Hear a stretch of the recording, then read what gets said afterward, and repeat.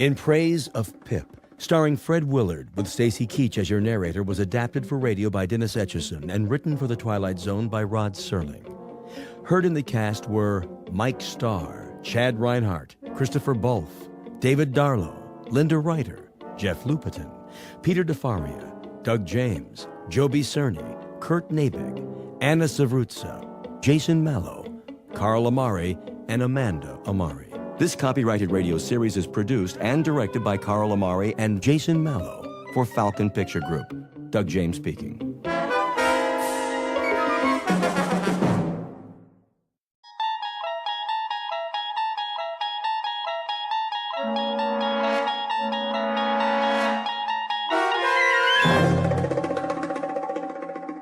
You unlock this door with the key of imagination. Beyond it is another dimension. A dimension of sound, a dimension of sight, a dimension of mind. You're moving into a land of both shadow and substance, of things and ideas. You've just crossed over into the Twilight Zone.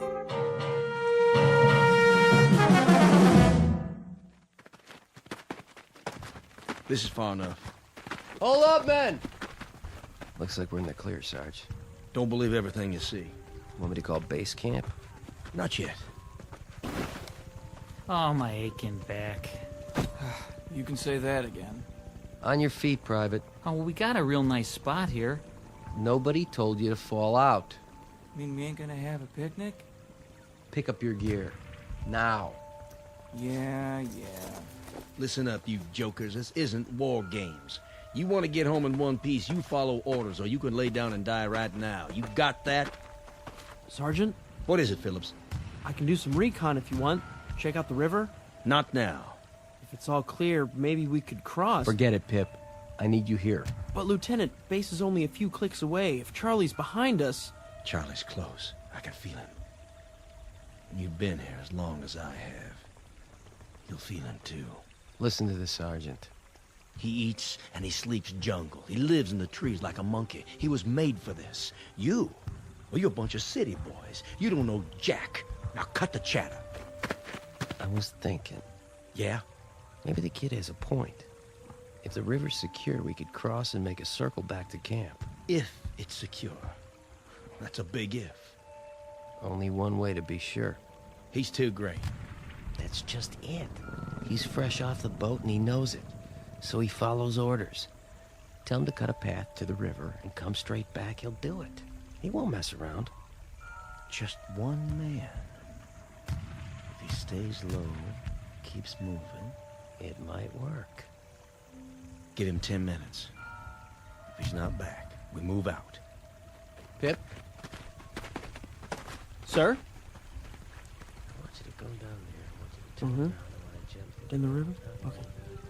All right. Now get moving. Yes, sir. And where's he going? Yeah, he's in a mighty big hurry. That's probably the chow he ate. No, he's gonna have himself a little swim. Hope he took his suntan lotion. Cool it! Come on, Phillips. You can do it.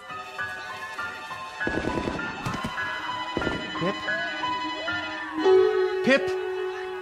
Pip! Pip? Pip! Mr. Phillips? Mr. Phillips? Yeah, I'll be right there, Mrs. Feeney. I was just resting my eyes. Must have been dreaming some nightmare. Mr. Phillips, are you in there? Sure, Mrs. Feeney. Just let me get the locks on the door. Hey, you got a message for me from Pip? Quick transition from a war zone in Southeast Asia to a rooming house stateside. That's the way the mind works, moving through time and space as if they were the elements of a dream. Only sometimes the dream may not go away quite so easily. Submitted for your approval, one Max Phillips, age 46, slightly the worse for wear, whose life so far has been as drab and undistinguished as a bundle of dirty clothes. Occupation, small-time bookmaker. And though it's a bit late in his career, he has an errant wish that the rest of his life might be sent out to a laundry and come back shining and clean. This to be a gift of love for a son with the unlikely name of Pip, Mr. Max Phillips, who is soon to discover that a man may not be as wise as he thinks. Said lesson to be learned the hard way in the Twilight Zone.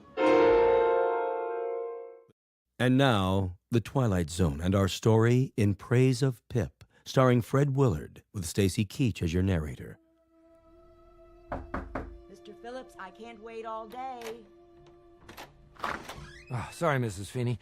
What do you got for me? A message from Pip? Afraid not. Oh. Well, come on in. I must have fell asleep. You ever take naps? I started taking them lately. It makes you feel refreshed. Besides, I ain't getting any younger. Smells like a brewery in here. Nice, huh? Nice? No. Typical, yes. Pour you one? I didn't come here to socialize. Oh, sure. Well, is it about the rent? Because I'm pretty sure I paid it. Check your book. You'll see that I... You got a visitor downstairs. I do?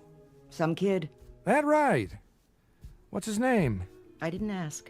Well, tell him to wait a couple of minutes. I already did. You did? Then I better straighten up. Yeah, you better. I think he's got some more business for you. No kidding. You're a doll, Mrs. Feeney. Did I ever tell you I love you? All the time. Speaking of which, do you know what time it is now? Sure I do. Only first, tell me what day it is. It's 8 o'clock. In the evening. What? It can't be. Well, it is. September the 13th, 1963. And you look like an X-ray of an ulcer. Anything else you want to know? Yeah, where's a clean shirt? Lower right-hand drawer. You got one left. Thanks. You know I'm crazy about you. You're the queen of women. Mailman come yet? Come and gone. Anything for me? Nope. Nothing for my boy, huh? You ask me that every day. Well, sometimes he writes, when he's got time. He must be awfully busy over there. Place called Vietnam. Don't worry about him. He's a good boy. He'll be all right. He better be. Look at him in this picture. I ever show you his picture? Every time I come up here. Just look at him, in his uniform. Takes after his dad, don't you think? You want me to throw away these empty bottles? Would you? That'd be great. You ain't doing yourself any good living this way. You know that. A very astute observation, Mrs. Finney. That's why I'm crazy about you. I love your astute observations. I mean it. I know you do. There, good as new. Take a look in the mirror, would you? Who's that good-looking man? Why, it must be Max Phillips, purveyor of tickets of chance on equestrian events. Take my advice. Find yourself a new line of work. Well, now, here's an observation of my own, Mrs. Feeney. One of these days, I'm going to drink my last drink, accept my last bet, perform my final con, and then I'll be ready to go out and meet Pip when he comes back. And you know what I'm going to tell him? I'm going to tell him that his old man finally wised up. And when will that great day happen? Oh, one of these days. That's what they'll put on your gravestone. Mr. Max, one of these days, Phillips. It's kind of a pity, you know. You're not such a bad guy. And you are the paragon of all virtue. I'm nuts about you, Mrs. Feeney. Let's dance. Keep your hands to yourself now. And then later, you and I can toast marshmallows together and sing camp songs. How about it, Mrs. Feeney? It'll beat a laugh, won't it? Won't it beat a laugh? I'll send up your visitor.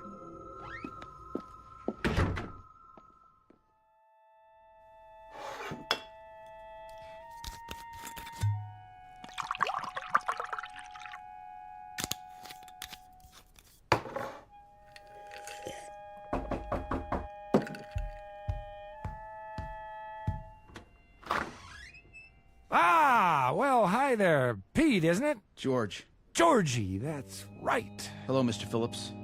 please step into my office. Thanks. Drink? I've got a bottle. No thanks, Mr. Phillips. How about a cigarette? I've already got one.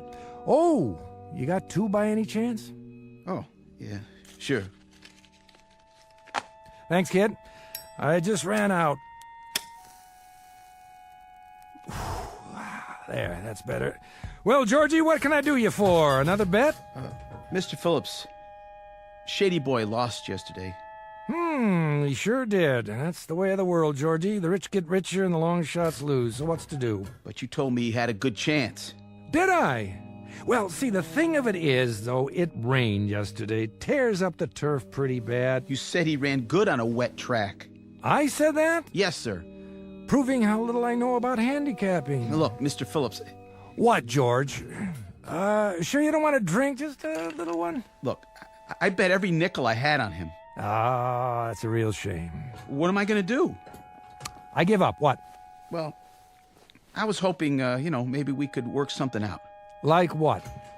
You know, George, it's funny, but I can't think of a single thing. Can you? It's funny, all right. Just a big joke to you, huh? Lots of laughs. Where'd you get the money, George? What do you care?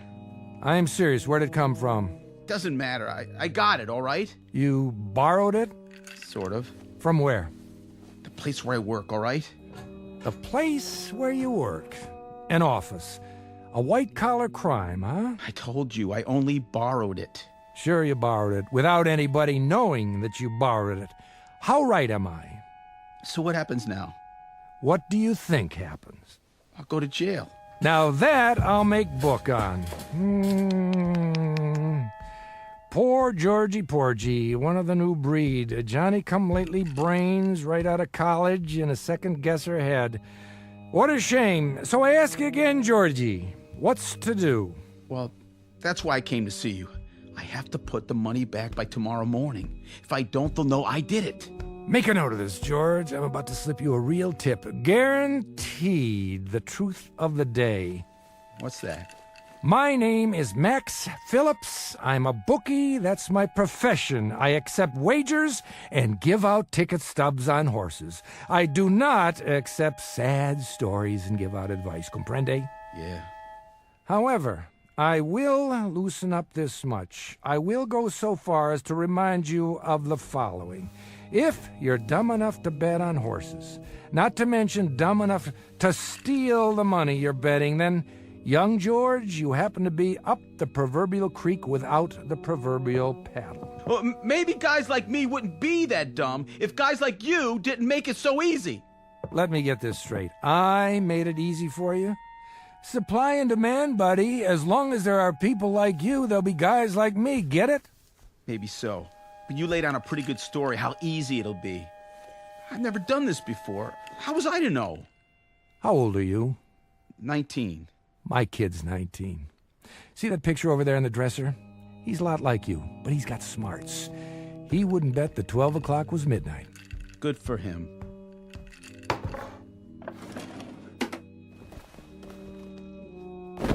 Here. What's this? Your dough, all of it. But how can... I didn't even send it over to Moran. You want to know why? Mr. Phillips... I'll tell you why. 2 reasons. 1, I have fleeced 12 kids like you this week, cleaned them out, and left them to bleach. You'd make number 13. I'm superstitious. And the other reason, that boy in the picture there, if he ever did anything as dumb as you, I'd count it as a favor if somebody straightened him out. So, why don't you run along now before I change my mind? Man, Mr. Phillips, what about Moran? You're referring to the gentleman who employs me. What'll he say? I mean, I hear he's a pretty tough character. Wrong. He's an angel, a kindly, sensitive man. Salt of the earth. If he finds out that you gave me back my money, he'll say it was a Welch. Oh, no doubt. But it'll be my problem, not yours. Thanks, Mr. Phillips. Thanks a lot. Let me tell you something, George. You can welch on a bet. That's S.O.P. But don't get like me. Don't welch on your soul. Then you wind up hating what you see in the mirror, and that can make it rough when you shave. Good night, Mr. Phillips. Good night, Georgie Porgy. Sleep tight. You saved my life. God bless you. This one's for you, Pip. Oh, and Pip, can you hear me, son? Please take care of yourself. Take real good care.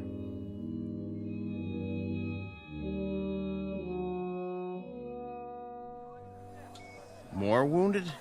I'm afraid so, sir. And more on the way. You know we can't handle any more, Lieutenant. I filled up every cot I can lay my hands on. You'll just have to do the best you can. But we can't keep up with all the casualties. Better than sending them home in body bags. And God help them. This one on the stretcher, the boy from Huang Ho? That's right, sir. We were caught in an ambush. Multiple shrapnel wounds, abdomen, extensive tissue damage. Not a pretty sight. Can you do anything for him? Shot of morphine. Other than that, we can't touch him here. This is only a field hospital. The kind of surgery he needs. Level with me, Doc. What are his chances? Not very good. Oh, that's tough. He's a good kid. Phillips, Pip. It's an odd name. It's what everybody called him. Well, Private Pip, I wish you a full recovery and a long life. Short of that, someone to mourn you.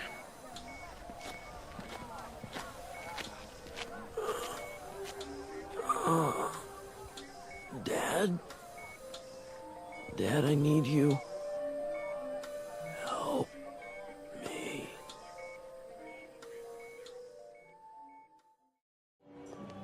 Ice cream, cotton candy, saltwater taffy. How about you, mister? Me? Oh, no, I don't eat that stuff.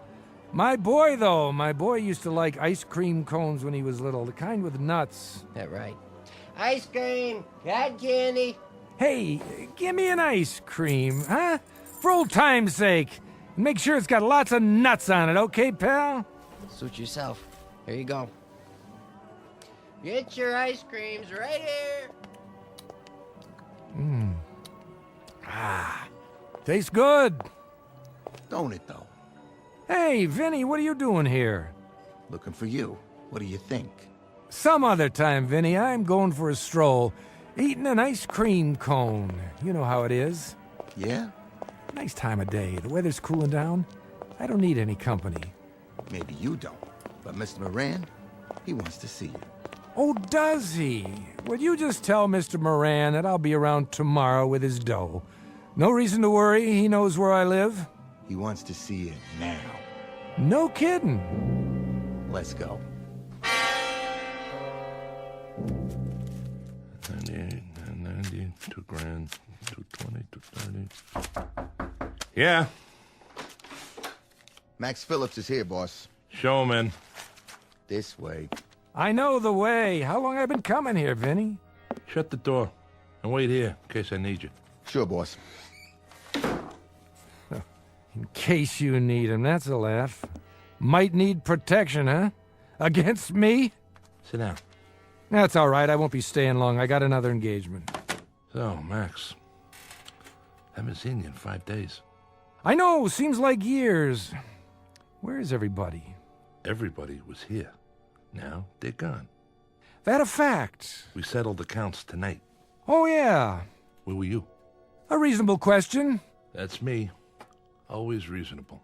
I must have took the wrong bus. You don't need to take a bus. It's 2 blocks. Well, how about it was such a beautiful day, and I thought I'd take a stroll on the boardwalk. Hey, you remember those ice cream cones with chocolate and nuts on the outside? Guess what? They still make them. I must have bought my kid 1 million of those. I must have... Enough already. You give me the wrong story now, and you'll end up under a bus instead of on one. That can be messy, if you catch my drift. Oh, I catch it all right. Here you go, Moran. Catch this. $1,341. Not bad, huh? Things are looking up. That depends on who's doing the looking. From where I sit, I don't like the view. Then maybe you should clean your glasses. Max. What am I going to do with you? What am I going to do with you? Smoke? Sure, thanks.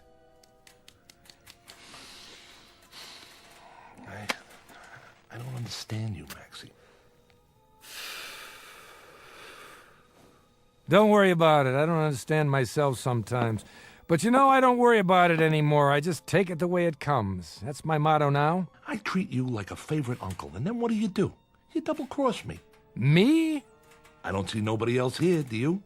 I don't know what you're talking about. No? Kid by the name of George Reynolds placed a bet with you, $300. His horse didn't place. But somehow, the dough never got to me. Uh-oh, busted. Why, Maxie? I'll bite. Why? Vinny, Something, boss? bring the kid in now. Sure thing. I want you to see what happened. See what? You mean he's here? No, he's taking a vacation in Miami Beach. 'Cause he's here. Nobody gets past me. No, because you gave it back. You welched on me. I had to go out and find the kid and get my money. My money, Max. But he got stubborn, so I had to rough him up. That was a lot of trouble to go through. Sit down in the chair. All right, I'm sitting. Yeah, looks like an awful lot of trouble. For me and him both. And you did this for $300 lousy dollars? A little attitude adjustment. Please, Mr. Phillips, don't let him hit me anymore. All right, I get the point. Let him go. No can do, Maxie. You know what would happen if I give him a free pass? This would be the first of a long line. And inside of 3 months, I wouldn't have a shirt on my back. The kid must have persuaded you pretty good. He didn't do anything. Just placed a bet. Ask him. Look at his face. He's already been asked. Nice black eye, if I do say so. One I should make it a pair, boss. If I don't put the money back, I'll go to jail. Don't you understand, Mr. Moran? I'll go to jail. Well, you're tearing me to pieces, kid. It's me right here. You know what your trouble is? You listen to people like Maxie. That's mistake number one. He never gave anything away in his life. How right am I, Maxie? Very right. Guess I'm just a heel with a Robin Hood complex. He's got a complex. But a short-lived one, Georgie Porgy. Remember that. Next time somebody hands you something for free, consider the source. Nothing from nothing equals nothing. You want I should answer it, boss? No, I want you to eat it. Get it for me. It's giving me a migraine. Talk to me. Who? Yeah. He's busy right now. All right, I'll tell him. It's your landlady. Mrs. Feeney? Says there's a telegram for you. A telegram? Probably from Georgie's horse, saying he's just coming into the stretch and he'll be home for Easter. Give me that. Yeah? Well, open it up, would you, Mrs. Feeney? From the Defense Department? Go ahead, read it to me.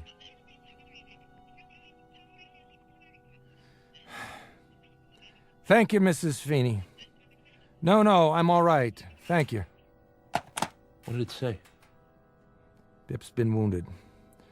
My son is dying in a hospital somewhere, a place called Laos. There isn't even supposed to be a war there, but my kid is dying. It's to laugh. I swear it's to laugh. Hey, Maxie, that's a tough break. Yeah. I'm real sorry to hear it. See that amusement park down there?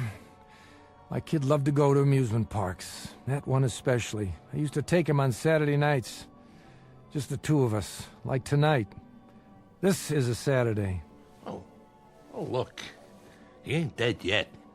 What I mean is he, When I wasn't too drunk, or when I wasn't out conning somebody for you, Moran, I'd take him to the amusement park and we'd have a ball.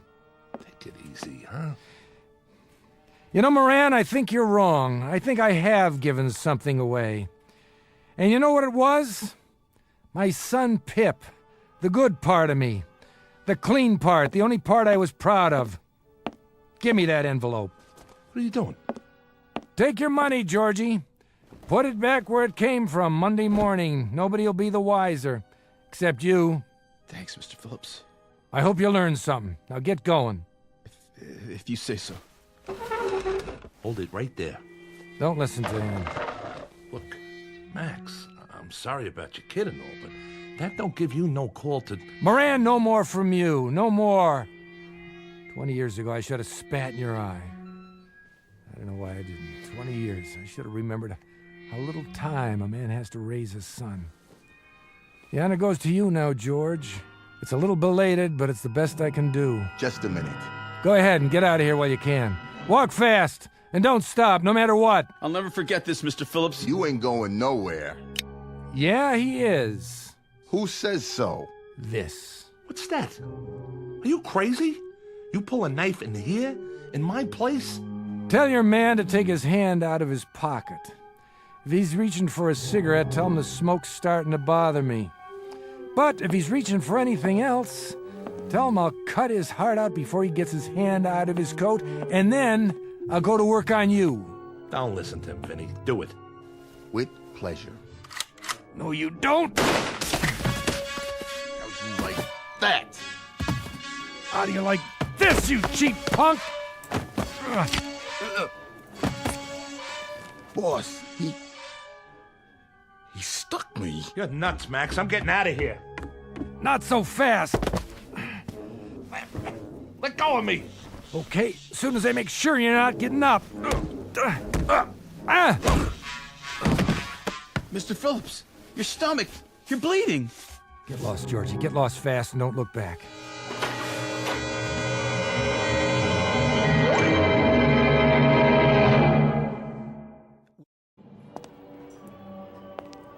Can't get my breath. Now I'm having trouble seeing and hearing. What's going on? Maybe it's too late. I was gonna change, that's a fact. I was gonna change.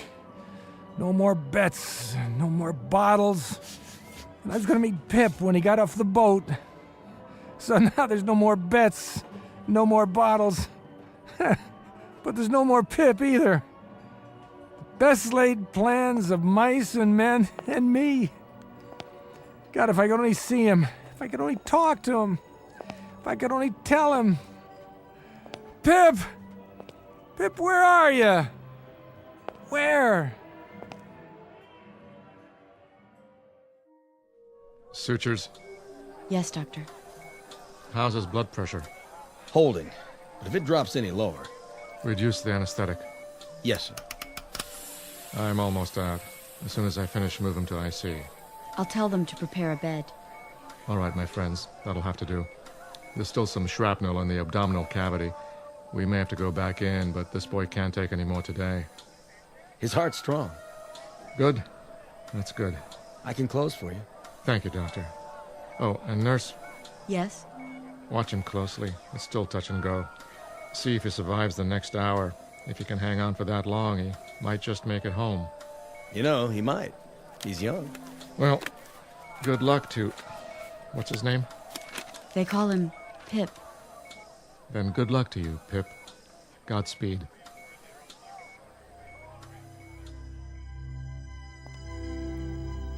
Why'd they shut this place down? It's early. Isn't anybody here to sell tickets? Wait a minute. Who's that? It can't be. Hi, Pop. Pip? Hey, Pip! Hurry up. What are you... You slowpoke. What took you so long? Pip, I can't believe it. Where were you? I've been waiting a long time. Pip, is it really you? Your hair, your face. Let me touch you. Quit with the mushy stuff, okay? Hey, Pip, you still got your freckles. But how old are you? 10. What do you think? How come, Pip? How can you be? That's what I am, Pop. I'm 10 years old. It's Saturday night, and you said to meet you on the boardwalk. I was worried you wouldn't come. Pip, I don't understand. Explain it to me, will you? Well, sometimes you don't show up, Pop. Sometimes you're sick or something. Yeah. Sometimes I'm... Yeah, sometimes I am. Hey! Pip, remember what I used to say to you? I used to say, "Hey, Pip, who's your best buddy?" Yeah. Attaboy, let me see that smile. You always had the greatest smile. Hey, Pop, you know something? You're my best buddy. That I am, Pip. That I am. From now on, you can count on it. Hey! So what do we do first? Well, how about some rides and some cotton candy? Sure, anything you want, anything at all, Pip, just like old times, but you're 10 years old again. How can that be? Don't worry, Pop. We're here, and we're together, and we can go on some rides. Sure we can. Sure we can, Pip, only Looks like they shut the place down. The lights, the rides, everything. I got an idea. We can go someplace else. We don't have to. Take a look, Pop. It's just like it used to be. Why, you're right, Pip. How'd you do that? I didn't do anything. Come on. Sure, Pip. Let's go. We'll ride the roller coaster, the Ferris wheel, everything they got. I can go slow if you need me to. What's the matter? Don't think your old pop can keep up? Well, you keep holding your stomach. It looks like you're bleeding. Ah, no, I'm not bleeding. It's soda. That's all it is. I spilled it on my shirt. Come on, let's get going. Let's have some fun. Ice cream, cotton candy. Can I have some cotton candy, Pop? Of course you can. 1 cotton candy, please. Here you go. Hey, you got ice cream too? The kind with chocolate and nuts on it? You used to like that, didn't you, Pip? Mm-hmm. Make it 1 of each. You got it. Ice cream, cotton candy. Let's go on the Ferris wheel.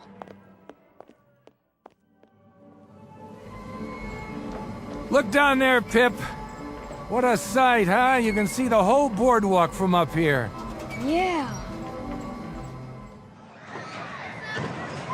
Whoa! Hold on, Pip. This is one fast roller coaster. Faster. I want to go faster. That was a good hot dog. The best. Hey, Pip, I got a question for you. What? Who's your best buddy? You are. That's right. That's right, Pip. I always have been and I always will be. Don't ever forget it, no matter what. All right? Oh, all right. Hey, slow down. What's the big rush? I gotta go. Go where? What's the matter? There's not much more time, Pop. Sure there is. What are you talking about? There's... Pip? Where'd you go? What's happening? Gotta keep up. Oh. Where'd he go? Pip. Pip, don't go in there, okay? It's a hall of mirrors. You'll get lost. Going in, mister? What? No. Come on, it's fun. I know. Screwy Louie's room. Mirrors all over the place. I've been in there lots of times. Pip! Yeah, better go get him. Here's a ticket. Yeah, okay. Pip! Wait up!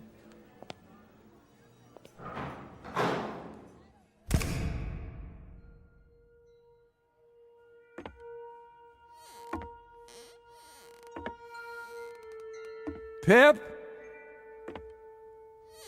Pip, please, what's the matter? Did I do something? It's late, Pop. What do you mean? There you are. Hold up, Pip, I want to tell you something. Didn't see the glass. I thought you were... Is that you, Pip? Or a reflection? Dad? Where are you? Where'd you go? I can't find you. Where are you, Dad? It doesn't matter. Pip, you have to understand. You have to listen to me and understand. All those times I wasn't around, when I was out doing business, when I was running a con, when I was drunk, when I dragged you from one rooming house to another. It doesn't make any difference now. It does make a difference. It makes a difference because I want you to know that no man... Listen to me, son. No man ever loved a boy any more than I loved you. Do you hear me? All that stuff, it was because I was weak. Because I was always dreaming instead of doing. I always wished, but I never tried hard enough. Pip, as God is my witness, I loved you. I have to go, Pop.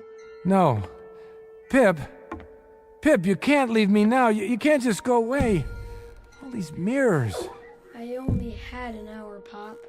But why? Because I don't belong here. The hour's up, and it's time to die. What? Not you, Pip. You're just a kid, a little boy. Bye, Pop. You can't die, Pip. There's too much I have to tell you.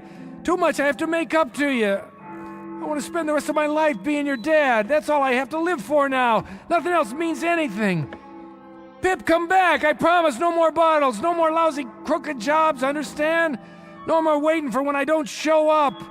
No more lies. Come out of the mirrors and let me see you. Stop hiding from me. Which one, Pip? Which one is really you?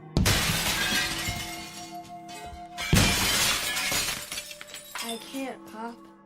I'm sorry, but I have to go back.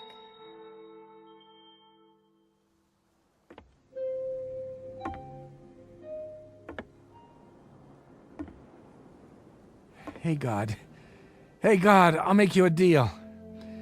I give you the carcass of a week-old idiot. I give you me. All you have to do is give Pip back. Please, God, don't take my boy. Don't take Pip. Take me.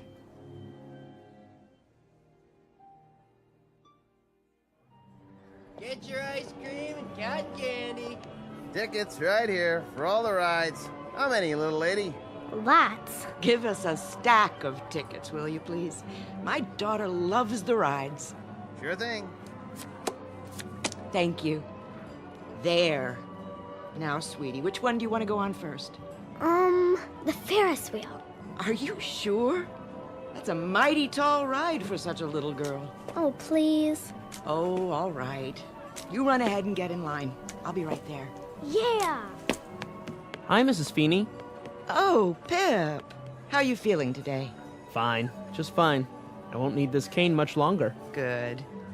I was so sorry about your injury, but at least you came back to us in one piece. That I did. Even got a Purple Heart out of it. That's nothing special, though. Oh, you look so handsome in your uniform. Thanks. See you back at the rooming house for dinner? Sure will. Come on, Mommy. I'm coming.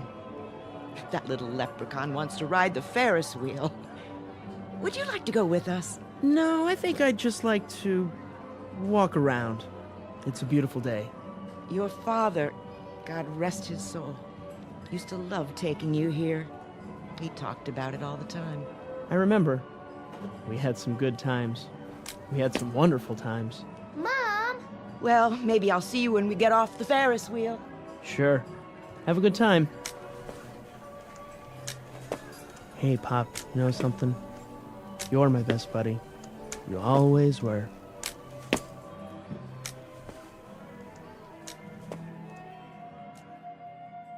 Very little comment here, save for this small aside, that the ties of the flesh are deep and strong, that the capacity to love is a vital, rich, and all-consuming function of the human animal, and that you can find nobility and sacrifice and love wherever you seek it out, down the block, in the heart, or in the Twilight Zone. The Twilight Zone continues in just a moment. You are about to enter another dimension, a dimension not only of sight and sound, but of mind, a journey into a wondrous land of imagination. Next stop, the Twilight Zone. Hi, this is Stacy Keach. I'd like to take a moment to tell you about our Twilight Zone website at twilightzoneradio.com. At twilightzoneradio.com, you'll find the latest information on these Twilight Zone radio dramas, including behind-the-scenes photographs, plus the newest product releases, trivia contests, ways to contact us, other Twilight Zone-related info and merchandise, plus links to other fascinating websites. So make your next stop twilightzoneradio.com. Visit twilightzoneradio.com to purchase these Twilight Zone radio dramas on cassette and CD, or call toll-free 1-866-989-ZONE. That's 1-866-989-9663.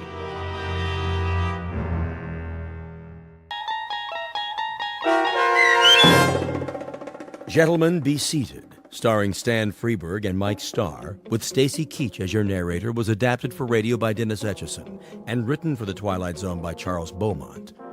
Heard in the cast were David Darlow, Anna Savrutsa, Doug James, Joby Cerny, Kurt Nabig, Jeff Lupiton, Carl Amari, Linda Reiter, Christina Verba, Peter DeFaria, and Chad Reinhardt. This copyrighted radio series is produced and directed by Carl Amari for Falcon Picture Group. Doug James speaking.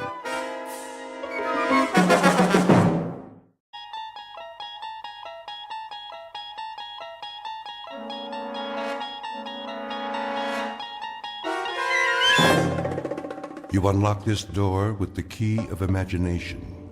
Beyond it is another dimension, a dimension of sound, a dimension of sight, a dimension of mind. You're moving into a land of both shadow and substance, of things and ideas. You've just crossed over into the Twilight Zone.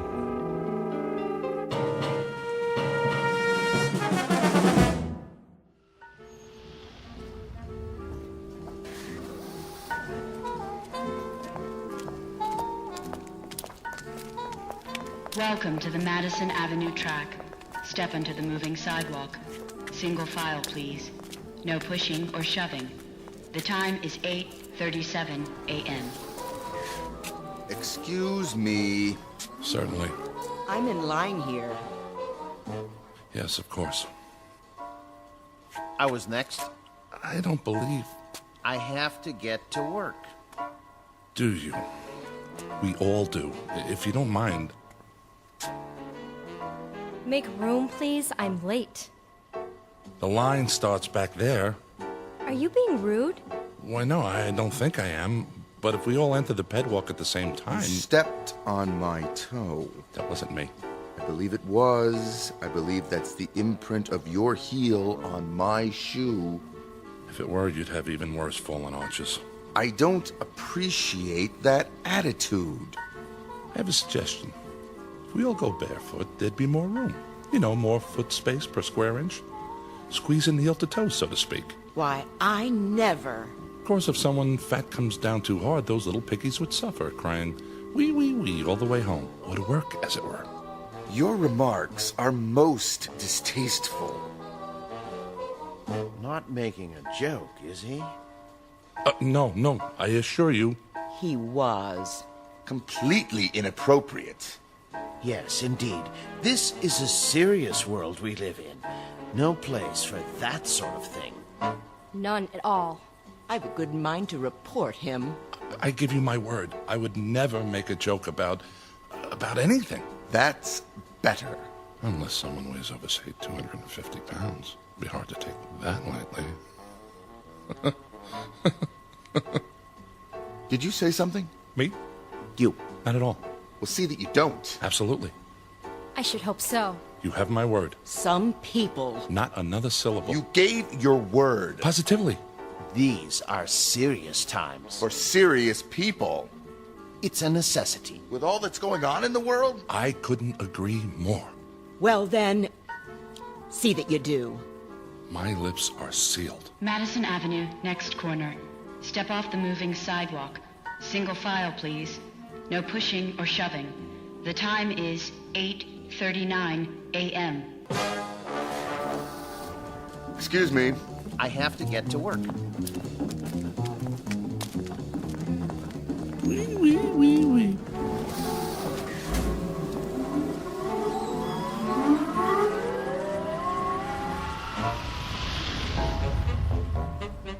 Welcome to the world of the future. The time? A mere 20 years from now, give or take a few. The place? New York City.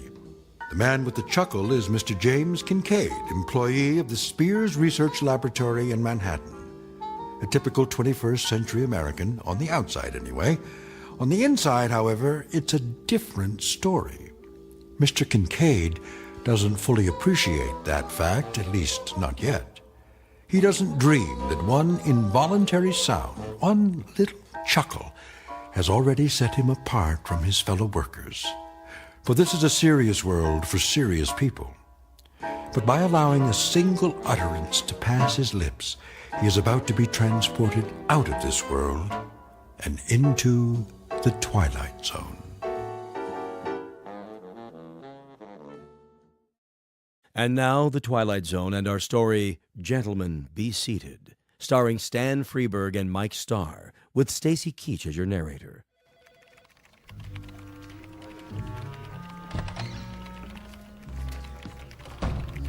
Morning, Kincaid. Morning, Miller. Not late, am I? You're cutting it pretty close. Sorry, Lindsay.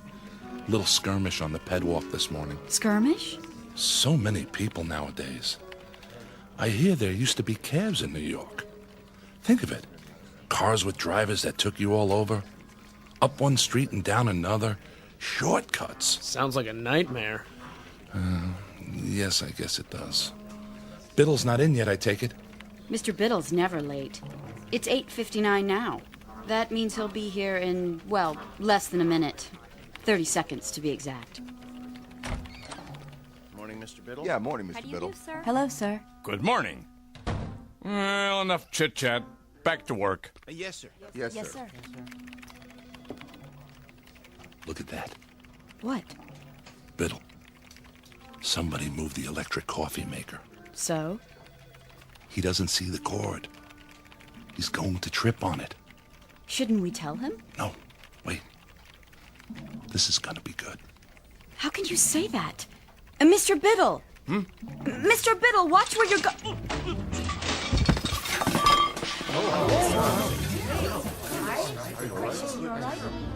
Oops.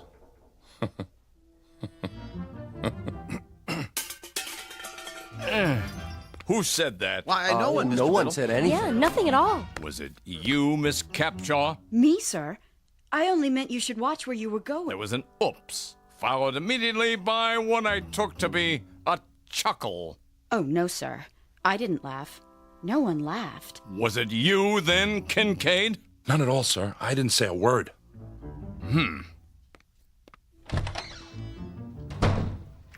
Are you crazy? Pardon? Laughing at him like that. But I didn't. I don't know how to laugh. Nobody actually laughs anymore, do they? And a good thing, too. As if anyone had time for such things. Quite right. Well, better get started. I have a design to finish before... Oh, no. Something the matter? There's a red flag on my screen. I'm not surprised. It means Biddle wants to see me in his office. Well, here goes.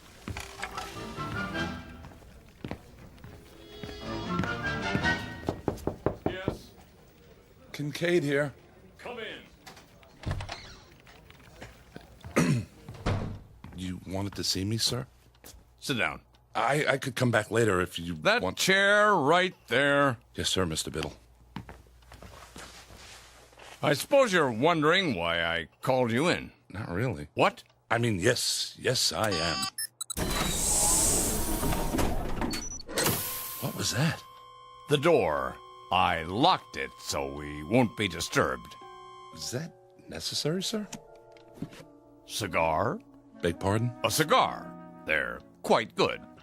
Oh, I don't smoke, sir. Pity. I have them made special. I thought there was no smoking in the building. Oh, it's all right. This office is airtight and soundproofed. Are you absolutely sure? Quite sure, but thank you anyway. Now then, as to that difference, how significant it is, I don't know, but you may recall that a few minutes ago, on my way to my office, I tripped. Do you recall that? Someone should have been more careful with the electrical cord. I should have. I hope you weren't. What was your reaction? Why, regret, sir. Indeed? Yes, sir. It's a serious world we live in, and that is why we must be serious. Don't you agree? Definitely. Definitely. A man never knows what might happen at any moment. Unquestionably. Even the simplest things. They might not be what they appear to be. I'm not sure I... Terrorists, my boy. Spies. That sort of thing. They're everywhere. What if there were an explosive charge, say, hidden in this very office? It could go off at any time. Surely not. Oh, there's no telling when it might happen. Any time at all. I sit here at my desk, puffing away. While we talk about serious things, and the seconds tick by. Until it goes off. It was right under my nose, in the cigar, you see? What do you say to that? Aha! I knew it. Excuse me, are you all right? Of course. Oh, a little worse for wear. By the way, is my face blackened? Eyebrows singed? A bit. Here, take my handkerchief. Nonsense. It was only an exploding cigar. Tell me something, my boy, and be honest. Do you find yourself chuckling often? Well, How did it feel? I'm afraid I don't understand. Did it feel strange? Yes. But not unpleasant, right? Not as such. We could describe it then as a strange but not unpleasant sensation? If you say so, sir. Good. Splendid. Oh, splendid. Will that be all, sir? I should get back to work. Yes. I'll unlock the door.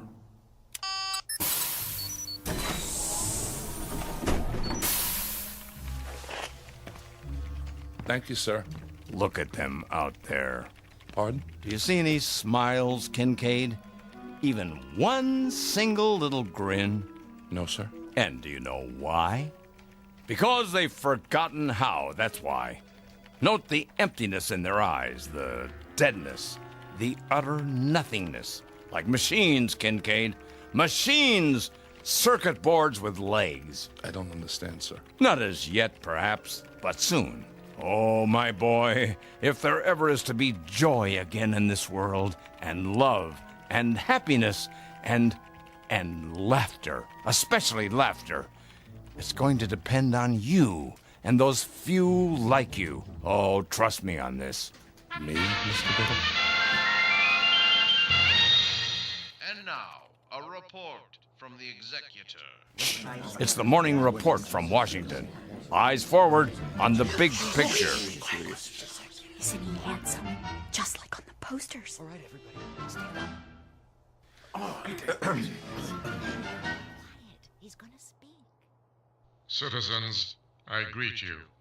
It pleases me to report that our gross national product is up 2.3% over a similar period last year. However, that is far from the goal we have set. The goal we promised ourselves. Kincaid, I have one more question for you. Yes? Why do firemen wear red suspenders? I don't know, sir. You will, poor boy. You will. Tonight. And waste is the cardinal offense, as we know all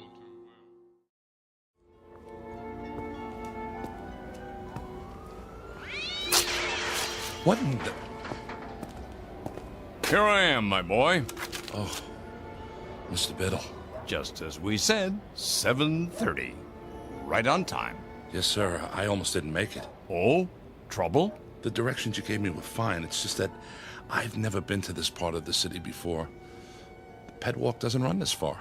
Oh, well, first time for everything. Glad you could make it. You've had dinner, I trust? I ate something. The usual synthetics? Of course. Well, they're all right, but I'll tell you something. There's a great deal of difference between a steak and something that only tastes like steak. Just as there's a difference between a human being and something that only looks human. I see. Do you? I hope so. I really do. I'm afraid I don't see much at the moment. That's because most of the streetlights are out. They don't bother to fix them since no one comes here anymore. Something the matter? It's just the smell. They don't spray out here either, but you'll get used to it. May I ask, where are we going? Why, we're almost there. We are? Yeah, they call this no man's land. The last of the old world, right here in the city. Beautiful, isn't it? I suppose. You don't think so. You think it's non-functional. A lot of ugly, wasted space. I know. Well, not to worry. They'll have it torn down in a few years, swept away, forgotten. Evening, gents. Why, good evening to you, sir. Could you spare a smoke? Sorry. Hold on, my good man. I have here a cigar of the finest leaf, hand-rolled to my specifications. You're not really going to... Have no fear, my boy. This one's real. You sure? Indubitably. How about some spare change for a cup of Caviezel? Don't press your luck. Thank you. Thank you kindly. Blessings to you, mister. To the both of you. Plenty of unhappiness here, James, but plenty of happiness, too. Stand here a moment. Come on, close your eyes. Can't you almost hear the crying and the laughter? Don't move your head, please. What are you doing? Just a handkerchief. A simple blindfold. What? Nothing to be alarmed about. Just a precaution. There. Can you see? No. Good. Now turn around 5 times. But why? It's necessary the first time, in case you're rejected. Now take hold of my arm. I'll lead you to the entrance. Very, very private, you know. That's it. And away we go.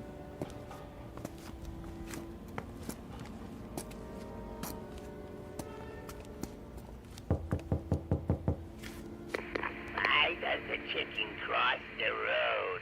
To get to the other side. Come along, my boy. You can take off the blindfold now.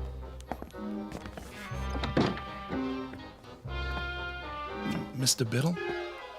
What is this place? The foyer, of course. Those 2 chairs, they look like thrones. What else? But, Mr. Biddle... What can I do you for? Good evening. Is he in? Let me see. Maybe yes, maybe no. Tell him number 709 is here with the recruit. Alrighty then. Try not to miss me while I'm gone. In the meantime, gentlemen, be seated. Who was that? What does it look like? A clown, of course. Well, you heard him. Sit down. I recommend the chair on the left. If you say so. There. Feel better? I suppose. My turn now.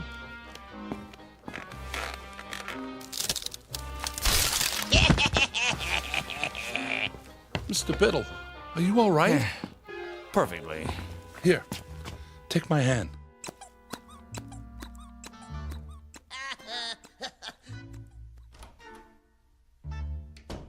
I'm disappointed in you, Kincaid. You are? Didn't you find that the least bit funny? Just now when I went sprawling? No, sir. You could have been hurt. Oh, James, please. Try. Don't tell me you've forgotten how to laugh. Not you. I was so sure. Sir, if you'd only explain to me... No, there's too much explaining in the world and not enough laughing. We're all turning into a race of machines. Cold, efficient, heartless machines. Ta-da! Who are you?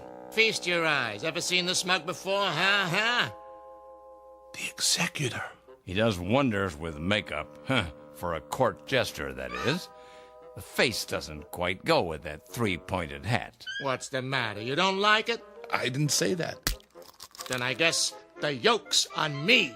Well, don't just stand there with egg on your face. What goes up the chimney down but not down the chimney up, huh? Quickly. I don't understand the question. Would you repeat it? Too late. Timing is everything. Go on, tell him. An umbrella. What? An umbrella. I don't know, Biddle. I'm very dubious. He chuckled. So you say. I haven't heard anything.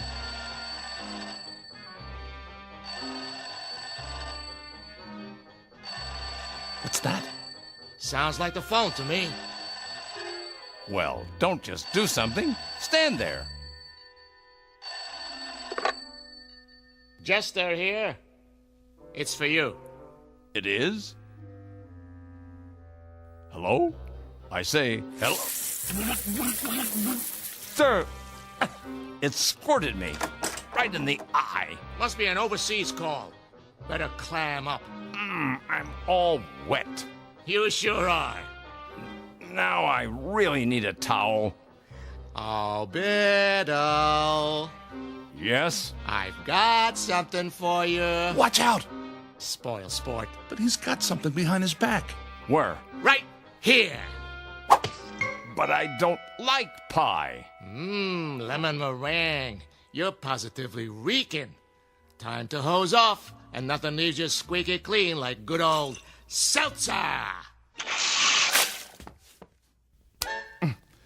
Who's got the soap? Forget soap. You need your rubber ducky. Or a lifeboat. Now, wait a minute. It's not possible. What's wrong, Kincaid? You'd better get a change of clothes, Mr. Biddle, or you'll catch your death. You see, hopeless. That's it. Wait. He's only a beginner. But we must be so careful, Biddle. Yes, but give him a chance. Very well. One last test. Glad to meet you, Mr. Kincaid. Put her there. I don't... Go on, shake. Ow! Oh, that didn't hurt. It's just a joy buzzer. You wind it up, and when someone shakes your hand... That's it. I've had it. I don't know what any of this is about, but I know one thing. I don't want any part of it. You people, you're out of your heads. You're all loony. You're psycho. I'm getting out of here right now, and don't try to stop me. Uh-oh. Another fine mess you've gotten us into.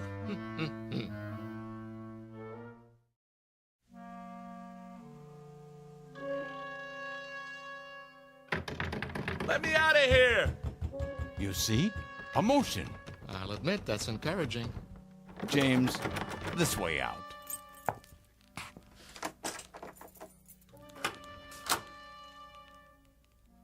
If you please, it's just through here. No tricks this time? No tricks.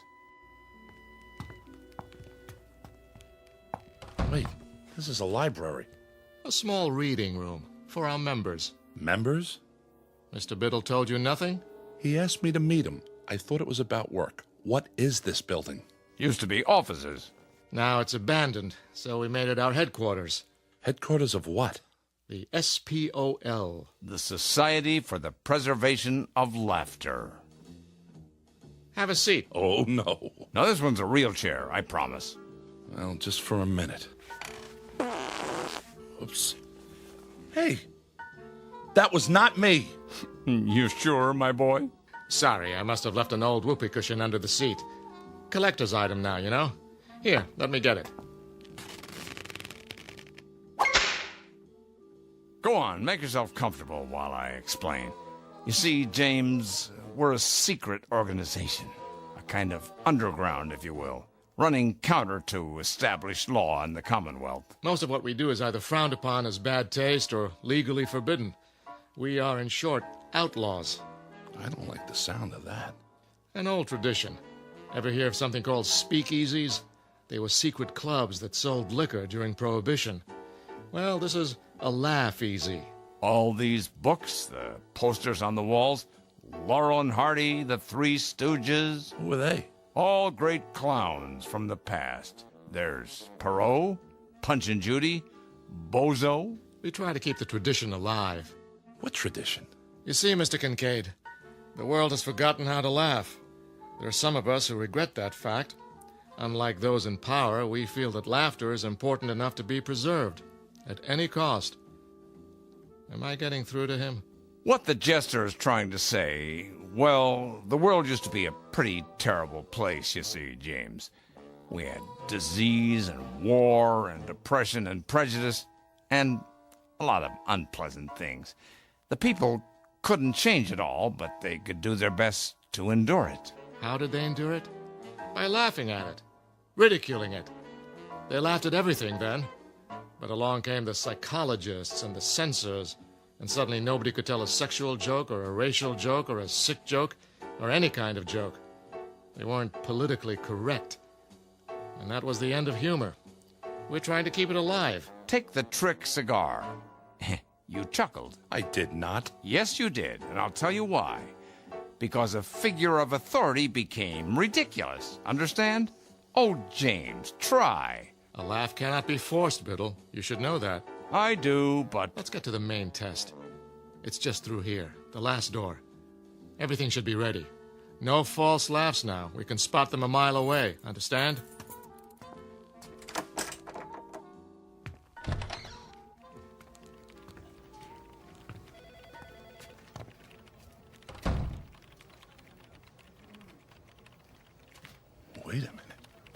Wait a minute.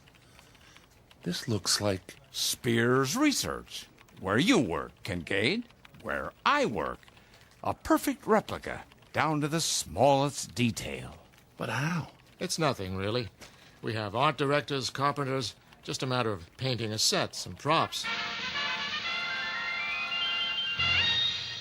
And now, The music and the screen. The executor. Is he giving an address? You'll see. Okay, everybody stand up.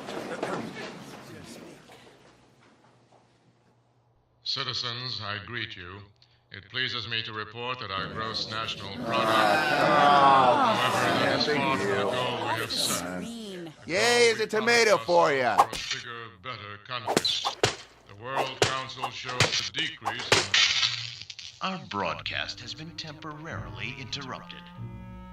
Refreshing, wouldn't you say? But it's unpatriotic. Perhaps you should talk to your fellow workers.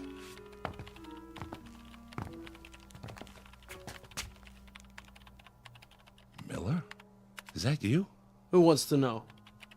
It's me, Kincaid. But how? A rubber mask. Realistic, if I do say so. Watch this. He's about to reboot his computer. Now, boss? Now.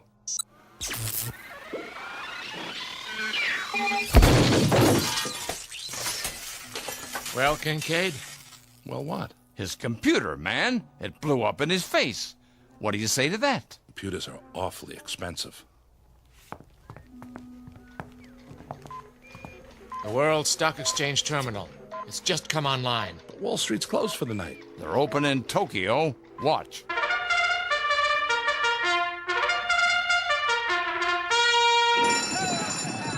And they're off. Dow takes the lead, followed by DAX, NASDAQ, Fortune 500, and gross national product.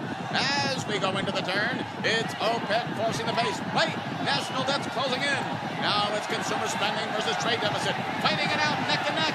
This is going to be a close one, folks. And the winner is Beetlebomb. Gross national product in last place. The executor said the gross national product was in good shape. Oh, not much hope for him. One more angle. Try this.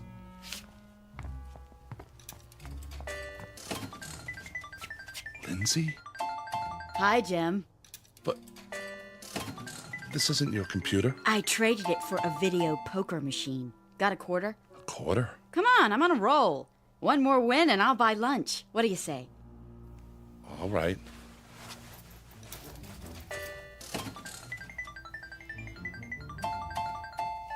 Jackpot.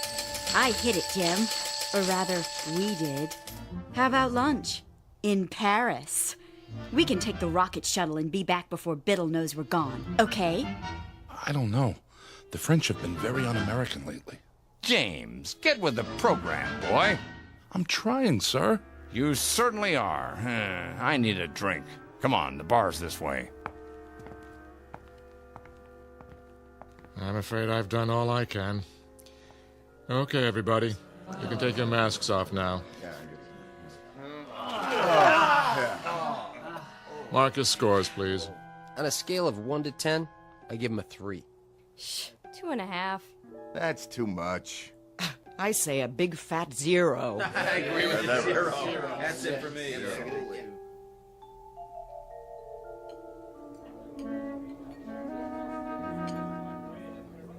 What'll it be, germs? I mean, gents? Martini, double. And one for my friend here. Make it special. Coming right at you. Were those my judges? Don't worry about it. I haven't given up on you yet. How about a game of darts? But, sir, the target's there. Pictures of the executor. So they are. How about a rotten egg? Eggs? Right there in the basket, gentlemen. Well, you can throw. I don't know, sir. Oh, come on. This is the man who destroyed fun.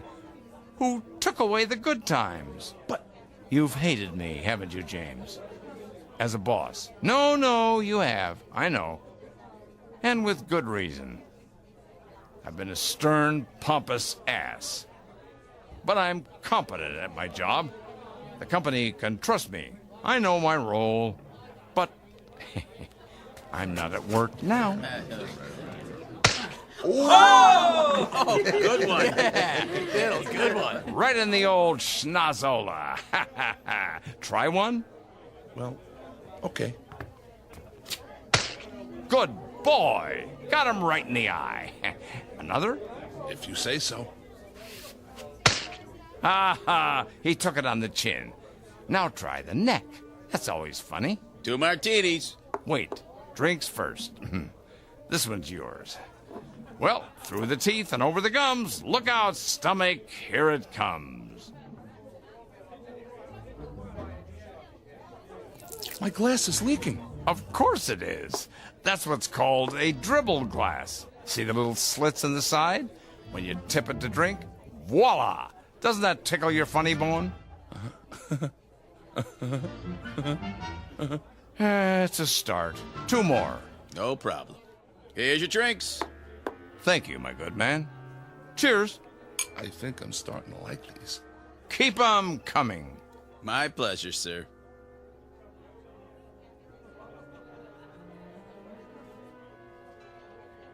Look at the screen.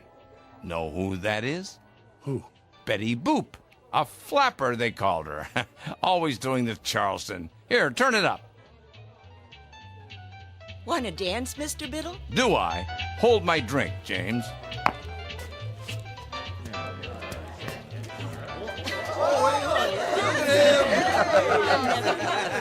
You ain't seen nothing yet. Biddle, Biddle,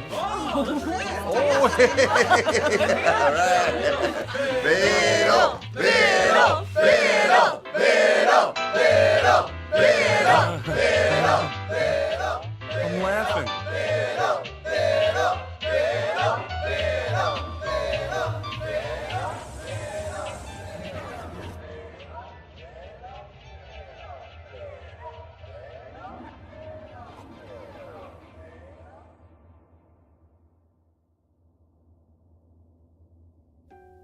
Mr. Kincaid. Did I pass? Huh? What did the judges say? If I could have a word with you outside? Tell me, I'm laughing. I must be. See? I've never felt this way before. Sorry, Mr. Kincaid. Time's up.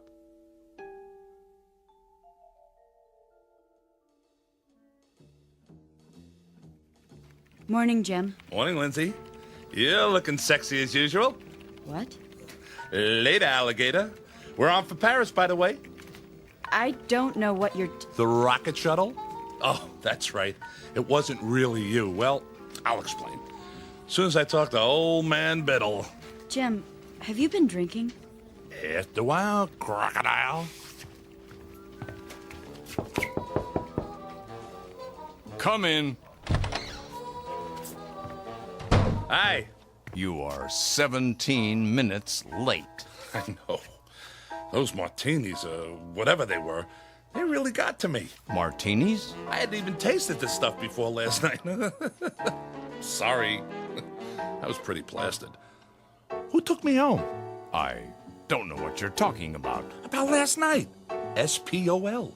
Hey, why does the fireman wear red suspenders? What? To keep his pants up! Are you sick, Kincaid? Oh, come on, Mr. Biddle. I know I was a disappointment to you, but it was also new. They're not going to hold it against me because I didn't laugh, are they? I didn't know how. But I do now. Listen.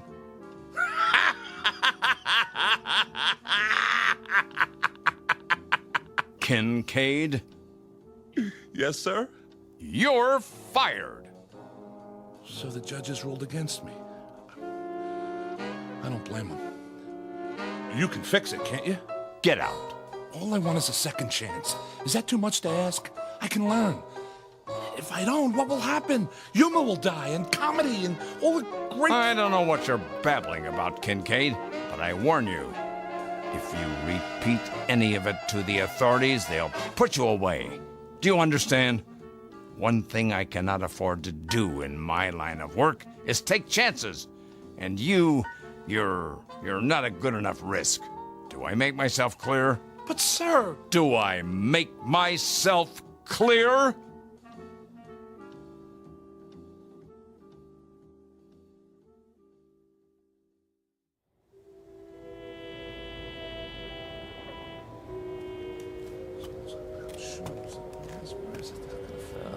Evening to you. Evening? I was wondering, can you spare a smoke? Sorry, I don't. Wait a minute. Have you ever seen me before? You? Well, no, Did you smoke a cigar last night? Oh yeah. I think I did. Here. Get yourself a cup of Caviezel. Hey, thanks. Can I ask you a question? Yeah? Would you happen to know where it is? Where what is? The place where they laugh. That's a good one. No laughing around here. It ain't allowed, you know. I know. Well, evening to you. Yeah. See you in the funny papers. A section of the city known as No Man's Land. Mr. James Kincaid, once 39, but a lot older now. He frequents this neighborhood every night, perhaps hoping to hear the lovely, desperate sound of laughter echoing from a dark, unmarked building somewhere in the faraway reaches of the Twilight Zone. The Twilight Zone continues in just a moment. You are about to enter another dimension, a dimension not only of sight and sound, but of mind, a journey into a wondrous land of imagination. Next stop, the Twilight Zone. Hi, this is Stacy Keach. I'd like to take a moment to tell you about our Twilight Zone website at twilightzoneradio.com. At twilightzoneradio.com, you'll find the latest information on these Twilight Zone radio dramas, including behind-the-scenes photographs, plus the newest product releases, trivia contests, ways to contact us, other Twilight Zone-related info and merchandise, plus links to other fascinating websites. So make your next stop twilightzoneradio.com. Visit twilightzoneradio.com to purchase these Twilight Zone radio dramas on cassette and CD, or call toll-free 1-866-989-ZONE. That's 1-866-989-9663.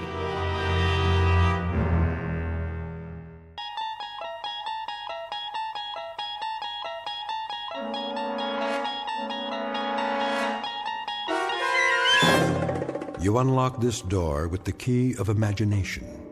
Beyond it is another dimension, a dimension of sound, a dimension of sight, a dimension of mind. You're moving into a land of both shadow and substance, of things and ideas. You've just crossed over into the Twilight Zone.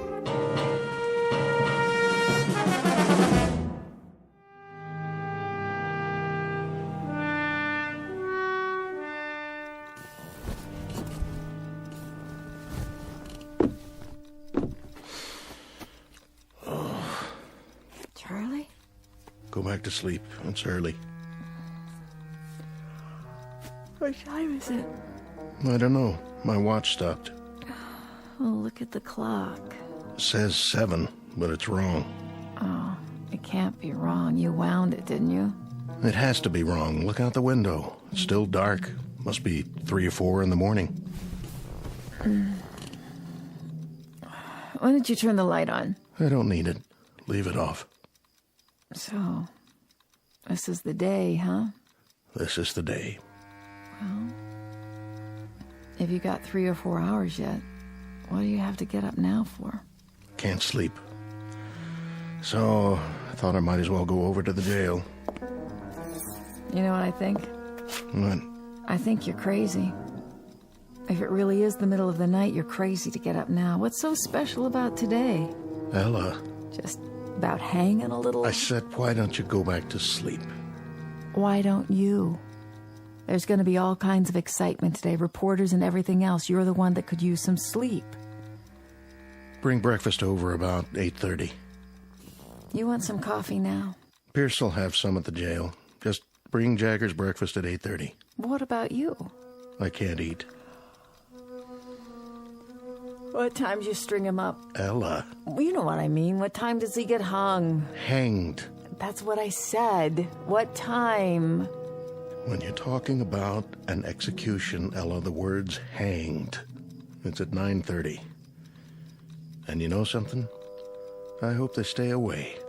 I hope everybody stays away, not just the reporters, the whole town. Because when I think of a bunch of cold-blooded gawkers who get their jollies from watching a boy die, I want to... Well, why shouldn't they? Why shouldn't the whole town turn out to watch it? Including you? I haven't decided yet. Why would you want to see a thing like that? Why would you even think about it? Because if anybody deserves it, he does. Dirty little animal. I'm leaving now. I understand that after the neck breaks, they only feel it for a couple of seconds. Well, it ought to take more time than that, Charlie. For what he done, this is a mighty easy way to pay it off, don't you think? Easy? To get strung up by the neck? All I can say is you have a funny view of what's easy and what's hard. Just remember to bring his breakfast over. Hey, Charlie. How does he want his eggs? Edible. They're the last ones he's gonna eat, so do one thing for me, will you, Ella? Make them edible.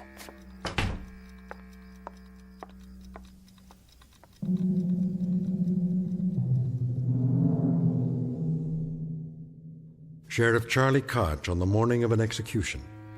For the record, and as a matter of absolute fact, it is a little after 7 a.m. Now, logic and natural laws dictate that at this hour there should indeed be daylight. It is a simple rule of physical science that the sun should rise at a certain moment and take away the darkness. But at this given moment, Sheriff Charlie Koch, his wife Ella, a condemned man named Jagger, and everyone else in this small, inconsequential town are about to find out that there are some causes and effects that have no precedent, except in the Twilight Zone. And now, back to our story from the Twilight Zone. I Am the Night, Color Me Black, starring John Ratzenberger with Stacy Keach as your narrator.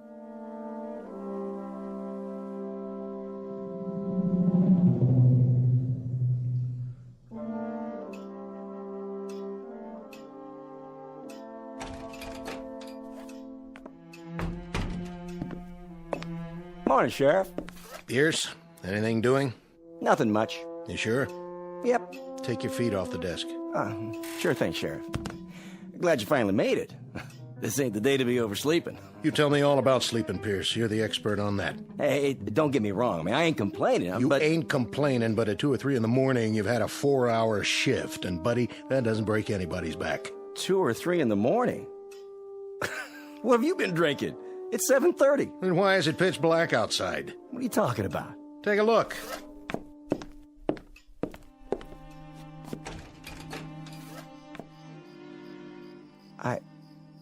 I don't get it. What don't you get, Deputy? That some men can't sleep and get up early? I suppose that doesn't make much sense to a guy who could put in 12 solid hours on a mattress and then wake up and complain about... Sheriff. You got a problem, Pierce? Sheriff, it is 7:30 in the morning. Take a look at the clock. And you're right, it's black as a coal mine outside. I never seen it blacker. What's going on? You're right. It's 7:30, and the sun's not up yet. And to tell you the truth, Deputy, I don't know why. I don't know why at all. Who's coming? I can't see yet. Everything out there looks the same. Black as the ace of spades. Morning, Colby. Sheriff? How about that? You see it out there? Of course I saw it. Any sign of the sun? Not a speck. You gonna run an extra in that paper of yours? If I get the time. I've been answering the phone since 6 in the morning. One fella says that the electricity's gone off in the whole town. Well, I can see that's not true. Another one says it's already tomorrow night. I like that. Well, what do you think? Oh, hold on, there's more. The president of the January graduating class of our local school, who majors in physics, tells me it's a phenomenon caused by sunspots. Now, you're well versed in law and order, Sheriff Koch, keeping the peace, in other words. So I'm here to ask you, what's your theory? I wish I had one. It's almost 7:45 in the morning. Daylight should have come 2 hours ago. Maybe a storm's on the way. Big whopping storm, the kind that covers up the whole sky. Possible, I suppose. Storms don't bring this kind of darkness. Anybody call the state capitol? Oh, yeah. In between reassuring people that this is neither an interplanetary invasion nor the end of the world, I placed said call myself. And? Oh, things are normal there. It's daylight, just as it should be. But if you'll forgive the pun, they're as much in the dark as we are. You mean it ain't black up there? It appears that all up and down the state, and across the face of the earth for that matter, we are the only ones who are groping around in total darkness. So, the phenomenon is quite localized, which means we'll have to seek elsewhere for company to share our misery.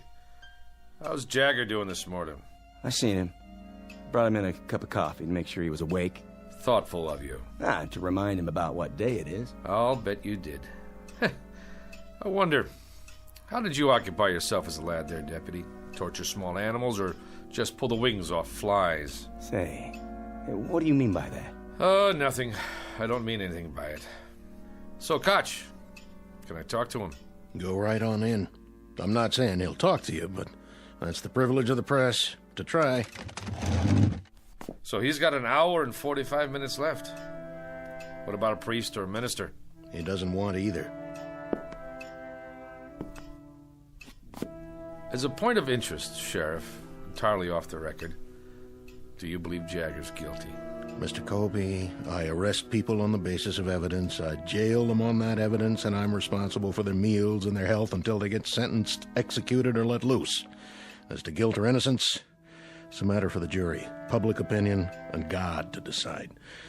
And that part of it, thank the Lord, has nothing to do with me. Uh-huh. So, let us all praise God for the morning's impartiality. You just keep them alive until their moment of death. I see. And as for my part, I follow fate around with a small pencil and a notebook and make a record for posterity of how he died and why he died. But neither one of us has any guilt to share for the fact that he does die. How perfectly convenient for us. He's guilty as hell. He fired buckshot into a man's head. A real decent, upstanding man. And today, he's going to pay the price. He's going to hang for it. And man, oh man, his justice going to be served up deluxe style this time. Pierce, why don't you shut your mouth? I got a right to an opinion. Oh, you do, Deputy. Indeed you do. There are just a couple of disturbing facets to this particular case. Like what? First, that the murder victim was not a decent man by any stretch of the imagination. Hey, you're talking about the dead. He was a cross-burner and a psychopathic bully who attacked the man you've got locked up in there. Well, that don't matter. Go on, Colby. I want to hear this. Second, Deputy Pierce here saw it happen and then perjured himself. Now, wait a minute. Let him finish. That's the word, all right, Deputy. Perjured. You said that Jagger shot him from across the room. Well, no such thing could have happened according to the records I saw. The murdered man had powder burns all over him. So what? Oh, you tell me how a man can get shot from 10 feet away and still have powder burns on his skin. By itself, that might not have proved self-defense, but it would have supported Jagger's story. It would have at least raised some doubts in the jury room, if they had heard it. I wondered about that myself. Did you, Sheriff Koch? Well, you saw the body, didn't you? I saw it. But I didn't hear any comment on those powder burns when you gave your testimony, or did I miss that? I answered the questions they asked me. Oh, don't feel singled out now, because your courageous editor who covered the trial from start to finish, he just didn't see fit to include that insignificant little detail in any of his news stories either, now did he? Even though for some reason he knew at the time that he was being very, very selective about what he wrote and what he didn't write, about the truth, in other words. Which is what a trial is supposed to be, a search for the truth. So, when you get right down to it, you're quite right, Deputy. Justice is being served on a platter with its tongue cut out, just like the carcass of any dead animal.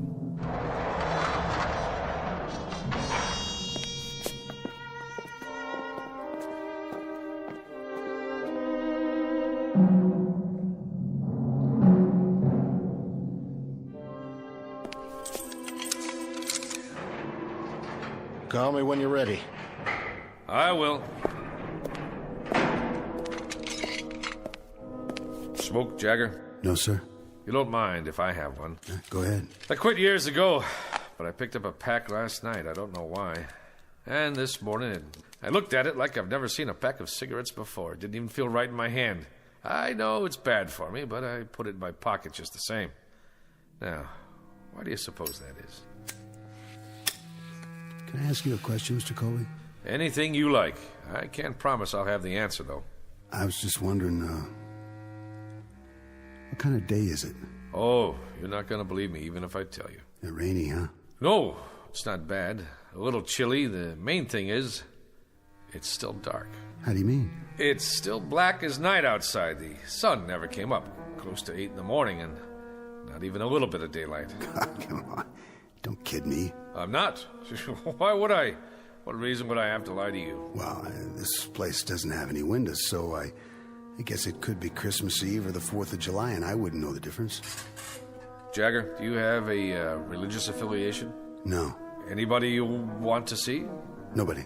Anything you'd like to say? Anything at all? Nothing. No priest, no friends, no comment. What do you have? What do you think, Mr. Colby? Not much, that's what. I mean, I've got a little over an hour, and I've been thinking that I'd like to rip these bars apart and get out, same as you would. Or maybe, just save everybody the trouble and hang myself in here. But I haven't got the strength for one or the guts for the other, so I'm just sitting here and waiting. What else is there? That being the case, would you care to make a statement? You want a statement? Is that what you came here for? Look at it this way. I don't think anybody should leave the Earth without a comment. You, me, or anyone else. Oh, well, now that sounds like a reasonable request. Considering that you're not the one who's leaving. I'm serious. I'm giving you the chance to say anything you want. All right, then. I'm guilty, Mr. Colby. How's that? That should let you off the hook. And that's supposed to mean what? That's supposed to mean that you're on the side of the good guys. You know. There have to be good guys and bad guys. That's the nature of man. Well, I'm the bad guy, okay? Worse than that, I'm the troublemaker in town. The one with the causes and the banners. I'm the idiot. The fool. I tried to be his brother's keeper. You understand now, Mr. Colby? It doesn't matter whether I do or not. I want to hear what you think, on or off the record. Anything I say, you're going to write it down and put it in that little newspaper of yours, aren't you? Not if you don't want me to. How would I know if you did or you didn't? I don't have a tape recorder on me. See? My notebook's in my pocket, and so is my pencil. If I did put it in my paper, what good would that do me? As a matter of fact, it would do me some damage. Because I didn't speak out about the case. I kept silent. Not even an editorial. So I can't very well change my stripes now, can I? I said all I had to say in court. But nobody listened. Well, I'm listening. We're two men talking here. If you say it's private, that's how it stays. What difference can it possibly make to you now? I have to know. Can you understand that? I have to. You think I know? You were there. You got one of those cigarettes? Right here.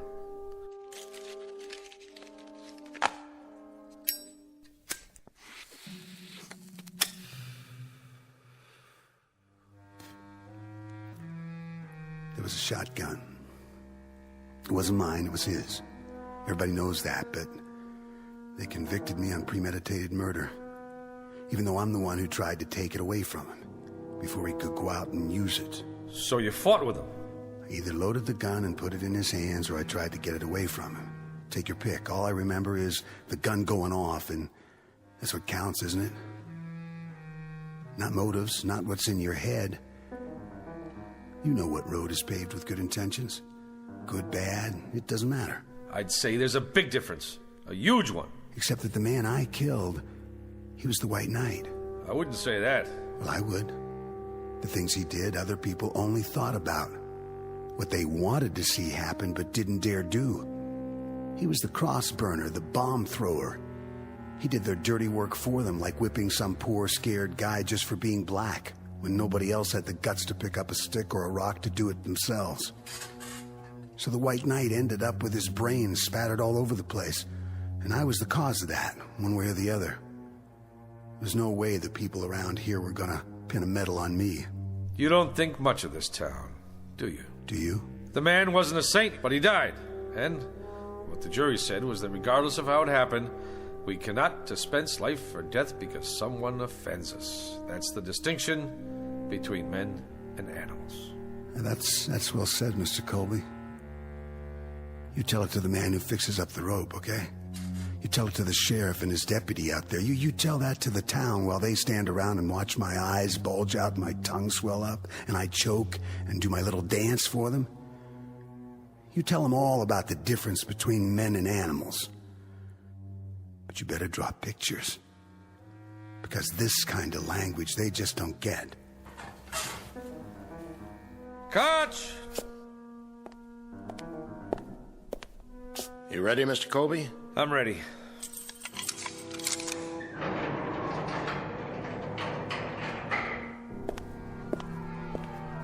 A lot of commotion out there. I guess they just can't wait. That's not it. It's because nobody can see where they're going. Why's that? I told you, it's dark out. For real? The darkest I've ever seen it.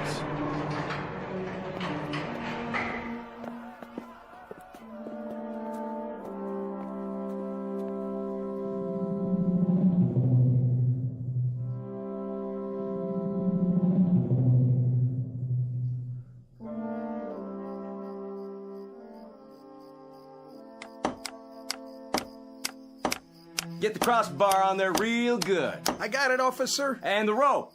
Make sure it's fixed right. Don't want it to break now, would we? No, sir. Could you point your flashlight up here one more time? You got it. How's that? Looks A-okay from here. You done real good, boys. Boss? What? Well, sir, you had us add cleats to the support, and then you wanted a bigger crossbar, and now you ordered a new rope, but just for today? Well, the old setup was just fine the way it was, as far as I could tell. So how come you went and spent all that extra money? Because this one's gonna go off without a hitch. Right, boys? Well, if it don't, it sure won't be your fault. Yeah, that's the truth. All right. I guess you can come on down. We gotta test it one time. Sure thing, boss. Now, when I say pull, you drop the sandbag. Yo. All right, then. Pull! That got her. That got her good, didn't it, boys? Yeah, boss. It sure did. Who's there? Easy, Pierce. Looks like everything's in working order. Yep. That'll take care of him. Sure it will. But I'm still worried about one thing. And what's that? Exactly who or what is going to take care of us. There it goes, 9 bells. Why is it so dark then? Is it an eclipse? Can't be. I've been listening on the radio. This ain't no eclipse. It's weird. It's just plain weird. Word of the darkness that has suddenly and inexplicably engulfed this remote Midwestern town. Turn up that radio so we can hear. It is now 9 a.m. Eastern Standard Time, but latest reports indicate that the darkness blanketing the specific location is virtually total. So far, there is no sign whatever of any daylight on the horizon. A spokesman for the Meteorological Service says that the event is without precedent, according to records covering the past 150 years. Who's that? Turn on your headlights. Why, it's Sheriff Koch's wife. Morning, Ella. Is that you, June? It's me. What you got on the tray? Breakfast. Oh, aren't you the one? Fixing a nice hot meal for your man. Well, it's not for Charlie. Who's it for, then? For him. You don't mean... Afraid so. For Jagger. What did you go and waste good food for? He don't have no right. He don't even have time to eat it. It's the law. The law? That's what my husband says. Anyway, I can help carry out the letter of the law. I'm glad to. It's my duty. Ella? Over here, Charlie. Just bring it on inside. I'll be right there. Excuse me.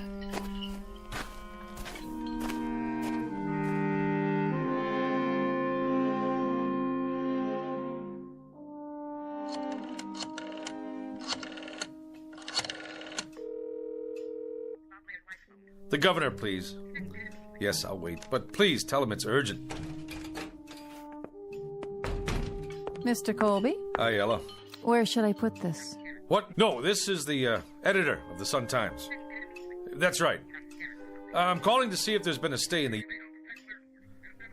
Yes, I'll hold. What do you have there? Charlie said to bring it. Breakfast? For the condemned man. I guess you can just take it on in. To the cell? The hall door is open. It's right down there. I know where it is. Charlie said to fix a plate of eggs. He didn't say I had to spoon feed it. Yes, well, of course, if he's on the phone. He's not? What do you mean nobody called? No, listen. After the automatic appeals, there's always a request to the governor's office for a stay while they argue it before the circuit court. Morning, Mrs. Koch. I thought that was you. Yes, I'll hold. Thanks for bringing the tray. Just in time, too. I wouldn't want it to go to waste. When did you make these eggs? When? They're cold. Well, that's not my fault. You could at least have brought them on time. Charlie, you listen here. I couldn't drive because there's no street lights, so I walked over. I couldn't even see where I was going. That's just how long it took me. All right. I'll take it into him. If he doesn't like it, he can throw it in the trash for all I care. Well, now, don't do that. I mean, I haven't had nothing to eat this morning. I said I'll take it to him. Yes, I'm here. I see. You sure? That's it, then. All right, yes. Who was that? The governor's secretary. And? No dice. I see. Well, there you go. Sure is a big, fat surprise. No, but I'll tell you what is. It's a surprise that someone can go to trial for his life with a third-rate public defender who's afraid to stand up to the local DA. It's a surprise that no private lawyer somewhere heard about the case and went to bat pro bono.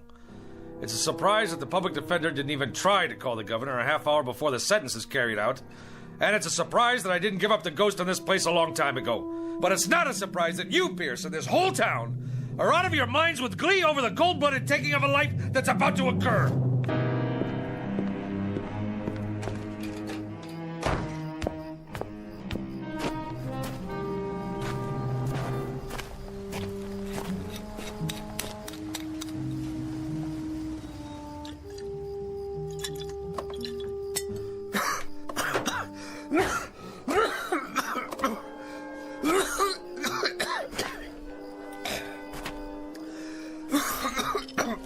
I think you dropped this. It's all right, Reverend Anderson. It's empty.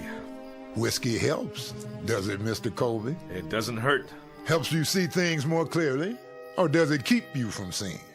You suppose, Reverend, that there's some theological explanation for this morning? Theology? That's for divinity schools. This is a time for faith. Faith in death or in darkness? Maybe if we thought there was a divine act going on here, we could find a way to live with it. God is always with us, whether we know it or not. Is he? Even now. This isn't the first gallows ever built, Reverend, or the last. Won't be the first man to lose his life at an untimely age, and we won't be the last mourners on this earth either. Did you see him? Did you talk to him? Briefly. He wouldn't see me. Wouldn't even let me in his cell. That's a pity. He's a lonely boy. But at least he won't be lonely for much longer. That's the truth. He's going to glory. I'm glad you think so. And you don't, Mr. Colby? It would be easier if I did. But I gave up my faith years ago. Now I'm not sure I ever had it. We all stumble in life, lose our way for a time. But the shepherd doesn't give up. He keeps on looking for us. What happens if the shepherd loses his way too? It must be time. Listen to them. Oh, they want blood. Reminds me of sports fans in an arena somewhere. Yes, a Roman one. How's it look out there? Hard to tell. When they light their torches and storm the jail, I'll let you know. Well, I'd better get the prisoner ready. You're going through with it? Unless something happens in the next 10 minutes, I have no choice. Then I suggest we use this time wisely. And how do we do that, Reverend? There's only one thing left to do. We pray.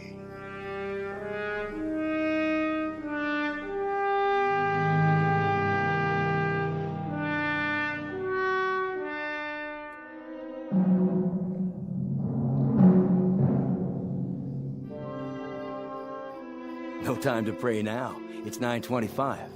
That's right, ain't it? 9:25? 5 more minutes. I can't believe Koch is doing this. The sun's not up yet. Law says May 25th at 9:30 in the morning. Well, that's what it is. May 25th, and it's pretty near 9:30 already. Quite apart from the fact, Mr. Pierce, that you're not the most sensitive of men, doesn't this morning suggest to you that there's something odd going on, and that perhaps we'd better dispense with business as usual until we find out exactly what it is? You know something? I take an awful lot of crap from you. And just who are you, anyway? A little shot editor of a crummy little paper? That's right, a crummy little paper that crawls along on its hands and knees from one edition to another. The way I figure it, you got more creditors than you got readers. That'll do it, Pierce. That won't do it by a long shot. And maybe you feel like turning your cheek to this bum, but there ain't no rule book says I gotta. He says I perjured myself, says I lied. And he wasn't throwing no bouquets at you either. Maybe because I don't deserve any. You know, Colby, you're right. I saw the victim. He did have powder burns. And when a committee of townspeople came to me and said there'd be no autopsy, I just bent my head and shuffled my feet and nodded. We've all got little axes to grind, don't we? I'd like to be re-elected sheriff. And you, Colby, you'd like to keep that newspaper going. And Deputy Pierce over here, he likes to feel important. He likes to be popular. He likes to stay on the side of the majority. So here we are, gentlemen. All of us treading water in a sewer.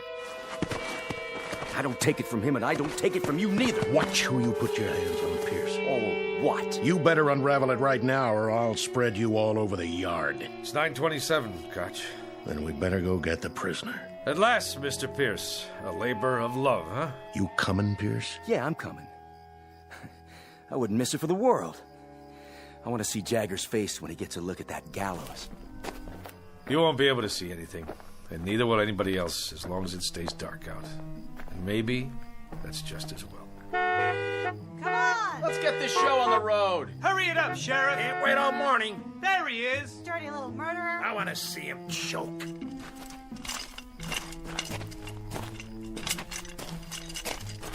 You don't need the chains. I'm not going anywhere. He has some minutes, doesn't he? He's used them already. We're behind schedule. You can talk to him now, Reverend. Take your time. It's my time. I got nothing to talk about. Then let's go. Let's get on with it. Don't waste your last minutes, Jagger. We're a different color, and I know we have different faiths, but you've stood up for me and mine. You've spoken for us. And God help you, you've killed for us. I think we owe you some peace, and I'd like to try to give you some. That rope over there give me peace. I don't need any words, Reverend. No quotations, nothing in the Bible or any other book. Get it over with! Yeah, let's go! Yeah! Patience, everybody! I'm gonna give you what y'all came here for. I'll dance at the end of the rope, and I'll choke, and I'll swing back and forth like a rag doll. Yeah, you'll see. You'll get your money's worth. I promise. This way. I told you, I'll do this myself.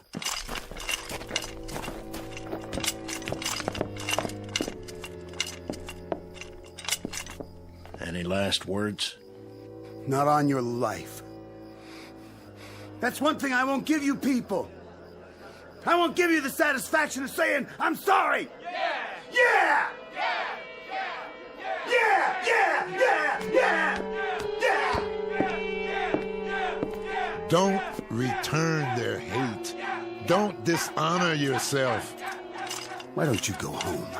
Go on. Get out of here. Just tell me one thing. When he came at you, Jagger, did it feel good then? What's the difference? And when you aimed that gun at his head, that wasn't such a bad moment, was it? Good or bad, who cares? If I wanted him dead or not, it ended the same. What was in my heart didn't matter, because it's what you do that counts, isn't it? Not what you wish for. So, when you killed him, Jagger, when you blew his head off, there were no regrets then, were there? If I told you I didn't mean it, would you let me go? The law's the law. It's what I did in this life. The same as for him, and I hated his kind. You enjoyed seeing him dead, didn't you? You know it. Now I know it too. I know it only too well. This man is guilty. We're all guilty. Guilty as sin. It's important to get with the majority, isn't it? That's the big thing. That's what really matters to you. We're all the majority. The minority died on the cross 2,000 years ago. You want a statement? I'll give you a statement. Tell everybody that. Tell them they're no better than me. Who wants to put the rope around my neck, huh? You, lady! You want to put it on, mister? Yea, though I walk through the valley of the shadow of death. And who wants to pull the lever, huh? You, Reverend? But you know we're all murderers! I'll do it.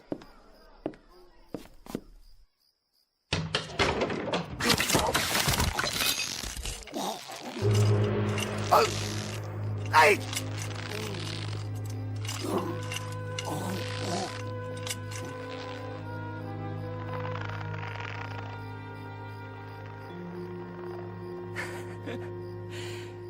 You seen the light, Reverend?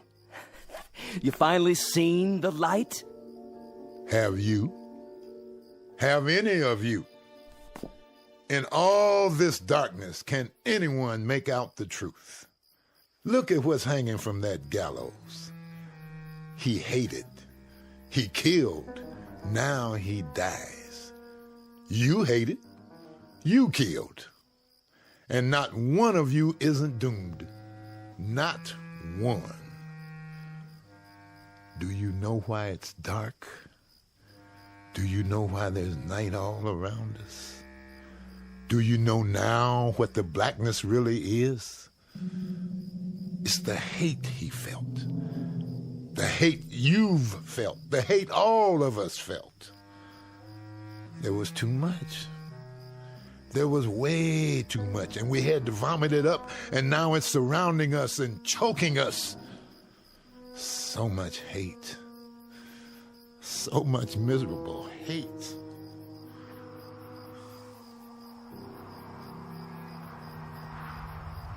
Oh, it's getting colder. Look what's happening. It's getting even darker. You can't hardly see anything now. Take me home, Charlie. I want to go home. I will, if I can find the way.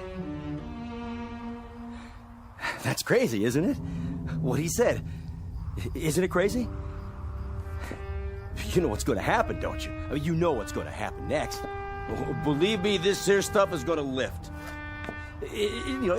It'll just all of a sudden just plain lift. Because it's just a fog is all it is. Nothing more than a fog. And it'll lift. And there'll be the old sun, high up and bright. Wait and see. There'll be the old sun shining to beat the band. I don't know. I don't know if there'll ever be daylight again. Only God knows. And I'm not even sure about that.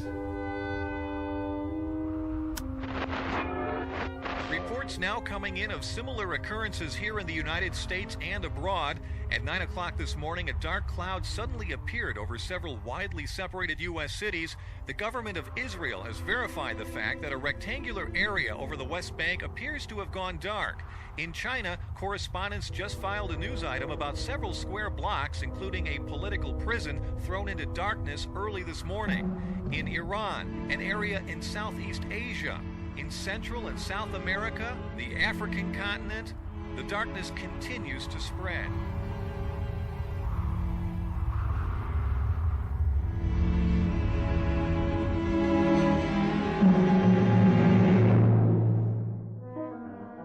Witness the effects of a sickness known as hate. Not a virus, not a microbe, not a germ, but a very real sickness just the same. Universal and not easily contained. The diagnosis? Highly contagious and unfortunately quite deadly in its effects. Consider yourself forewarned. Don't look for this one in the realm of science fiction, but rather right in front of you, in the mirror.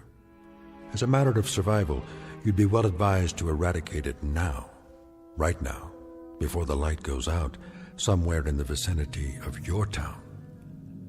A prescription prepared for all within listening range of the Twilight Zone.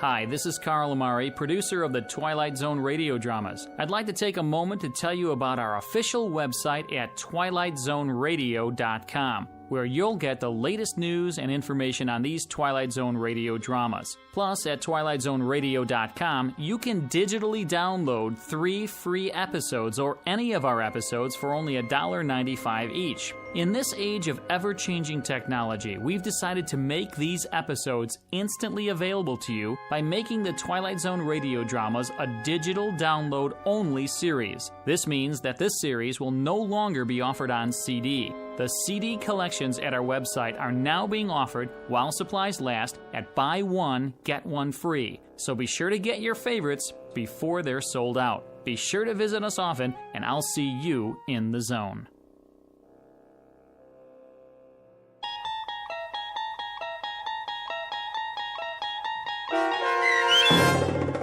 I Am the Night, Color Me Black, starring John Ratzenberger with Stacy Keach as your narrator, was adapted for radio by Dennis Etchison and based on a script by Rod Serling. Heard in the cast were Taylor Miller, Rick Peoples, Doug James, Norm Woodell, John Watson Sr., Turk Muller, Jeff Lupetin, Paul Patch, Maggie Carney, Lynn Foley, Carl Amari, and Irene Olson. To learn more about the Twilight Zone radio dramas and to obtain audio cassettes and CDs of these programs, visit our website at twilightzoneradio.com. This copyrighted radio series is produced and directed by Carl Amari and Roger Wolski for Falcon Picture Group. Doug James speaking.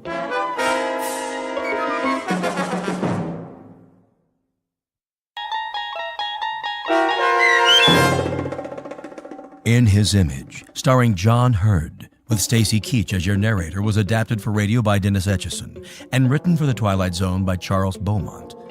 Heard in the cast were Elissa Fraden, Ann Whitney, Darren Stevens, Jeff Lupetin, Meg Falcon, Elizabeth Lido, Carl Amari, Doug James, Jason Mallow, and Kip Karstedt. This copyrighted radio series is produced and directed by Carl Amari and Jason Mallow for Falcon Picture Group. Doug James speaking.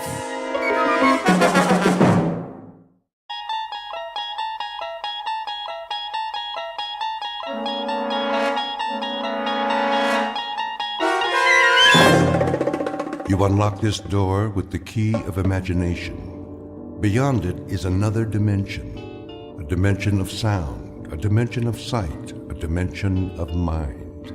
You're moving into a land of both shadow and substance, of things and ideas. You've just crossed over into the Twilight Zone.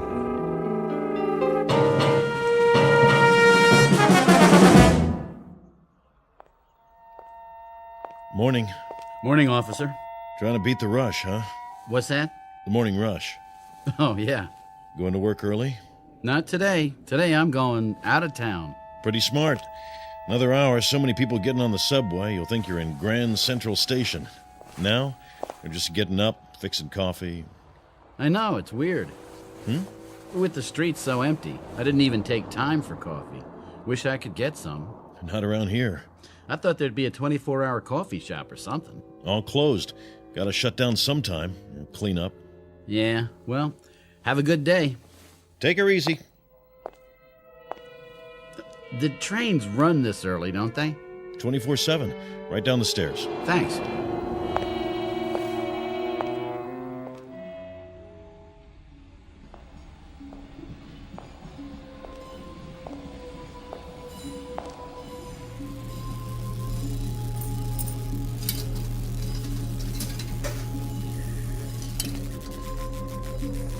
What's that sound? Young man, Oh, sorry, I didn't see you. are you sick, young man? Me? You look sick. My husband looked like that just before he died. All white and pasty. I'm all right. Just what he said. The same words. I'm all right. Went to bed.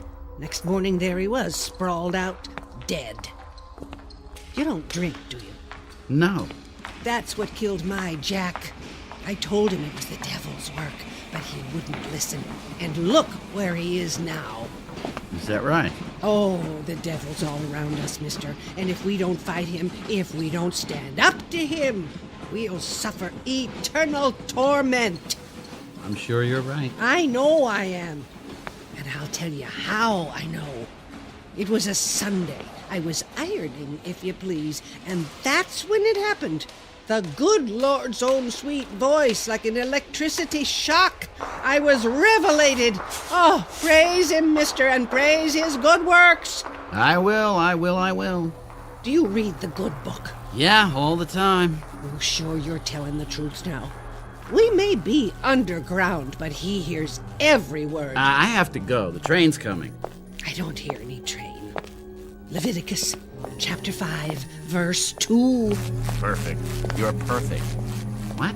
Or if a soul touch any unclean thing, whether it be a carcass of an unclean beast, or a carcass of unclean cattle, or the carcass of unclean creeping things, and if it be hidden from him, he shall also be unclean and guilty. If you're not perfect, then kill, and end it now. Please. Don't you want to be saved? No, I just want to be left alone. We're never alone. Don't you know that? He's with us all the time, and he'll help us if we only let him. But we've got to be saved first. Read this pamphlet. All right. The devil means to have you, but I won't let him. I'll fight with you, mister. My train. The train to glory. Get on board.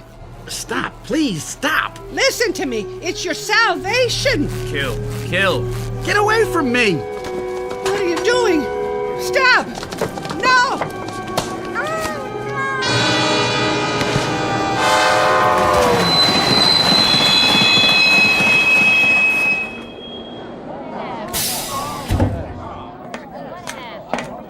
What in God's name?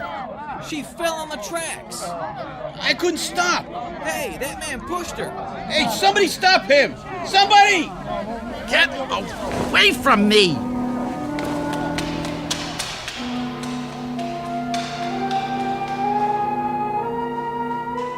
Incident in a subway station. It could be the end of a particularly terrifying nightmare, but it isn't. It's the beginning. The young man's name is Alan Talbot, and although he doesn't know it yet, he has a ticket to a strange new world that's too real to be a dream. A living nightmare that begins at a stop called the Twilight Zone. And now, the Twilight Zone and our story, In His Image, starring John Hurd, with Stacy Keach as your narrator.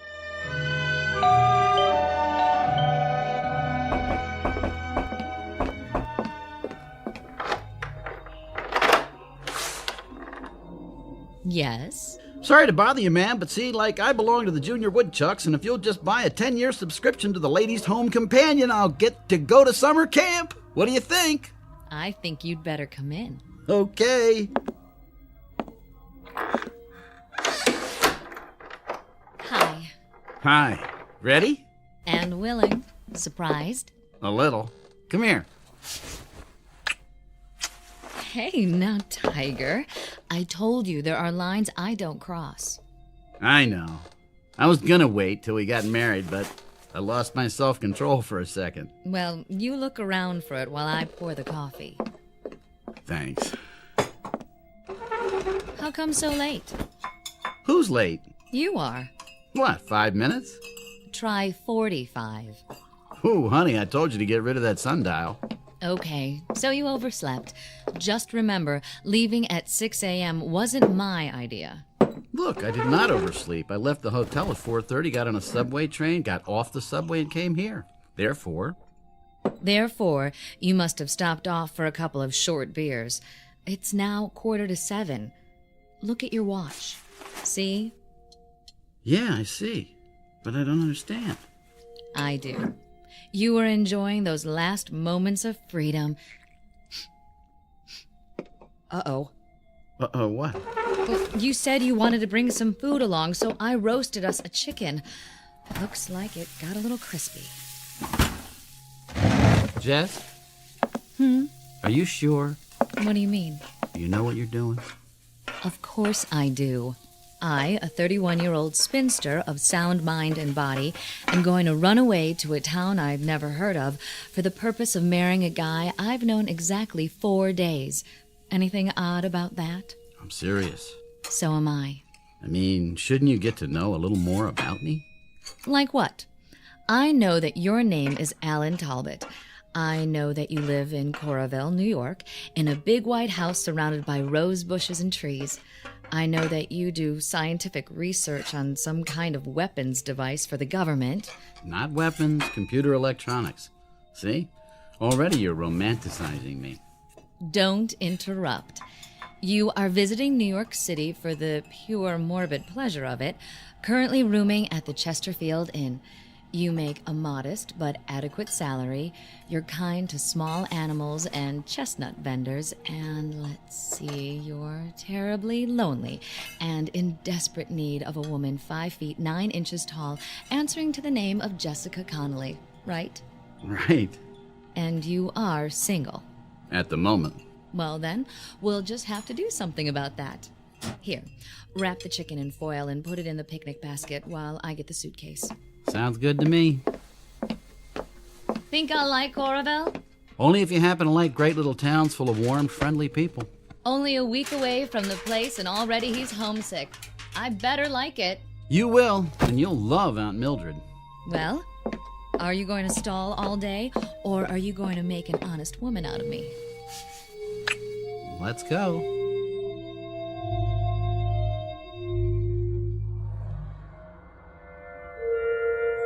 We must be nearly there, if you gave me the right directions. Alan? No. Go on then, sleep. You need it. Walter, no. Alan? No. It isn't right. Send me back.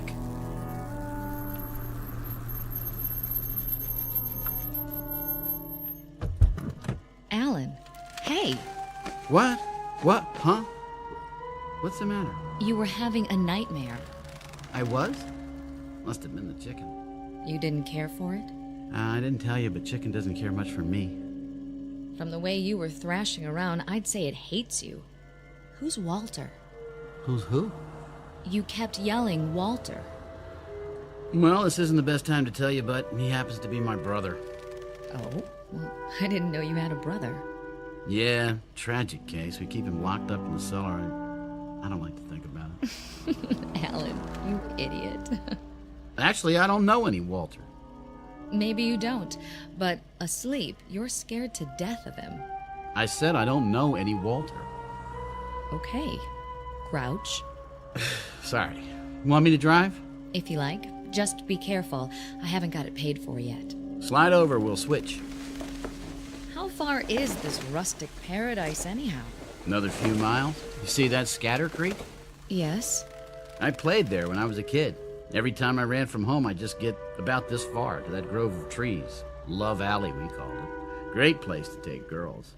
What they used to call sparking. How would you know? Oh, my dear, among sparking circles, I was nicknamed the Human Electrode. Lovely. What am I getting into? What do you say we find out?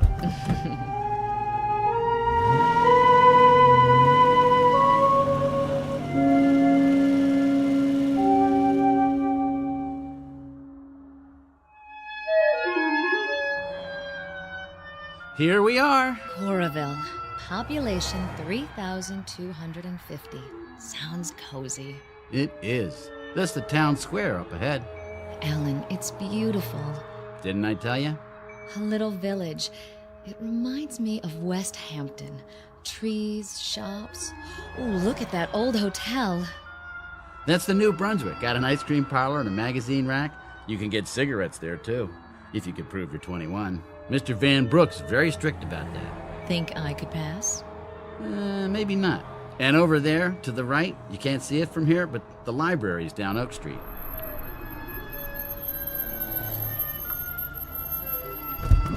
Don't stop now. I want to see all of it. Alan? I'm sorry, it's just, What?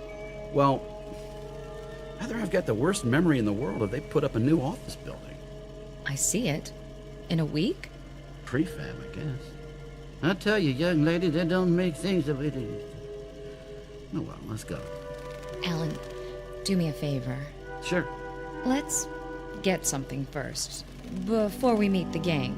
Just a little glass of wine to take the edge off, all right?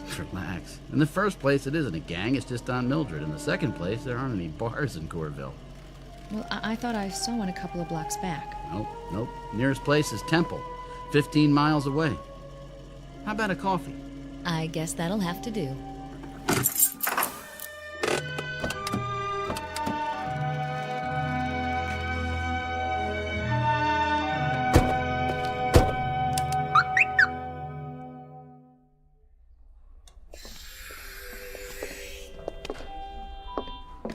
What a lovely lobby. Is this the way you remember it? Well, something I could do for you folks? Where's the restaurant? 4 doors down, Kelsey's Cafe. I mean the one here. What happened? You close it up? Never had one here, just the hotel. This is New Brunswick, isn't it? Yes, sir. I see. I know how absent-minded you scientists are, so you won't mind me asking, are you sure we're in the right town? Yes, I'm sure. Well, don't snap at me. Sorry. Look, Jess, let's just go on home, my home, and get something there. Anything you say. Is that your Mr. Brooks behind the counter? No, I don't know who he is. It's like 20 years have gone by or something. Everything's different. I think you're just looking at things in a new way for the first time. I've lived near Times Square all my life, but I don't think I've really seen it for years. That's probably it.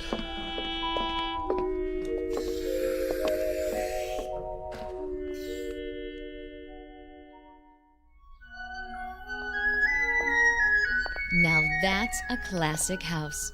2 stories, Cape Cod style. And there are the trees and rose bushes. Yeah, that's more like it. I'd recognize that anywhere. Like it? And what if I didn't? Of course I do after listening to you. It's charming. Almost home.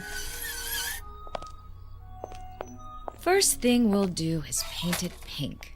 Why not purple? That'll work. The key must be bent.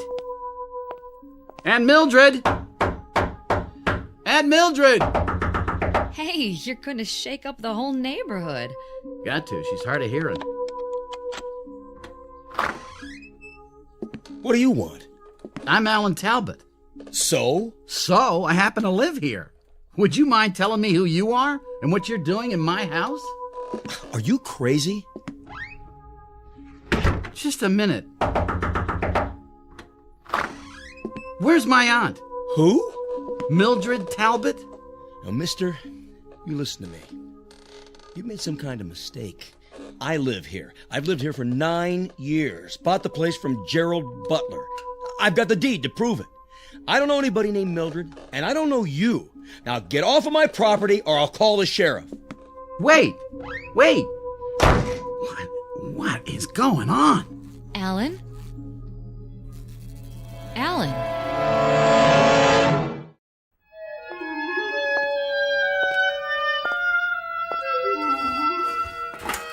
I'm back. Get everything straightened out at City Hall? Sure. I'm out of my mind. Alan. Well, I don't know what else to think. Somebody I never saw before in my life living in my house. The woman I had lunch with a week ago dead for 3 years. New buildings in town. According to the official records, it's all true. Alan, I know this will sound crazy, but remember what you said when we tried to get coffee at that hotel? The one that didn't have a coffee shop? You said it was as though Corville had aged 20 years. 20 years in a week. What if it's true? What if 20 years have gone by somehow? Rip Van Winkle? Well, why not? It's a possibility, isn't it? No. I thought of that, but it doesn't hold up. For one thing, it would make me at least 45. Unless I left town at the age of 10. And that couldn't be because I went to high school and college here. Except there aren't any records that I ever attended Corville High. And the university I work for, it doesn't exist. It never existed. What about your aunt? I just checked. There isn't a single trace of evidence that a Mildred Talbot ever lived here. Well, it was an idea. Let's go. Where to now? The cemetery.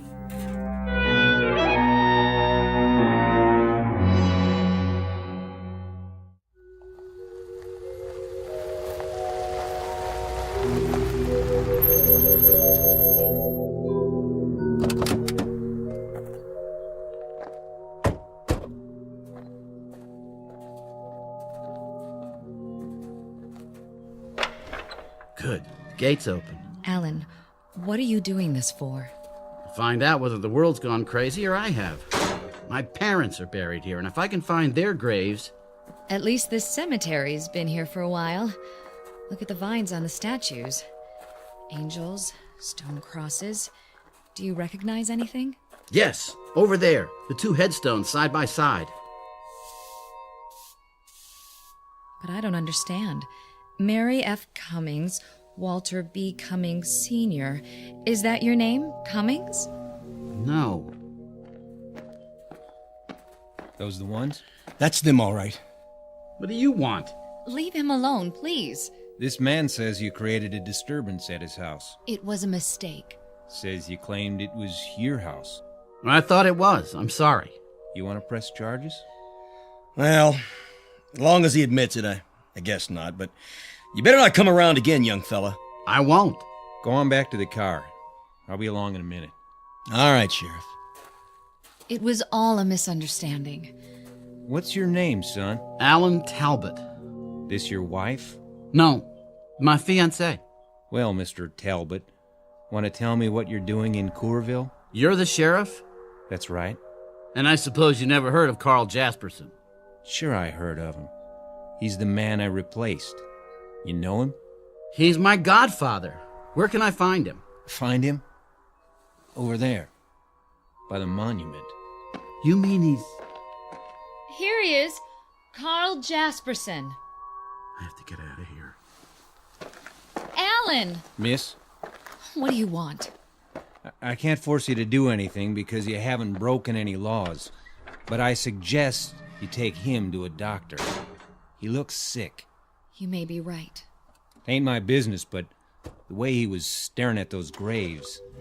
Is he kin to Walter Cummings? I don't know. Now, if you'll excuse me.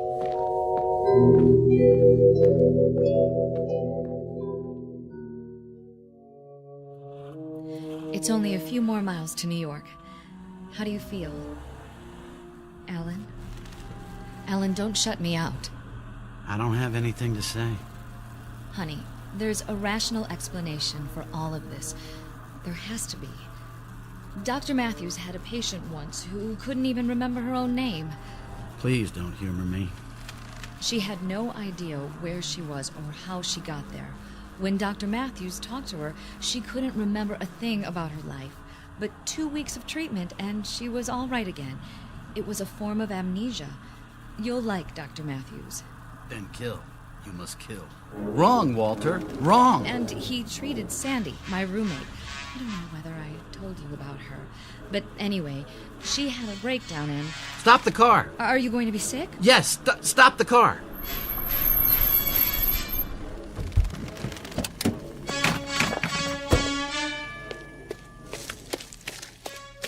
Kill. No! Use what's at hand. A stick, a rock, anything. Jess, could you give me a hand here?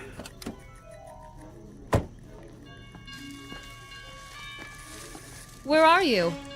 Over here. What is it? No, don't come any closer. What? Stay away from me. Get back in the car and drive away as fast as you can. Alan, why are you holding that rock in your hand? I'll see you at your apartment. But how will you get there? Never mind, just go. For God's sake. Jess, go. Now. If that's what you want. Run before I... Kill. Kill. No! Jess! Oh, Jess. Jess.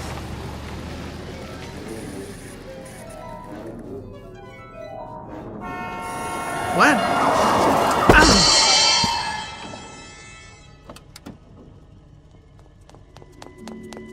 Mister, are you all right? I didn't see you, honest. I came over the hill and... Hey, mister, can you stand up? I'm okay. The fender just grazed me. Yeah, but your sleeve, it's torn. How's your arm? You hurt bad? I'm not sure.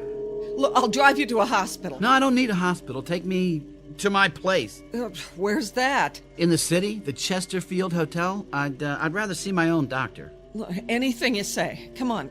You can lie down in the back seat. I got a first aid kit.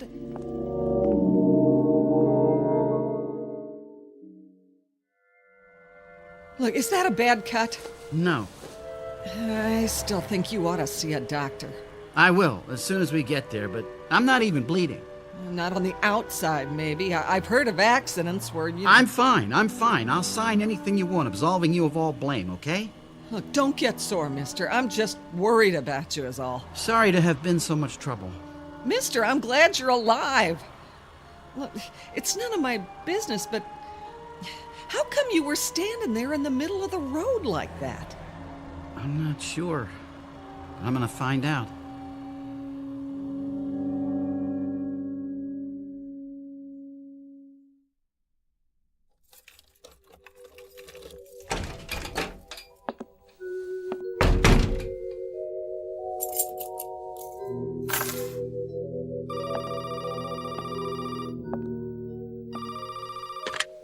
Yes? Alan? Oh, darling. I've been calling every 15 minutes. I'm so worried about you. Are you all right? I think so. I scraped my arm after you left, but I've got a bandage on it. Looks fine. Oh, Alan, are you sure? Yes, there's no bleeding. How did you get home? I caught a ride. Listen, Jess, why don't you just forget about me? I don't understand what's going on and... You listen, Alan. I've made an appointment with Dr. Matthews for tomorrow morning. I'll pick you up at the hotel at 9:30. You'd do that after everything that's happened? You bet your life I would. Look, Mr. Talbot, I didn't plan to fall in love with you, but I did, and I'm stuck with it, for better or worse. Thank you. That means a lot. Want me to come over? No, I'd like to be alone, think things through. I'll see you in the morning. Good night, Jess. Good night, darling. And try not to worry. It's going to be all right. There it is again. The noise. The noise. Where's it coming from? Where? My arm. What's wrong with my arm? Oh, no blood. Let's take off this bandage and see.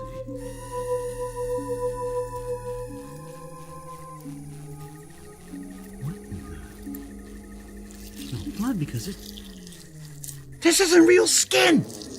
It just peels back, and good Lord, I don't believe it! It's a circuit board!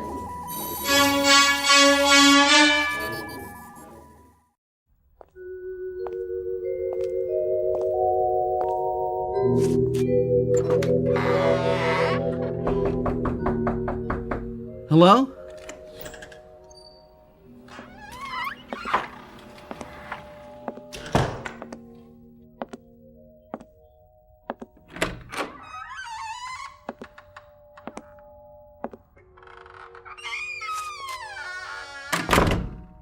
Hello, Alan. I've been waiting for you. You're real. That's a matter of opinion. Sit down, Alan. I'll fix us a drink. Go on. There's nothing to be afraid of. No?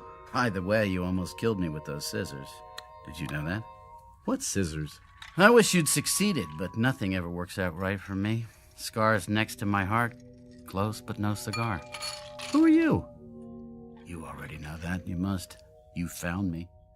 I looked you up in the phone book. Walter F. Cummings, Jr.? You've been to Corville. Yes. I saw your father's grave. So you know my name. That's all? That's all. Well, then you better have some of that martini. What is this place? You were born here in this house exactly 8 days ago. I made the delivery. You're drunk. My boy, you're so right. Drunk as a hootie owl, but not drunk enough.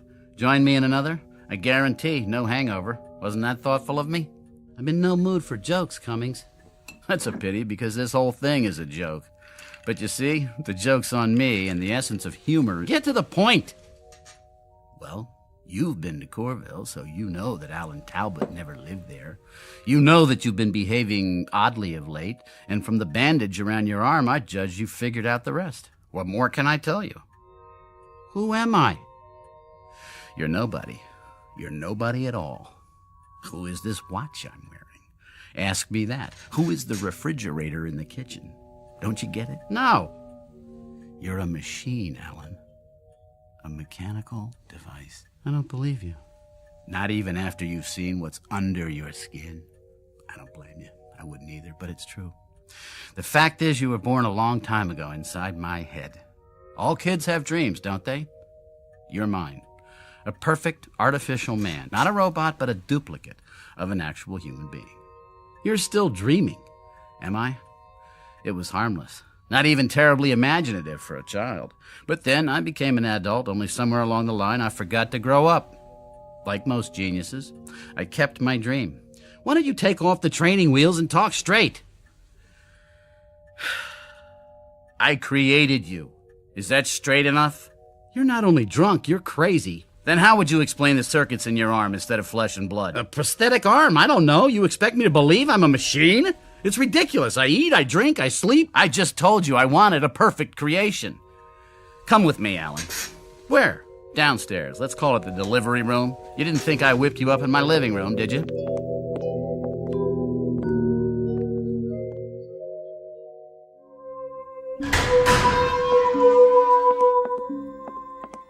What is this room? My lab. Your birthplace.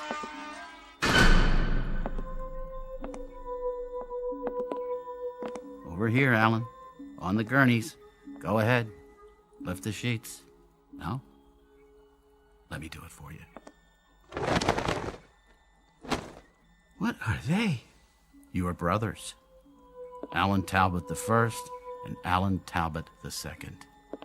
You were number 3 in this batch. Hard to tell them apart, I know. They're only partially formed. I didn't add the finishing touches like circuitry. Call them factory rejects. Where did you get the money for all this? Told you, I'm a genius. When I saw how much money I'd need, I developed a new kind of microchip. They turn out $300,000 or $400,000 a year. I get royalties. Money was the least of it. The failures, though. The failures, they were bad. I can't tell you how many times I had to start over. And you did it all by yourself? I'm afraid the day of the lone inventor is past. I had some of the best scientific minds in the world working for me. But of course they didn't take the project seriously. It was just a game to them. How to create a nervous system, how to duplicate a brain. With all its subtleties, mere reactions weren't enough. Intelligence is what I was after. My creation had to have abstract reasoning power, a past, all the intricate facets of personality multiplied by millions that make up true consciousness. Now, accomplishing this from scratch would have taken forever. So, I decided to use myself. So you're telling me I'm you? On some of your cells, I made certain impressions, my own memories, some of my talent, some of my knowledge, bits and pieces of myself. It isn't possible. I'm me. This is my body. Non-conductive plastic? Very lifelike. I've heard enough. Where are you going? Back to Corville? You lived there, of course. I gave you my memories of the town. Some of them were outdated. I left 20 years ago. What about the university? Fictitious. I had to give you a job. And Aunt Mildred? All the old women I've ever known rolled into one. After my parents died, I lived alone. The reputation as a Don Juan, I regret to say, is imaginary too. That's about it. You can fill in the rest, up to the last week anyway. What happened then? I wish I knew. Something went wrong. You attacked me with a pair of scissors and ran off. I've been unable to find you since. What went wrong? I'm not sure. But whatever it is, it's wrong with me too, because everything you know or think or feel reflects some portion of myself. And if you wanted to kill, it means part of me wants to kill. My own death wish inverted. I don't have a death wish. Everyone does. We're all potential suicides or murderers. We all have the seeds of paranoia inside of us. In giving you parts of myself, I unintentionally gave you my latent psychoses. Big ones. To put it another way, Alan, you're quite insane. Then fix me. I don't know if I can. Why not? Because, much as I hate to admit it, luck had a great deal to do with your creation. You mean I was an accident? Trial and error. It was like a blind man with a machine gun. Finally hit the target, but it was off center. I don't know if I could. I don't know if I could come that close again. I thought you were a genius. That's the story of my life. Success in the little things, failure in the big ones. I think what I really wanted was to build another Walter Cummings without the drawbacks. Sort of a reverse Jekyll and Hyde, loneliness, pain, all unknown. Alan, you were gonna be perfect. That was the dream. That was the dream. A perfect version of myself. Well, there's somebody else involved. A woman. Does she know? I took her to Corville. We were going to get married there. She thinks I'm on the verge of a nervous breakdown. She's in love with me. Pretty. And intelligent. And lonely. Like you. I'm sorry, Alan. Huh. That's a great consolation. Even if I could fix you, she'd find out. How? Well, for one thing, she'd grow old and you wouldn't. For another, being a machine, you'd eventually wear out. And those things never occurred to you? I suppose I didn't think I'd succeed as well as I did. You can still make it right. I'd give anything if I could. You can. You've got the tools, the instruments. You're going to build another Alan Talbot. Too risky. Only this time, you're going to get it right. One of these blanks, the rejects, with some modifications. I don't know if I can. With all that you know now, it'll be easy. He's going to walk out of here tonight, and he's going to marry a girl named Jessica, and for the first time in his miserable life, he's going to be happy. And so will she. You don't understand. The process takes too much time. There is no more time. Here, I'll write down her address. She was going to meet me tomorrow, but she'll be home now. Take it. That's appropriate. What is? This pamphlet, The Way to Salvation. Where did you get it? Somebody gave it to me. I was in... Read this pamphlet. The devil means to have you, but I won't let him. I'll fight with you, mister, and we'll win. My train. The train to glory. Get on board. What's wrong? The noise! Make it stop! Are you hearing something? In my head, like computers and electricity. It's your circuits. They're going bad. And a train. Get on board! Walter, get on board! Your eyes. Your eyes! Get away from me! Now, Walter! Now!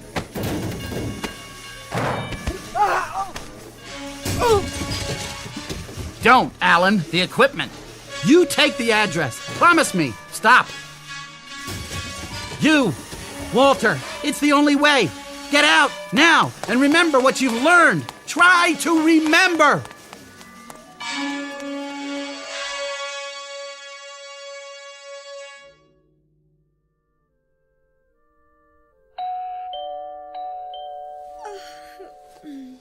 Just a minute. Who is it? I'm sorry to bother you, ma'am, but see, like, I belong to the Junior Woodchucks and... Alan!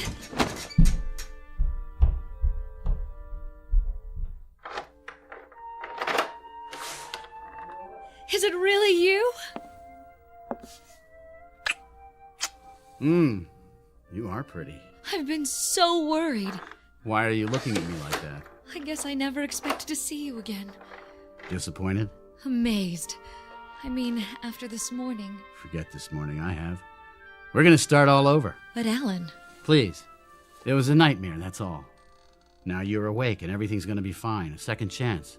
A second chance for both of us. Do you believe that? Yes. Then so do I. If you promise you'll tell me about it someday. Someday. But now, how about a cup of coffee? Coming up. And a couple of Mother Connolly's hand-fried eggs?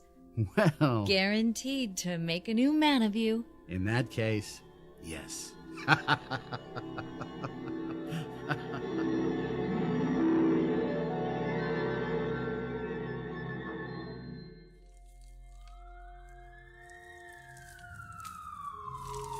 Too late to fight this fire.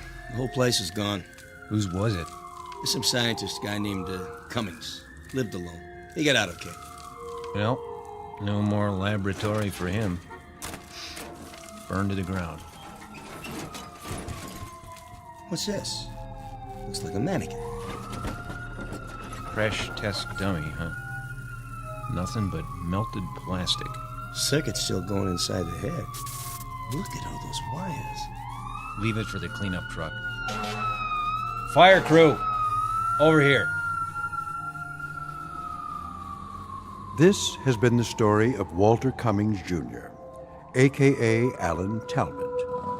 In a way, he succeeded with his life's ambition, even though the man he created was, after all, himself. But that creation is now relegated to the junk heap. One more failed experiment. While Mr. Cummings has been given another chance, for better or worse, there may be easier paths to self-improvement, but sometimes it happens that the shortest distance between 2 points is a crooked line, one that leads directly through the Twilight Zone. We'll return to the Twilight Zone after these brief messages. You are about to enter another dimension, a dimension not only of sight and sound, but of mind, a journey into a wondrous land of imagination. Next stop, the Twilight Zone. Hi, this is Stacy Keach. I'd like to take a moment to tell you about our Twilight Zone website at twilightzoneradio.com. At twilightzoneradio.com, you'll find the latest information on these Twilight Zone radio dramas, including behind-the-scenes photographs, plus the newest product releases, trivia contests, ways to contact us, other Twilight Zone-related info and merchandise, plus links to other fascinating websites. So make your next stop twilightzoneradio.com. Visit twilightzoneradio.com to purchase these Twilight Zone radio dramas on cassette and CD, or call toll-free 1-866-989-ZONE. That's 1-866-989-9663.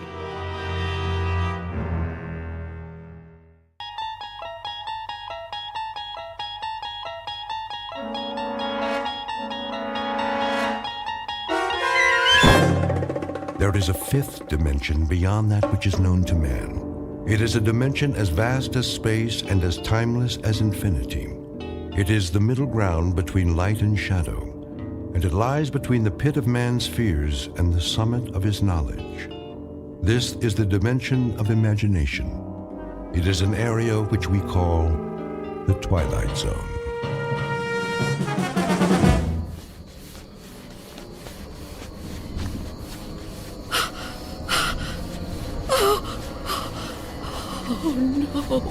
No, where am I? What am I doing outdoors? I don't remember leaving my... Oh, it's so dark. I don't live here. Or here.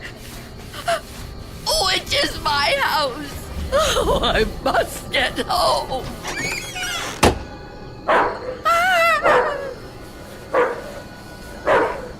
May I assist you, madam? You startled me. I've lost my way. My home is somewhere around here, I'm sure, but I don't know where. Perhaps I can help you find it. Oh, thank you. Thank you. I don't even know how I came to be out here. It's certainly not safe at this time of night. Oh, at any time. Well, surely the daytime when the streets are crowded. No, that's when it's most dangerous. For me. So you see, I never go out. Never? Never. But, dear lady, why not? I'm afraid. Afraid? Of something or someone? Someone. It's difficult to explain. Please, try me. Oh, I'm not sure you'd believe me. You'd think I'm just a senile old woman. I'd believe you, Wanda. What did you call me? Wanda. That is your name, isn't it? Yes, but I didn't tell you that. You didn't? Are you certain? Yes, I'm certain. How do you know my name? Because I've been looking for you for a long time, Wanda. Oh, no. You've kept me at bay for many years, but no longer. No. Get away from me. There's nowhere to turn, Wanda. You don't know where you are, remember? You certainly couldn't run from me, a frail old woman like you. Please. No, I won't let you. Say that again. It amuses me. You won't let me? How do you imagine you're going to stop me? You really have no choice, Wanda. There's nowhere for you to go now. Come to me, old woman. Take my hand. No! Take my hand. No!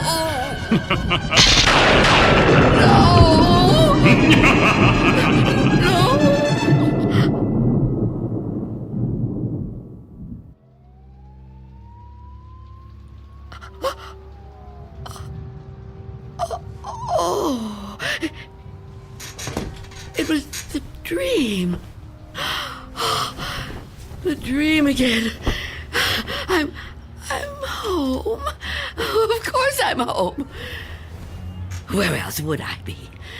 But is it night or day? Oh, that's right. The clock is broken. It's been broken a long time. Can't get it repaired, can I? Not without going... No, I can't. I mustn't. I have to resist every temptation. Oh, really, Wanda? How could you be so careless? How could you fall asleep before... Oh, I must check. Oh, yes. The boards and the windows are still secure. Is that... Can I feel a breeze? Is there a gap? Oh, not enough. Not enough. He still can't get in. Oh, what about the door?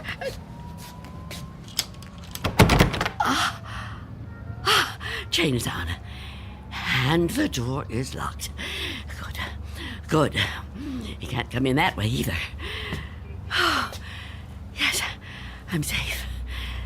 Safe for another day. But I've been careless. Really, falling asleep before checking. I mustn't take chances. I can't take chances. Not while he's out there. And he's always out.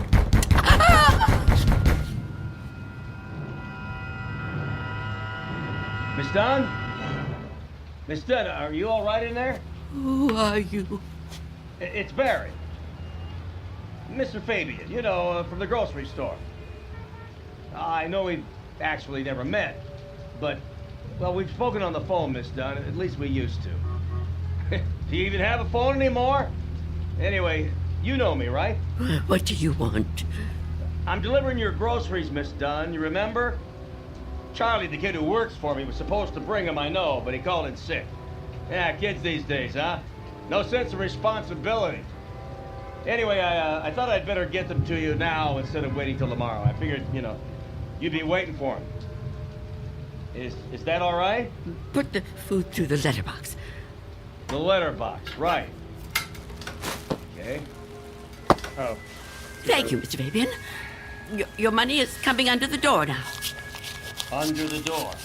Here it is. Miss Dunn, wouldn't it be easier to just... $6 and... Okay. 32 cents.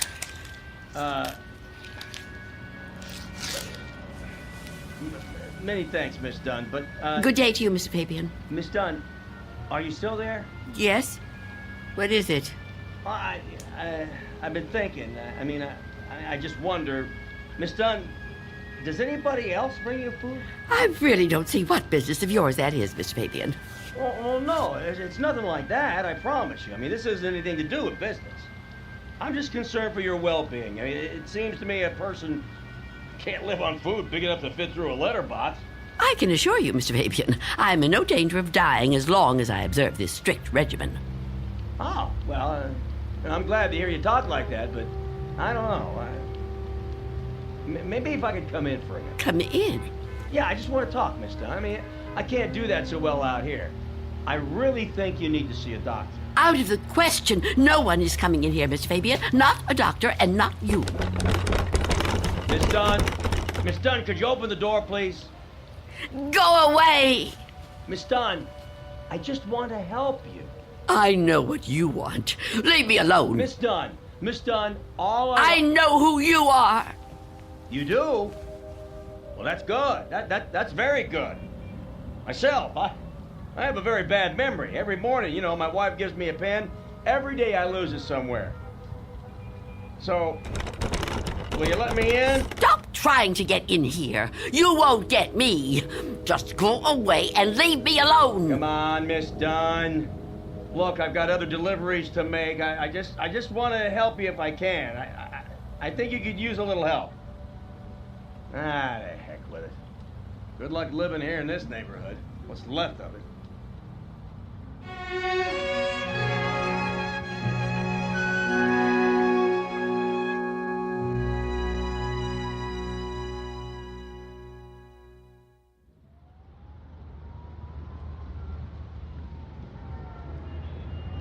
Go away.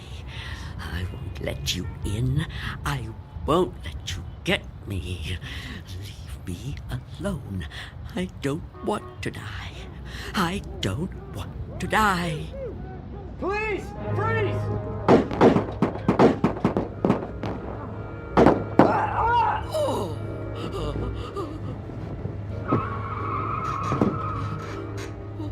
What's going on out there?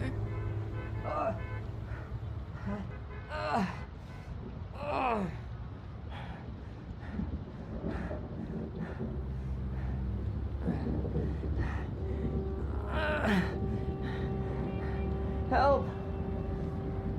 Is anyone in there? You gotta help me. What is it? Go away! I've been shot. I need help. Please. Please do something to help. Who are you? Officer. I'm a police officer. Please, you have to open the door. I need help. I've been shot. You're lying to me. I know you. You can't fool me. No, I'm not trying to fool you. Please. I think I'm dying. You can't trick me so easily. You're no policeman. Why can't you just leave me alone? I know who you are. I know what you are.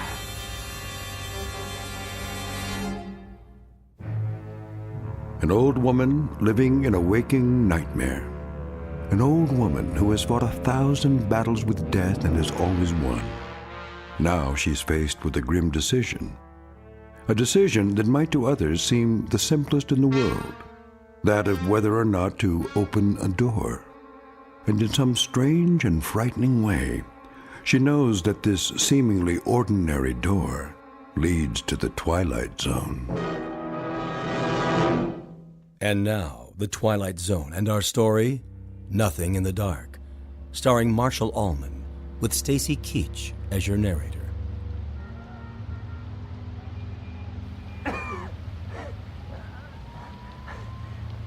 Please. Why won't you help me? Stop this! Why must you do this to me? I'm losing a lot of blood. It's so cold out here. Listen to me. I'm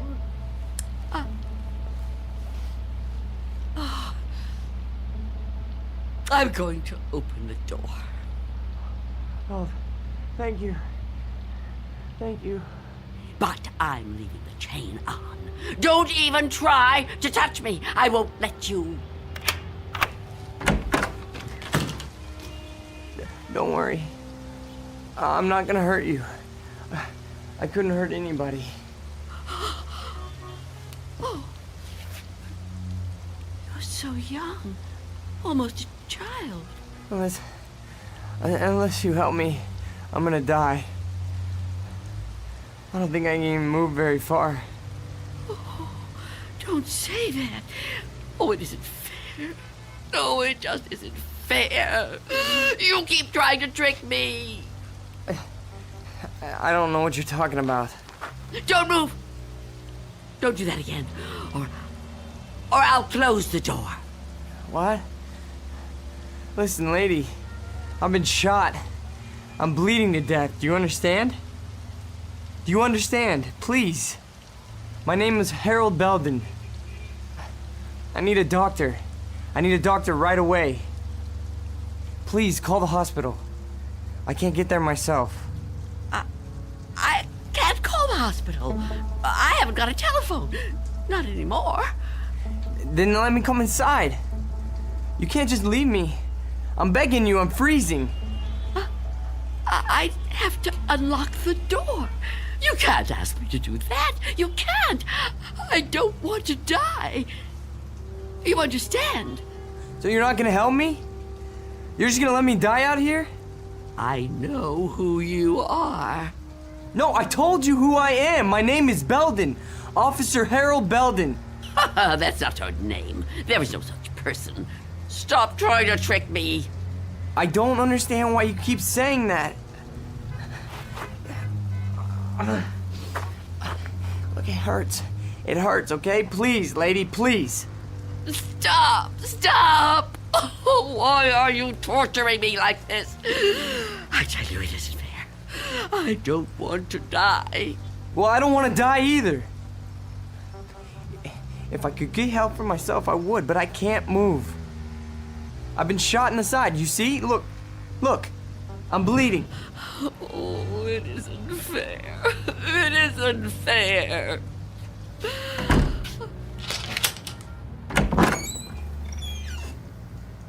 Will you help me? Yes. Yes, I'll help you. Thank you. Take my hand. What? Take my hand. Pull me inside. No, I won't. I mean, I can't. Oh, can't you? Can't you crawl in? Well, I don't think so. Please try. Quickly. I don't want to leave the door open.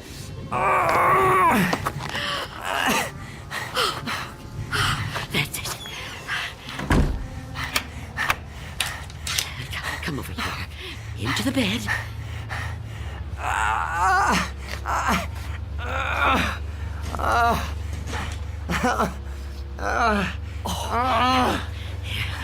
You just rest. Rest. Oh, what have I done? And what am I going to do?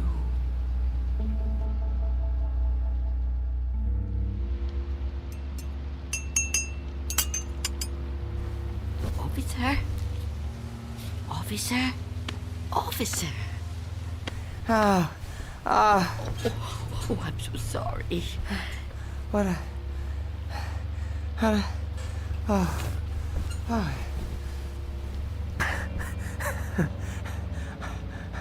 Oh, I'm alive. Yes. Yes, you are. Yeah, you're the lady that helped me. Yes. Eventually. Now, drink this. What is it? Tea. There's no milk, I'm afraid.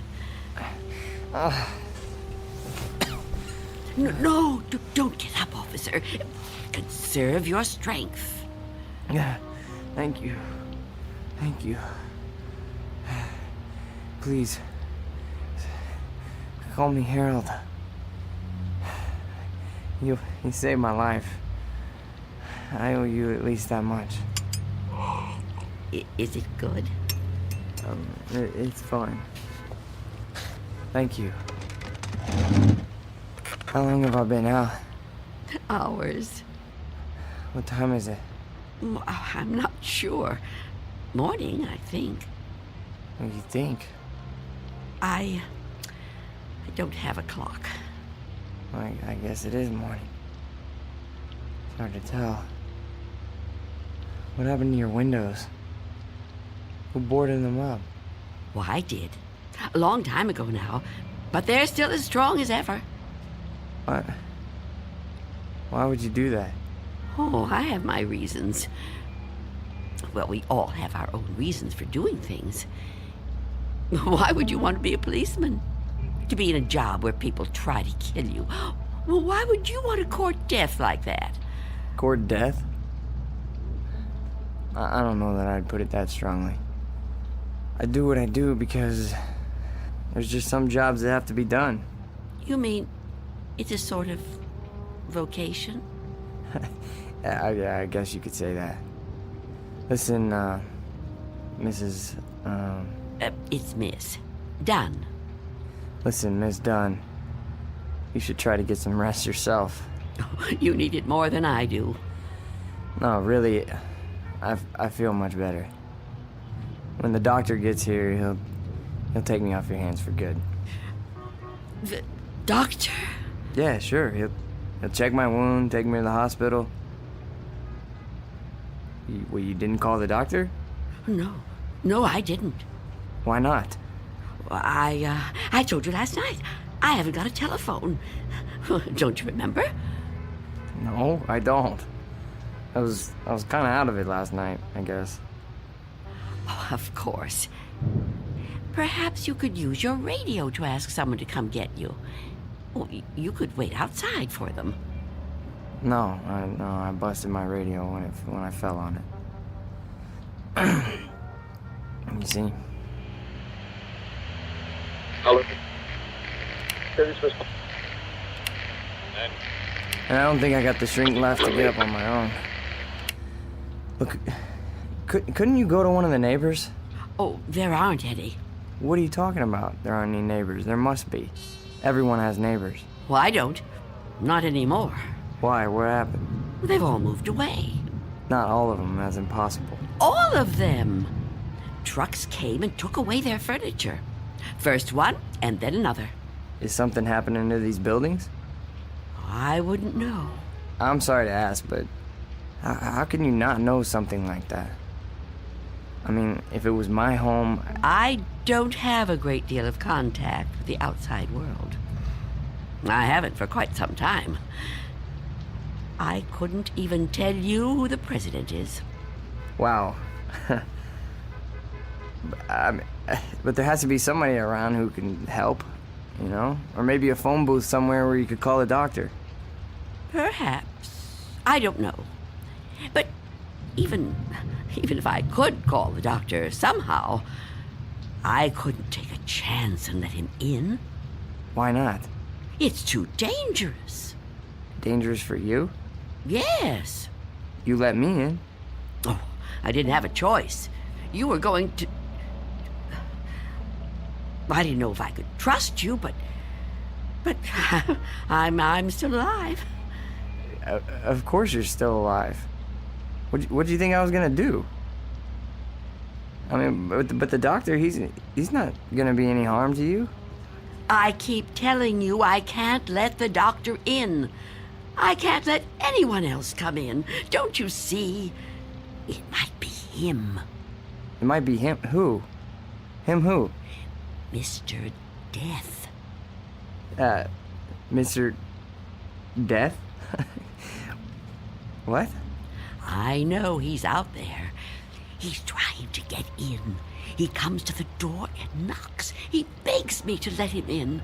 Last week, he said he was from the gas company. The gas company? Oh, he's clever. After that, he claimed to be a contractor hired by the city. He said this building was condemned, that I'd have to leave. But I knew who he was. I kept the door locked, refused to let him in. Eventually, he went away. Condemned, huh? I mean, that explains why there's no one else in the neighborhood. No, he knows I'm on to him. Yesterday, he said he was Mr. Fabian from the store. But all he really wanted was to come in. That's all he ever wants. Wait a second. No, it's no use. You wouldn't understand. I knew you wouldn't. How could you? I mean, wait. But I want to understand. I do. I mean, this man you're afraid of, you say he's Mr. Death. That's right. You don't mean just anybody, do you? You mean like Death, right? Death. That's right. So is this Mr. Death a person like you or me? I know it sounds crazy to someone like you, to anyone but me, but it's true. I know it's true. Okay, I understand what you're saying, but, I mean, people die all the time, all over the world. Now, how could one man be in all those places at once? I don't know. Don't ask me that. Maybe there's more than one of him. Maybe... I didn't mean to upset you. Please don't cry. I'm not gonna hurt you. I'm sorry. Okay? Can I have another cup of tea? Please? Of course. Tell me about Mr. Death. Your tea. Thanks. Please, Mr. Death. I would like to know about him. All right. At first, I couldn't be sure. It was a long time ago. Everything is. It's been so long since anything happened to me. But I was on a bus. There was an old woman sitting in front of me, knitting a scarf, I think. There was something about her face. I felt I knew her. Then a man got on the bus. He wasn't special in any way. Not short, not tall, not fat, just a man. I remember that there were empty seats, but he sat down right next to the old woman. He didn't say anything to her, but I felt that his being there upset her in some way. I couldn't understand why. He seemed like such a nice man. When the old woman dropped her ball of yarn, he bent down and picked it up, right in front of me. He held it up to her. I saw their fingers touch. He stood up and got out the next stop. I couldn't move. It was as if I knew what had happened. But I couldn't do anything. I was just so frightened. When the bus finally reached the end of the line, the driver came over to the woman. He thought she was asleep. But I knew she was... What, dead? Dead. And right then and there, I knew it was his touch that killed her. Okay, but you said it yourself. She was an old woman. Okay, just because this man touched her... Mr. Death. Just because he touched her hand, it doesn't mean he killed her. Maybe what you saw was just what it looked like. A man trying to be helpful. I mean, the real cause of her death might have been, I don't know, a heart failure or a stroke or something. I don't know. No, he killed her. Okay, I'm a cop. I've seen dead bodies. I've seen people that were killed by guns, knives, but never by a touch, okay? The man being there when she died, that's just a coincidence. But I've seen him since then, several times. I've seen him in crowds. I've watched for him. Every time someone I knew died, he was there. He, the same man, the one on the bus. No. Once he was a young soldier, then a salesman, a taxi driver.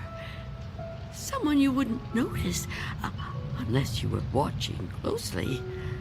But you could see him. Oh, yes. And I wondered why that should be. Why I could see him when no one else could. And then I knew. Why? It was because I was getting older. And my time was coming. I could see clearer than younger people like yourself. Now, do you understand? Oh, I know you don't believe me. That would be too much to ask of anyone. But Do you at least understand? Please, I have to know. All right. Maybe. Maybe, okay? But if there is some Mr. Death who's able to visit all the people in the world like Santa Claus... Don't mock me. I'm not meaning to mock you, okay? I would never do that. I swear. But if he's real... He is. If he's real, then I don't see what the problem is. You don't see what the problem is? Oh, you must be joking. No, I mean, if you know what he looks like, what have you got to be afraid of? If you're right, and you can see death, I'd say you're kind of fortunate. Fortunate? Sure, yeah. I mean, you'd be able to see him coming. You could just avoid him. Oh, didn't I tell you his face is always different? He's different sizes, different ages, different races. I couldn't be sure.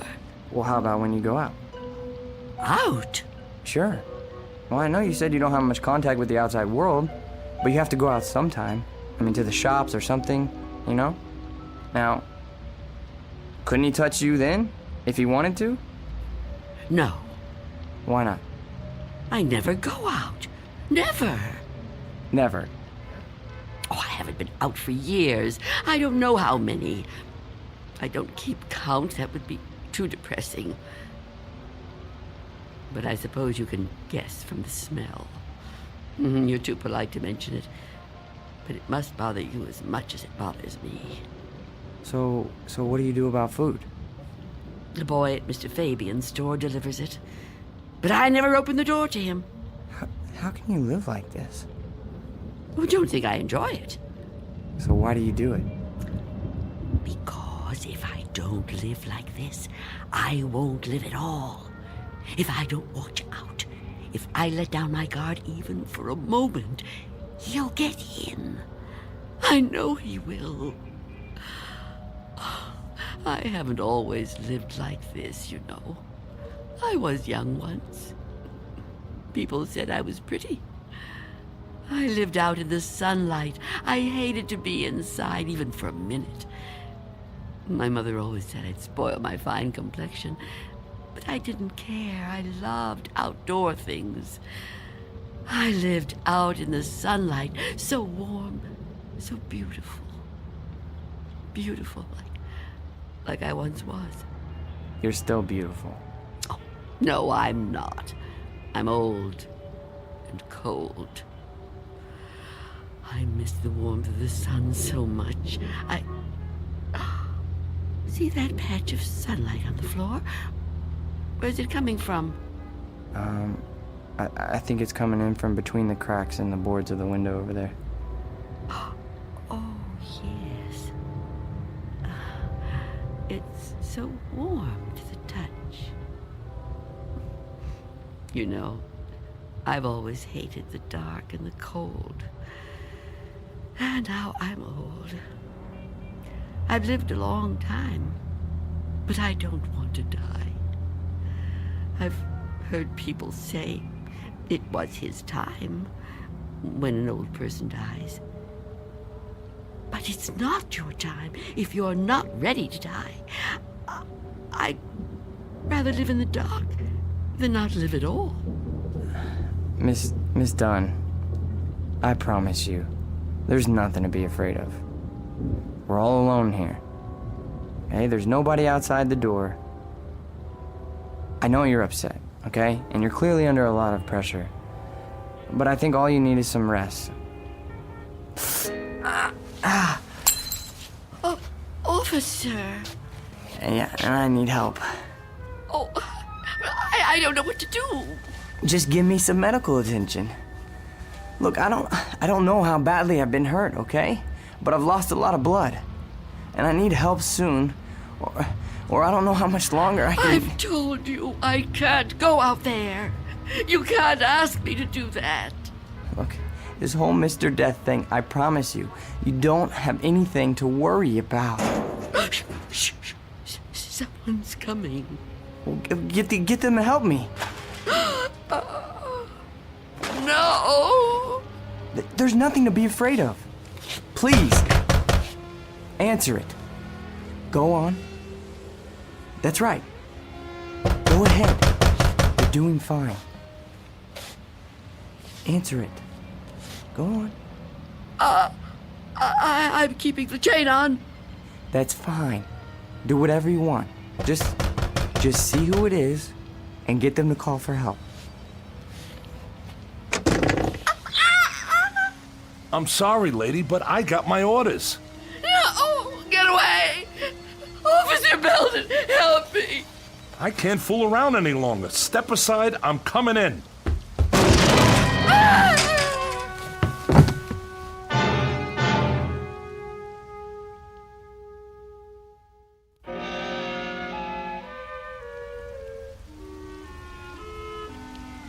Take my hand.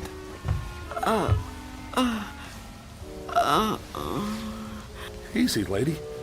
Just lie quiet there till you get your strength back. What? You gave me quite a scare there when you fainted like that. Sorry I pushed you when I put my shoulder to the door.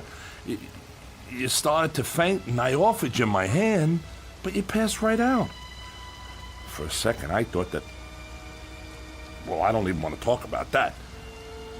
But I'm glad you're okay. And still I live. Huh? I told you I didn't mean to hurt you. It was an accident. You're not gonna sue, are you? What do you want with me?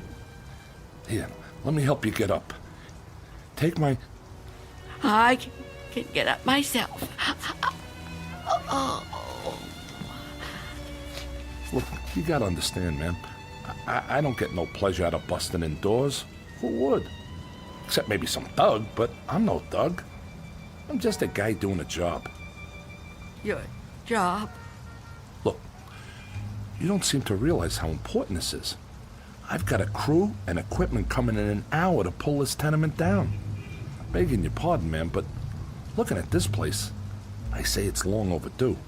Frankly, I'm kind of surprised it's still standing. And you're really not Mr. Death? Mr. Who? I don't know what you're talking about, ma'am. My name's Armstrong. Bud Armstrong. I don't know about any Mr. whatever you said. All I know is I got a contract to demolish this row of buildings. That's what I got to do. Everybody else moved out a long time ago. Until the other day, I thought this whole building was deserted. I seen them windows boarded up, and I figured you moved out when the rest of them did. Thank goodness I met that guy from the grocery store, that Mr. Fabian. Oh, Mr. Fabian. Then he was real, after all. Real? What are you talking about? I told him about my job down here, then he told me all about you, that he was worried about you. Told me he had a kid bring you your stuff. That was the first I knew about you, and it's darn lucky I found out. Well, you'd still be in here when the wrecking ball hits. Now, come on. We gotta get out of here. You want me to go outside? Sure. Didn't you just hear me? This place is coming down. You can't stay in here. You want me to leave here? You have to. I can't. It's Miss Dunn, right?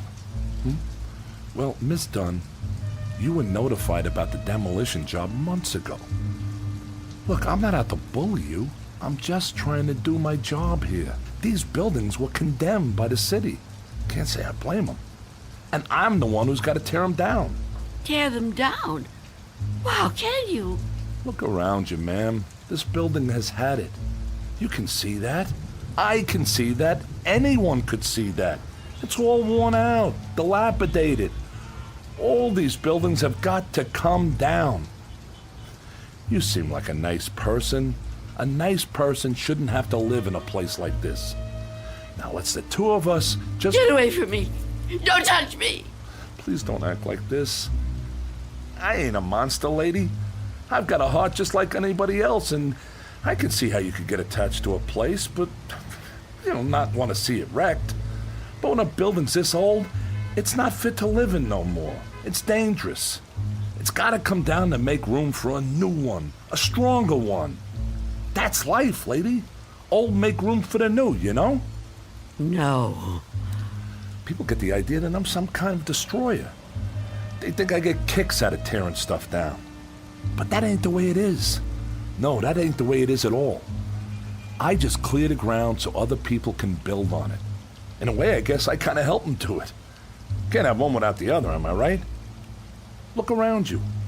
It's just the way things are, you know? Like when a big tree falls in the forest and a new one grows right out of the same ground. Old animals die and young ones take their places. It's just nature. That's how it is. Even people step aside when it's time. I won't. When I finally kick the bucket or when I get too old to contribute, my son-in-law will probably take over the... The door! What about it? Oh, yeah. Sorry about that. I didn't realize the chain was on when I put my shoulder to it. Door's okay, but the chain's out. You left the door open. Hey, there's no need to... Get out of my way!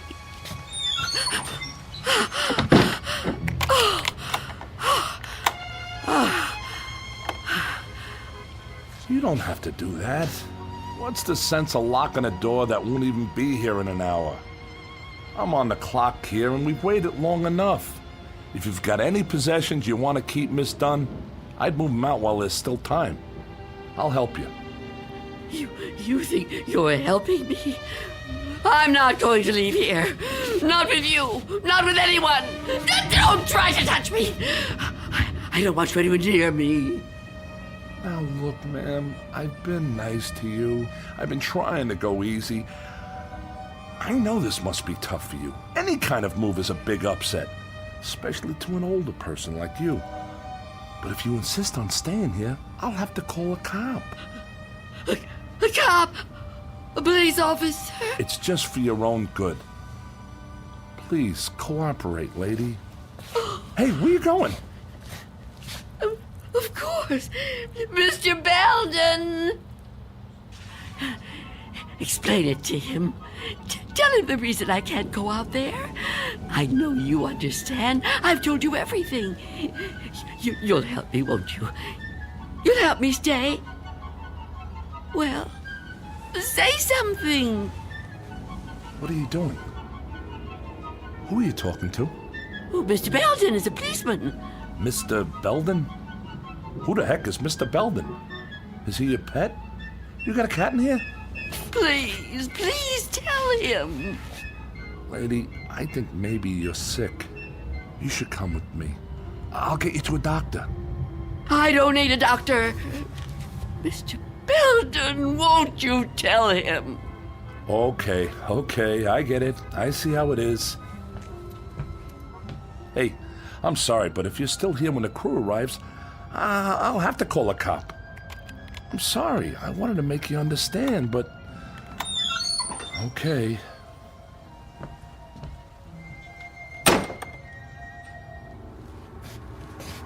What's the matter with you? Why didn't you say something? Why didn't you help me? I thought you understood. I thought you'd help me.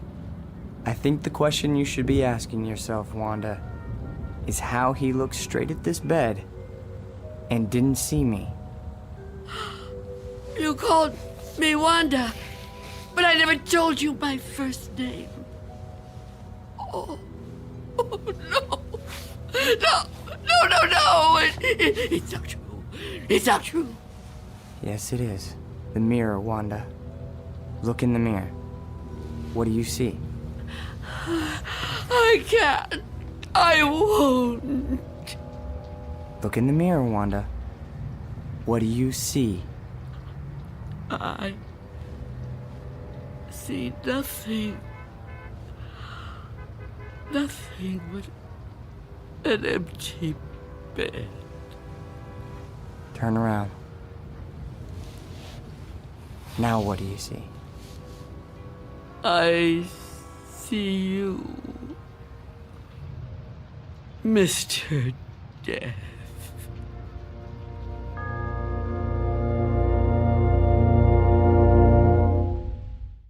We'll be back to the Twilight Zone in just a moment. And now, Act 3 of Nothing in the Dark, starring Marshall Allman. It was you. It was you all the time. Yes. It was me. Oh, don't get up. You're still... Oh, you're not hurt. No. No, I'm not. But you were shot. Those men? Did you see me get shot? No, but you were bleeding. Do you see any bloodstains now? No. And the men? Did you see them? You were never hurt, were you? I can't be hurt. You tricked me. Yes, Wanda. I tricked you. It was all an illusion. One I created just for you. If it helps, I'm sorry. I would have preferred to avoid it if I could. But why? Why did you do it? The moment I let you inside, you could have taken me any time. Yes, I could have. But you were nice. You made me trust you. But I had to make you understand, Wanda. You see me now, and you've seen me before. Many times before. Starting with that day on the bus. Oh, I was right. It was you. The old lady's name was Iris. I knew then that you were upset. Upset? I thought it was important that you got to know me. What I said to you before, it was true. What you said? And you thought I was a policeman. You asked me why I did what I did. And you said there were some jobs that had to be done. That's right. That it was a kind of vocation. Actually, Wanda, you said that. But I suppose you're right in a way. Now ask yourself, am I really so bad? Am I really so frightening? You've talked to me. You've confided in me. Have I tried to hurt you? Well, no, but... Do you really believe I would ever hurt you? You don't look like someone who would want to hurt me. You see? It isn't me you're afraid of, is it? You know me now. You understand me.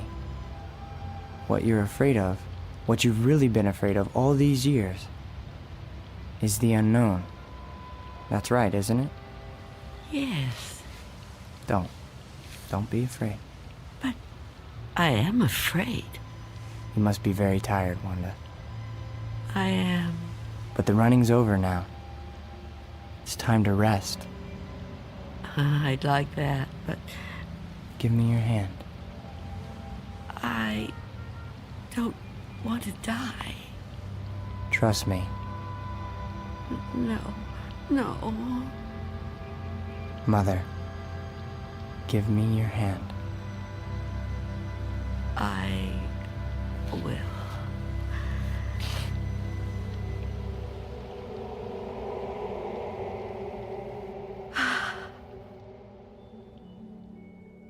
There. You see? See? See what? No shock, no engulfment, no loud thunder. What you feared would come like an explosion is like a whisper. What you thought was the end is the beginning. When will it happen? When will we go? Go? Yes. I'm ready now. Look over there, on the floor. What is there to... Oh. Now do you understand? It's me. It's you. My body. I look so calm. You see? We have already begun. Come with me. Yes. Please. I'd like to.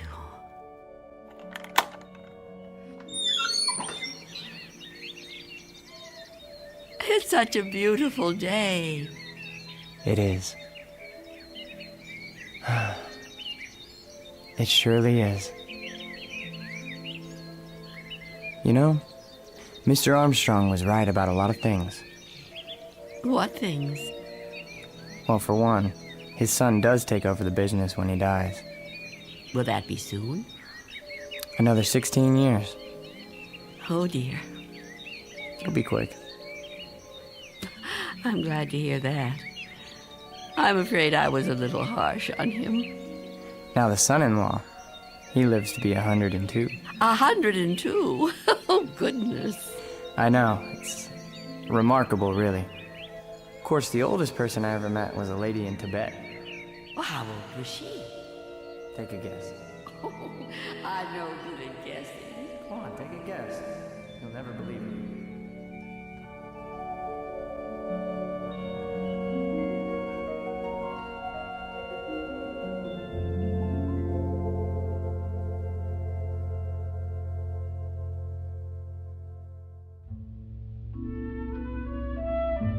There was an old woman who lived in a room, and like all of us, was frightened of the dark, but who discovered in the minute last fragment of her life that there was nothing in the dark that wasn't there when the lights were on.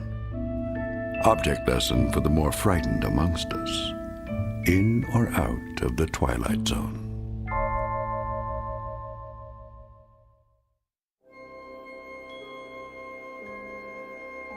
Hi, this is Carl Amari, producer of the Twilight Zone Radio Dramas. I'd like to take a moment to tell you about our official website at twilightzoneradio.com, where you'll get the latest news and information on these Twilight Zone radio dramas. Plus, at twilightzoneradio.com, you can digitally download 3 free episodes or any of our episodes for only $1.95 each. In this age of ever-changing technology, we've decided to make these episodes instantly available to you by making the Twilight Zone radio dramas a digital download-only series. This means that this series will no longer be offered on CD. The CD collections at our website are now being offered while supplies last at buy one, get one free. So be sure to get your favorites before they're sold out. Be sure to visit us often, and I'll see you in the zone.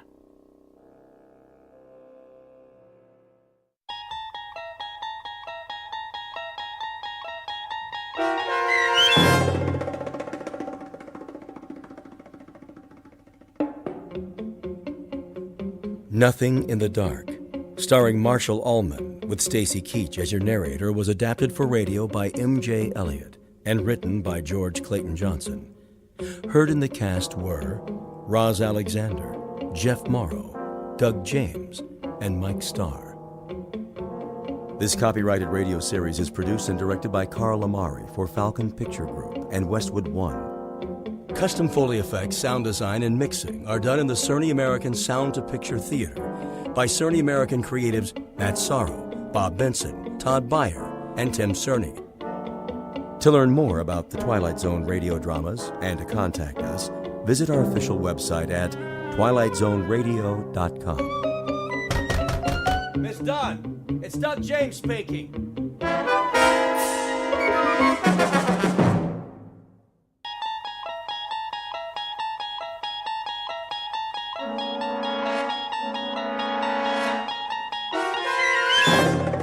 You unlock this door with the key of imagination. Beyond it is another dimension, a dimension of sound, a dimension of sight, a dimension of mind. You're moving into a land of both shadow and substance, of things and ideas. You've just crossed over into the Twilight Zone.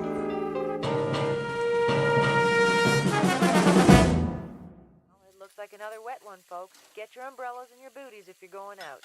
Possible thunderstorms over Margaret? 2 hours. Cloudy tomorrow with a 50% chance. Margaret? Yes, Miss Alva?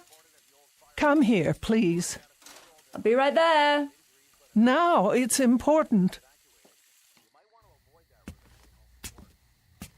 The dishes are all done. Do you need something? It's getting late. It's not that late, is it? We can play a game of cards if you like. A storm is coming. Is it? Well, that's what they said on the radio. A very serious one. The sky was clear this afternoon. Nevertheless, I think you should be getting home. Well, I'll just fix you a cup of tea then. I'd like to be in my bed. So early?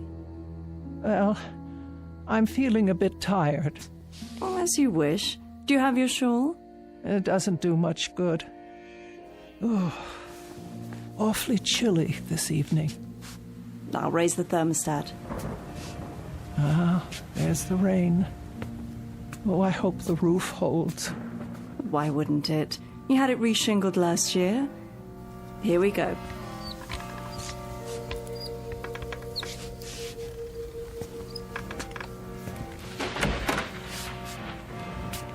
I'll turn the bed down for you.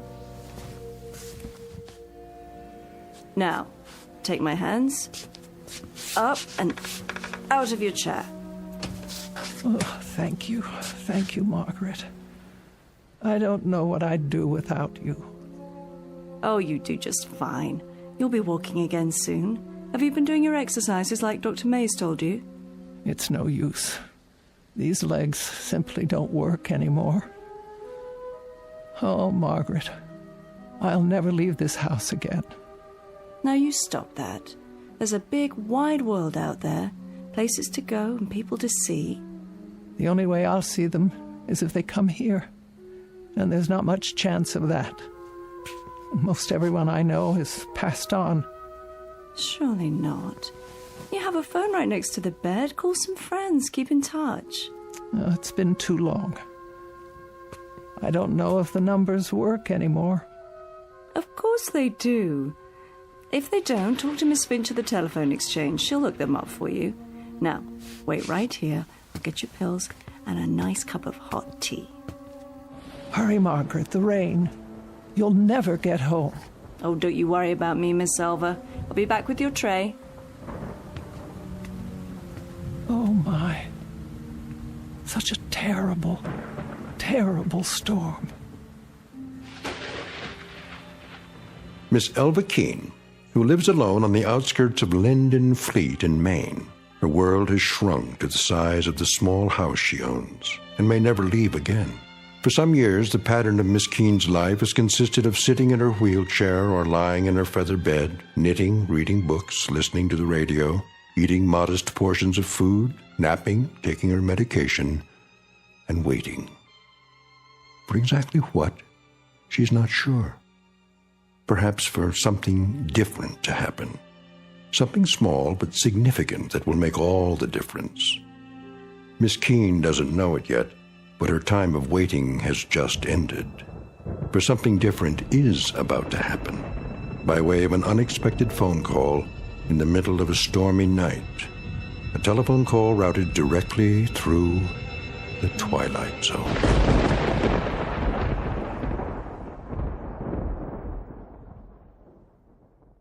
And now, The Twilight Zone and our story, Night Call, starring Mariette Hartley, with Stacy Keach as your narrator.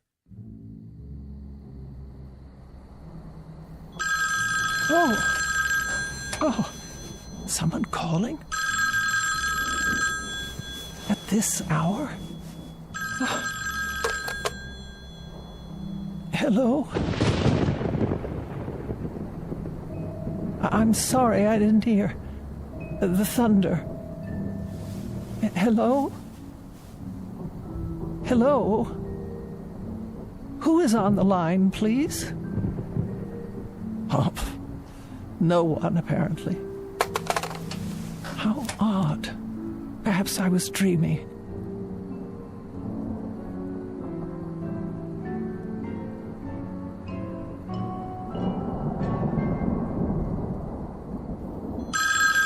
Oh, for the love of... Hello? Hello? I can't hear you. If you wish to speak to me, please say something, or I'll hang up. Hello?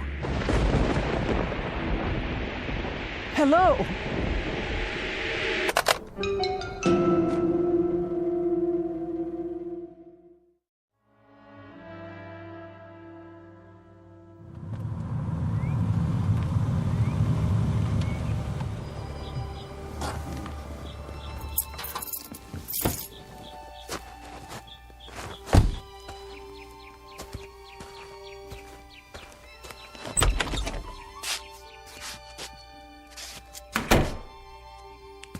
Hello?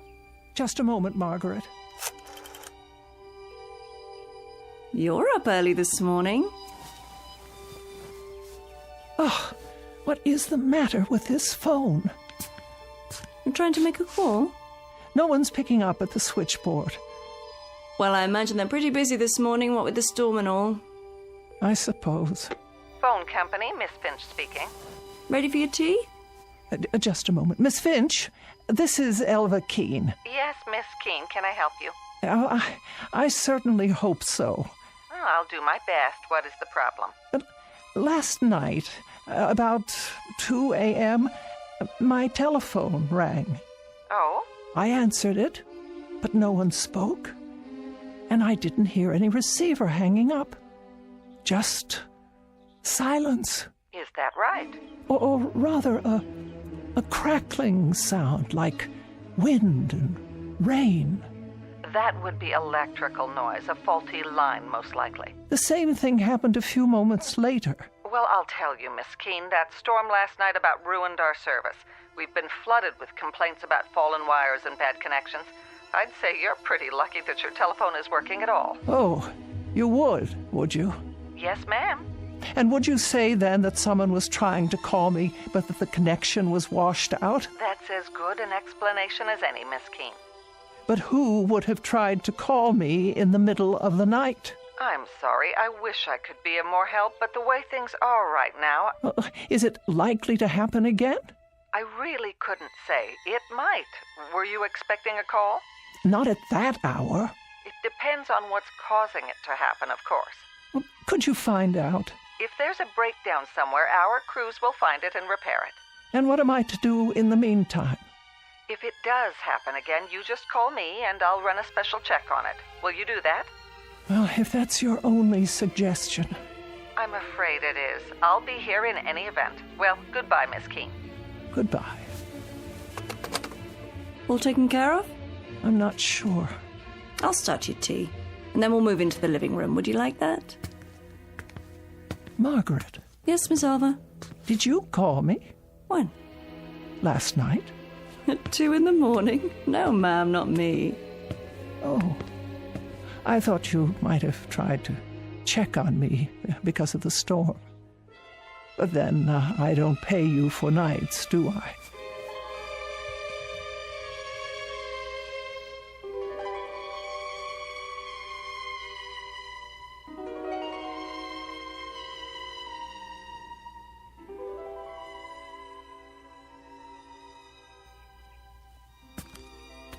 More tea? No, thank you. Have you taken your pill? Yes. Don't I always? Never missed one yet. The highlight of my morning. The mail should be here by now. Shall I check the box? Why don't you do that? With multiple injuries in the 5-car pileup, so take caution while driving in these slick conditions. The storms are still very strong in the north and northeast, while the rest of the city, the severe storms seem to have passed over. Several areas were still without power last night due to fallen wires. Workmen restored electrical service shortly before dawn.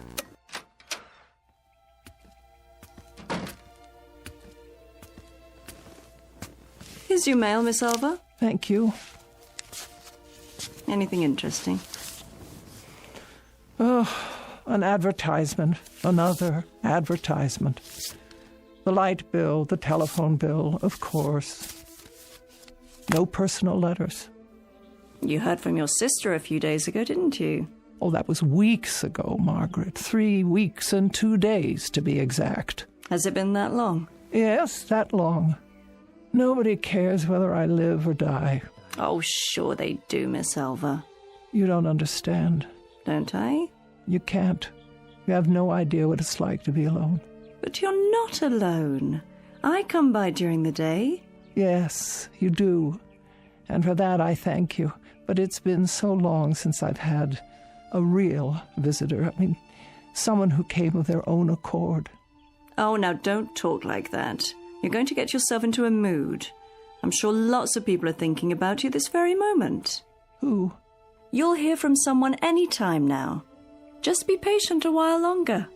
Wouldn't you like to work on your knitting? All right. Can I get you anything else? Not just now. Well, start thinking about what you want to eat tonight. I'll make a list and go to the store later. For now, I better get the dishes washed.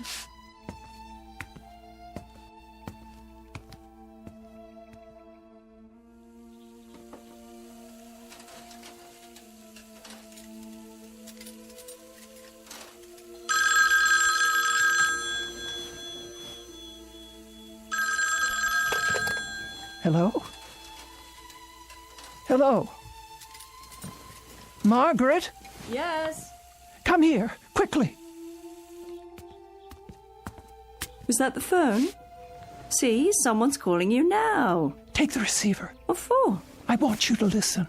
If you like. Well? There's no one on the line, Miss Elva. Just listen. See if you can hear whether anyone's there. There's nothing. But you heard it ring, didn't you? Yes. Tell me if someone hangs up. Not a thing. The line's dead. Wait. What's the matter? Oh, well, it doesn't matter. I'll call Miss Finch and have them check on it. You really think that's necessary? Yes, I think it's necessary. Am I to suffer calls like that at all hours of the day and night? Calls like what? There was no call. Then why did it ring? It was a mistake, that's all. How could it be a mistake? Someone must have dialed my number. Not if it's a malfunction. Something's wrong with the equipment. I'm sure they'll... What are you doing? Reporting it. Phone company, Miss Finch speaking. Hello, Miss Finch. I thought you should know. I've received another one of those calls.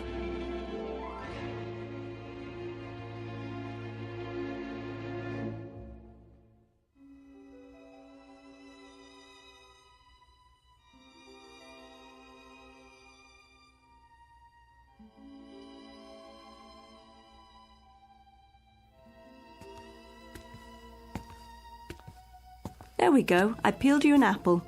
And here are 2 of your favorite cookies to go with your tea. Can you think of anything else? No, I'm sure that will do. All comfy?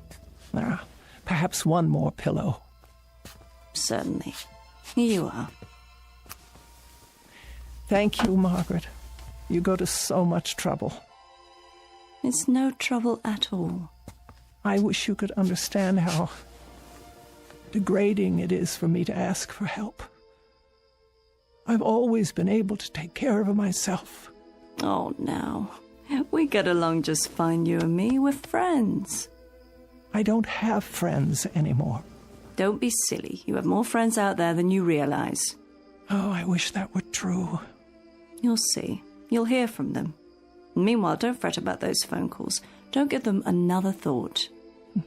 I'll try not to. It was the storm, I'm sure of it. Perhaps you're right. Whatever the trouble was, the repairman have fixed it by now. But just to be sure, why don't you keep the receiver off the hook and then you won't be bothered? Oh, that's a good suggestion. You know, I have an extra television set, a portable. I could bring it over if you like. No need. There's hardly any reception out here. There is if you put up an antenna or connect with the cable system. That costs money. Besides, there's nothing I care to see. Suit yourself. But if you change your mind, let me know. You should be getting home. It is getting late. Let's see. You have your pills, your knitting. Would you like a book? I'll be going right to sleep. Good night then, Miss Keene. See you in the morning. Yes, in the morning.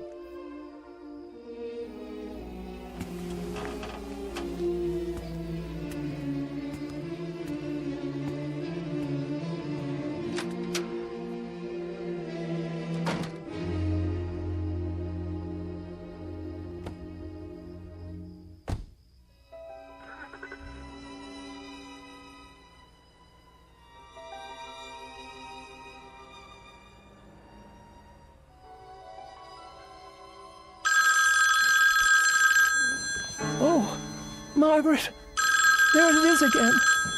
What should I do?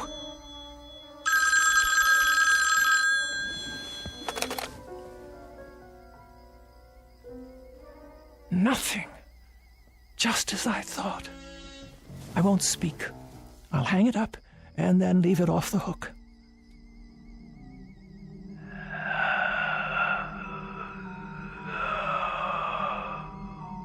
Yes. Who's there? Who is it?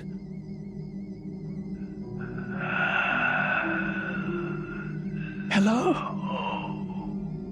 What is making this sound? Is anybody there?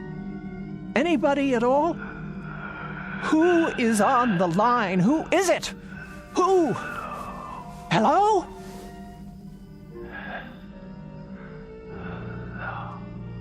What is that? Please, please leave me alone.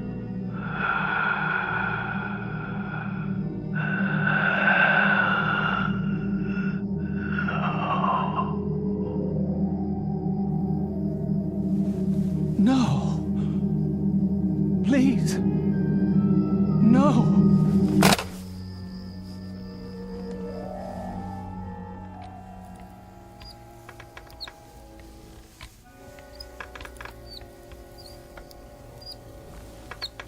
Here we are, your favorite spot in the living room. Not today, please. Well, where then, Miss Elva? Away from the window. If you're going to knit, you'll need the light. I don't care to knit just now. Very well. And close the curtains. Close them? I just opened them. That's the way I want it. But look what a lovely day it is. With the curtains drawn, there'll be hardly enough light for anything. Please do as I say, Margaret. I'm not feeling well. Why? What's wrong? My nerves. I hardly slept last night. You didn't? Not a wink. Why on earth? What happened? Do I have to tell you? No, not the telephone. Yes, at all hours, over and over again. You're sure? Indeed, I am. The sound is so loud in this house, it hurts my ears. Well, we can't have that. And this time, he spoke to me. He didn't. Margaret, I simply can't bear it. Shush, dear, don't you worry. We'll do something about that right now. Call Miss Finch and clear it up. She won't listen. Of course she will. She doesn't take me at all seriously. Well then, I'll have a word with her. We can't have you going without your sleep.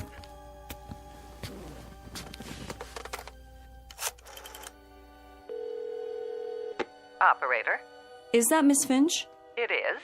This is Margaret Phillips, Miss Keene's private nurse. Oh, yes. How are you? I'm fine, but Miss Keene isn't doing so well. Oh, sorry to hear that. Why haven't you fixed her line yet? I've told her we'll repair it as soon as... It's gone beyond that. Now someone is speaking to her. She can't sleep at all. If Miss Keene's health should be disturbed any further, the phone company will be held responsible. Now, just a minute. Give me the phone. Here she is now. She'll tell you herself. Miss Finch. Yes, Miss Keene. There's a voice on the phone. A voice? It says one word over and over. Hello. It doesn't sound normal. It sounds distorted. Are you sure it's a voice? What else could it be? Well, static on the line sometimes. It was someone, I tell you. The same someone who kept listening to me say hello over and over again without answering back. The same one who made those horrible noises. What kind of noise? I don't know. That's why I'm calling you. It must stop immediately. A voice, you say? Was it a man or a woman? I couldn't be sure. So you have no idea? I tell you, there is no way of knowing. It could be either. And you're positive it wasn't someone on your party line? Oh, don't you think I know the people on my party line? Of course, Miss Keene, of course. Well, I'll have a man come out as soon as possible. The crews are still pretty busy, what with the damaged lines and all from the storm, but I'll tell them to put a rush on it. And what am I to do if this person calls again? Hang up, Miss Keene. But whoever it is will only call back. And then I have to answer to stop the ringing. That's my best advice. It's either that or disconnect the line. No, you can't do that. What if there were an emergency? I have no way to call out. That's true. Then there isn't much choice. I suggest you talk to them. Try to find out more, get a name if you can. Do that and we'll have something to go on. We'll take immediate action, I promise you. But I don't wish to speak to them at all. Then I'm afraid there's nothing we can do. So you won't help me? We can't. It could be absolutely anyone. There's no way to know. I see. Then, good day to you. What did she say? Not a word of help. It's obvious she doesn't believe me. Oh, I'm sure that's not true. As far as she's concerned, I'm just a nervous old biddy falling prey to my imagination. But she didn't actually say... Well, she'll find out differently. You all will, if it's not too late by then.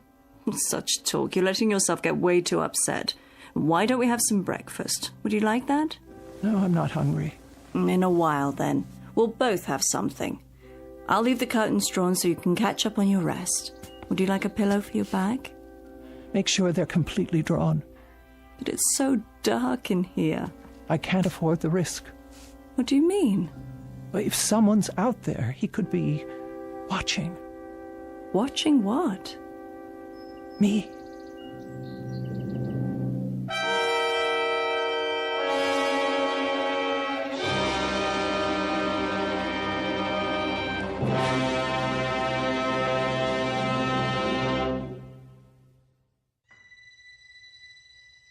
Oh, nothing tastes right today, not even tea. It's not your fault. I'm feeling so out of sorts. Margaret? Margaret? That's all right. Stay where you are. You're entitled to a nap, too.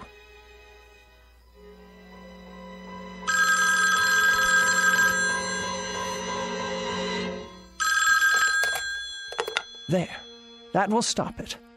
I won't put it to my ear. I won't. But if I don't take the call, I'll never know who it is. Oh. All right, I'll leave it on the hook.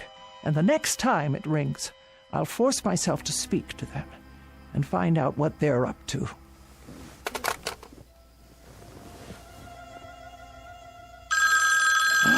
Oh.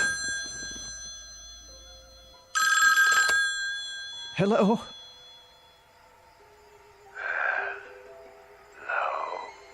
Who is this? Who's calling, please? Hello. Who's calling? I've had quite enough. Stop this at once. Hello. Why do you keep saying that? Can't you hear me?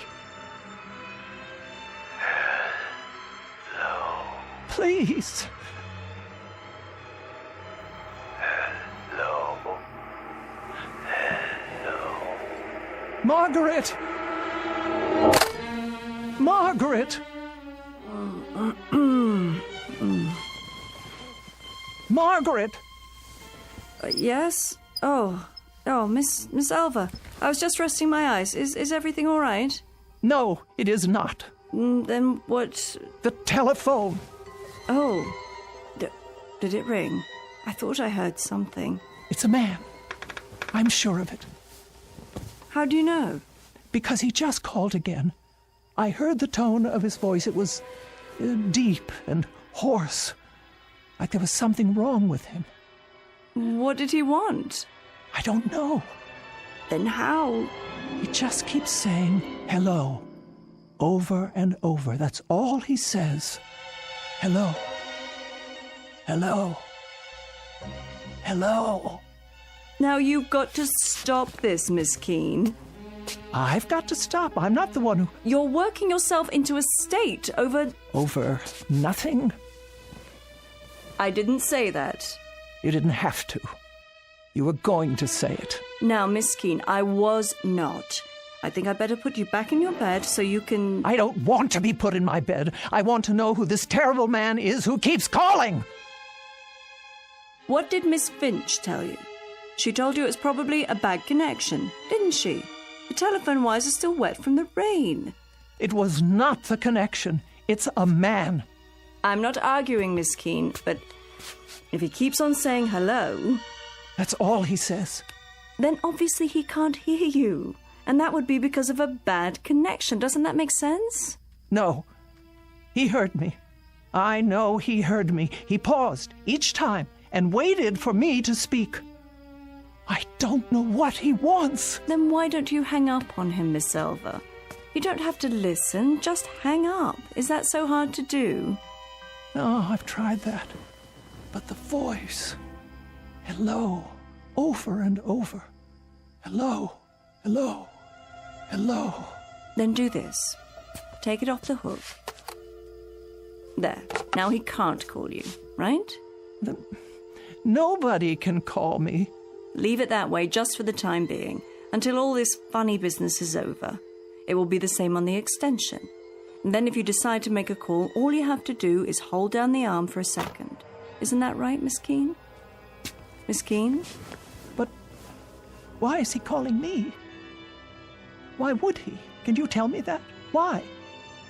He wants something from me, but I can't imagine what it is.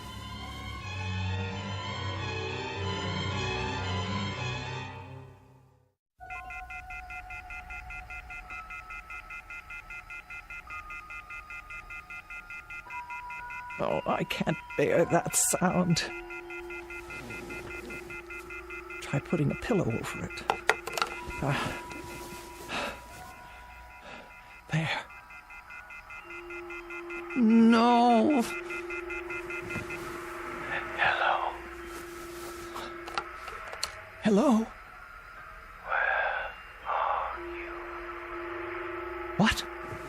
I want to talk to you. No. Where are you?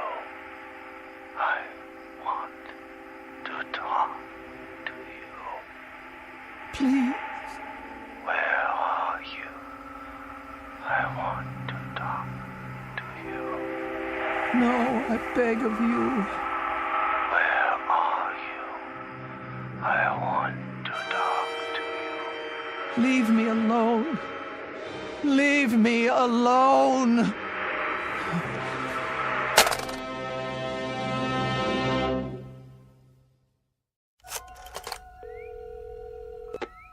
Phone company. Miss Finch, the problem is getting worse. Oh, hello, Miss Keene. I tell you I won't have it. Have you tried leaving it off the hook? No, it doesn't do any good. He just waits for me to hang up so he can call back. I left the receiver off last night, but I can't do it anymore. Even when I bury it under a pillow, the noise keeps me awake. I haven't had any sleep in 24 hours. Then perhaps, Miss Keene, we should disconnect it after all. No, I am an invalid, Miss Finch. I must have telephone service in case of emergency.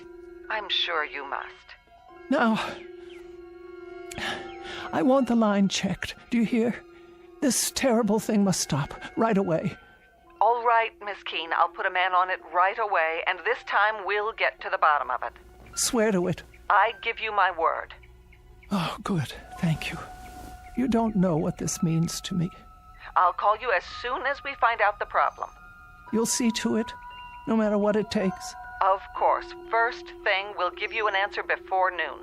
Thank you. Don't you worry now. Oh, bless you. That's what we're here for.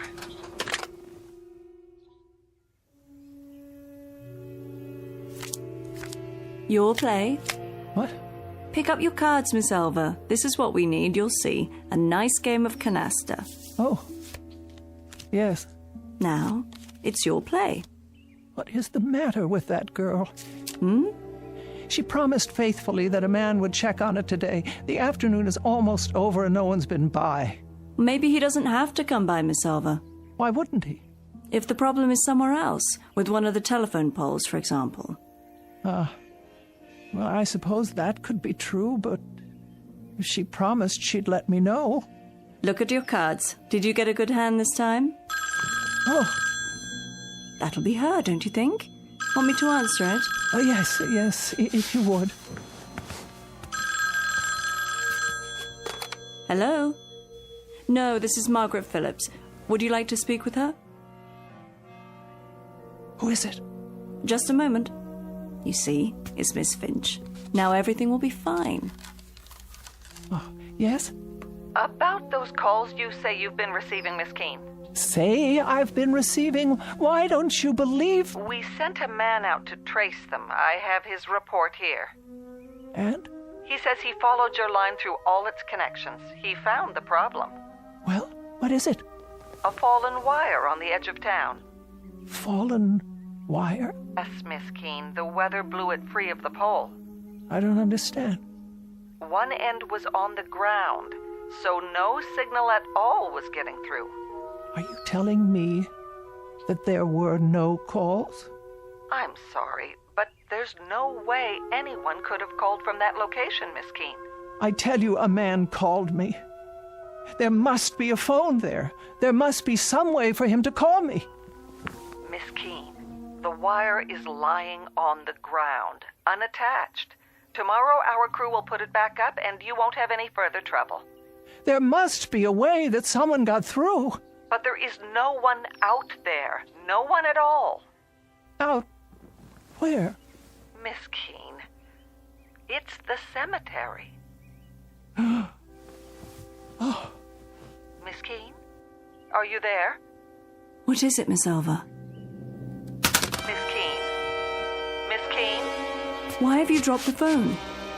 Will you tell me what's wrong? Miss Keene, for heaven's sake, what is it?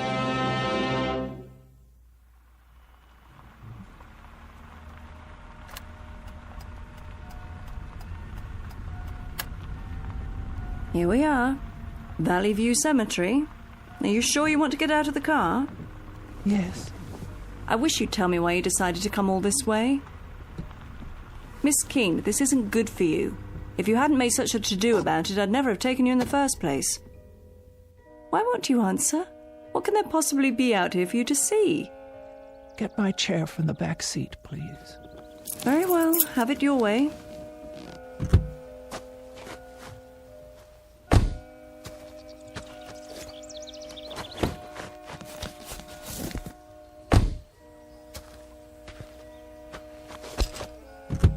Careful.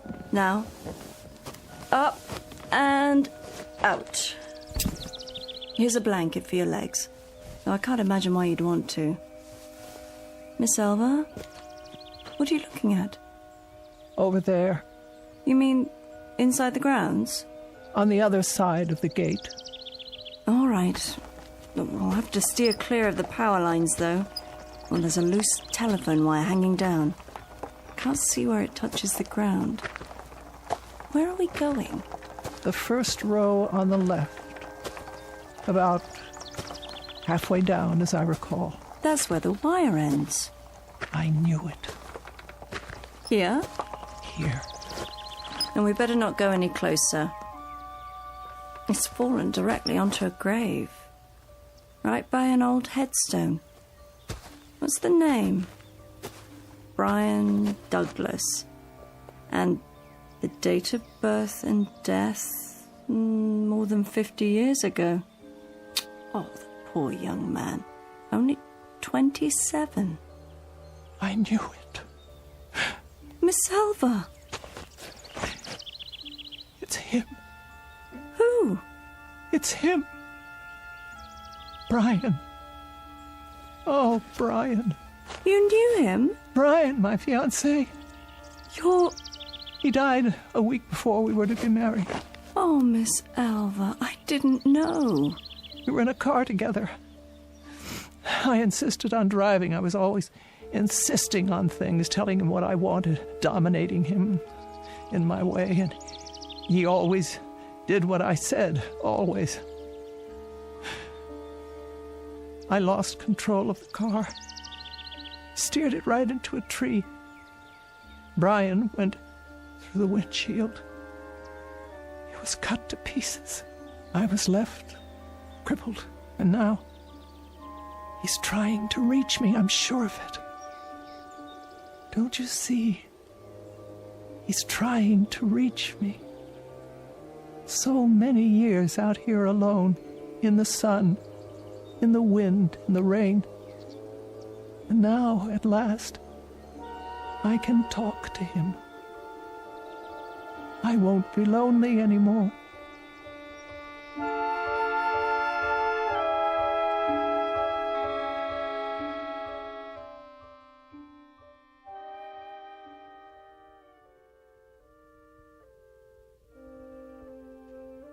Would you like more covers on the bed? No, Margaret, I'm perfectly fine. I can plump up your pillows for you. It's not necessary. I can't leave you like this. I'll be all right. Good night. But... Good night, Margaret. You call me if you need me now. I will. I'll be home all night. Yes, yes, Margaret. Good night. You sleep well.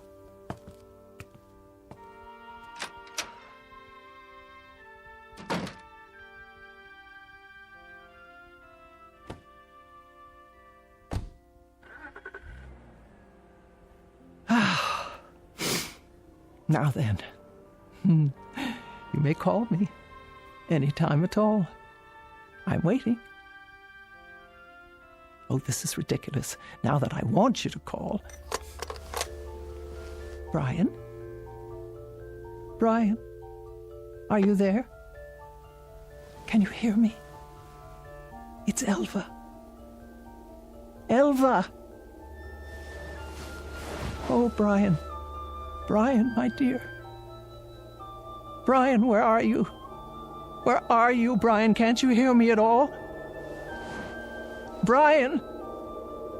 Are you there, Brian? If you are, please speak. It's Elva. Elva! You can speak to me now. I didn't know it was you. I thought... Brian, please, I know you're there. It's Elva. Talk to me, Brian, please. I beg you. You said leave you alone. No, but I didn't mean... I always do what you say. Oh, God, but I didn't mean... Brian, I didn't mean that. Not this time. I didn't understand. I only meant... Oh, Brian. Brian, speak to me. No, Brian, don't go. Don't leave me here. I didn't know it was you. I didn't understand. I tell you, there were so many things I didn't understand. I didn't mean to say. Brian, please. Please. Oh, please. No. Oh. According to the Bible, God created heaven and earth. But it is every man's prerogative and every woman's to create their own particular and private hell. Case in point, Miss Elva Keene, who in every sense has made her own bed, and now must lie in it. Sadder but wiser, by dint of a rather painful lesson in responsibility, transmitted from the Twilight Zone.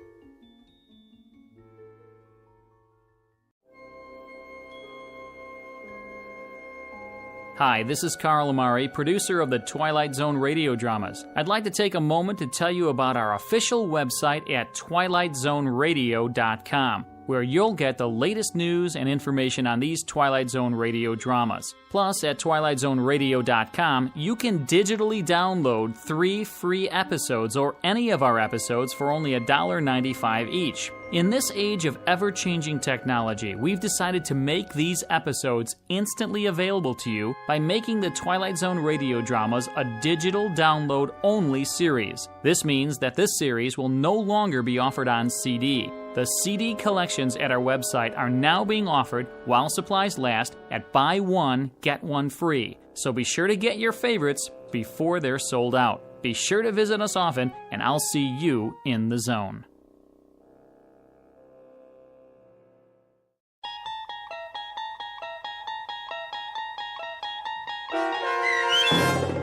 Night Call, starring Marriott Hartley, with Stacy Keach as your narrator, was adapted for radio by Dennis Etchison and written for The Twilight Zone by Richard Matheson.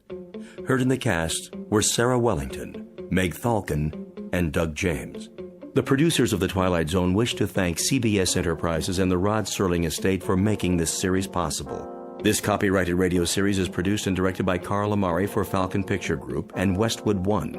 Sound design and custom Foley effects for The Twilight Zone by Cerny American creatives Bob Benson, Greg Lee, Michael Slaybach, and Matt Sorrow. To learn more about the Twilight Zone radio dramas and to contact us, visit our official website at twilightzoneradio.com. Doug James speaking.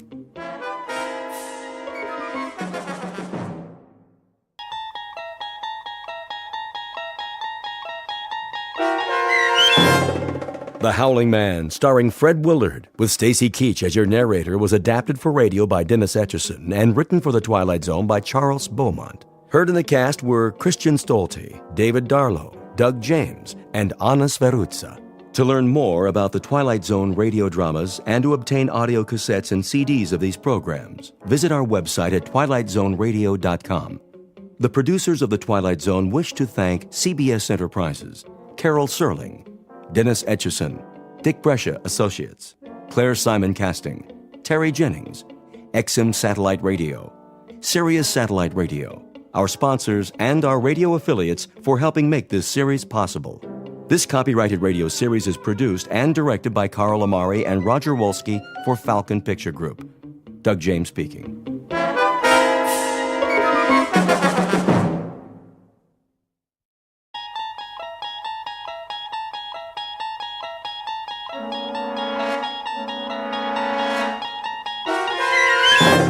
You're traveling through another dimension. A dimension not only of sight and sound, but of mind. A journey into a wondrous land whose boundaries are those of imagination. Your next stop, the Twilight Zone.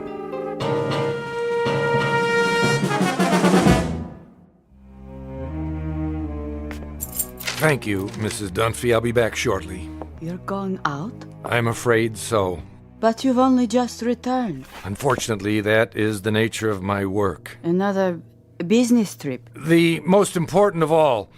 But first, there are arrangements to be made. I've prepared your afternoon meal. I'm sure it will keep. Can you not make these arrangements by telephone? No. Some things can't be left to chance. In the meanwhile, follow my instructions precisely, to the letter. Mrs. Dunphy, do I make myself clear? I believe so. You believe so? Then let me make it absolutely clear. Sit down for a moment. But if you're on your way... It's necessary that you understand. And the only way to be sure is to tell you how it began. Please. If you wish, sir. I must warn you, it's an incredible story. I, of all people, know that. So incredible that you won't believe me at first. But I'm going to tell you everything. Then you will believe. Because you must. You must believe. Do you know Central Europe? Europe? Only as a child, sir. It started there many years ago, after the First World War. I was on a walking tour of France, Belgium, and Germany. I decided to travel alone with only a small pack. The confidence of youth. Germany was magical then, a place of valleys and mountains and swift, dark rivers. There was nowhere else like it, a fertile land where everything grew tall and straight out of the earth. I was struck by the richness of the soil, the verdancy of the hills. Stepping across the border from Belgium, where the mustachioed guards saluted like tin soldiers, I entered a different world.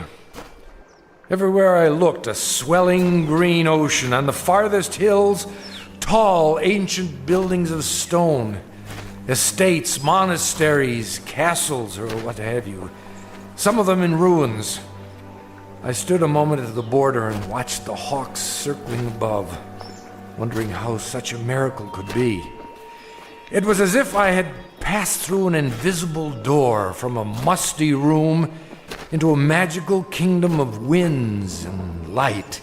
But so much can change in an afternoon. By nightfall, clouds filled the sky and the storm moved in to darken the landscape. The nearest village was miles away.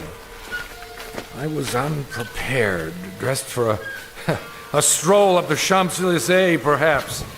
In minutes, I was drenched and chilled to the bone.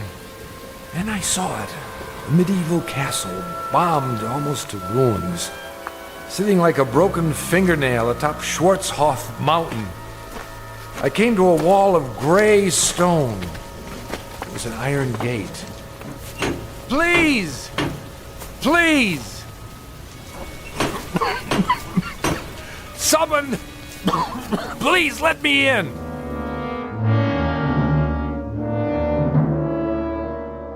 A story told years ago by a man who recalled it from his youth. Fortunately, or perhaps unfortunately, he was never able to put it out of his mind. It begins with a wayfaring traveler. His name is David Ellington, scholar, seeker of truth, and to his dismay, a finder of truth. A man approaching exhaustion, who will confront a problem that has haunted the world since the beginning of time. A man who knocks on a gate seeking sanctuary, and instead finds that he has just crossed an unmarked border into the far edges of the Twilight Zone.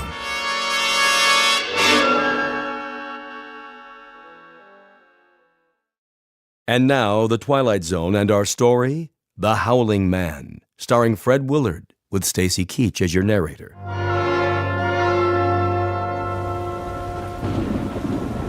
I found a rope by the gate and pulled it. Please! Someone!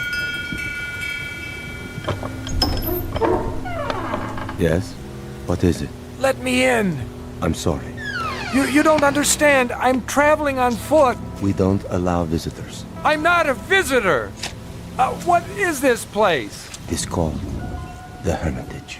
And I'm a stranger caught in the storm. Your robe, the cross around your neck. You're a man of God. I'm lost. Don't you understand? Lost. Very well. Follow me. Thank you, brother. You're ill. I'll be all right. Once I dry out. This way. What are these rooms? A barred window in each door. They look like, well, cells. All are empty now. I see, but what were they? Wait here. What for? I'll speak to Brother Jerome. Who?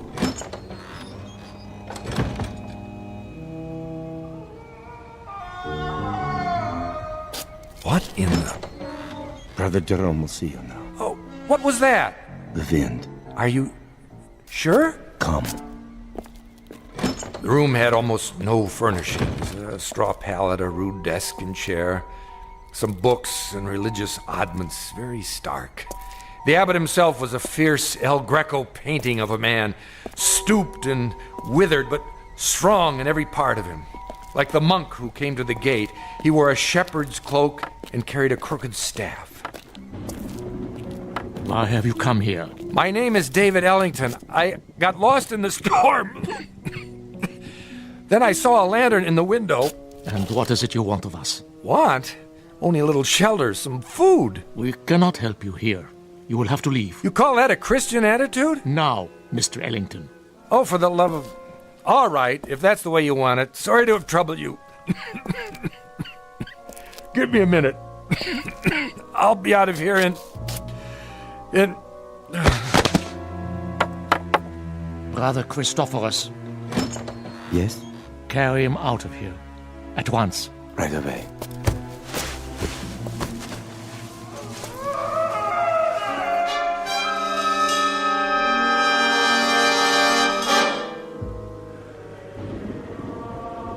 I don't know how long I remained unconscious. When I came to, I was in a primitive cubicle, one of the cells.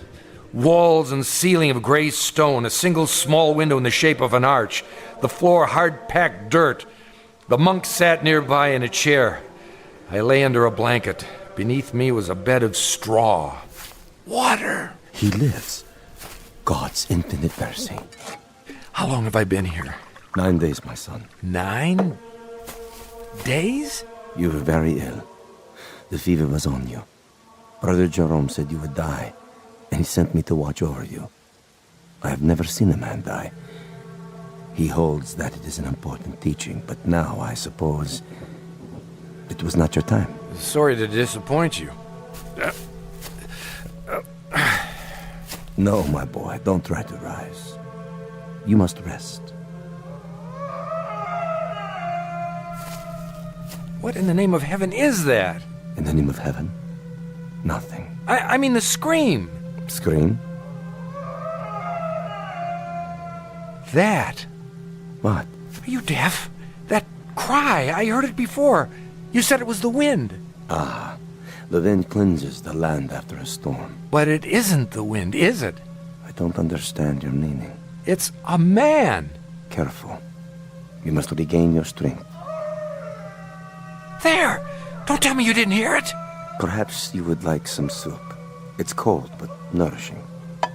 What I would like, brother, is to leave this place. I'm afraid that's impossible. What do you mean?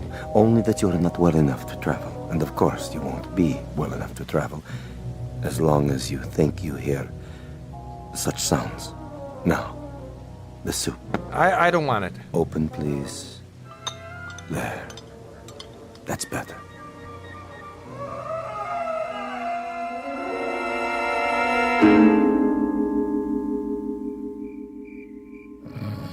Over the next few hours, my strength did return, or at least some of it.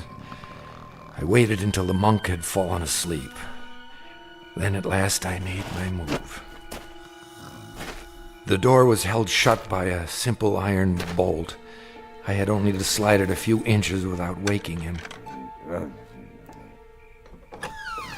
was almost free, but I could not remember which way we had come. When I turned into another corridor, I realized I was lost. It was a maze of dark passages and doors. Here, a part of the ruined ceiling was broken away, and I saw that the moon had risen. In the naked light of the moon, I saw one door different somehow from the others. At first, I was not sure why. Then I realized that in place of a bolt, it was held shut by a piece of wood, a mere stick, crooked and curved, like the peculiar staffs carried by the monk and the abbot, only in miniature, no greater in length than my forearm. On this door, in this door alone, a small wooden staff replaced the iron bolt. How odd! I looked through the opening in the door. Inside, a filthy, shadowed hovel. No table or chair, no straw for a bed. It appeared to be empty. What?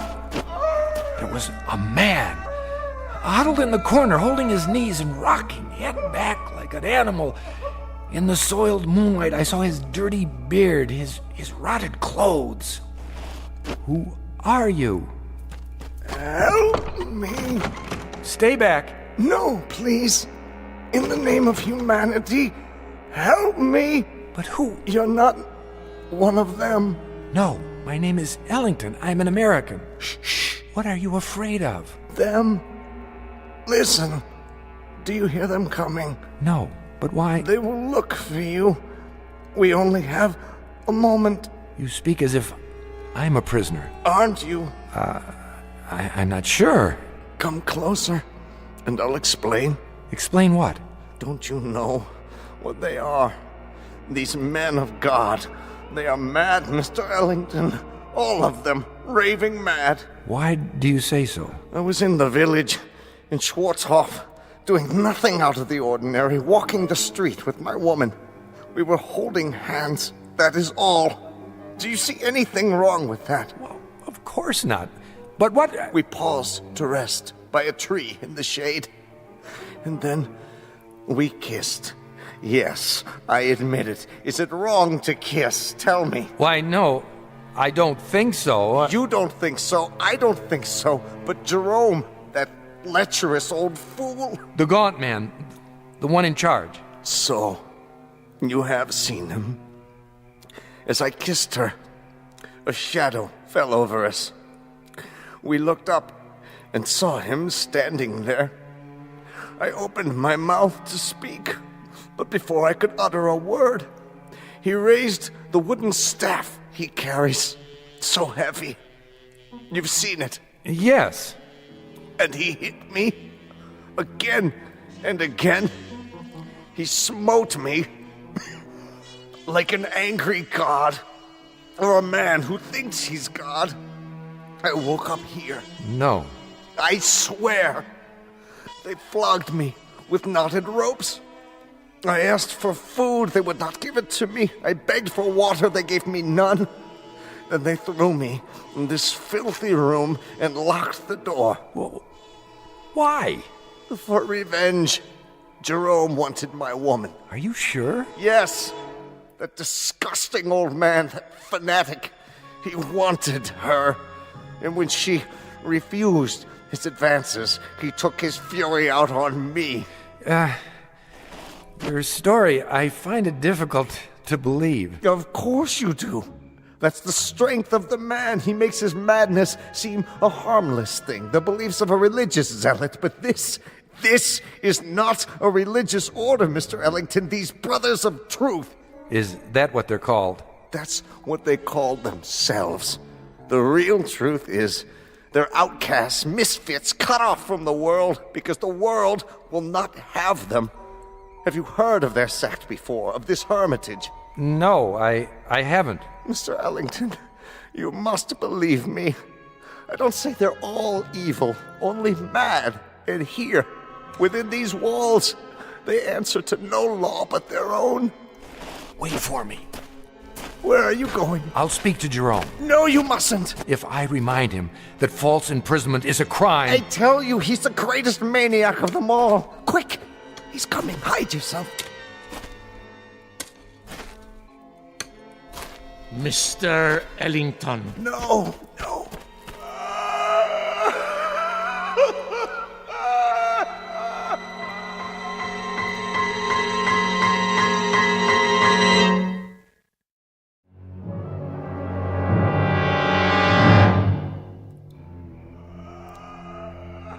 Brother Jerome?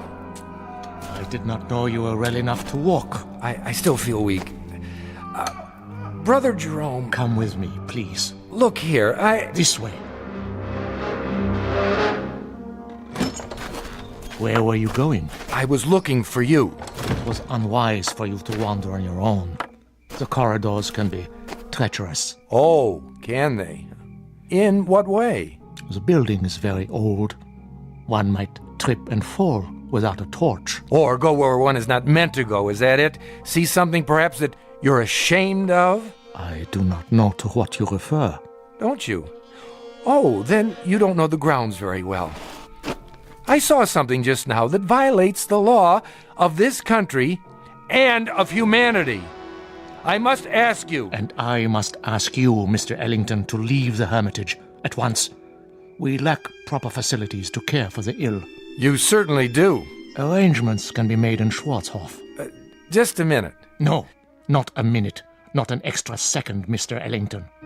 Now. I thought you were concerned about my health. I am. But now you want me gone regardless. Why? I have explained that. You've explained nothing. Based on what I've seen, I question your motives. I question your entire operation here. You are making assumptions. I certainly am. Now, look, no one invited me to come here. I realize that. I arrived unexpectedly, and you're not prepared for visitors. But I had no choice. And there is no excuse for your behavior. I suppose it was only a matter of time before you brought out the knotted ropes so that you could flail me or whatever it is you do for amusement. My son. I'm not your son. There are many things you don't understand. That's right, I don't. So begin with this one. Tell me, why are you in such a hurry for me to leave? What more are you afraid I'll find out? More? Besides the man you've got locked up in that cell. What man is that, Mr. Ellington? The one we just left. The one who's been screaming his head off. I am not sure what you're talking about. That's it, isn't it, brother? Or is he only one of many? Well, it isn't a secret anymore. I know. And what do you think you know?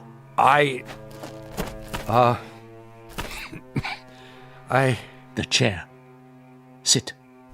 You are still weak. Brother Jerome, I know very little about this cult of yours, what's permitted within these walls, but I doubt very seriously that you can imprison a man against his will. That is quite true.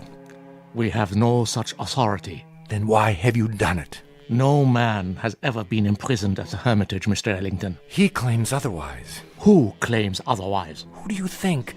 The man in the cell at the end of the corridor. There is no man in the cell at the end of the corridor. I was talking with him. You were talking with no man. And you think I'm hallucinating?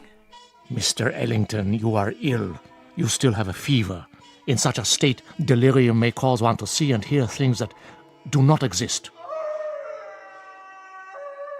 Do you mean to tell me you don't hear that? Hear what? Look at me. Dreams can seem very real. And honest men make unconvincing liars. The brother who's been caring for me. Brother Christophorus? Yes. He has a way of looking at the floor when he tells me I'm imagining things. You look at me, but your voice loses its command. More imaginings. I don't know why, but you're both very intent on keeping me away from the truth. What do you know of the truth? Which is not only poor Christianity, Brother Jerome, it's poor psychology, because now I'm very curious indeed. Curiosity is a dangerous thing. Oh, I was taught it's a sign of intelligence. There are some things best left alone. Like sleeping dogs, a nest of snakes. I'll uncover the facts eventually, you know. Meaning what? Just what I say. I imagine the local police will be interested to learn that you're keeping a man locked up here. I tell you, there is no man. All right, let's forget it. I'll deal with it in my own way. And what way is that? However I see fit. It's no concern of yours now. Oh, and I apologize for not dying. Maybe some other time, brother. Mr. Ellington. A last word? Bon voyage? Don't bother yourself. I'll make it to the village with no further delay, I assure you. Mr. Ellington, the prisoner in the cell, it's a delicate matter. Ah! So you admit it? A terrible thing.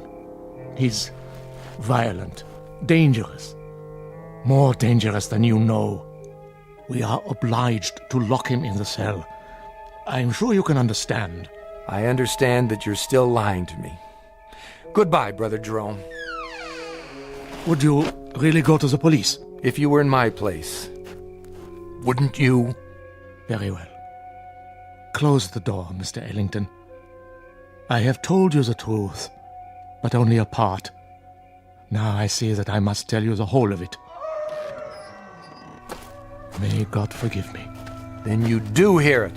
As I have heard it every hour of every day, for 5 long years. Why did you lie? I didn't. Oh, but I think you did. And now the skies darken. The storm returns. I should have known. When I told you that no man screamed in the abbey, I spoke the truth. It is not a man, you see, Mr. Ellington.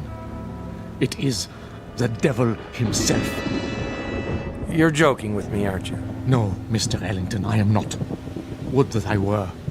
It would be so much easier. But the prisoner in the cell, our only prisoner, is in fact Satan. Oh, come now. Otherwise known as the fallen angel, Ahriman, Asmodeus, Belial, Diabolus, the devil made manifest. You asked for the truth. Now you have it. Do you believe? What? Oh, sure. Now it is you who are lying, Mr. Ellington. You don't believe me at all.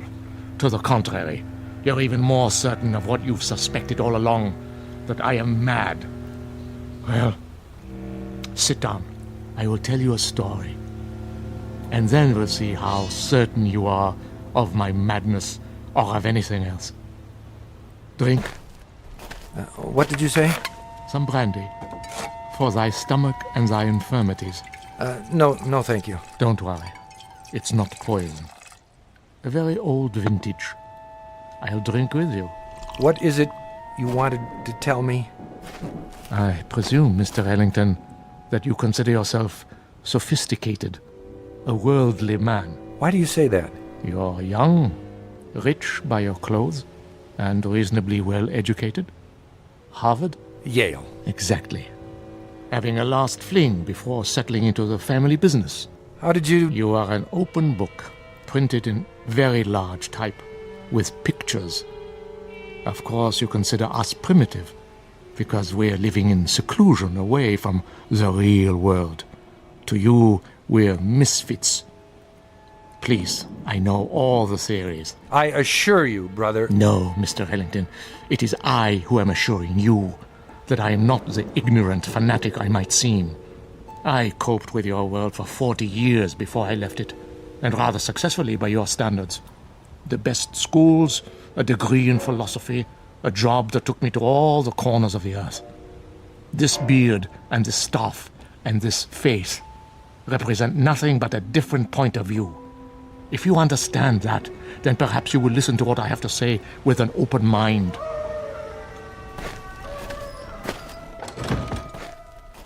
Go on. 5 years ago, there were no screams at the Hermitage. This was simply the bombed-out ruins of a castle belonging to the family Wulfren. How did you come by it? Baron Wulfren turned it over to the Brothers of Truth as a gesture of charity.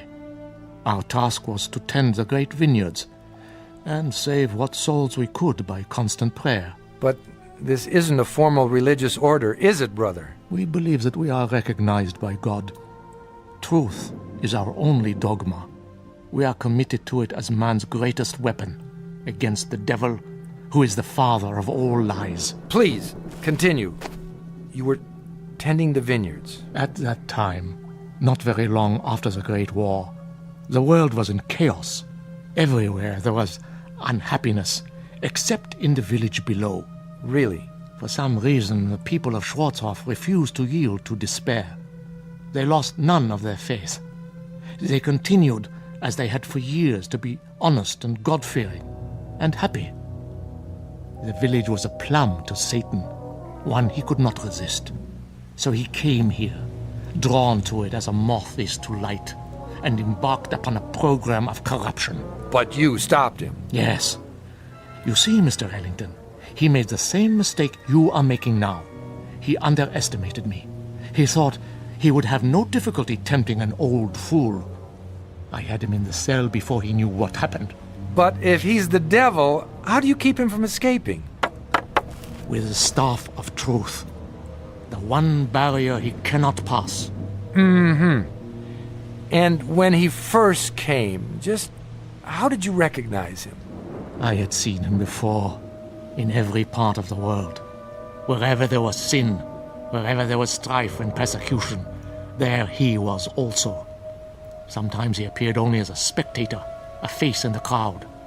But he was always there, in all times and places. So you understand now, I trust, why you must say nothing of the things you have seen and heard. Brother, not that I doubt you, but is it possible that you've made a mistake? No. Think, Mr. Ellington, of the peace in the world these 5 years. Think of this country now. Is there another like it? But you haven't put an end to suffering. There's still murders and robberies. Even now, while we talk, people are starving. The suffering man was meant to endure, my son. We cause much of our own grief and need no help from him. It is the unnatural catastrophes, the great wars, the overwhelming pestilences, the wholesale sinning that we have ended. The world is rebuilding. A great dawn will come. Enough. You've made your case. I believe you, brother. Do you? Truly? I admit I was doubtful at first, but you've convinced me. Absolutely. I promise to keep your secret. Good. Tomorrow, if you feel well enough, you may leave. For now, let the storm pass over. Brother Christophorus will look after you. If you would, go directly to your room. I will. Good night, brother, and thank you. I was glad our conversation was over. It was clear that he was quite mad. I thought of his wild beard, his eyes in the flickering candlelight, and I was relieved to be away from him. The devil, indeed. But the storm had returned, and I was not yet fully recovered. I would pass one more night in this place. What, I wondered, should I do before morning comes?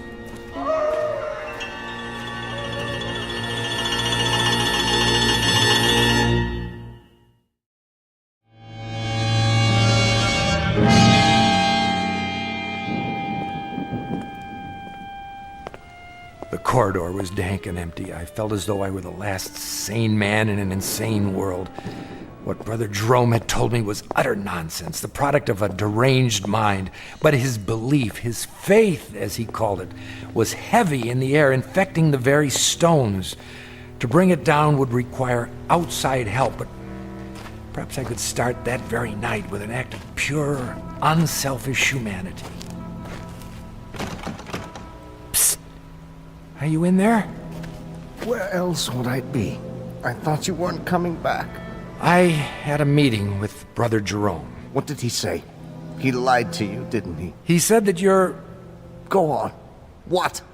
The devil. The devil. Oh, that's good. That's wonderful. What a dream for an old man. Himself a devil. To catch Satan and lock him away in this God-forsaken place. You don't believe him, do you? Of course not. Then help me. If I let you out now, while they're awake, they may catch you before you leave the grounds. There's always the possibility. But another hour here, you don't know what it's like. Look here, why don't I just go and get the authorities? When? As soon as morning comes. I'll find the path to the village and... No! It would be my death warrant. The authorities will return and find nothing. Who knows what will have happened to me by then? Jerome is mad, but he's shrewd, too. He won't leave any evidence behind. Then, what can we do? You must let me out now. There doesn't seem to be a lock on your cell, only this small shepherd's staff. You could almost reach through the bars and remove it yourself. I've tried. It's wedged in such a way that I can't get my fingers around it. Here, I think I can get it. Quickly. Wait. Brother Christophorus. There you are. Brother Jerome was fearful. You might lose your way. No, nothing of the kind. Come along.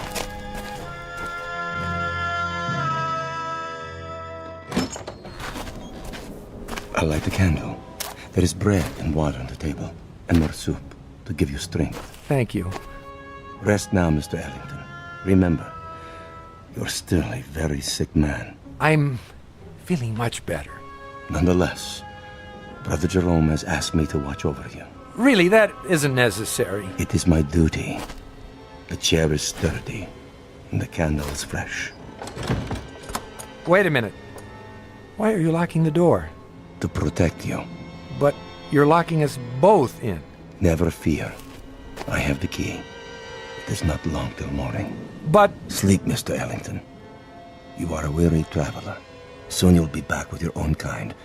With a comfort, eh? You will forget all you have seen here. I watched the monk as he sat heavily in the chair. I was a prisoner, no doubt about it. How much longer, I wondered, for both prisoners? What if the morning came and Brother Jerome chose not to release me as he promised? I might remain here for... How long had the Howling Man been in prison? 5 years? Lord, I imagined my beard growing, my hair wild, until I too was starved, crying to be let out. No one would come. Who knew I was here? I'd drop off the face of the earth, forgotten, presumed dead. Brother Christophorus had the keys around his neck, but until he fell asleep, I was at his mercy. It was almost dawn when I dared to move. I had to be careful not to wake him.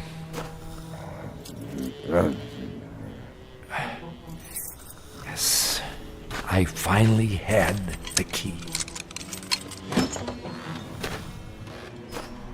I locked Brother Christophorus in the cell. There was no time to spare. I knew I must release the Howling Man before I left the hermitage. You come. good. What do you want me to do? Lift off the wooden bolt. Are you sure this is all that holds you in, a small carved stick?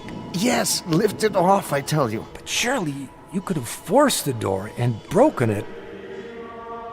Please! There is no time for talk. In the name of mercy, if you fail now, they'll kill both of us. All right.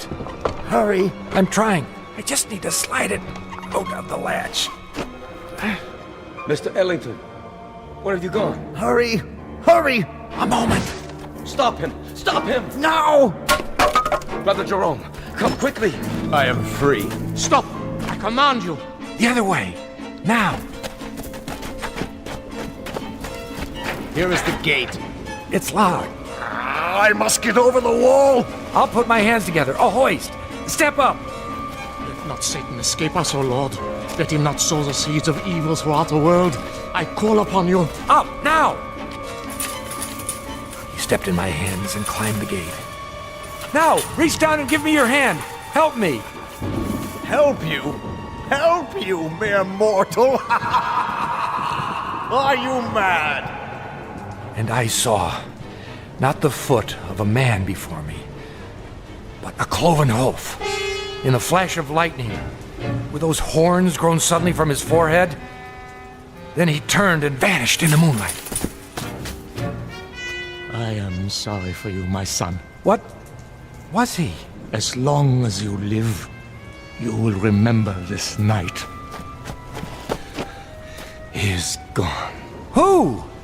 Tell me. Even now, you're not sure. But you will be. And then you'll know, Mr. Ellington. You'll know who it was you loosed upon the world.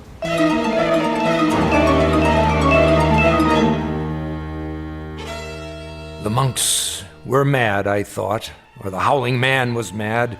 Or I was, or the whole world. But Brother Jerome was correct. I could not forget. And when the pictures of the carpenter from Bromau Alm Inn appeared in the papers, I grew uneasy, for I felt I'd seen this man before. And when the carpenter invaded Poland, I was sure. And when the world was plunged into war and cities had their entrails blown asunder, and that pleasant land I had visited became a place of hate and death, I decided to spend the rest of my life tracking down the one I had released. Each night I dreamed of it, Mrs. Dunphy, and I kept dreaming through all the wars since, until this week. It took years, decades, but eventually I found him. And so the nightmare is finally over. Again. I see. And now, Mrs. Dunphy, I'm going to see about a chartered plane to have him transported back to Germany. Brother Christophorus is in charge now. I have already written him. He will be very relieved. And what you found, it is here? Have no fear. As long as the staff of truth is in place, he cannot leave the next room. The staff is very small, but very powerful. So you see why you must not, under any circumstances, go near that door. Nothing in the world is more important. Do you understand? I believe so. Oh, he'll do a bit of howling, but never mind that. It's a trick. I'll return as soon as possible. Until then, keep that door locked. Yes, sir. Oh, my. Such stories. Come here. Please. You must listen. He is insane. Let me out, I beg you. Let me out. Who's there? Behind that door. Are you all right? Sir? Sir, can you hear me? The little piece of wood, the staff.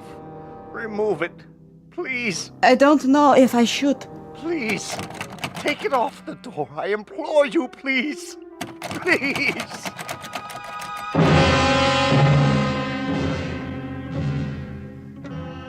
Ancient folk saying, you can catch the devil, but you can't hold him long. Ask Brother Jerome, or Brother Christophorus, or David Ellington. They know, and they'll go on knowing to the end of their days in the Twilight Zone. More from the Twilight Zone after this. You are about to enter another dimension, a dimension not only of sight and sound, but of mind, a journey into a wondrous land of imagination. Next stop, the Twilight Zone. Hi, this is Stacy Keach. I'd like to take a moment to tell you about our Twilight Zone website at twilightzoneradio.com. At twilightzoneradio.com, you'll find the latest information on these Twilight Zone radio dramas, including behind-the-scenes photographs, plus the newest product releases, trivia contests, ways to contact us, other Twilight Zone-related info and merchandise, plus links to other fascinating websites. So make your next stop twilightzoneradio.com.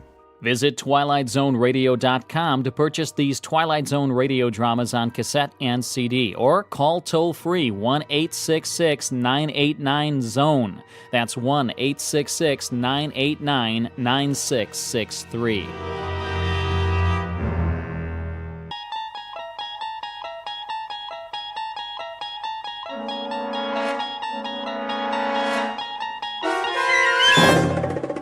You're traveling through another dimension, a dimension not only of sight and sound, but of mind, a journey into a wondrous land whose boundaries are those of imagination. Your next stop, the Twilight Zone.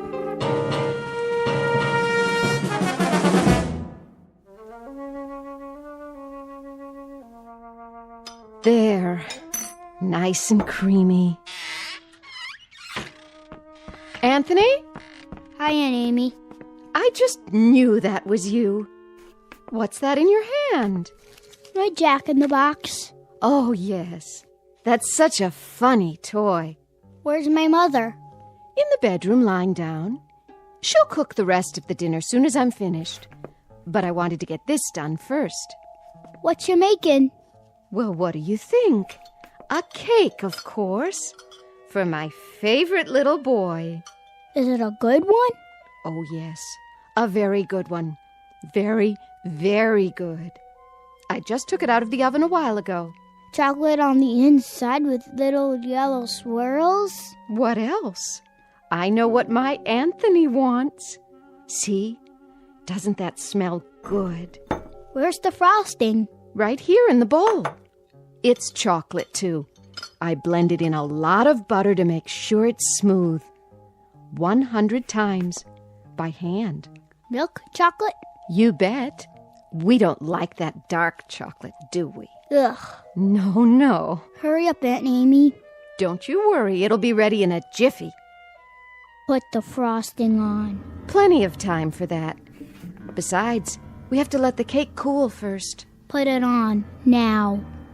Oh, I know what you want. You want to lick the bowl.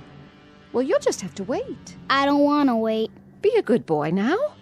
I am a good boy. I know you are. I know that. Of course I do. A very, very good boy. I'll just go ahead and frost it now. Why not? No problem, Anthony. None at all. I want lots on the top. Surely. Lots and lots. See how thick I'm putting it on? Swirls of chocolate butter frosting, and all of it for my favorite nephew. There. Some more around the sides. We don't want to forget the sides, do we, Anthony? The sides are good, too. So good. Anthony, stop that. Get your finger out of the bowl. Ow! There'll be plenty left for you to lick when I'm finished. When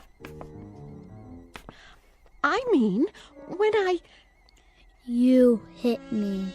Oh, I didn't hit you. I barely touched your hand. You're a big boy, aren't you? That hurt. Why, it didn't. I only meant for you to wait till I've finished frosting the cake. Then I'll give you the entire bowl. All of it. Everything's for you. It always is. You know that, don't you, Anthony? I don't think I like you anymore. Well, I like you. I love you. You're my favorite boy in the whole wide world. I mean it. I really, truly mean it. Come and give your Auntie Amy a kiss. No. Then I'll give you one. I'm going outside now. Yes. Yes, you do that. Go outside and play. Playing is good. Here, take the bowl with you. Anthony? Anthony, come back! Don't you want your frosting? You can have the whole bowl. Everything all right? Oh, Anthony. Nice day, isn't it, Amy? Very nice. Something the matter? No, nothing's the matter. Nothing at all. Did anything happen? Oh, I was just frosting the cake, and Anthony couldn't resist tasting it. Well, who could? I used to love frosting when I was his age. Didn't you? It's good, isn't it? So good. Why wait? We can go ahead and have the cake now if Anthony wants. It's perfectly fine with me. Now, Amy, why don't you apologize to the boy? You can do that, can't you? Anthony, I'm sorry. Come on back, boy. Anthony, please. Anthony.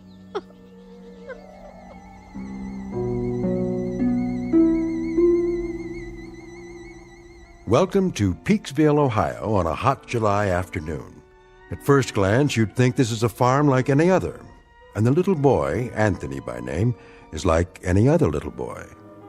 But Peaksville is a place not found on any map, and those fields of wheat and barley, they're not the only crop.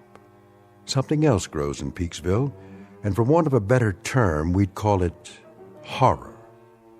One day, exactly 6 years ago, a boy was born. And as far as the people are concerned, that's all that matters. There isn't anything else. Because Anthony controls it all. In just a moment, we'll take a closer look at Anthony Fremont and the people in the village and the village itself. A world in which nothing exists except Peaksville. A world Anthony manufactured and which he now rules with absolute power. A nightmare of rare design, located dead center in the Twilight Zone. And now, The Twilight Zone and our story, It's a Good Life, starring Mike Starr, with Stacy Keach as your narrator.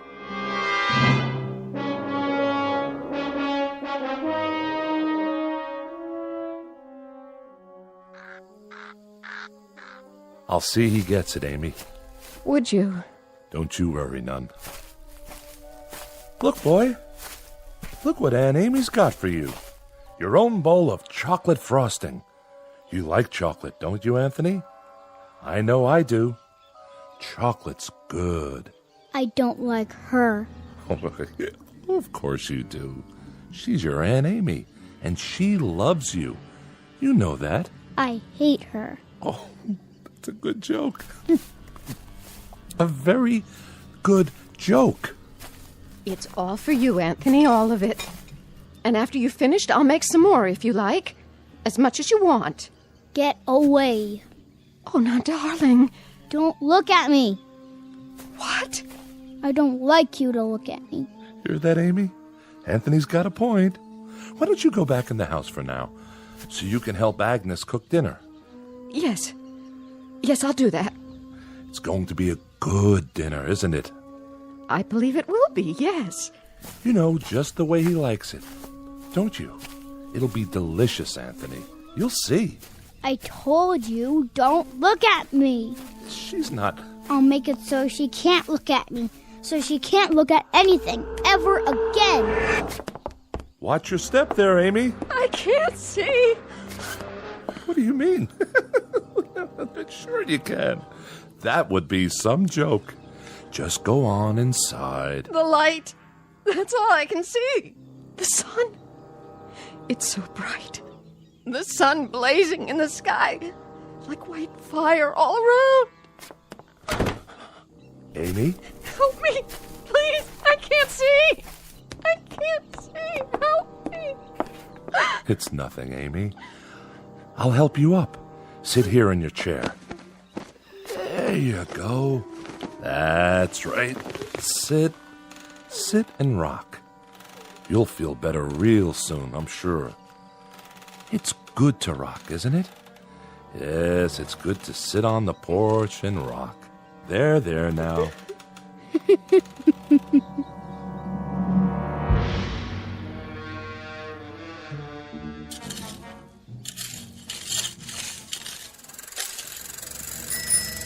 Hi there, Bill. Afternoon, Mr. Fremont. I brought the groceries from town.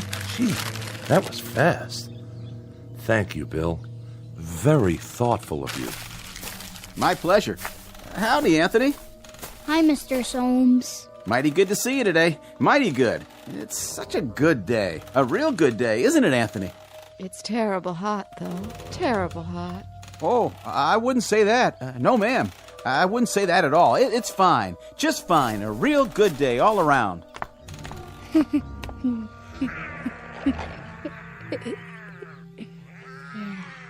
What are you doing, Anthony? Playing. My, that's real good. Whatever it is. You like it? Sure do. I was just wondering, what you were doing. I made something. By golly, you did. Know what it is? Can't rightly say that I do. Take a guess.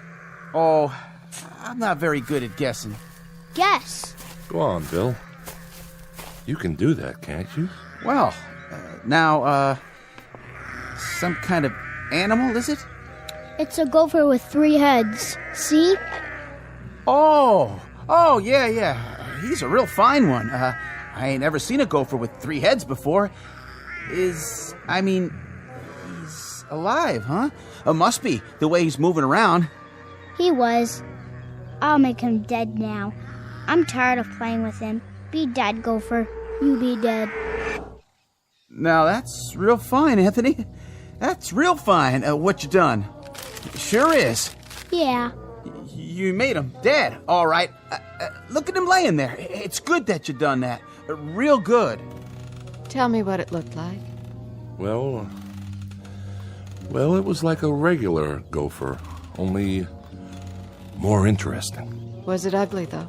Oh, I wouldn't say that. I wouldn't either. I'll bet it was ugly. Grotesque looking. That's the way Anthony likes things. What a good joke. You'd better bury him now. Okay. Want some help? No, I'll wish him into the cornfield. You do that. Gopher, go into the cornfield. Go be in the cornfield. Well, what do you know? Ain't that something? What are you doing here anyway? Me? What do you mean, Anthony? I'm delivering the groceries. What do you think? Go ahead and do it then. Why, sure. I'm the delivery man. That's me. You better. You don't want me to wish you did, do you? Why, no, Anthony. No, I don't. But what? But I just wanted to say, you do some real fine things. Real fine. You're a good boy. We all love you. Don't we, Miss Amy? Don't we just love Anthony? Oh, yes. We love him. Everybody loves Anthony. Yes, sir. We sure do love him. We love that boy. Well, hi, Bill. Mrs. Fremont, how are you? I was just checking the roast in the oven. Got everything we asked for? Pretty much. I have your list here. Let me see. Didn't have any laundry soap. General store's all out of the laundry soap. Well, that's to be expected. Not even bar soap, though, huh? All out of that, too? Oh, we've been out for a year. You know that, Mrs. Fremont. We ain't had no bar soap for over a year, so I guess nobody has to wash their hands or behind their ears anymore. That's right, Bill. That's exactly right. I got a couple of cans of soup in there. That's nice, huh? Didn't even know we had them on the shelf. And I remembered Anthony loves tomato soup, doesn't he? So I brought that. How thoughtful. You'll tell him, won't you, Mrs. Fremont? Tell him I brought the tomato soup because I heard he liked it. Tell him I brought it, won't you? Why, of course I will, Bill. I'll tell him. Matter of fact, I'll tell him right now. Oh, no, Mrs. Fremont. You don't have to go to the trouble. I gotta get going anyway. I gotta get back to the store. You don't have to be frightened of him, Bill. He likes you. He told me that several times, how much he liked you. Oh, that's real nice to hear. He's He's a clever boy, Mrs. Fremont. That he is. About the cleverest boy I've ever seen. Know what he was doing out there? Making something, I imagine. You got it. Yesterday he made some kind of furry animal. I have never seen the likes of it, but he invented it all by himself. Had real sharp teeth, too. Long and sharp. Could have done some real damage. It tried to bite him. I was kind of hoping that it would. Mrs. Fremont. But Anthony wished it into the cornfield before it could do him any harm. I gotta be going, Mrs. Fremont. I'm real glad. I mean, it's real fine that Anthony keeps making these things. Real fine indeed. Yes, ma'am. It's great. See you tonight, won't we, Bill? Tonight? Why, sure. It's TV night tonight. Oh, yeah. Anthony's going to put pictures on the television, and we're going to have a surprise party for Dan Hollis. A real nice surprise party. I'll be there, Mrs. Fremont. You can count on me. Where? What? Nothing. Bye now, Miss Amy. Be sure to say goodbye to your nephew for me. I will.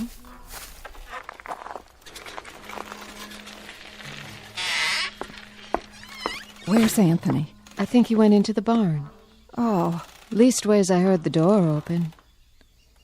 I keep telling him he shouldn't go in there, but... Amy, why, it's real nice that Anthony goes into the barn.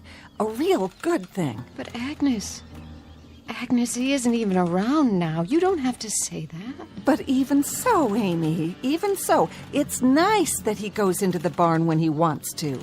It's real nice. We mustn't even think anything bad about him, Amy. Do you understand? But he isn't around. Amy, dear, you know as well as I do. Sometimes he can hear what we're thinking, no matter where he is. He doesn't even have to hear it with his ears. It's like when you lost your temper. That was only for a second. 1 second. I know, but look what he did to your eyes. Now you can't even see. So you just think nice things, Amy. Real nice things about how good it is that Anthony's going into the barn to do whatever he does in there. And tonight we'll have Dan Hollis's birthday party, and we'll have a nice time. A very nice time. But it's such a hot day. I hope it cools off tonight. Oh, I wouldn't say it was hot, Amy. It's just right. It's a good day. Don't you think so, too? A real good day.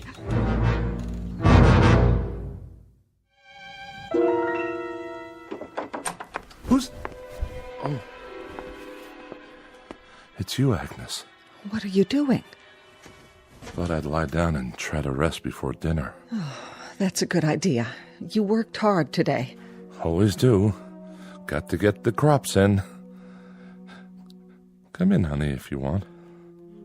And close the door. He's still playing outside? Good. That's good. I put Amy to bed in her room. Did you? I had to lead the way. Is there a cane in the house? Do you remember? She's going to need one. I'll sure check. I told her to try and take a nap. Good. Jeff.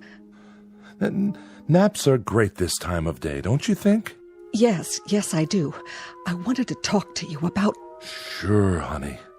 We can talk all you want. Later. I was just going to change my clothes. Why don't you check on the roast while I wash up? How's that sound? All right. I'll do that. And you get a little rest, too, if you can. Sounds like a good idea. See you at dinner.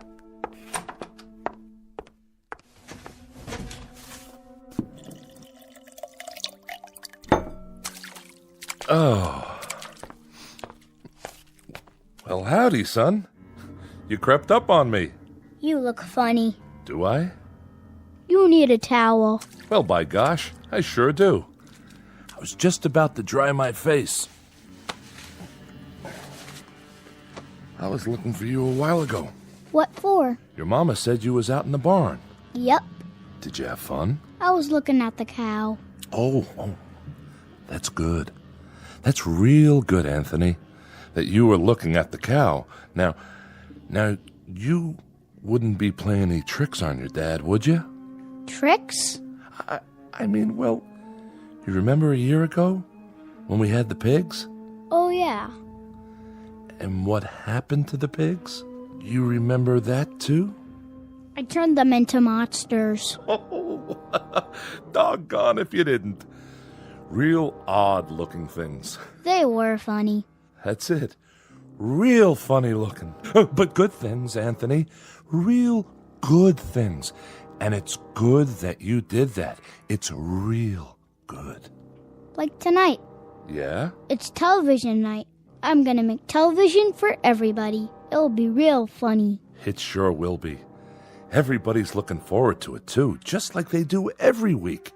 And then we're going to have the surprise party for Dan Hollis. It'll be so much fun. Yeah. I can hardly wait. So, are you looking for something? Can I get anything for you now, son? No. Don't you want to play some more? I don't like playing alone all the time. Well, I can understand that. No kids came over to play with me today. Is that right? Not a single one. I wanted someone to play with. Well now, Anthony, you remember the last time some children came over? Mm-hmm. The little Fredericks boy and his sister? I had a real good time. Oh, sure you did. Sure you had a good time. And that's great. Great. It's just that... It's just that what? It's just that you wished them into the cornfield when you didn't like the way they played. That's okay. But I hear their mom and dad were real upset. About what? If you wish people away like that, pretty soon there won't be no one left. So maybe next week we'll talk to some of the folks about having their children come over. We'll do that, won't we? Talk about it first. Yeah, and when they come over, I can make some of those funny animals. That's fun, isn't it? That's a lot of fun. That's Bill Soames' collie. Is it? Yep, that's the dog that always comes around. Yeah, that does sound like Bill Soames' dog. Not many dogs left now, Anthony. You wish them all away. I didn't like them. They didn't like me. I hate anybody who doesn't like me. But everybody loves you. They love you, son. You're everybody's favorite. I heard somebody think one time. Somebody thought I shouldn't have wished away all the automobiles and things. And the electricity. They said it wasn't good that I did that. Somebody thought it one time. Who? Who thought that? Was it Teddy Reynolds who thought that? He owned the farm up the road. Oh yeah, I remember. He shouldn't have thought those bad thoughts. That's why I made him go on fire. Sure, that was why... That dog, that collie, he doesn't like me. Oh, I don't know about that. He's a bad dog. Well, now, Anthony, did you do something to Bill Soames' dog? Guess you must have. He isn't outside anymore. I put him in the cornfield. I'm gonna go out in the yard now. Bye. No. Bill Soames' collie was out by the tree just now. I heard him barking, and then he just... Why Anthony done that? It was a good thing that Anthony done that, wasn't it, honey? Wasn't it a real good thing? Oh, yes, indeed. It was a real good thing that Anthony did it. Well, I've got to get back and get supper ready. Stay a minute. Ethel's bringing over the candles for Dan's cake. Amy already made it. She got the last box of cane sugar there was to be found. Agnes? The very last box. And Dan hasn't got one single inkling that there's a surprise party for him. Not one. Glad to hear it. And you know how much Dan likes music? Well, last week, Thelma Dunn found a record in her attic. That a fact? Yes, and she's going to give it to him tonight. Isn't that a wonderful surprise? It sure is. A record. Imagine. That's a real nice thing to find. What record is it? Perry Como singing You Are My Sunshine. Well, what do you know? I always liked that tune. How did Thelma happen to find it? Oh, just looking around for new things. Or old things. The ones that are still left. Say, who has that picture we found a while back? I kind of liked it. That old clipper ship sailing along. The Smiths. Next week, the Sipiches get it, and they give the Smiths the old McIntyre music box, and we give the Sipiches... I know. That's the way of things now. There's so little left. But that's okay, isn't it? Everybody keeps a few things for a while, and then they trade off. There's about 3 books left, and each family... Oh, now, honey. And each family can keep it for a week, and then trade it for something else. Like with the stereoscope the Van Nusens found in their cellar, or the can of beer that Bill Soames found wedged into an old icebox in the junkyard. I'd better go check on the kitchen. You see, the thing of it is, Anthony fixed it so that we're alone in the world. Nothing new ever gets built anymore. Nothing new at all. That's enough. No, it's not nearly enough. Remember 6 years ago, old Doc Baker, rest his soul, he took one look at Anthony when he was born, and he screamed and dropped him. Tried to kill him right then and there. He knew. Somehow he knew what Anthony was, and he thought it would have been better if he had been born dead. But Anthony, my son, he whined and let out a cry, and then he done this thing. He took his revenge. Oh, didn't he? Please, I beg of you, don't. No. And he either destroyed the world and only left this village, or he took the village someplace away from everything. We don't know exactly which, do we? All we know is that we're alone, and there aren't any towns or villages or anything else left except this place. And Anthony, he controls it with his mind. He controls everything. That's right. That little boy in the yard outside. He can make it rain or snow. He can wish people into a grave, or he can turn them into anything he wants. That's why you got to keep smiling or laughing, or you got to mumble something to keep your mind clear, because Anthony can tell what you're thinking, and if it's a bad thought, his mind will snap at you, and he'd do most anything at all. Please, for the love of God. Mom? Dad?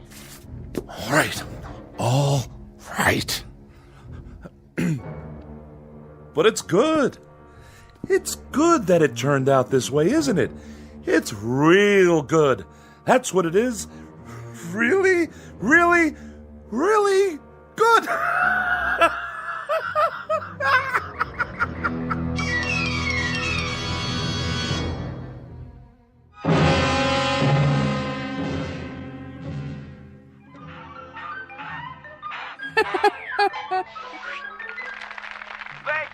Thank you, ladies and gentlemen, and especially you kids.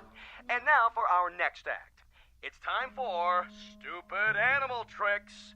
And here's some film we thought you'd like to see. First up is Rocco the Squirrel in Crossing the Road.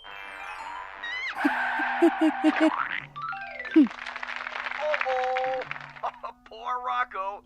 And now, the bird and the BB gun.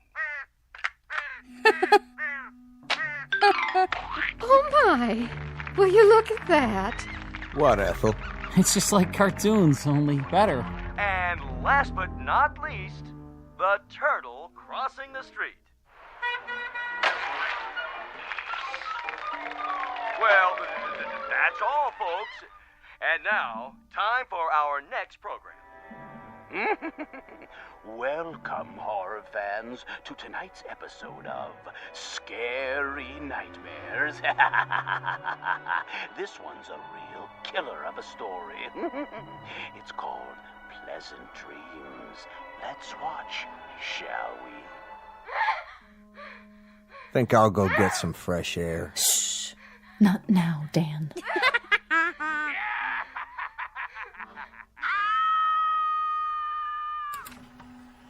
That's all the TV there is. Oh, that was wonderful, Anthony. Wasn't it, everyone? Wasn't Anthony's television wonderful? Yeah. Just wonderful. Even better than last week. Yeah, great. It was much better than the old television. Oh, the best yet. You can say that again. You'll have to come around next week. Oh, I will. I will. And now, everyone, is it time? I guess so, honey. The surprise for Dan's birthday. Oh, you shouldn't have done anything. Go ahead, Ethel. Give your hubby the big surprise. All right. Here you go, Dan. I wrapped it for you special. What's this? Open it. Yeah, go ahead. Well, if you say so. I hope you like it. What's this, a record? It's Perry Como. A real collector's item, you might say. No kidding. I haven't heard Perry Como in years and years. Such a great crooner. You know what a crooner is, don't you, son? No. It's a singer. Someone who sings the old songs. What a great voice he had. Oh, didn't he? Happy birthday, darling. Happy birthday. Hey, you better not hug me too hard. I'm holding a priceless object here. You certainly are. Wow. Do you think we could play it? You mean right now? I'd love to hear some new music. Well, what I'd like to hear is the first part, just the orchestra part, before Como sings. Would that be all right? I don't like singing. I don't think we'd better, Dan. After all, we don't know where the singing comes in. It would be taking too much of a chance. Better wait till you get home. Put it on the table for now. But we don't have a Victrola at home. That's all right. Better to keep it safe. These old records break so easily. I guess you're right. Of course I am. There. It's good that I can't play it here. And now, I think it's time for Pat Riley to play some piano for us. How about it, Pat? Would you? That's a great idea. Well, then, it'd be my pleasure. Move right in, Anthony, so you can watch him. It's great what he can do with those fingers of his. I'm a little nervous. Oh, don't be. You play beautifully. Okay, then. Here goes. Guess I'm out of practice. It'd be good if you told me what to play, Anthony. It'd be real good if you tell me what music you like. Just play. Play anything. All right. I'll play Night and Day. That's a nice old tune. It sure is. That's always lovely. Yeah, go ahead.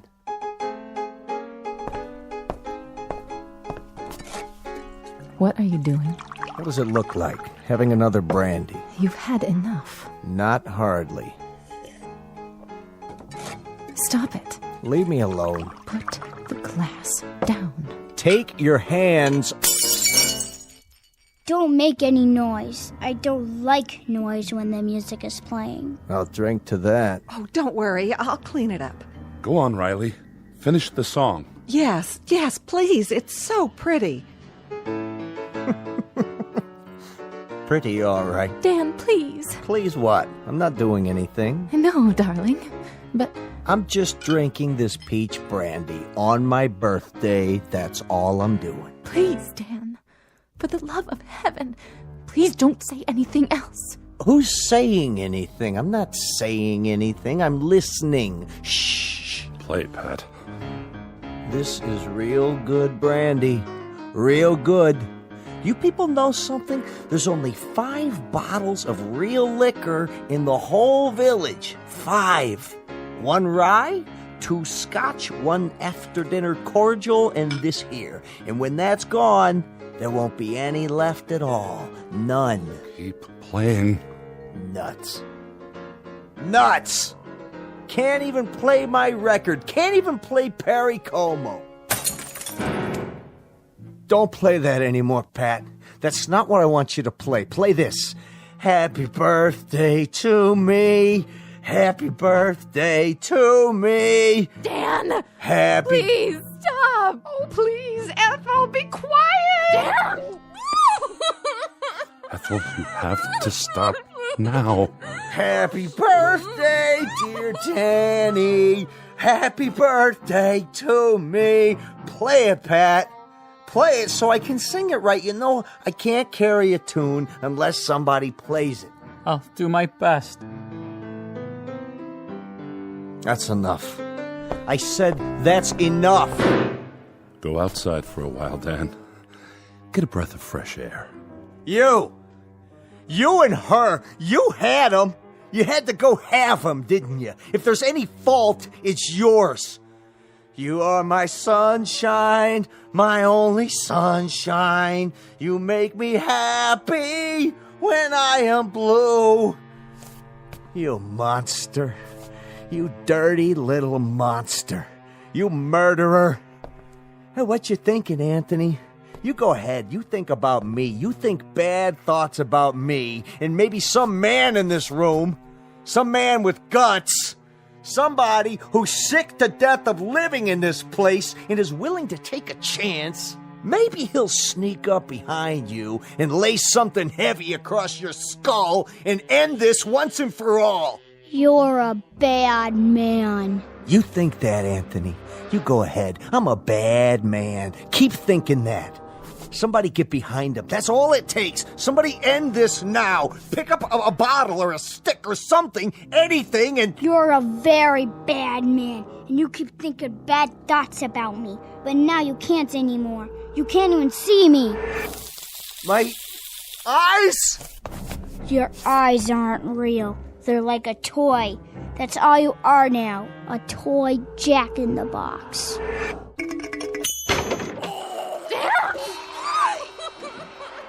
Anthony, push it away. Wish it into the cornfield. We've all looked at it enough. Please, son. Wish it into the cornfield. All right. That's better. He was a bad man, so I turned him into a clown Jack-in-the-Box. A clown that still had his face. You shouldn't think bad thoughts either, lady, or I'll do the same thing to you. It's a good thing you did that to Dan.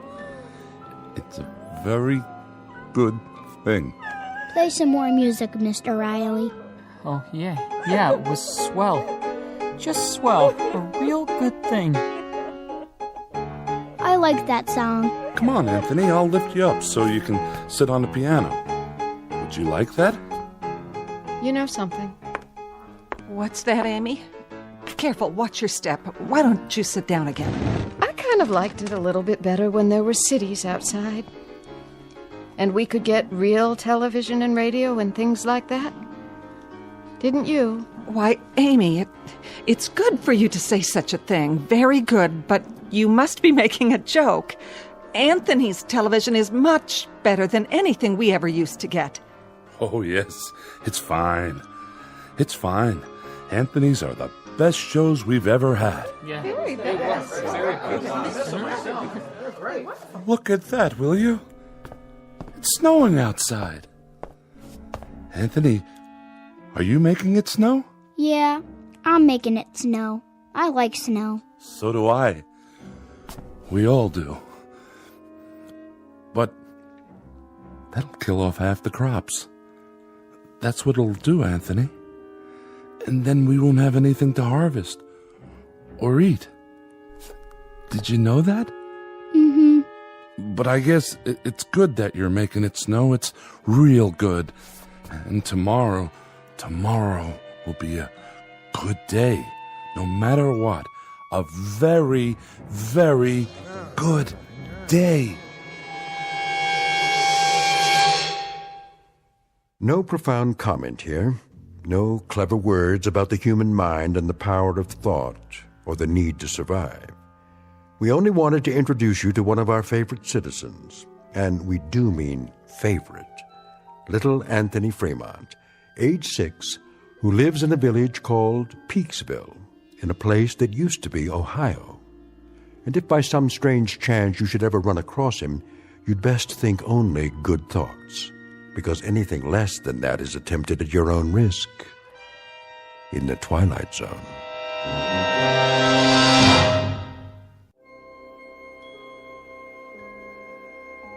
Hi, this is Carl Amari, producer of the Twilight Zone Radio Dramas. I'd like to take a moment to tell you about our official website at twilightzoneradio.com, where you'll get the latest news and information on these Twilight Zone radio dramas. Plus, at twilightzoneradio.com, you can digitally download 3 free episodes or any of our episodes for only $1.95 each. In this age of ever-changing technology, we've decided to make these episodes instantly available to you by making the Twilight Zone radio dramas a digital download-only series. This means that this series will no longer be offered on CD. The CD collections at our website are now being offered, while supplies last, at buy one, get one free. So be sure to get your favorites before they're sold out. Be sure to visit us often, and I'll see you in the zone.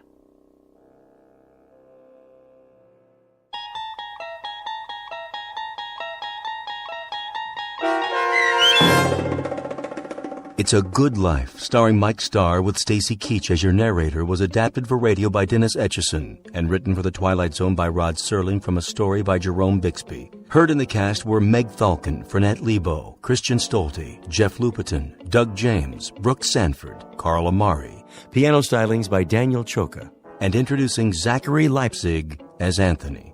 To learn more about the Twilight Zone radio dramas and to obtain audio cassettes and CDs of these programs, visit our website at twilightzoneradio.com. The producers of The Twilight Zone wish to thank CBS Enterprises, Carol Serling, Dennis Etchison, Dick Brescia Associates, Claire Simon Casting, Terry Jennings, XM Satellite Radio, Sirius Satellite Radio, our sponsors, and our radio affiliates for helping make this series possible. This copyrighted radio series is produced and directed by Carl Amari and Roger Wolski for Falcon Picture Group. Doug James speaking.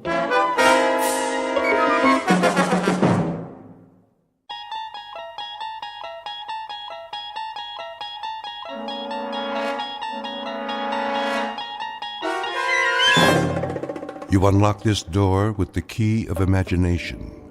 Beyond it is another dimension, a dimension of sound, a dimension of sight, a dimension of mind. You're moving into a land of both shadow and substance, of things and ideas. You've just crossed over into the Twilight Zone.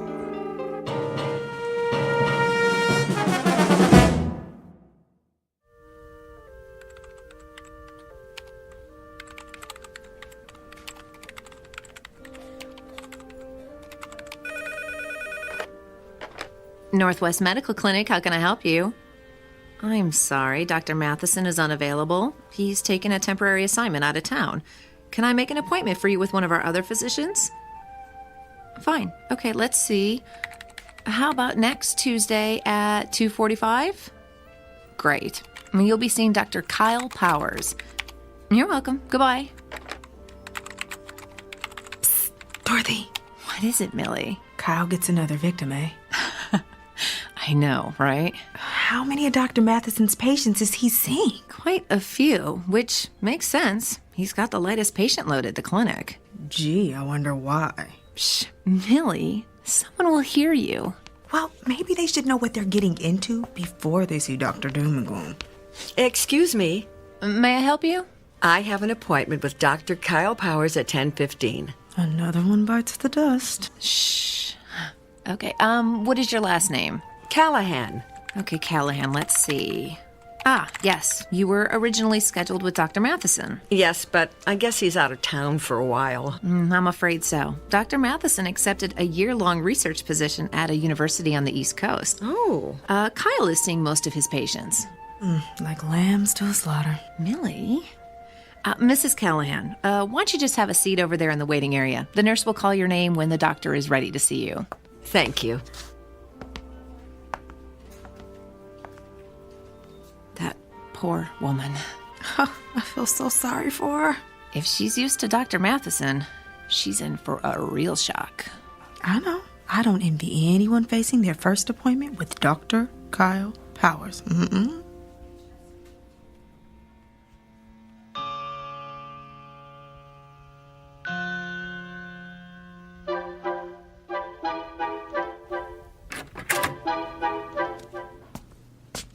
Mrs. Callahan? Yes? I'm Dr. Kyle Powers. It's nice to meet you. And why are you here today? Well, I'm concerned about this mole on my leg. May I see it? Of course. It's right here, see? On the calf. Dr. Matheson said I should keep an eye on it in case it changes. I think it looks a little bigger. What do you think it could be? A mole that changes like that is usually melanoma. Oh, melanoma? That's cancer, isn't it? Yes, it is. I'm going to need to ask you some questions. Oh, well, go ahead. When did you first notice the mole had changed? About a week ago. How much bigger is it? I'm not sure. 50%? No. 40%? 30? 10% maybe. Do you spend a lot of time in the sun? No. Has anyone in your family ever had melanoma? No, I don't think so. Did you ever have a severe sunburn as a child? No, not severe, no. Do you have a lot of freckles? No. Are you taking any medication that would weaken your immune system? Oh, I don't think so. What would weaken my immune system? Well, any number of meds. Azathioprine, benzotophine, cortithionate. I don't even know what those are. Doctor, please just tell me if I do have melanoma, what treatment is available? Well, that depends on what stage it's in. Surgery is typically the first treatment for all stages of melanoma. Surgery? And of course, if it spreads to the lymph nodes, those have to be removed. Late-stage melanoma also has to be treated with chemotherapy. Chemotherapy? If it spreads to the organs like the lungs or liver, there's not much that can be done. Nothing. Well, in that case, the focus is on relieving the symptoms and keeping the patient as comfortable as possible. Until what? Well, until the patient expires.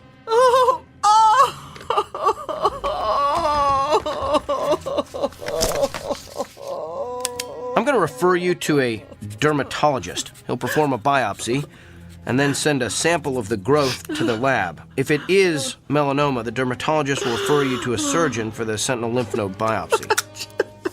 It's all standard procedure. Here's your referral. And Mrs. Callahan? Yes? I know there's something most patients worry about at this point, so let me assure you. Even if the cancer gets to the point where you can't function, your insurance should cover most of the medical bills. Keep in touch.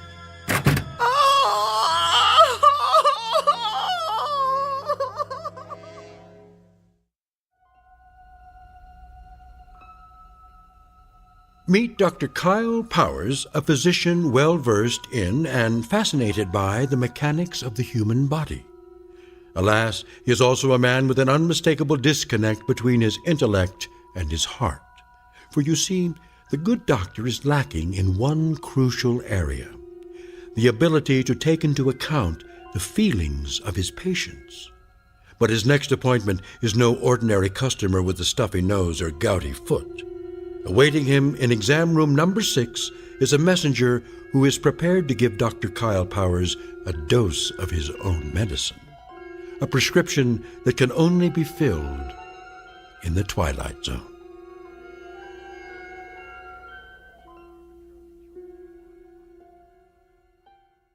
And now, the Twilight Zone and our story, The Amazing Dr. Kyle Powers, starring Sean Astin with Stacy Keach as your narrator.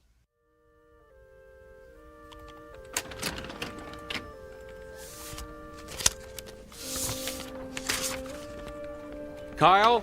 Kyle. Yes, Doctor? I told you can call me Bill. Okay. Bill? What is it? You saw Dolores Callahan this morning, right? Yes, the melanoma. No, Mrs. Callahan is not the melanoma. Mrs. Callahan is the widow with 3 children who has a suspicious mole. How do you know what she has? Have you been checking on my patients? Just the ones that have left here in hysterics. She was distraught. That's to be expected when you're facing cancer. Who's to say it's cancer? Why assume the worst and communicate those fears to the patient? Come on, Kyle. You've worked here a few months now. You should know that's not how we roll. I just provided her with all the facts. My guess is she's home right now making an informed, thoughtful decision about how best to address her illness. Really? Because after your interrogation, my guess is she's home right now making out her will. Look, we have a responsibility to make certain our patients leave here with a hopeful outlook. Our responsibility is to diagnose them correctly. What if we treat a patient for something trivial that's really something life-threatening? The golfer who collapses on the 17th hole from the heat, but who really had a stroke. The woman with the annoying little cough that turns out to be emphysema. The list is endless. Thyroid disorders masquerading as psychiatric problems. Lyme disease posing as arthritis. That's why I ask so many questions. The more facts I can get from the patient, the more accurate diagnosis I can make. So you're going to continue cross-examining our patients like it's the Spanish Inquisition? Look, doctor, I realize my technique differs from yours. It may not consist of the sycophantic mollycoddling you prefer, but I think you'll find overall that it gets me closer to the most accurate diagnosis possible. That may not mean anything to you, but it's the reason I get up in the morning. It's how I roll. Now, if you'll excuse me, I have a lot of patients to see. May God help every one of them.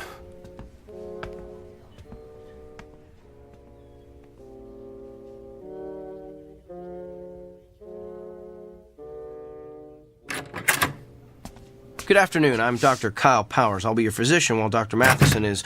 Oh! Well, you're obviously not Eileen Richards.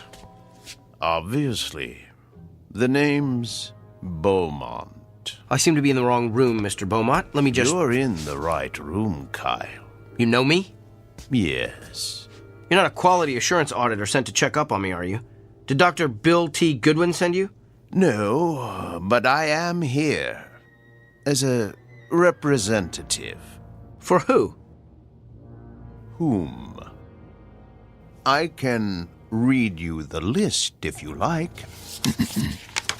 Mrs. Barbara Kennedy, Mr. Emilio Rodriguez, Miss Dolores Delmonico, Mr. and Mrs. Samuel Stone. Those are all patients I've seen. Mr. and Mrs. Emile Saperstein, the very Reverend Arthur Buchanan. Some of them are patients I treated when I first started practicing. Mr. William Tanner, Mrs. Glynis Peabody. But how would you know I've seen all those people? The Sullivan twins, Katie and Kylie, Rabbi David Weisinger, the Honorable Judge Harrison J. Evans. Okay, I get it.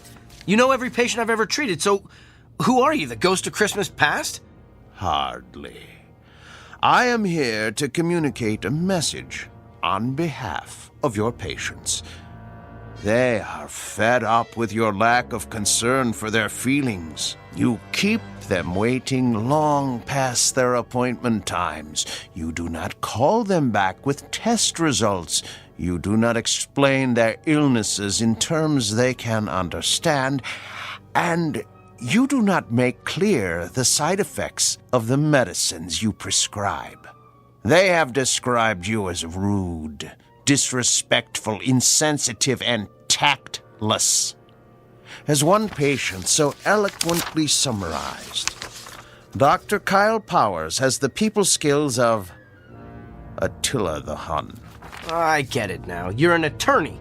You're representing all those people as a part of some kind of lawsuit against me. I'm afraid not. I am simply here to, how shall I put it, keep things in balance. Look, I don't care if you're here as an attorney, an auditor, or my fairy godfather. All I know is I've effectively diagnosed and treated hundreds of patients. That's how I gauge my success, not by the number of friends I've made along the way. In short, I'm not broke, so I don't need fixing. In that case, I'm going to need you to sign this. What is it? It's a standard affidavit, stating that you are willing to pay the consequences of your actions. I recommend you read the whole brief before signing. I'm not reading or signing anything. Well, you're going to be one of the difficult ones, aren't you?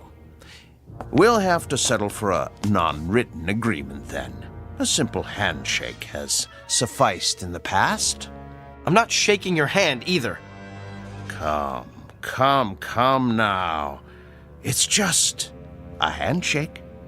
The sooner you shake my hand, the sooner you'll be rid of me. All right, if it'll get you out of here faster, here's my hand. Thank you. Ow! What did you just do? Good luck, Kyle. Wait! What did you do to me?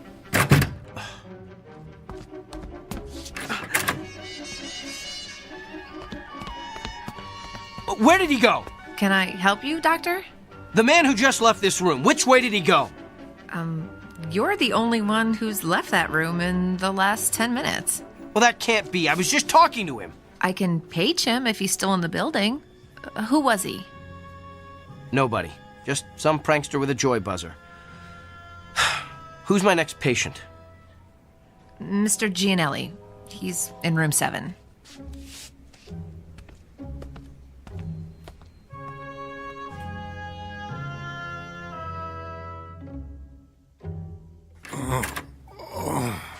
Good afternoon, Mr. Gianelli. I'm Dr. Kyle Powers. I'll be your physician while Dr. Matheson is gone. Are you in pain? Oh, yeah. Where does it hurt? The back. What part of the back? Down low. Did you do anything that might have caused it? Probably. I work on a construction site, see? And I had to move some heavy sheets of plywood by myself. On a scale of 1 to 10, how bad would you say the pain is? About a 7, maybe 8. Seems like it's gotten worse in the last half hour or so. Well, let me take a good look at the area where it hurts. Could you lift your shirt, please? Sure. Lower back, you said? Yeah. All right, I'm going to feel around the area. Hey, you gave me a shack. Doc, you okay? I don't know. I feel, my back suddenly hurts. Yeah, must be going around. It just started out of nowhere. Maybe it's some kind of a kink. Let me see if moving around helps it. No, it still hurts. Excuse me, Mr. Gianelli. I'm gonna have to sit down over there. Hey. The pain stopped. Lucky you. That's odd. It stopped when I let go of you. Mr. Gianelli, I'm gonna touch you again. You're the doctor. Ow, Doc. You need to get a humidifier in here. Fascinating. You're done already? Yes, Mr. Gianelli, this is just a hunch, but is the pain you're feeling on the left side?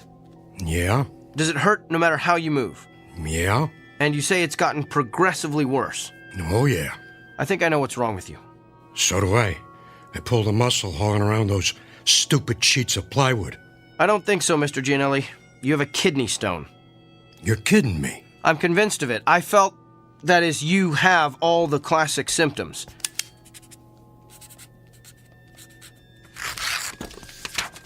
Here, this is an order for you to go up to radiology for an x-ray. That'll tell us exactly where the stone is, and we can figure out what to do about it from there. Hey, Doc, can I ask you something? What? How could you tell all that just by touching my back? Mr. Gianelli, I wish I knew.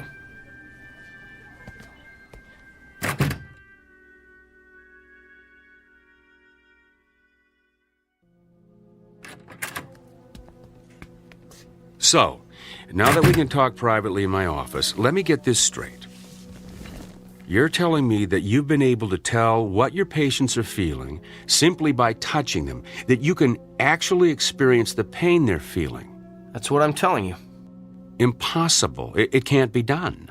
Then how do you explain the fact that Mr. Gianelli's x-rays came back showing that he had a kidney stone right where I said it was? And what about all my other patients?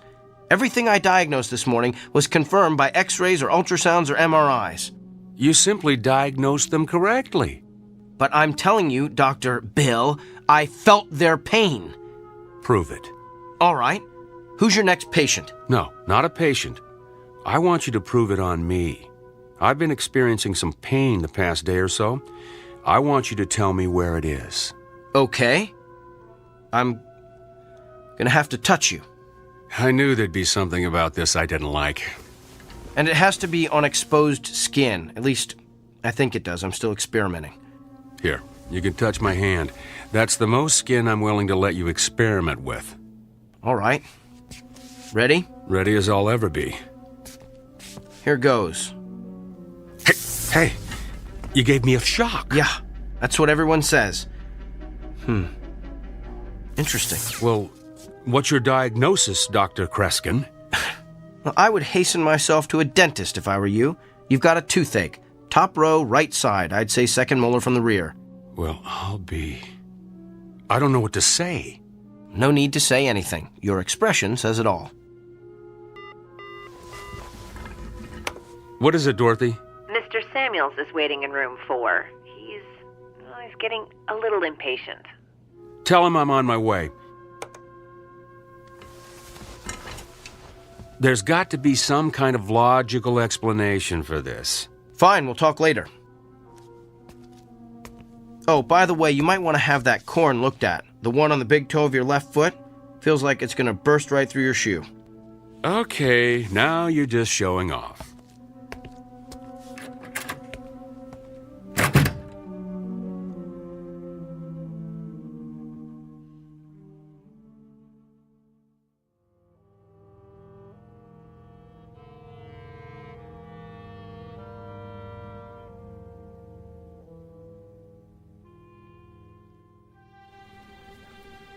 Okay, thank you. Northwest Medical Clinic, may I help you? I'm sorry, he isn't in yet. Can I take a message? I'll let him know. Thank you. Hey, Dorothy. Another reporter for Kyle? Yeah, that's like 25 now. Ever since word got out about his gift, he's become the most popular doctor at the clinic. I know. I can't believe he's going to be on that talk show tomorrow. Yeah, I am dying to see what Dr. Charisma is like on TV. Oh.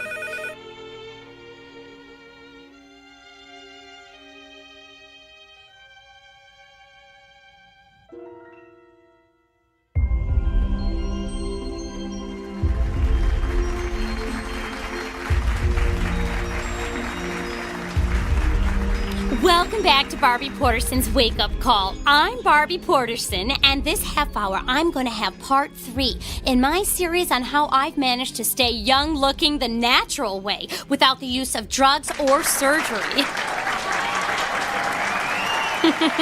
But enough about me. We have a guest with a rather unique gift. His name is Dr. Kyle Powers, and he claims that he can experience the same pain his patients are feeling simply by touching them. Doctor, it's good to have you with us today. Thank you. Now, why don't you tell us exactly what happens when you touch one of your patients? Well, in a nutshell, I experience exactly what the patient is experiencing. I can feel where the pain is in their body, how intense it is, what might be causing it, and I'm then able to provide an accurate diagnosis. Amazing! Would it be possible for us to get a demonstration from you? Of course. Do you have any discomfort or pain that's bothering you? As a matter of fact, I do. Let's see if you can guess what it is. Now, what do I need to do for this demonstration? Nothing. I just need to touch bare skin. Oh my, careful, doctor. We're a family show. You can just give me your hand. All right, here you are. Oh, I think a spark flew between us. Don't tell my husband. Interesting. So, what's your diagnosis? I believe the pain you wanted me to identify is a sprained muscle in your left thigh. Feels like you've probably been working out a bit too rigorously at the health club. Ooh, that's amazing. That's exactly how my own physician diagnosed it. But it took him 20 minutes. Doctor, you truly have a special gift. There's something else, though. What? Your head. You have a headache. Are you coming down with something? Of course not. I'm fit as a fiddle. I stay fit the natural way. There's definitely something there. In fact, it's not just a headache. There's pain in several very specific locations in your forehead. That's interesting. Well, thank you for being with us, Doctor. Wait. I know what I'm feeling. You recently had some sort of cosmetic injections, didn't you? What? Yes, the type that eliminates frown lines and wrinkles. Me? Cosmetic injections? What a ludicrous suggestion. Well, back with more of our Barbie Porterson's wake-up call after these messages. You know, a simple analgesic will help with that headache. No, I don't need it. Could we cut the audio, please?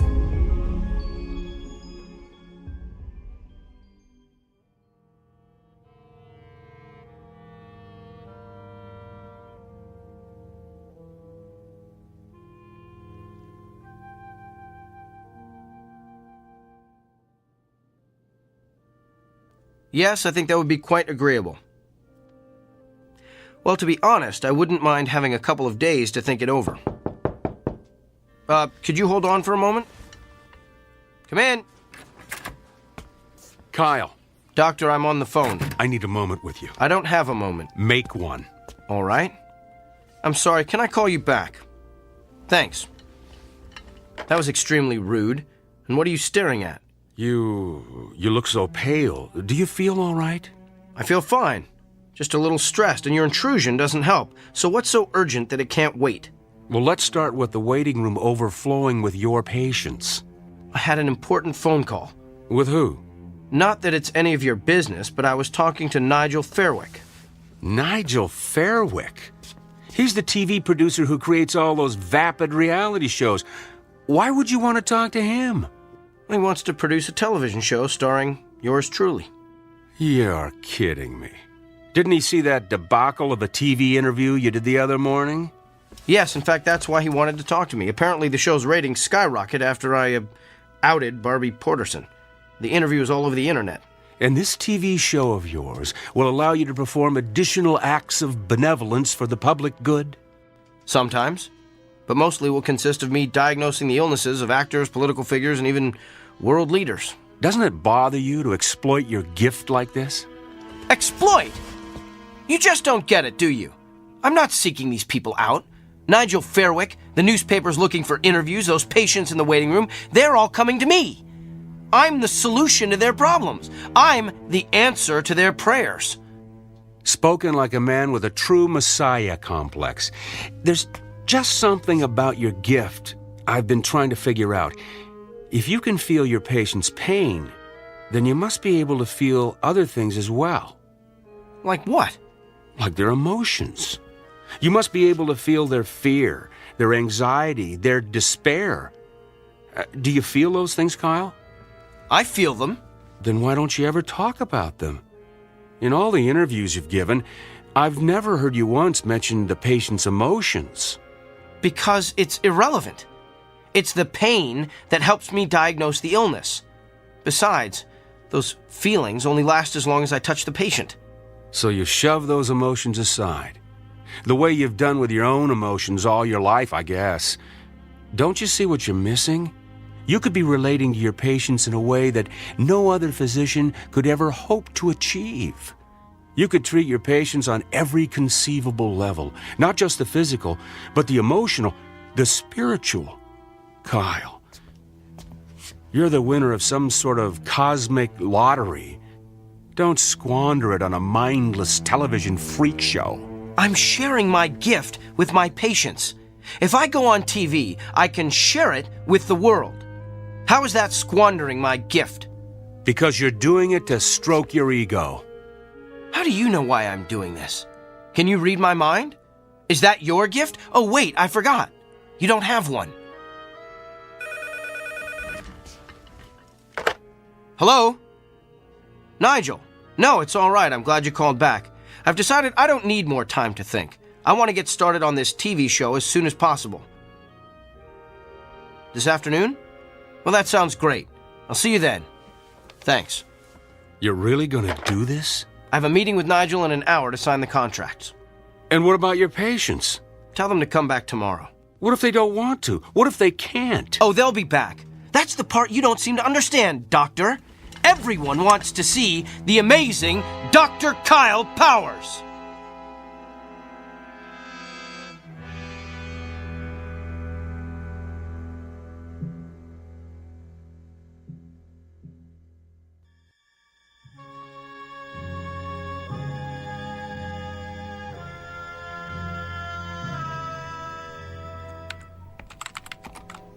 Well, Dorothy, my last patient has left the building.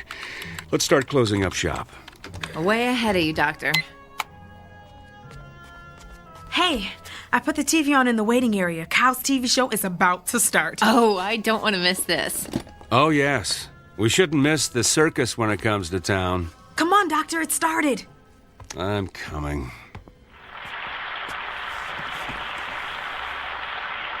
Hello, America, and welcome to Doctor in the House, the new show that promises to be the most amazing, the most remarkable, the most astounding television program you've ever seen.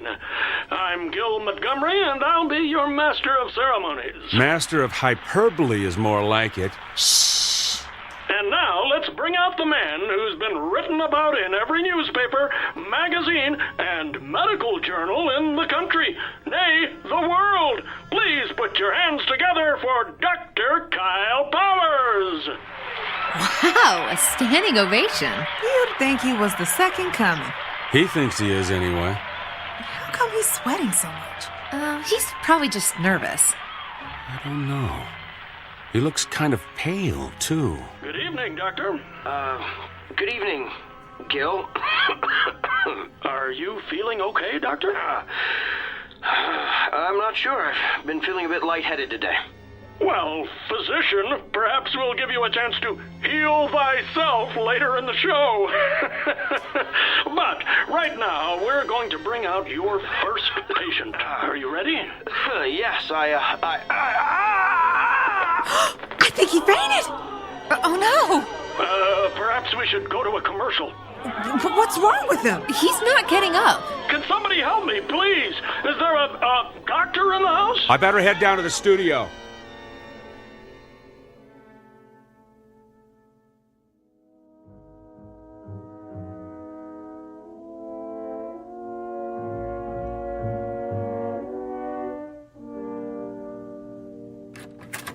Kyle, I've got the results of your tests. They're pretty extensive. Tell me. Well, simply put, your autoimmune system has completely broken down. Can you tell why? No, I can't find anything that would cause it. There was something about your results, though, that looked familiar. I'd seen this pattern before, but I couldn't remember where. You've seen this pattern. You've seen this pattern in another person? Not one person. Many people. I went back through your files of all your patients. Kyle, what you're experiencing is the affliction of every person you've treated in the past 3 weeks. Think about it. You've got emphysema like Mrs. Crandall. You've got stomach cancer like Mr. Drummond. Even have a kidney stone like Mr. Gianelli. Yeah, you get the idea. Every illness you've treated in the past 3 weeks is coursing through your body. It was 3 weeks ago that... You received your gift. I know.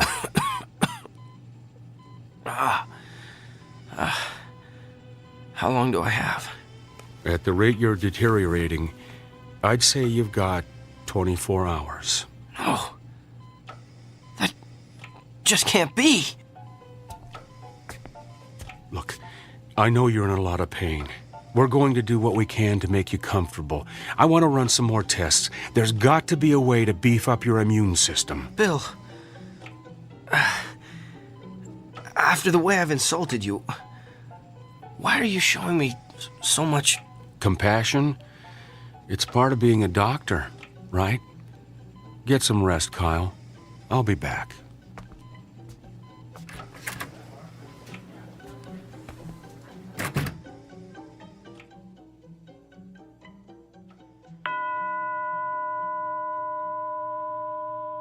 The time is now 9 p.m. Visiting hours have ended.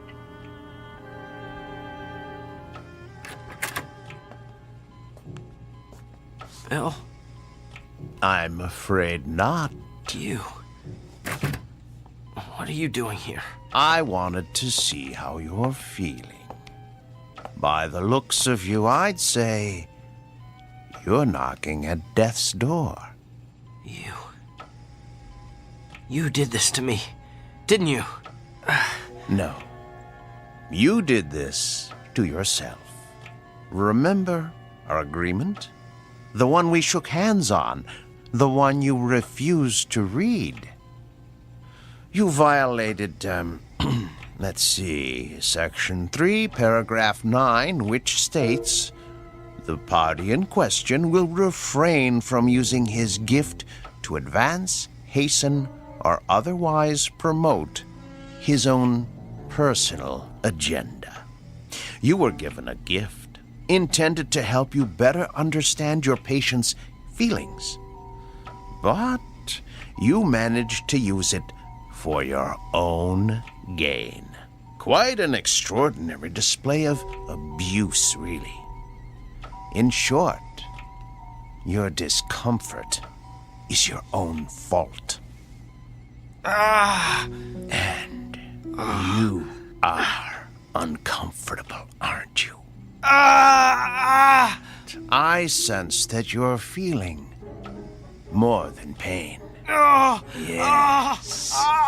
You feel the agony of every patient you ever intimidated or demoralized or humiliated. You feel their despair. Tell me about them, Doctor. Tell me about Mrs. Fitzsimmons. I believe you told her last week she has a spot on her lung. Can you tell me what she's feeling right now? She's afraid she'll die without seeing her grandchildren. And what about Katie Morgan, that college student who's been having dizzy spells? You sent her for a brain scan yesterday. She's afraid she won't be able to marry her fiancé, have children, grow old with a loving husband. And what about Mr. Hamner? You sent him for chemotherapy 2 weeks ago. He's... Yes? He's filled with the terror of not knowing what lies beyond death. It must be hard to carry the burden of all that despair. And what's worse, you're feeling it all at once, aren't you? It's worse than the pain. I can imagine. It must be unbearable. So tell me, Doctor, on a scale of 1 to 10, how bad is the despair? What? How much worse has the hopelessness become in the past hour? Don't! 40%? 30%? Stop! Is there a history of anguish or misery in your family? Please stop! Have you taken any medication that would cause this kind of acute melancholy? Don't torture me like this! What have you done today that would cause such agony, such utter torment? That's enough! Reached your limit, Doctor. And just answer one last question for me. Do you understand now how your patients feel? Yes. I would prefer death to this much despair. All right, then. Since you're already at the end of your rope, I suggest we end it as quickly as possible. I'm going to touch you one last time.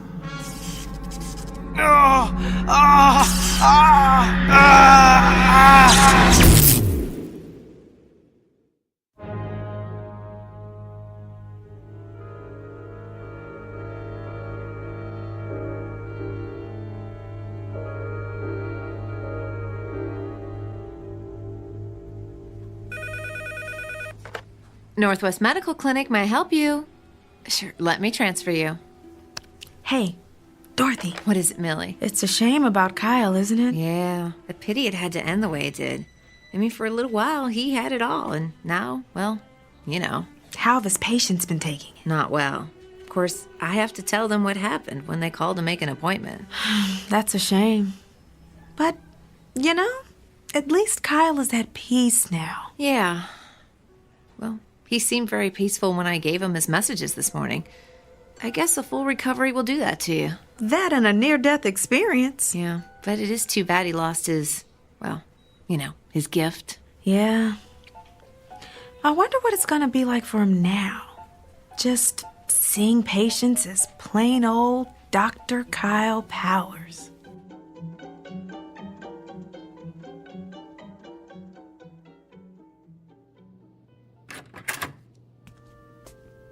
Good morning, Mr. Franklin. Hi, Doctor. I've got your test results here. I know. I have a feeling you don't have good news for me. I'm going to be completely candid with you. And before I tell you anything else, let me say this. What you've got is treatable. And we're going to exhaust every option available to get you well.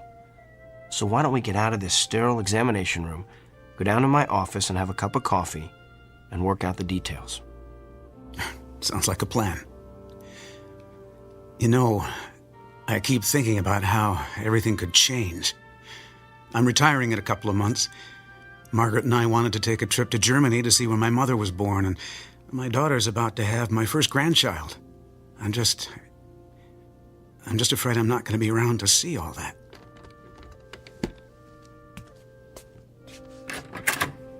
Mr. Franklin, I know exactly how you feel.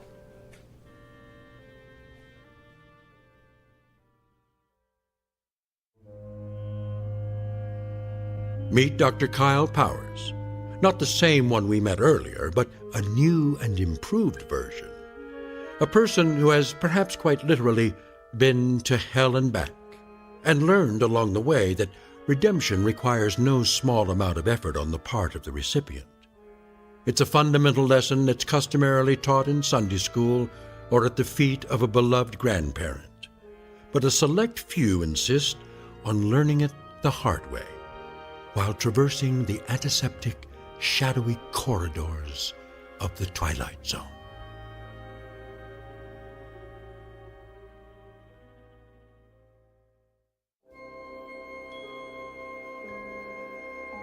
Hi, this is Carl Amari, producer of the Twilight Zone Radio Dramas. I'd like to take a moment to tell you about our official website at twilightzoneradio.com, where you'll get the latest news and information on these Twilight Zone radio dramas. Plus, at twilightzoneradio.com, you can digitally download 3 free episodes or any of our episodes for only $1.95 each. In this age of ever-changing technology, we've decided to make these episodes instantly available to you by making the Twilight Zone radio dramas a digital download-only series. This means that this series will no longer be offered on CD. The CD collections at our website are now being offered while supplies last at buy one, get one free. So be sure to get your favorites before they're sold out. Be sure to visit us often, and I'll see you in the zone.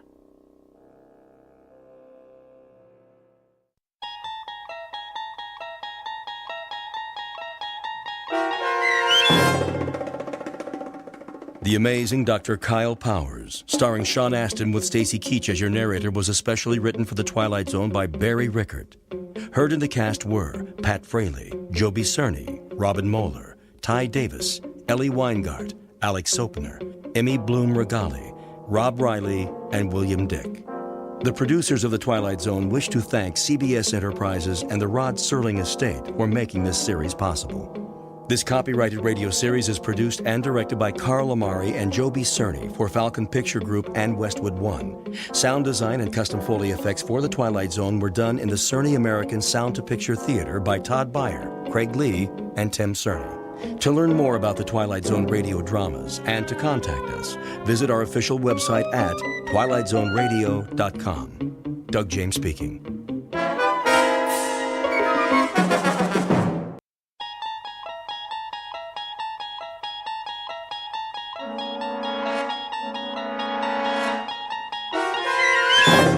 You unlock this door with the key of imagination.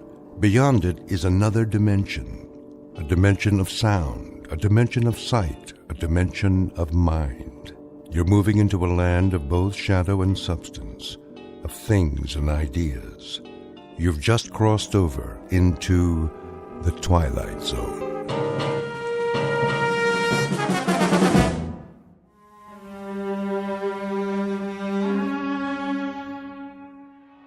Darling, you can't mean it. But I do. Even after so long? What is time? The ebb and flow of a river as we drift along, bobbing and sinking, but floating to the surface again and again and again. My love. From this day forward, we shall never be apart. This, I promise you.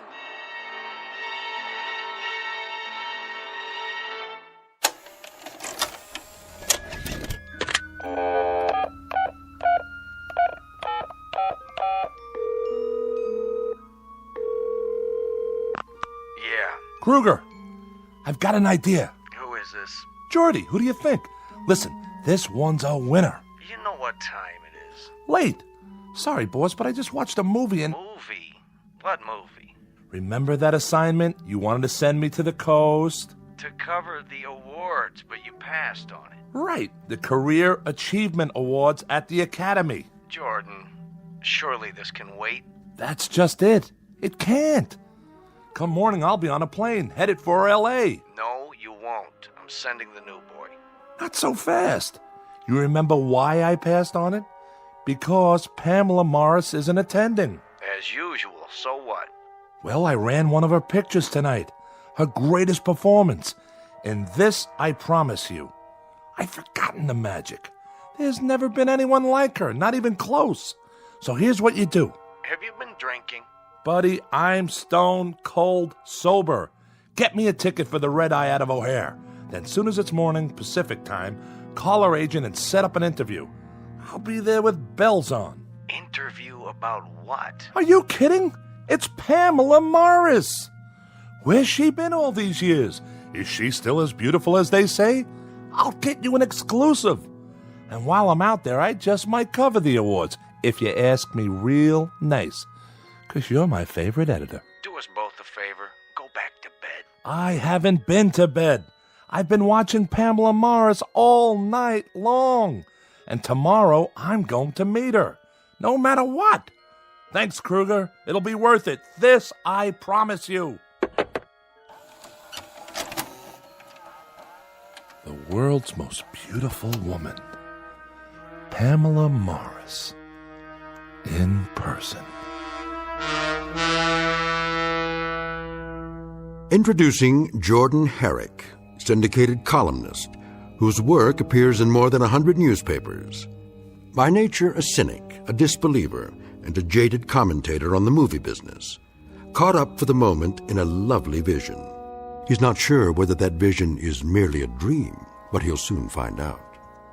Her name is Pamela Morris, renowned star and femme fatale, not seen in public for many years, whose legendary beauty is remembered by millions. Mr. Herrick is correct about one thing. Tomorrow he will make her acquaintance, in person. But what he does not know is that the face he gazes upon may actually be a reflection, beamed his way directly from the Twilight Zone. And now, The Twilight Zone and our story, Queen of the Nile, starring Kate Jackson, with Stacy Keach as your narrator.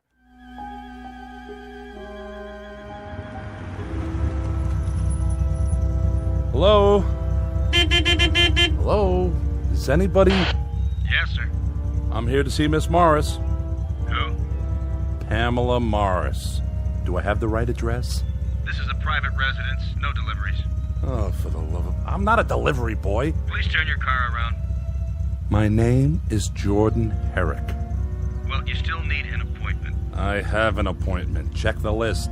H-E-R-R-I. Oh, yeah. Mr. Herrick from Chicago. Thank you. I'll open the gate. Park in the circular driveway by the main house.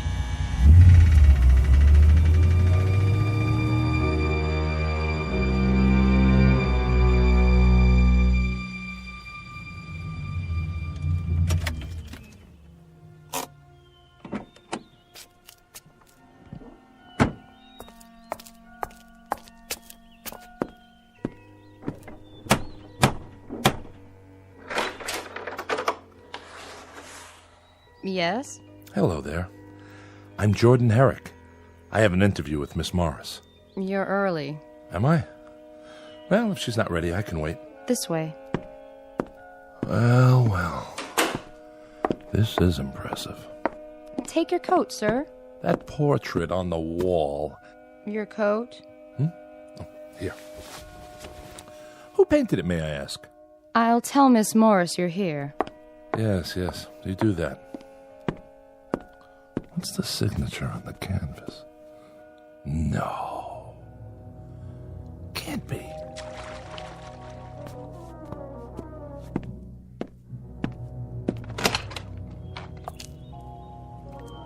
Where's my towel? A young man is here to see you. Where? In the living room. Really? Tell him I'll be right in. There's no hurry. Oh, there you are. Sorry, I lost track of the time. Please, don't rush on my account. You've come all this way. It's the least I can do. But it's such a glorious day. I'll be right with you. Just let me dry off. Of course. Charlotte, see if the gentleman would like a drink. Perhaps a light lunch? Yes, miss. Oh, don't go to any trouble. I'll meet you in the living room as soon as I make myself presentable. Oh, you're more than that. Great deal more. If you follow me, sir. Mr. Herrick? Miss Morris, I didn't mean to interrupt your swim. Nonsense. I've kept you waiting. It doesn't matter. It does matter, and I apologize. But I do love the pool. It's my one indulgence. Am I forgiven? Absolutely. Please sit down. Beautiful. Sorry? This room. The furniture, the artifacts. Lovely. You like my little collection? Very unusual. You must have gathered these things from around the world. Oh, you know how it is. Various locations over the years for this film or that. You specialize in the exotic. Do I? Yes, I suppose so. Even the front door, that metal insect or whatever it is. Ah, you saw that. The door knocker. Cast in bronze, after an Egyptian beetle or so, I'm told. Do you think it's too much? No. It's quite remarkable. I've never seen another like it. Nor have I. Must be very old. Yes, it must be. I confess I've forgotten exactly where it's from. Now then, I believe you have some questions for me? Well, if you don't mind. Not if you're the one who asked them. I'll do the best I can. I'm sure you always do. To begin at the beginning. As two people always must. You were born in... I must say, Mr. Herrick, you are very direct. Oh, don't get me wrong. I meant geographically. No, you didn't. You meant the year. That's what the public always wants to know. You're not offended? Should I be? I have my producers, my directors. You have your editors. They are all very demanding. Besides, a woman in my position must have no secrets. I'm relieved to hear you say that. I was afraid. Afraid? You have nothing to fear here. No? Why, Mr. Herrick, I'm only a woman, and a rather small one at that. Surely you've known many women. Never one like you. Then I'll try to make this as painless as possible. Suppose you tell me how old you think I am. Well, that's hardly fair. Oh, come now. Especially after you saw me in my bathing attire. Unfortunately, it conceals very little. I wouldn't say unfortunately. Mr. Herrick, you make me blush. I shouldn't have wandered out onto the terrace like that. I did say no secrets. And I overstepped the bounds with that question. No, not at all. Please, be honest. Really, Here, take a good look. I'm sorry about the shirtwaist and sandals, but I didn't want to keep you waiting a moment longer. Time is so precious. You're not wearing any makeup, are you? Can you tell? There simply wasn't time. You're very beautiful. That wasn't the question. We were talking about my age. I'd appreciate your candor. In that case, you look no older than you do in the painting. Oh, everyone asks about that. I was only a child when I posed for it. Is that so? Come and see for yourself, close up. All right. Well? Oh, surely I'm misreading the signature. Why do you say that? This can't be a Berthold. Berthold. I was so frightened of him. The world was bright and new to me, and he was so wildly creative. Was he? I'd never met anyone like him. It was his genius that enabled him to project the flowering of a fragile blossom, as he put it. He must have been a genius to capture you so perfectly. What a lovely thing to say. Tea, miss. Ah. Shall we, Mr. Herrick? Certainly. Tea or coffee? Coffee, please. Would you like something in it? Cognac? Whiskey? No, thank you. I'll take it black. I thought newspapermen were heavy drinkers. That's a myth. At least during working hours. And are you working now? I am. Though it doesn't feel like work. I want you to feel entirely at ease. It's to my advantage, you know. Lest you think badly of me. Very little chance of that. Is it time for tea, Charlotte? Yes, Mrs. Draper. Hello. My name's... This is Mr. Herrick. How do you do? Mrs. Draper. He's the newspaperman, Mother. I know. You're Pamela's mother? Surely not... Sit down, Mother. Have your tea. It's remarkable, the resemblance between you two. Some might think so. With my mother, it is tea at this precise hour every afternoon. Mrs. Draper, you must feel proud to have such a famous daughter. Must I? Mother never did approve of my career. Believe me, Mr. Herrick, I had very little choice in the matter. She thinks I'm too headstrong. Dedicated is the word. You still are, Pamela. Tell me, was your daughter always as beautiful as she is now? Always. Now there's loyalty for you. As a matter of fact, Mr. Herrick, it is the truth. Then perhaps I should interview you as well. Why, whatever for? Well, I might learn a few important details from the mother. Such as the real age of the daughter? Honestly, I wasn't thinking of that. Isn't age relative? Besides, didn't I promise to reveal absolutely everything to you, Mr. Herrick? You did. All in good time. Then I'll just have to be patient. Not for much longer. This I promise you. Pamela, I must have a word with you. Later, in your room. I am not going to stand by and watch it happen again. You will if I say you will. I can't bear it. Mother, would you mind seeing if Charlotte has things under control in the kitchen? Not this time. Sorry if I'm intruding. She was just leaving. Pamela. Weren't you? A pleasure to have met you, young man. My pleasure, Mrs. Draper. Perhaps we'll talk another time. I hope so. Until then, goodbye. Take care of yourself. Take very good care. I'll try. Forgive her. What for? She's getting old. Still, she might remember a few details I can use for my story. No, her mind wanders. Her memories become distorted. Shall we finish our coffee on the terrace? If you prefer. There should be a breeze outside. I'll bring the cups. Mr. Herrick. Mrs. Draper, I thought you'd gone. I must speak with you. Why, of course. Leave. What? You must leave at once. Quickly, before she hears. You are in danger. I am? Very grave danger. All is not as it appears. She is not as she appears. Mr. Herrick, are you coming? Be right there. What's this about? If there's something I should know, you... She is running out of time. Save yourself, young man, before it's too late. I implore you. Save yourself.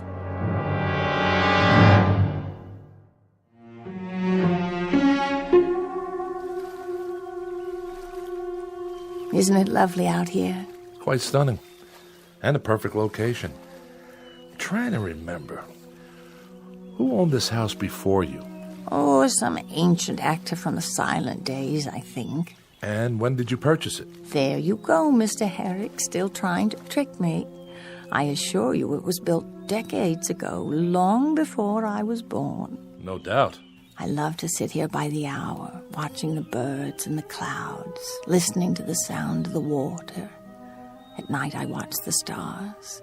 Do you? But that isn't what interests you, my nocturnal habits. It'll fit nicely into the story I'm doing. The question of age is still the big thing, isn't it? I wouldn't say that. I can hear it in your voice. Well, here goes. I am 38, Jordan. May I call you Jordan?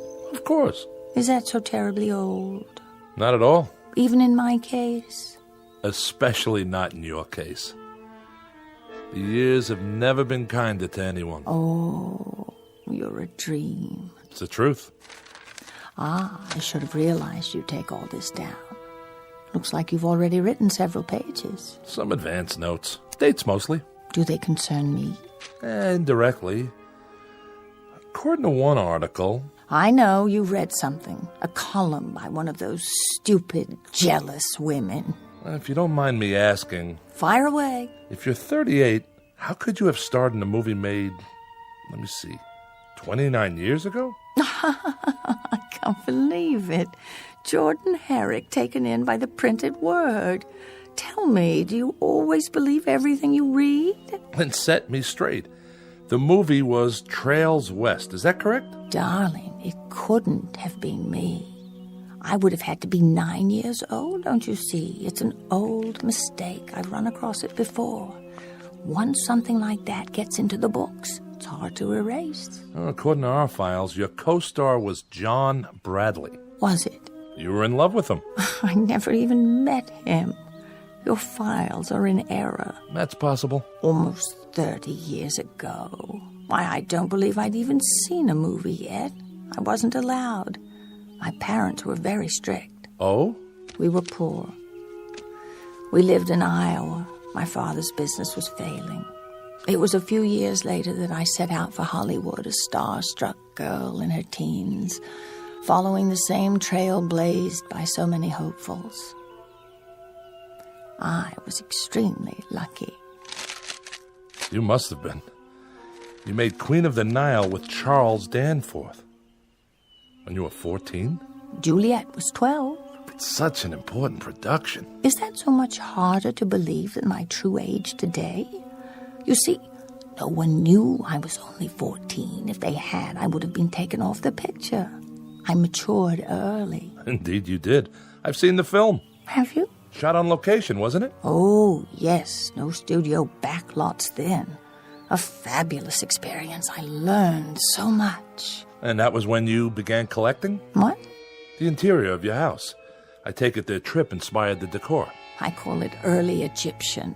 I suppose it's silly of me, but how could I resist? It was my first big break, and I was far from home with more money than I'd ever seen before. I'm just glad it wasn't one of those horror pictures that I probably have the place filled with caskets. No, I much prefer it this way. But really, you know, the fact is that I still feel 14 in some respects. No, let me be more precise. Sitting here with you, I feel new. I know it sounds foolish, but I want to live, Jordan. I want to savor all there is in this life. Is that so wrong? No. Come here and look at the view. You can see practically the entire city from here. The canyons, the pools. They look so blue from here. Don't they? Such a perfect color. Reminds me of something. Me too. Your eyes. You are too good to be true. But do you see what I mean? The world is such a magnificent place, full of so many wonders, too many to know in one lifetime. Maybe that's what makes life so precious. Because it's so brief. Does it have to be? If we live fully, tasting everything that's placed before us like a magnificent offering, two people alive to the moment and each other. Yes. I'm being foolish again saying such things. Oh, on the contrary. We've only just met. Hardly seems possible. That's because you've seen my films, each a time capsule, preserved, unchanging. There's something more, something that's very much alive right now. It's just that I so seldom get the chance to speak my mind, to air my dreams. That's true for everyone. Is it? It is for me. If I could know there's another who feels the same way, who wants to know life to the fullest. I think it's time for you to start believing. I don't dare. What are you worried about? You were so understanding, so simpatico. Don't stand too close. No, you don't like it. Move to the edge of the hillside. You might fall. Oh, Jordan, I already have. No. What's wrong? What must you think of me? Don't turn away. Look at me. It's as much my fault as yours. I wanted to kiss you from the first moment I saw you. You're very sweet, very real. But you really must go. Why? Because I say so. But we can see each other again, if you like. What about tonight? Dinner? Very well, shall we say? 8 o'clock?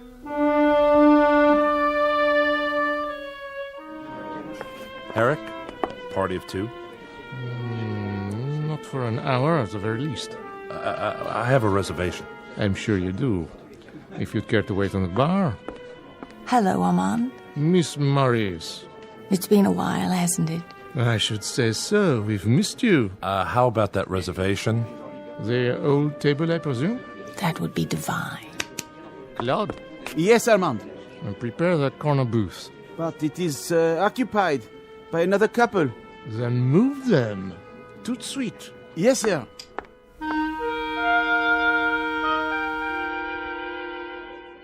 And that's our show. Ladies and gentlemen, we now invite you to dance. Darling, I don't know when I've had such a wonderful time, but it is getting late. Is it? I should call home to see how Mother's doing. Oh, don't tell me there's a curfew. It isn't that, but I do worry. Excuse me? Yes? Miss Morris, can I have your autograph? Of course, dear. Thank you, Miss Morris. Will that do? Will it? You should charge for those things. That's the 10th one tonight. Darling, something the matter? No. Nothing. We're to have no secrets between us, remember? I was just thinking about your mother. Something she said. When? Earlier today, she took me aside. I could have sworn she was trying to warn me. Only I'm not sure of what. Jordan, my mother is disturbed. You must believe me. I do. But her words stick in my mind. She feels responsible. For what? My father's death. They were returning from a party. She was driving, and the car went off the road. Father was killed. Oh, I'm sorry. Since then, she's been suspicious, furtive, imagining all sorts of terrible things. I've tried to help her, but the doctors say it's hopeless. She's deeply depressed. She should be in an institution, but I can't bear the thought of... I shouldn't have brought it up. Let's change the subject. Yes, let's. Now then, I told you about me. What about you? What do you want to know? Where did you grow up? Chicago. I still live there. I've played Chicago, the Wells Theater. The Wells. Is it still always so cold in Chicago? Only in the wintertime. Oh, I almost forgot. I was going to call Mother. Where's my purse? Oh, wait, you'll need coins for the phone. Oh, don't worry about me. Here, I'll get change. Waiter? Jordan, please. It's no trouble. Listen to me. You're a kind and considerate man, but I can take care of myself. Just don't disappear while I'm gone. Promise? You have my word on it. What's this in my pocket? A letter? Someone must have put it in my jacket. But who? Dear Mr. Herrick, you are a fine young man. I know you want to see my daughter. See my daughter, but you must not. Under no circumstances are you to come to this house again. You will not believe what I am about to tell you, but I swear on all I hold sacred that she is not as she appears. The ravishing woman you know as Pamela Morris is far older than you think. She has told you her age, but she is much more than 38. I know. For you see, I am not her mother. I am her daughter.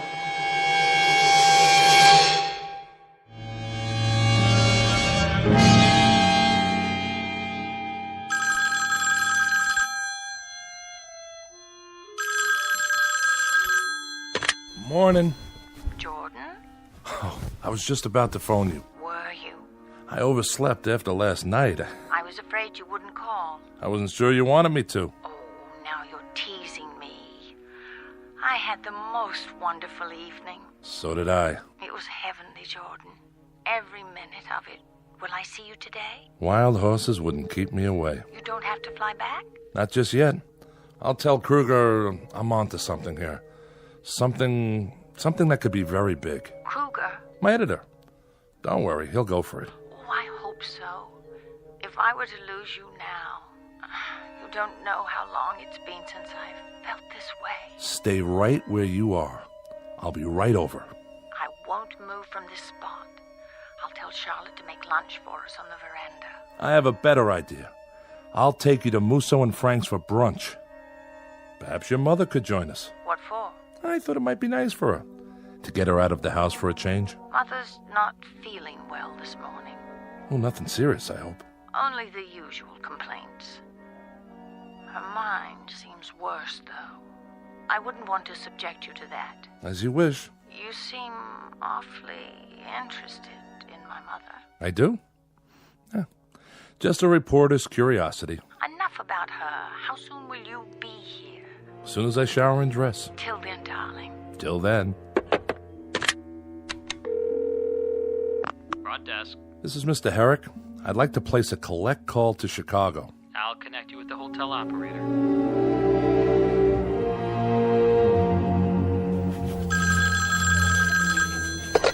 Kruger. Hey, old buddy. Jordy, glad you called. Where are you? Still in Hollywood. Listen. Good. I got another job for you, if you're through playing around with that little movie queen. Almost. Do something for me, will you? Get out the file on one of our pictures. Which one? Queen of the Nile. Right. Which one? I just told you. Queen of the... Well, you're a little young, I guess, but they made two of them. First one silent, I think, around 1920, maybe earlier. I didn't know that. Get them both. Take me a minute. I'll hang on.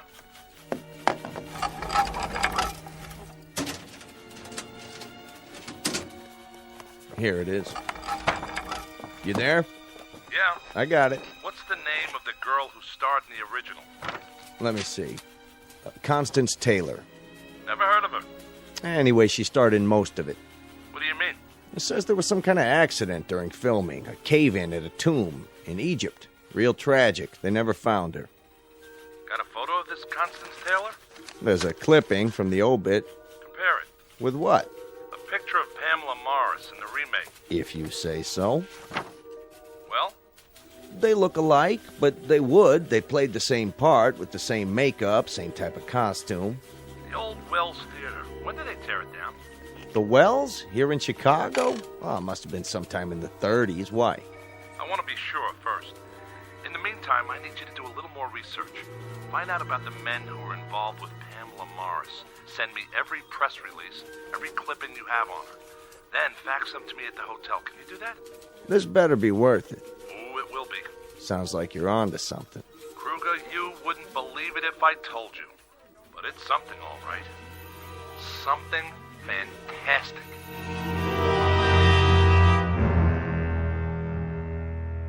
Well?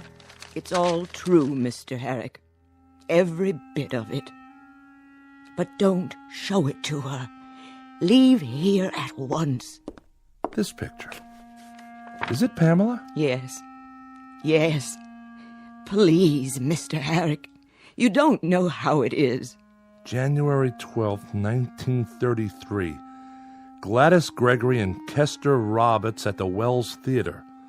On roadshow tour, fresh from their Broadway success in Honeymoon Deferred. She had many different names. But she herself hasn't changed in what? 50, 60 years? At least 80. The sum total of my life. You can't imagine what it was like to see her always so fresh and beautiful, while my mirror image grew seared and yellowed with age. How I longed to see a wrinkle, just one, in that baby skin face. But she stayed young, and it was I who grew bent and gnarled, withered by the weight of the years. Is it any wonder that I hate her so? Hard to imagine hating her. Take one last look, Mr. Herrick, and then go. How old is she, really? She is ageless. Perhaps eternal. That's true. What is her secret? What woman would not sell her soul to know? Surely you have some idea. It has to do with the motif of this room. The artifacts? The scarabs. The scarabide beetle, to be exact. The Egyptian symbol for everlasting life from the banks of the Nile. Mrs. Draper, if you hate her so... Why do I stay? What else could I do? After Pamela and my husband. Go on. Tell me the rest. Charlotte? I cannot. You must go. What about those other men? John Bradley, Charles Danforth, Wesley Harrington. Don't ask about them. Charlotte, was that Mr. Herrick's car in the driveway? I thought I heard... Oh, Jordan. I knew it was you. I could hardly wait. Hello, Pamela. What's she doing here? Pamela. How nice of you to drop in, Mr. Herrick. Has my mother been entertaining you?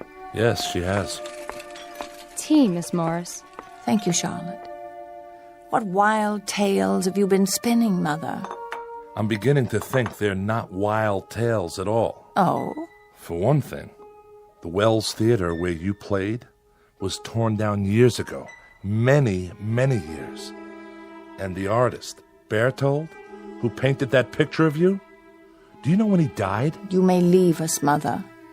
Charlotte will serve your tea in your room. Pamela, please. I want to speak to Mr. Herrick alone. Yes, I'm sure you do. That will be all, Charlotte. I'll pour for Mr. Herrick. Yes, Miss Morris. Your coffee, black, as I recall? Yes, Pamela. Drink up. Pamela, Now then, you were saying? Please understand, Oh, I do. I'm a reporter. It's my job to gather facts. And last night, that was part of your research? Last night was special. Believe me. My, look at all these newspaper clippings. Let me explain. You've compiled quite a dossier on me. What is it you want? Money? You think I'm a blackmailer? Well, if that's not it, what do you want? The truth. It comes down to this. I told you it isn't about money. I understand. Then why are you opening the wall safe? You want the truth, Mr. Herrick, and you shall have it. Come here. What have you done? Just a little white pill in your coffee. You drugged me. Don't worry. It's only a sedative. Well, why? I'm about to show you the secret. Don't you want to see what's in the box? Very well. I'll bring it to you. What is that? A rare Egyptian scarab, Mr. Herrick. The secret of eternity. Where would you... Get it? From the pharaohs, who understood its power. Pharaohs? I told you, Mr. Herrick. I was once Queen of the Nile. That was only a movie. Was it? Oh, yes, but I'm talking about the real thing. You were? Not were. Am. Oh. Sit down. It's easier that way. Let me open your shirt. You'll feel a slight sting as it penetrates your flesh. Then when it's fed, when it's filled itself with your life force. Please. Please. There. Now I simply remove it and place it on my skin. so that it can reverse the process. Let me see. This leg should do nicely. Do you think I have nice legs, Mr. Harry? Oh, but you can't speak. You can't do anything, can you? A pity the art of mummification no longer exists, because in a few more seconds, there will simply be nothing left to hold your body together anymore.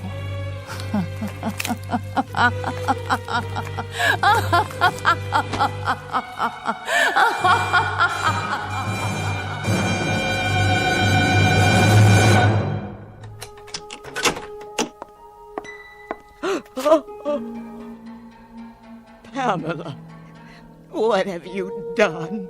I've told you, Viola. Never come in until I call you if you want to live another day. No, I can't bear it. Get rid of the remains. Quickly. This must stop. Clothing, shoes, everything. Now. Yes? I have an appointment to see Miss Morris. This way, sir. I'm here, Charlotte. Yes, miss. Oh, do you mind? I seem to have knocked over a cup in the living room. Would you see that it's swept up? All of it? Right away, miss. If I've come at a bad time... Nonsense. You must be Mr. Jackson. Yes, I called the other day. And I told you to come out when you could. Did you think I'd forget? Well, I didn't want to intrude. I must say, you look spectacular. Do I? Radiant, if you don't mind me saying. It's the weather. I so love the sun and the pool. I'm constantly refreshed. It reminds me of the location for one of my films. We shot it on the banks of the Nile River, the ancient source of life, or so I'm told. Queen of the Nile. I've seen it. Have you? But you're so young. Come. We'll have coffee on the veranda.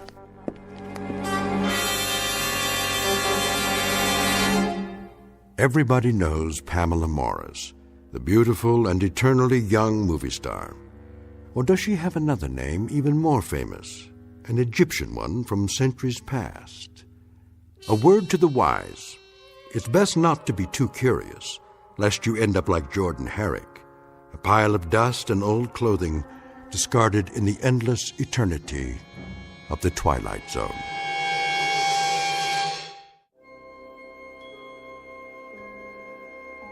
Hi, this is Carl Amari, producer of the Twilight Zone Radio Dramas. I'd like to take a moment to tell you about our official website at twilightzoneradio.com, where you'll get the latest news and information on these Twilight Zone radio dramas. Plus, at twilightzoneradio.com, you can digitally download 3 free episodes or any of our episodes for only $1.95 each. In this age of ever-changing technology, we've decided to make these episodes instantly available to you by making the Twilight Zone radio dramas a digital download-only series. This means that this series will no longer be offered on CD. The CD collections at our website are now being offered while supplies last at buy one, get one free. So be sure to get your favorites before they're sold out. Be sure to visit us often, and I'll see you in the zone.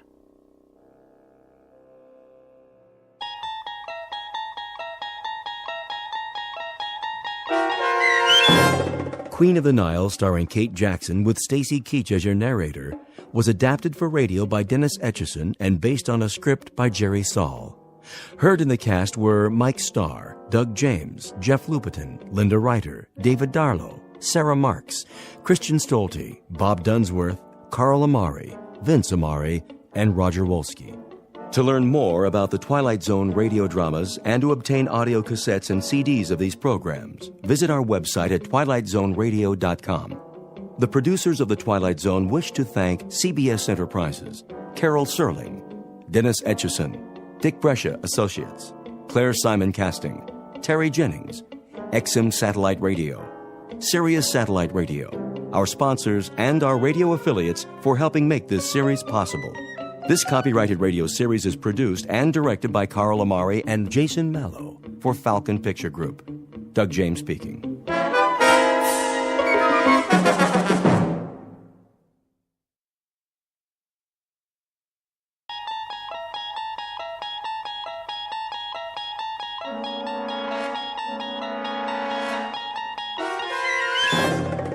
You unlock this door with the key of imagination. Beyond it is another dimension, a dimension of sound, a dimension of sight, a dimension of mind. You're moving into a land of both shadow and substance, of things and ideas.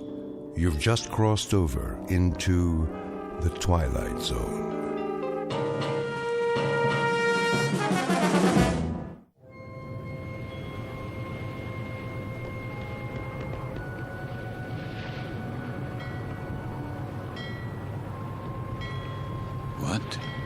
What is this place? The time. It must be late. Very late. Light in the salon. Let's black out down there. Who?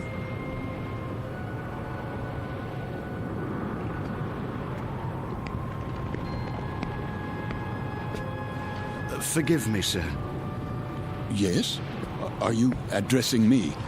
Begging your pardon, but they'll be finished serving dinner soon. They? The galley crew, sir.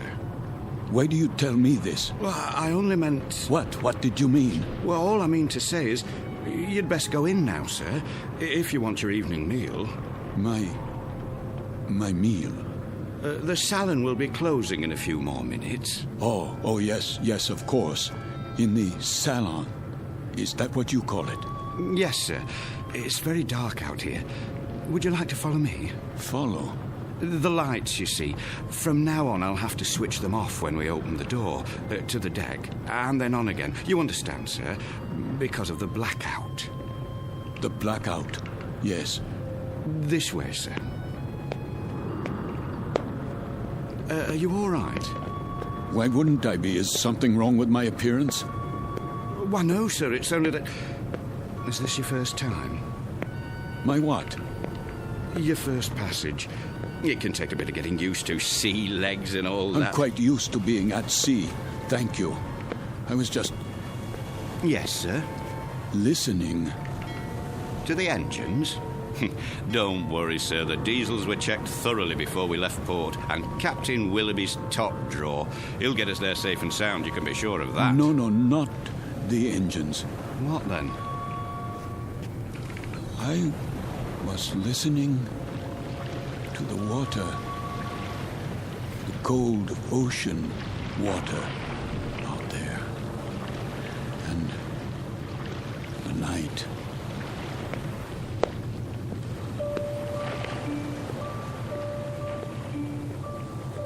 This is the deck of a small freighter, the SS Queen of Glasgow, located somewhere in the North Atlantic. Her registry, British. Gross tonnage, 5,000. Age, indeterminate. At this moment, she is one day out of Liverpool. Her destination, New York. Duly recorded in this ship's log is the sailing time, course to destination, weather conditions, temperature, longitude, and latitude. But what is never recorded in such a log is the fear that washes over a deck like fog and ocean spray. Fear like the throbbing strokes of pistons from the engine's diesels, each one a heartbeat, parceling out every hour into breathless minutes of watching, waiting, and dreading. But the year is 1942, and this particular ship has lost her convoy. Now she must travel alone like an aged, blind thing groping through the unfriendly dark, stalked by the unseen periscopes of steel killers. Enemy U-boats that also watch and wait. The Queen of Glasgow is therefore a frightened ship, and she carries with her a premonition of death. In a moment, her crew and passengers will find out just how real that premonition may be. When a course is set that leads them all into an area known as the Twilight Zone.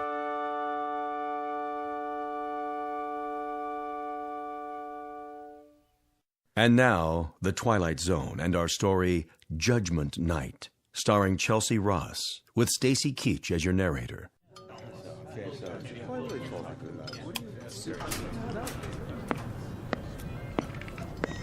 Why does he keep playing with the lights? Thought I'd gone blind for a second. My apologies for the momentary darkness. Wartime regulations, you know. Think nothing of it. Perfectly understandable. Wasn't it a lovely meal? Yes, indeed. Glad you enjoyed it, ladies and gentlemen. Something more, perhaps? Not for us, thank you, steward. We were just leaving. Come along, dear. Wait, Mommy, where's my doll? Why, here you are, little girl. You dropped it by your chair. Can you thank the nice man? Thank you. You wouldn't want to leave your dolly behind now, would you? Come along, Joanna. It's well past your bedtime. Yes, Daddy.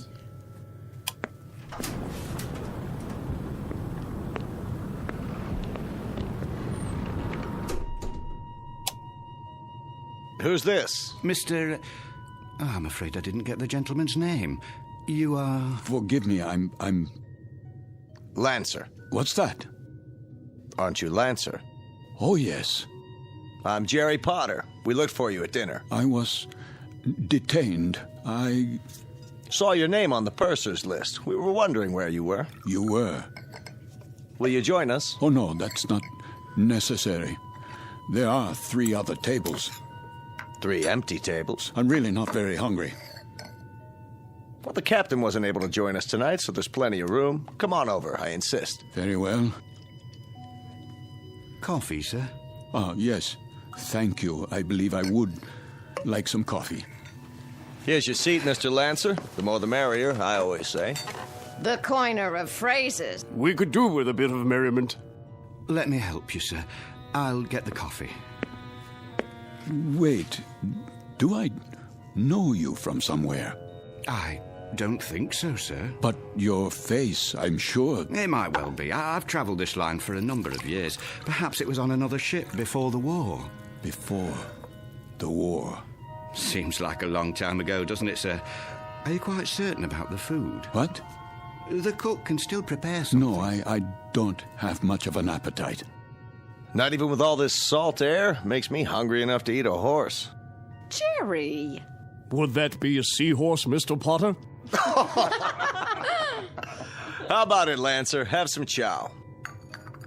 Not tonight. Something happened tonight? Nothing unpleasant, I trust? Why, I don't know. I honestly don't know. Mr. Lancer, are you ill? As a matter of fact... You do look pale. A bit of the old mal de mer, perhaps. You might do well to take the meal in your cabin. My cabin? Your quarters, Mr. Lancer. This is all rather disorienting, isn't it? But a good night's sleep can do wonders. I could prepare a tray, sir. No. I'd recommend a cup of hot broth at the very least. I'm fine, I tell you. It was just a temporary dizziness. You're all very kind. I shouldn't intrude. Nonsense. Then let me do the honors. This is my wife. Madame. Hello. And across the table are our dinner companions, Major Devereaux. How do you do? And his secretary, Miss Stanley. Are you going home, Mr. Lancer? Home? Or away from home? Why, I'm heading away from home. We are as well, I'm afraid. The Major is heading up a military mission in Washington. Now, Barbara, loose lips. Oh, sorry. I was just telling them that I took this trip once before, when my wife was alive. Spring of '38. How different it was. The Queen Mary, most elegant. Where do you suppose they dredged up this one? She looks to be 300 years old. The Queen of Glasgow. Long live the Queen. Oh, hear, hear. What do you do, Lancer? Me? When I saw your name on the list, I tried to figure out what you'd look like. It's a game I play. Try to connect a face with a name. I thought you were probably an old language professor from Oxford or something. A regular barrel of laughs. Well, I'm... There goes the light again. Well, good evening, Captain Willoughby. No, please. Remain seated. I don't have much time. I thought I'd just stop for a cup of tea and say hello to those who are still here. Don't worry on our account. I'll get you tea, sir. Thank you, steward. We did miss you, though, Captain. I must apologize. We have a miserable fog out there. No kidding. And I thought I'd best take my meal on the bridge. And the rest of the convoy, Captain, are they in sight? They'd have to be 3 feet off the bow to be in sight, Major. That fog is quite thick. Oh, dear. However, we do hope to have some sort of contact by tomorrow. But I wouldn't worry. She's a good stout ship, and this isn't her maiden voyage. She's made this passage often. I suppose misery loves company, though, doesn't it? I'd feel a lot safer if we were in a convoy. I can almost see those wolf packs converging on us. There would be no wolf pack converging on a single ship, Major Devereaux. Sorry? The principle of the submarine pack is based on the convoy attack. The gentleman is quite correct. Our primary danger would lie in a single submarine. Well, that's reassuring. I guess we stand a better chance against one than against 20, don't we? Just ask Admiral Potter here. He fought with Dewey at Manila. He knows everything. Still, it only takes one torpedo. They can do such dreadful damage. And I must tell you, I've had a miserably uncomfortable feeling ever since we've left. What kind of feeling? Of being followed. Isn't that something? I've had the same feeling. I'll tell you, I'd rather they go after us with a pocket battleship. That you can see, not a skulking, crummy tin fish a couple of miles underwater. If we're being followed, you will see the sub, Mr. Potter. It will surface. They won't waste all their torpedoes on us. Not when they can sit back 1,000 yards and shell us with impunity and sink us at will. You forgive me. This is Mr. Lancer, Captain. Mr. Lancer? But you sound like a U-boat commander. My apologies. That was clumsy of me. Oh, please, sit down. Let me clean it up, sir. I hope I didn't spill any coffee on you, Miss Stanley. No, but you did quite a job on yourself. That's quite all right. I'll get you a towel. I said it was all right. Yes, of course. Sit down, Mr. Lancer, please. Another cup of coffee, sir? No. Thank you. That won't be necessary. I think we might start by getting better acquainted. First of all, I trust everyone's comfortable. Oh, yes, quite. This ship, you know, wasn't designed to carry passengers. I hope you'll bear with some of the inconveniences. I suppose they're worth living with to get to the States, aren't they? You can say that again. Mr. Potter, I understand you're with the American government. War Production Board. And where is your home, Mrs. Potter? Good old Chicago. Windy City. Oh, how interesting. I do hope to travel farther west one day. I tell you, I'll be mighty glad to see it again, wind or no wind. And you, Mr. Lancer? Yes? Where's home for you? Home? I was born in Frankfurt. Frankfurt? Like in Germany? Yes, Germany. Well, how long had you been in England, Mr. Lancer? How long? Not very long, not long at all. Please accept my apologies. I think I'll go to my quarters now. Too bad. I was hoping we'd get a poker game going. Whoop-de-doo. Perhaps another time. Good night. There goes an odd one, huh? I had him pegged as a German the minute he came in. And what do you suppose he's traveling on this ship for? You don't think he's a spy, do you? I rather doubt it, Mr. Potter. All the passengers are well screened. I am a bit concerned about him, however. He doesn't look at all well. Actually, I'm feeling a bit tired myself. I think I'll be off to bed. Good night, everyone. Sleep well. Watch your step, Barbara. I will. It's very dark out there. Would you like a torch? Oh, don't worry about me. I can have the steward escort you. I wouldn't think of it. See you all at breakfast. I'll get the light switch. Thank you, Captain. Good night.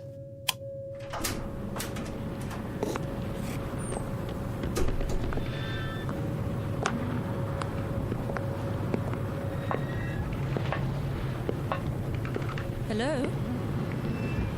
Is someone there?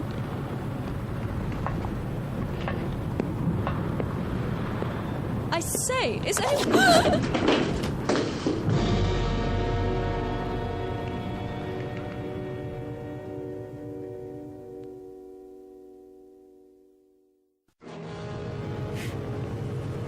Who's there? Watch your step, Miss Stanley. Oh, Mr. Lancer. The stairs are quite slippery from the fog. So I see. I was afraid you'd lose your footing. Thank you for your help. The fog can be treacherous at sea. And it carries quite a chill, doesn't it? Yes. Yes, it does. It's best to stay off the deck at night. Why are you here, Mr. Lancer? What? I thought you'd be in your cabin. I'm still a bit unsettled. Not quite ready to sleep yet. Miss Stanley. Yes. May I ask a question? Please. Have we met before? I don't think so. Why? You'll forgive me, but you looked so familiar. They all did, for that matter. Are you sure you're well, Mr. Lancer? Yes, I seem to be. It's just this feeling. What sort of feeling? Oh, it will sound crazy to you. Go on, please. Just that I'm doing things, saying things. That you've done before. How do you know that? I know the feeling. I've had it occasionally. Have you? Walking into a room and being able to swear that you've been there before. Even the conversations. They seem identical to ones you've had at some other time. Yes, but what other time and where? That's always the question, isn't it? And the people? Yes, and the people, too. Yes. That's extraordinary. What is? I don't recall. I don't seem to recall boarding this ship. Don't you? Or anything else, for that matter. How I got here, or why I'm here. There was a film about that. Pardon? In the cinema, a few years ago. With Leslie Howard. Oh, was it that American? What's his name? Garfield, John Garfield. I believe the title was Outward Bound, something like that. I don't have time to see many films. I don't either. But in this one, the people all found themselves on an ocean liner. Of course, it was a cruise ship, not a freighter. But none of them could remember anything. There was a man and a woman, and they met and began talking, much as we are right now, I suppose. And it turned out they were... Go on. Well, they were all dead, you see, and on their way to the other side. Isn't that absolute rubbish? It is indeed. You don't suppose we're dead, do you? And about to cross the River Styx or some such? No, that's ridiculous. I, for one, remember everything. The cab to the docks, and carrying my bags, my passport, the security clearance. My passport? Of course. It must be in my cabin. If we were dead, I'm sure the meal would have been followed by a lovely dessert. Mr. Lancer, may I make a suggestion? Why don't you see the ship's doctor? I'm sure they must have one, even on a freighter. For what purpose? It has to be some form of temporary disorientation. I was standing on deck, and it was as if I suddenly woke from a deep sleep. I heard your voices from the salon. Amnesia? Not really. I know who I am. I'm Karl Lancer. I was born in Frankfurt, Germany. I'm in the... In the what? In the... You were going to tell me. You were in the something or other. Was I? I don't remember now. Mr. Lancer, perhaps if you got some sleep, that might be all it takes. It wouldn't help. I don't think I could get to sleep. I feel as if this were a nightmare. I feel strange. I feel as if there were a disaster waiting out there, some doom that's about to happen. As if we were being stalked. I know we are. It's stalking us. Yes, there's a sub out there, a U-boat. I know it. I know it's out there. I know. Who's there? Mr. Lancer? Yes, I'm Lancer. Would you come with me, please? Where? The captain's compliments, sir. He wonders if you could join him in his quarters. For what purpose? He'd like a few words with you. Go on, Mr. Lancer. I'll see myself to my cabin. Sir, this way.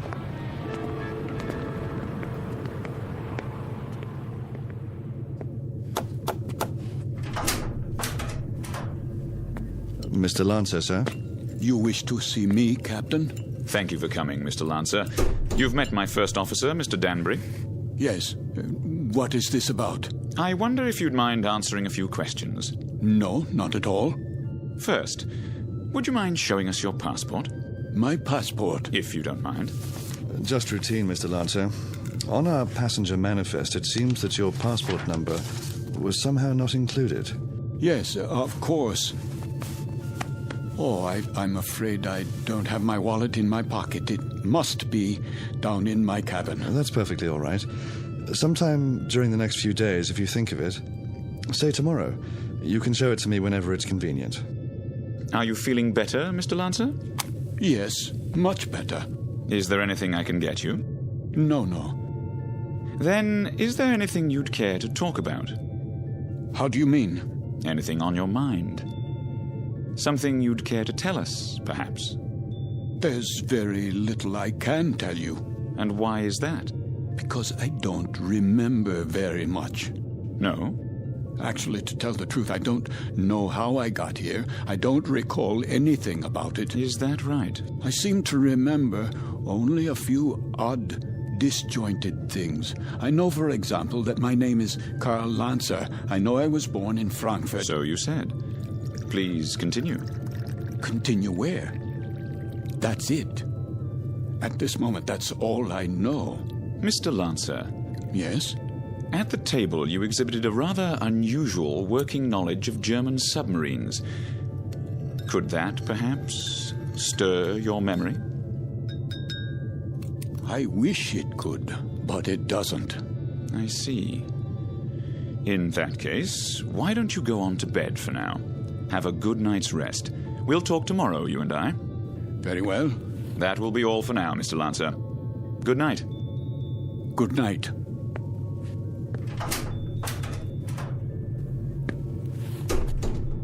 Most peculiar. I'd agree, sir.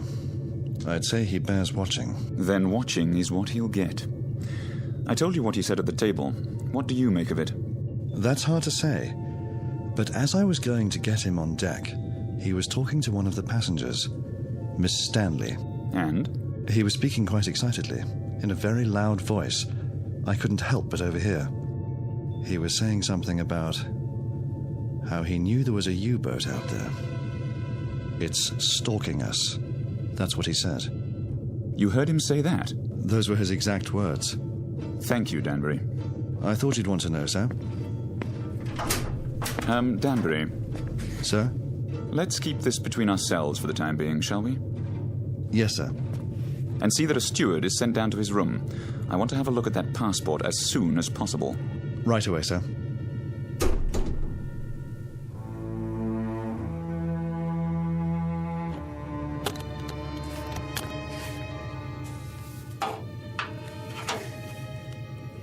There you are, sir. All your clothing hung up, I believe that's it. Anything else I can help you with? No, that will be all. Ah, your shoes. I'll just put them in the closet. Hold on, what's this? Where? In your bag. Looks like an officer's cap, but not one of ours. War souvenir. What are you talking about? This, sir. I was wondering if it was a war souvenir. Let me see that. Yes, sir. It's a naval officer's cap. Foreign by the style of it. Don't touch things that don't concern you. I only thought I'd put it away for you. That won't be necessary. I'll put it away myself. Yes, sir. That will be all.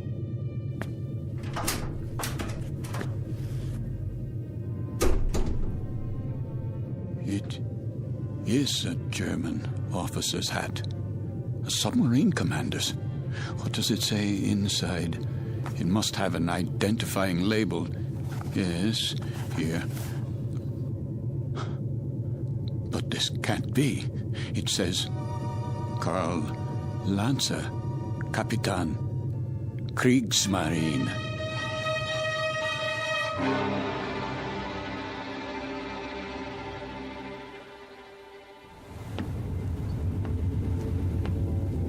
Mr. Danbury? Yes, sir?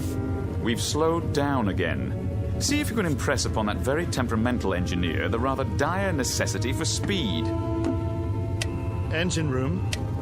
Engine room. McLeod, can we get any more revs? We're losing speed badly. Begging your pardon, sir, but I've got these blooming engines trained to the limit now. Kindly tell the captain that if I keep them going at this rate, there'll be a breakdown before morning. In that case, we'll be going a precious lot slower in a drift than under power. McLeod, we simply have no more revs. If you can give me maximum speed for another 12 hours... Captain! These engines needed to be overhauled a month ago, and instead of an overhaul, they're getting worked to death. Well, do what you can, man. Aye, aye, sir.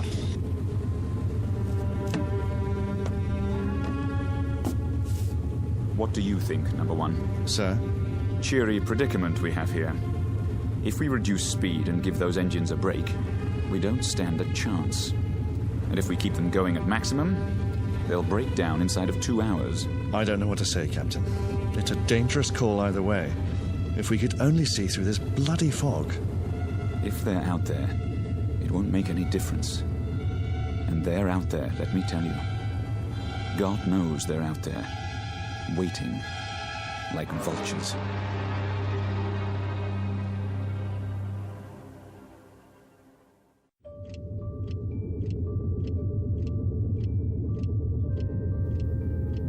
Another drink, please. Begging your pardon, sir, but it's very late. Don't beg my pardon. Just put the bottle on the bar. Go to bed if you're tired, but leave the bottle.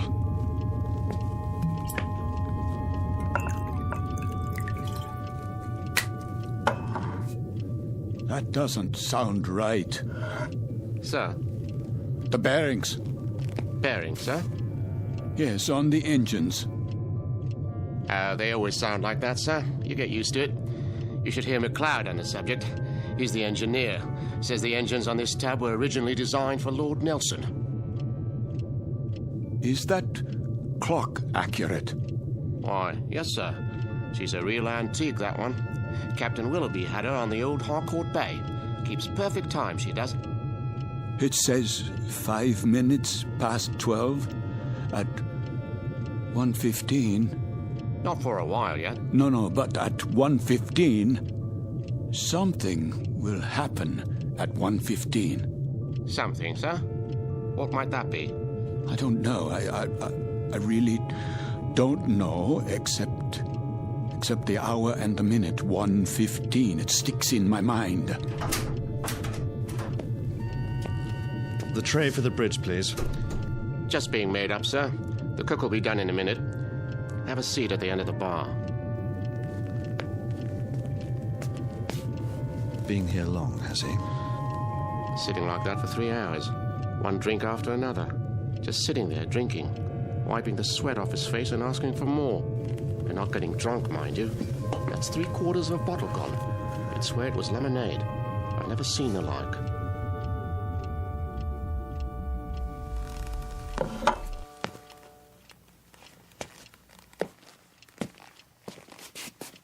Why have the engines stopped?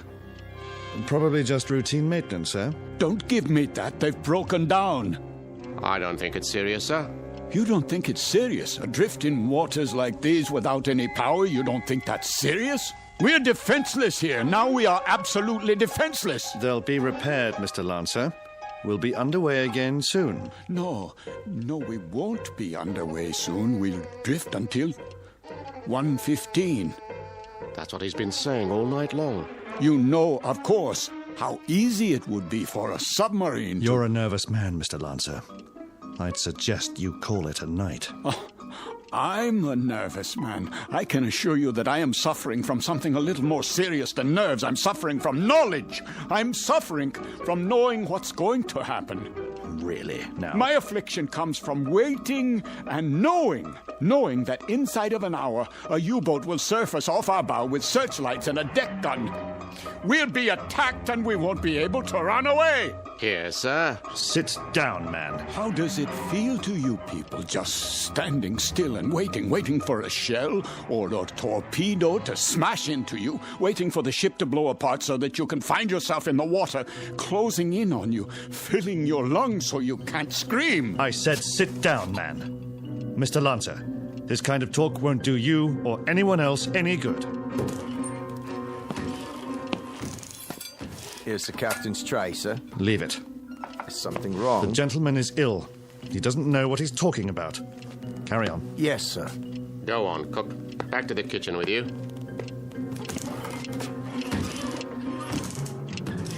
The U-boat's coming. We must get the engines started or abandon ship. That's what we must do. Yes, we must abandon ship. Do you hear me? Why has the clock stopped? Where did you go? Where have you all gone? Why have you left me alone like this? Where? Where is everyone?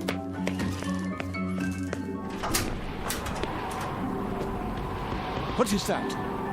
The searchlight. It's here. That's the U-boat. The U-boat is here.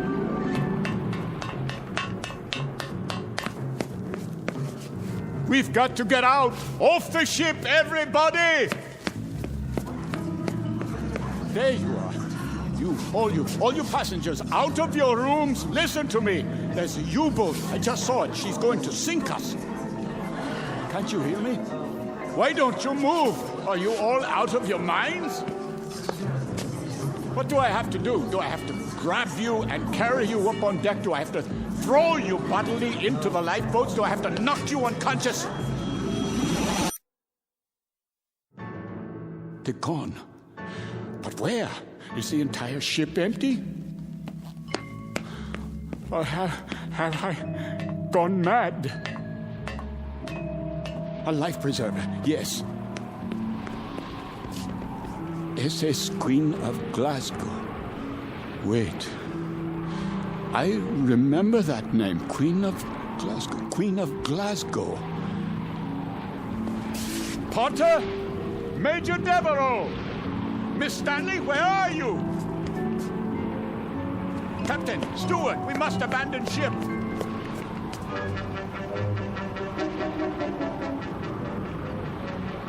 Feuer frei! Ja, Captain. Fire!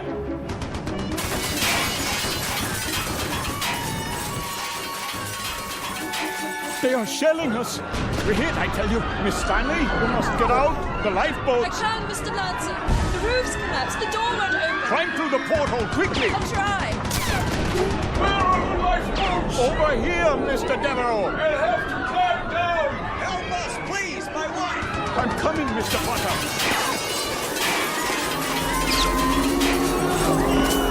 Watch out! The rail is collapsing.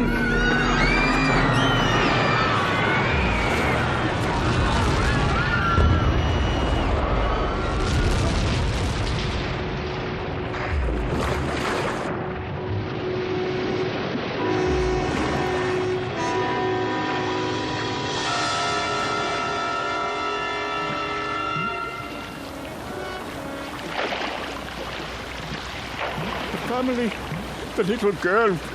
Where? The doll. Here, I have it. Who could do such a thing? Who? Who?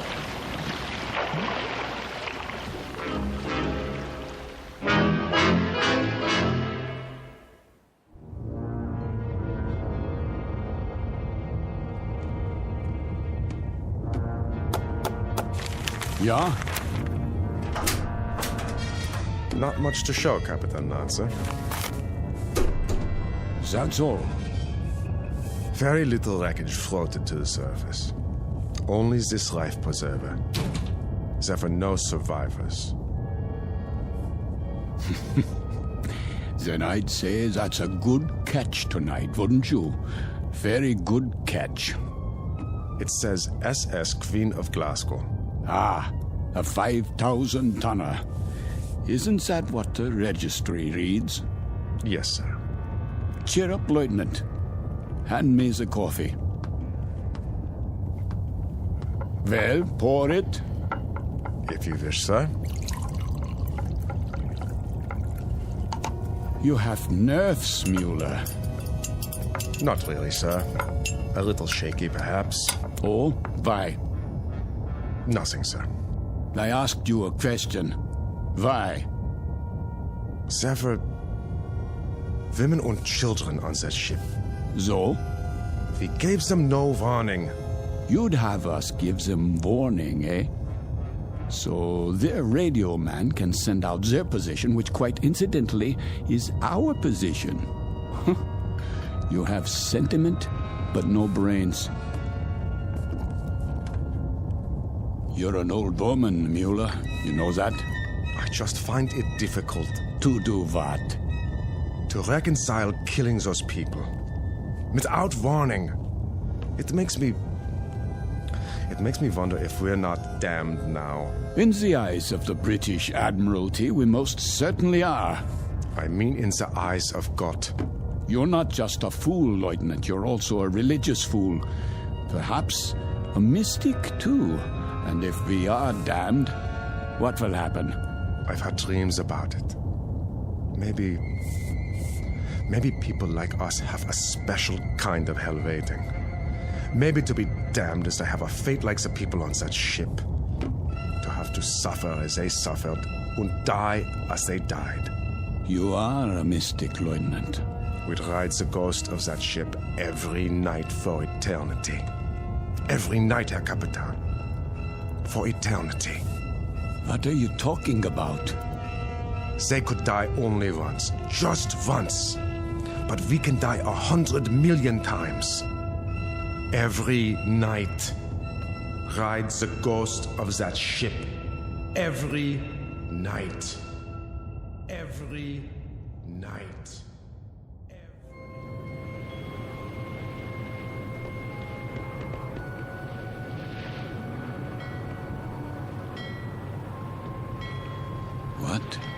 What is this place?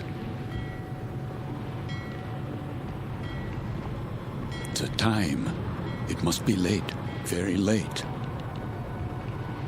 Light in the salon. Let's black out down there. Who?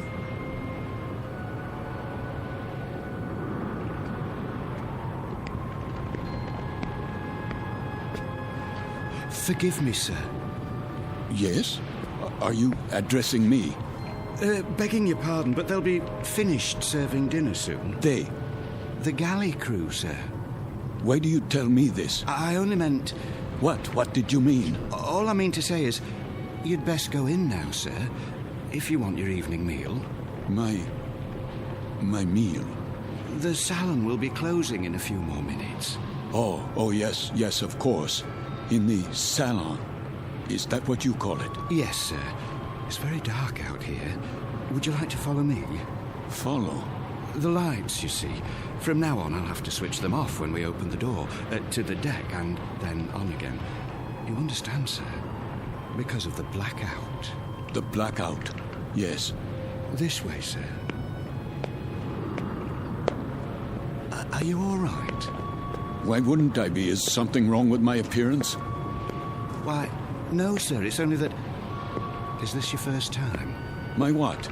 Your first passage. It can take a bit of getting used to. Sea legs and all that. I'm quite used to being at sea. Thank you. I was just... A special kind of hell waiting. Maybe to be damned is to have a fate like the people on that ship. To have to suffer as they suffered and die as they died. We'd ride the ghost of that ship every night for eternity. For eternity. For eternity. For eternity. Yes, sir? Just listening. To the engines? No, not the engines. I was listening The water. The cold ocean water out there. And the night.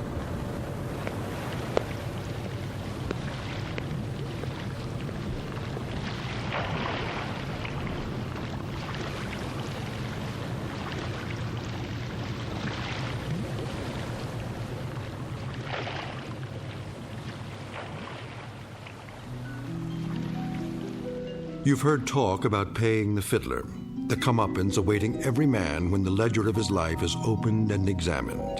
The credits and debits added up, a tally made, and then the reward or the penalty paid. In the case of Karl Lancer, former Capitan and U-boat commander, Navy of the Third Reich, this is the penalty. This is the justice meted out.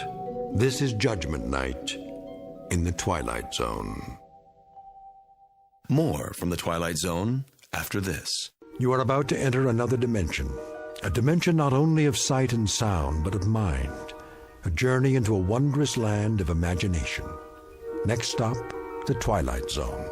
Hi, this is Stacy Keach. I'd like to take a moment to tell you about our Twilight Zone website at twilightzoneradio.com. At twilightzoneradio.com, you'll find the latest information on these Twilight Zone radio dramas, including behind-the-scenes photographs, plus the newest product releases, trivia contests, ways to contact us, other Twilight Zone-related info and merchandise, plus links to other fascinating websites. So make your next stop twilightzoneradio.com. Visit twilightzoneradio.com to purchase these Twilight Zone radio dramas on cassette and CD, or call toll-free 1-866-989-ZONE. That's 1-866-989-9663.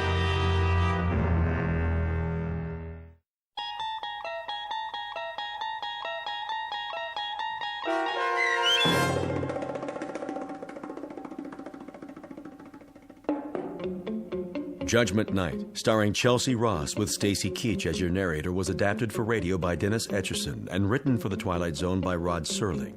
Heard in the cast were Nick Sands, Damian Arnold, Richard Shavson, James Houghton, Sarah Wellington, Christian Stolte, Fernette Lebo, Doug James, Martin Astrop, Anna Rose Benson, and David Darlow. To learn more about the Twilight Zone radio dramas and to obtain audio cassettes and CDs of these programs, visit our website at twilightzoneradio.com. The producers of The Twilight Zone wish to thank CBS Enterprises, Carol Serling, Dennis Etchison, Dick Brescia Associates, Claire Simon Casting, Terry Jennings, XM Satellite Radio, Sirius Satellite Radio, our sponsors and our radio affiliates for helping make this series possible. This copyrighted radio series is produced and directed by Carl Amari for Falcon Picture Group. Audio editing, sound design, Foley effects, and mix for the Twilight Zone radio dramas are by Cerny American creatives Craig Lee, Michael Slaybach, Bob Benson, and Jason Rizzo. To learn more about the Twilight Zone radio dramas and to contact us, visit our official website at twilightzoneradio.com. Doug James speaking.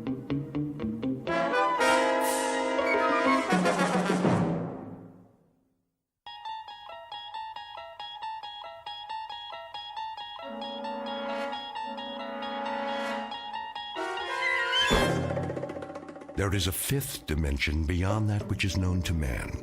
It is a dimension as vast as space and as timeless as infinity. It is the middle ground between light and shadow, and it lies between the pit of man's fears and the summit of his knowledge. This is the dimension of imagination.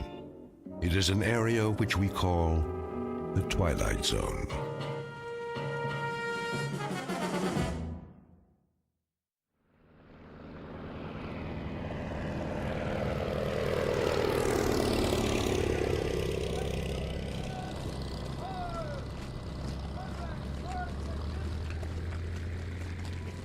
So it's goodbye again. Yes. We should be used to goodbyes by now. You'd think, wouldn't you? You know, I used to think when I was a little boy back in America. You used to think what, Tony? Oh, it doesn't matter. Of course it does. I love to hear you talk about when you were a little boy. But you know something funny? Well, I'm jealous. Jealous? Jealous of what? I'm jealous of those years. I'm jealous that you grew up and I didn't get to know you because we hadn't met. So many years. And I think now, what a waste that we didn't know one another then. We had time once, didn't we? All the time we needed. But not now. Now there is no time, Tony. Now there is only time for goodbyes. Now people fly by so fast, you want to call out to them. And then it's too late. They've gone. They've disappeared. It's time to take off, Lieutenant. The Luftwaffe is coming. I'm on my way. But, sir, the troops are moving out. Thank you, Private. Oh, my darling. Tony, sweetheart. Now, you must go. You must go. I know. Don't cry. No time for tears. Memory I have a of memory you of you for my eyes, and a thought of you to hold in my mind. for my mind, As do I. And and a touch of you. for all of me. Oh, my darling. I won't forget you. Not forever and a day. and a day.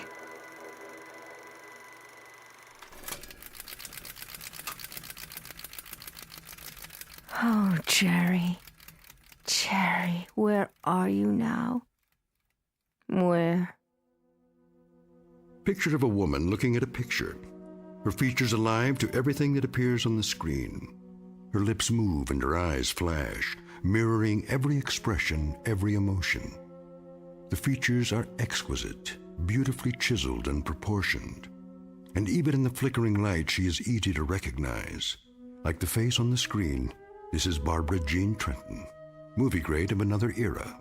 Once brilliant star in a firmament no longer a part of the sky, eclipsed by the movement of the earth and time.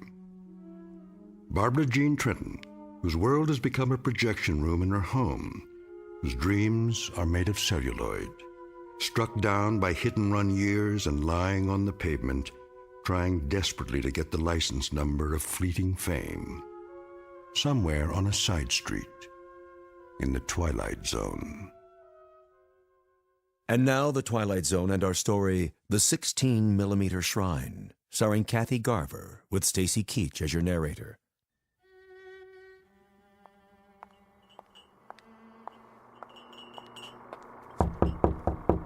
Miss Trenton?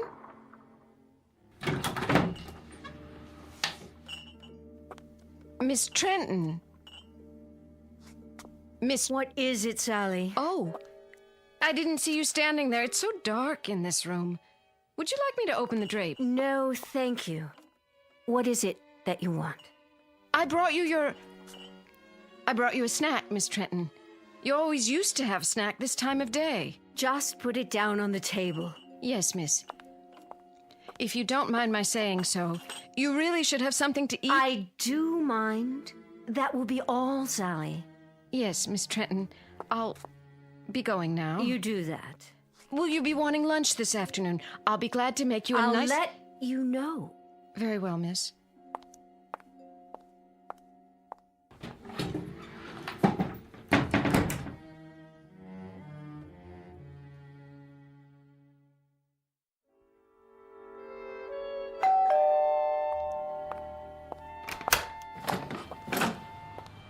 Oh, Mr. Weiss. How are you, Sally? Perfectly fine.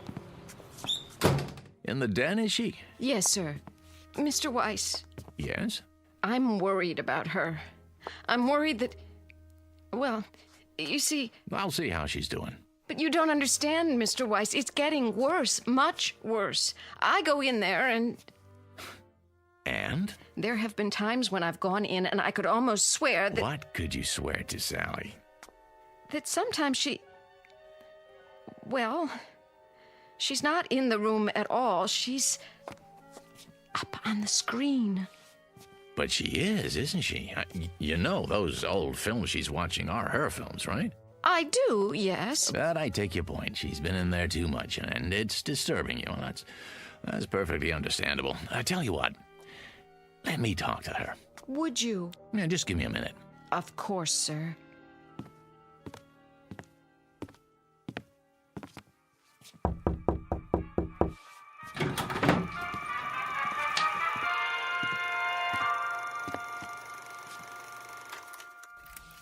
Barb, Fix yourself a drink, Danny. it's 11 o'clock in the morning. So it's 11 o'clock in the morning. What about it? It's 11 in the morning and the sun is out, see? Oh, why did you have to do that? It's a beautiful day in Beverly Hills. There's no smog, it's 84 degrees, and it's lovely out there. What would I do without your daily meteorological reports? And the question is, what do you do with them? You sit here in this air-conditioned cave, showing one picture after another. Why? Haven't you seen them enough times? Let's skip that. Barbie, no good, honey. What isn't? None of this is any good. If you won't fix yourself a drink, then sit down and be quiet. You have a habit of looking poised, ready to spring. What was the picture? 2 of them. Farewell without tears. Now, let's see. 26 years ago, co-starring Jerry Herndon. Of course, co-starring Jerry. He was my favorite leading man. And then, A Night in Paris. 25 years ago. I know it was 25 years. Are you Father Time now? Barbie. Danny, should I have failed to make mention of this before? I hate clinical tiptoeing. If you don't like what I do, don't knock it. I have to knock what you do, and I have to get clinical when I see you enclose yourself in this room and stop the clock. You said things back 15, 20, 25 years. You turn your back on today, and you do this every day. Let me tell you something, honey. That's sick. That's real sick. Is that all? No, it isn't all. I got some news to deliver. What now? I set up an appointment for you over at International. You did? At International? Mm-hmm. When? Today. Part? Sounds like a good one. Is Marty Saul still running the studio? Sure is. Too bad. I never got along with Marty. Yeah, I remember. But he's older now. I think you'll find he's mellowed. He said I was the most temperamental star he'd ever worked with. Now, why would he say a thing like that? Danny, you know something. You're a nice guy. A very nice guy. A loyal friend and a good agent after all. And I guess in my own devious, selfish way, I happen to be very much in love with you. Wait. Calm down now, Barbie. Oh, I hope it's a musical. I'd love to dance again. Or a juicy romantic role, like the scenes I watched this morning with Jerry Herndon. See his photograph here? Yes, I see it. I did 3 pictures with him. I know. Oh, mon capitaine, tell me about your country of America. A Night in Paris, remember? Jerry was a young American lieutenant. I was Claudette, the little French girl. Age 19. Go to the devil, Danny. Barbara Jean, it's a beautiful day today. The sun is shining, and it's a brand new world. A new world, get it? It's 25 years away from A Night in Paris, and 26 years away from A Farewell Without Tears. This room is dark and cold and full of cobwebs. Get up and go outside, honey. You'll be surprised at what you see. Huh? Pleasantly surprised, I promise.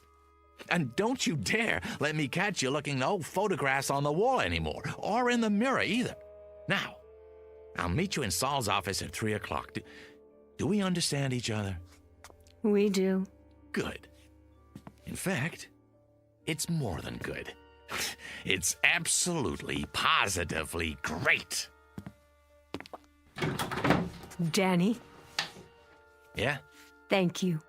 Yeah, well, don't thank me yet. Just be there.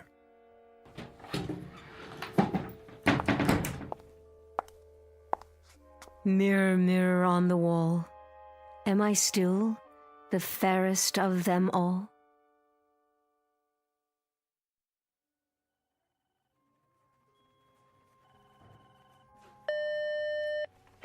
Yeah. Mr. Weiss, sir, and Miss Trenton? Sign him in.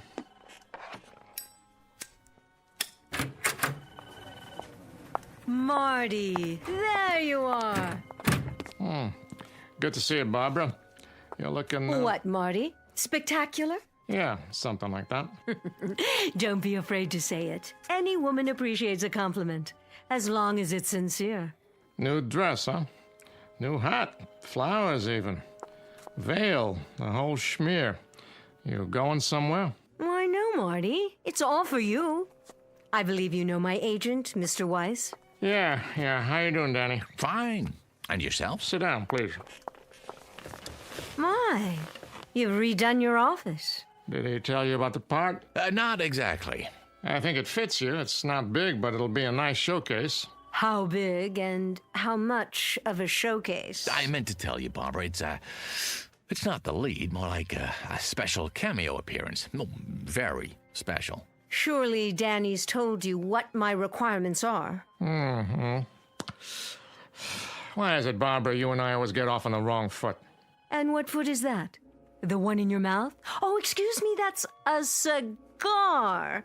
Still smoking those nasty things I see. We always seem to fight. Doesn't that always seem to be the case? We begin by fighting. I'm still waiting to hear about the part, Marty. Raise the veil. What? On your hat.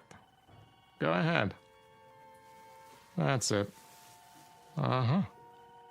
Perfect. What do you mean? You play a mother. How old a mother? No, that's not the point, Barbara. 40-ish, but very vibrant, very alive. As opposed to what? A corpse? I don't play mothers, Mr. Saul. I never have, and I'm not about to start now. I also don't take bit roles, even if you call them cameos. You should know that. You'll forgive me, my dear, but I didn't realize you were still so particular. Well, now you do. At least I would think you'd look at the part. That would be a waste of my time. Look, I think we could at least take the script home with us, Barbie. You take the script home with you, and you play it. I didn't like this crude, tasteless man when I was under contract to him, and I don't like him anymore now. And especially when he offers me a fast walk-on. And you, Miss Prima Donna, I got news for you. You may think you're still the #1 lady on top of the heap, but you got it wrong. You're just an aging broad with a scrapbook. And any part you get at this studio won't have to go through an agent. You can set it up at the community chest, because it'll be charity. Barbara, wait! Remind me someday, Saul. Remind me when you've gone over the hill and you're down on your hands and knees. Remind me to give you a swift kick, just so you'll know how it feels.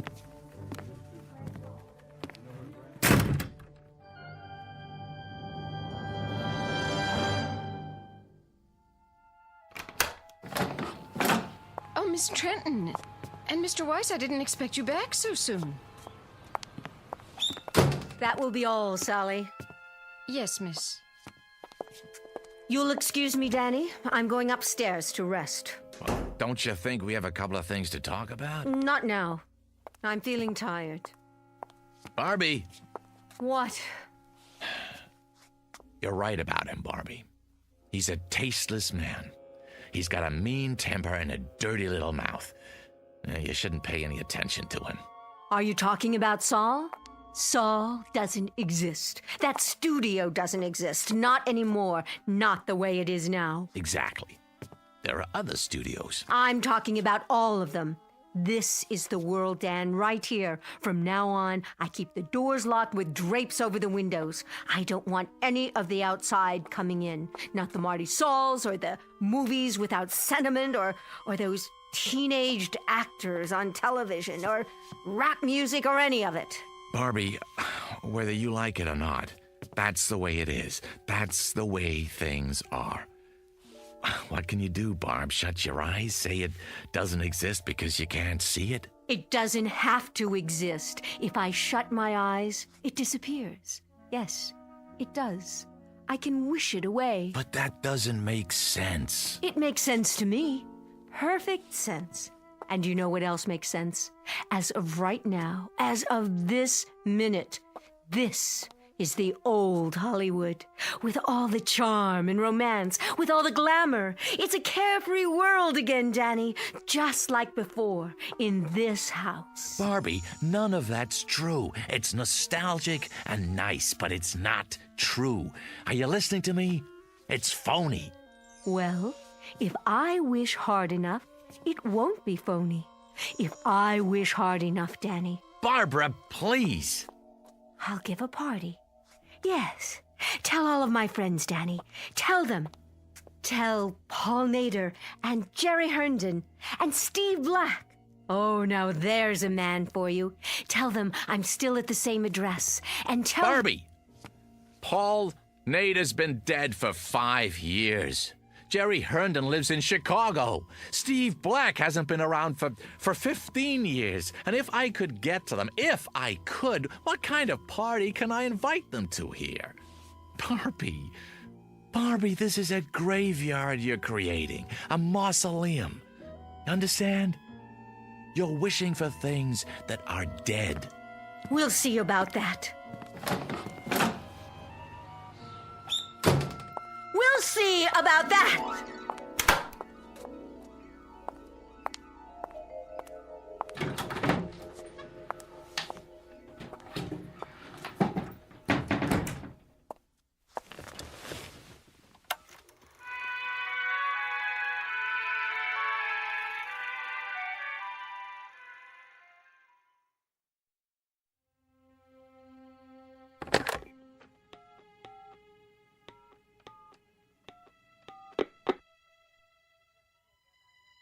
Mr. Moser, please. Tell him it's Danny Weiss. Hey, Walt. Long time, huh? No. I didn't go to the awards. Congratulations, by the way. Heck of a picture. Yeah. Say, listen, Walt. I got an idea, and I wanted to run it by you first, before I shop it around. Yeah, that's right. Yeah, nobody yet. Well, you know the actor who just won for Best Supporting? Uh-huh. Well, About Time is right. Yeah, he's all over the talk shows, giving interviews left and right. No, I don't represent him. But he's been in this business a long time, started as a teenager. I know, at your studio. That's why I'm calling. See, here's what I think's gonna happen. A brand new interest in the greats of our industry who made it what it is today. I can see it coming. Not nostalgia exactly, but a wave of appreciation, reevaluation. So I was thinking, why not put together a special project just for them? The ones who've been out of the limelight a few years. Stars who never got an Oscar but deserve to. Yeah, I tell you, the media will lap it up. No, I don't have a script yet.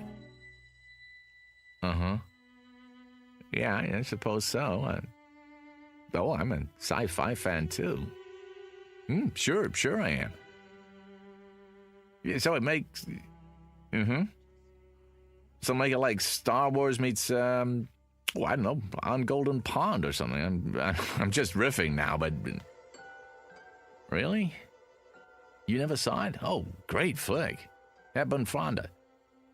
No, Henry. Yeah. Yeah, a whole generation that... Well, they would if you set it up right.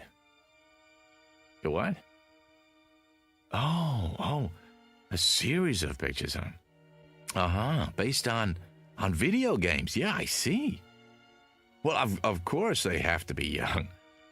Still, when you think what a great name could bring to the package, well, Barbara Jean Trenton, for one. No, she's not dead. No, I assure you. A highlights reel.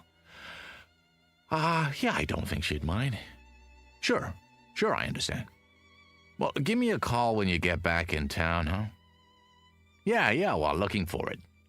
All right, take care now. Yeah, you too.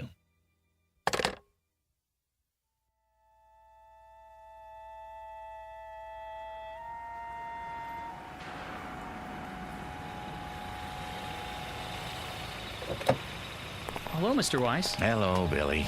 Lunch again, huh? Park it nearby, would you? Won't be long. Yes, sir.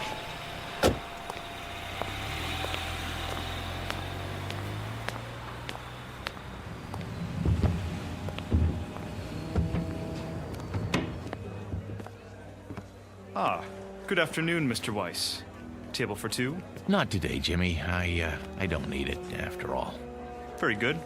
I'll get your waiter. I don't have much of an appetite, just the bar. Of course.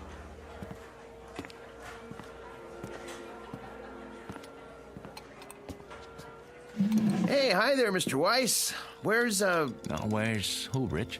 Well, you'll excuse me saying so, but the place has been buzzing. I heard you're bringing Barbara Jean Trenton for lunch. Some kind of celebration. Ah, well, there's been a change of plans. Oh, well, the reason I mention it is I was going to ask her for an autograph. You think she'd have minded? I'll bring you an autographed 8x10. How's that? Would ya? Oh, that'd be great. Just a scotch and water for now, Rich.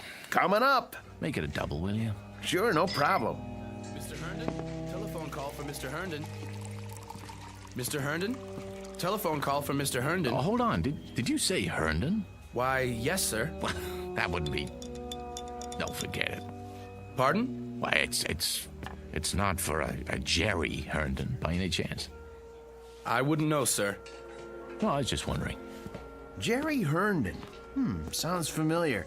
Didn't he used to be in the movies, too? Sure did. A long time ago. Telephone for Mr. Herndon. Right here, son. Jerry? You can take it at the bar, sir. Thanks. Oh, and this is for your trouble. Thank you. I'd know that voice anyway. I don't believe I've... Danny? Danny Weiss? What in the world are you... I just stopped in for a drink. Oh, same here. I couldn't forget this place, like old times. Old times is right. What are you up to these days? Oh, still in the business. What else do I know how to do? Listen, can I buy you a drink? I'll buy you one.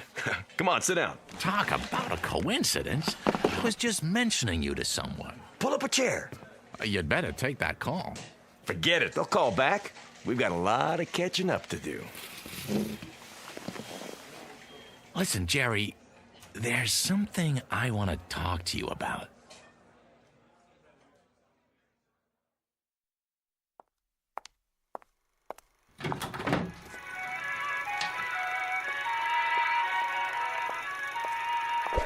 Oh, who's there? Only me, miss. What have you done? Very sorry, miss. I didn't see you sitting there. I must have tripped on the electrical cord. Shall I plug it back in? Thank you, no. I'll take care of it, Sally. And Sally. Yes, miss. I'm locking the door to this room. I don't want to see anyone. I understand, miss. Sorry.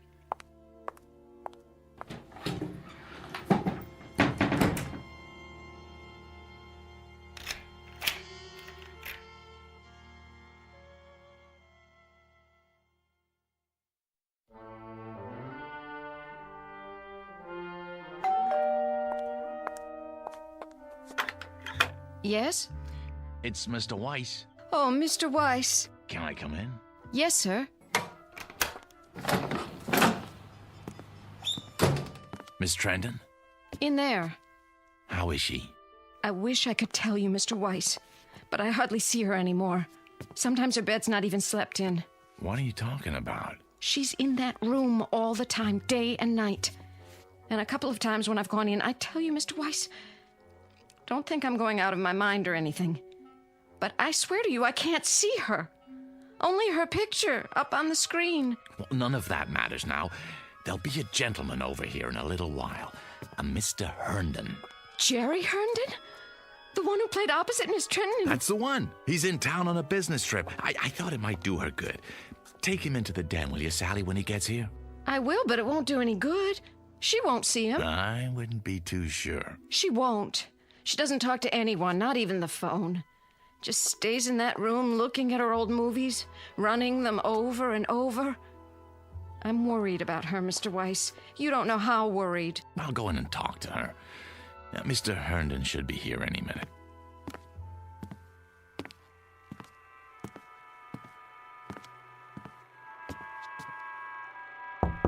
Go away, Sally. I said go away. I don't want anything, and I don't want to see anyone. Barbie, it's me, Danny. Now, please let me in. Why should I? Please, Barbie, I got something to tell you.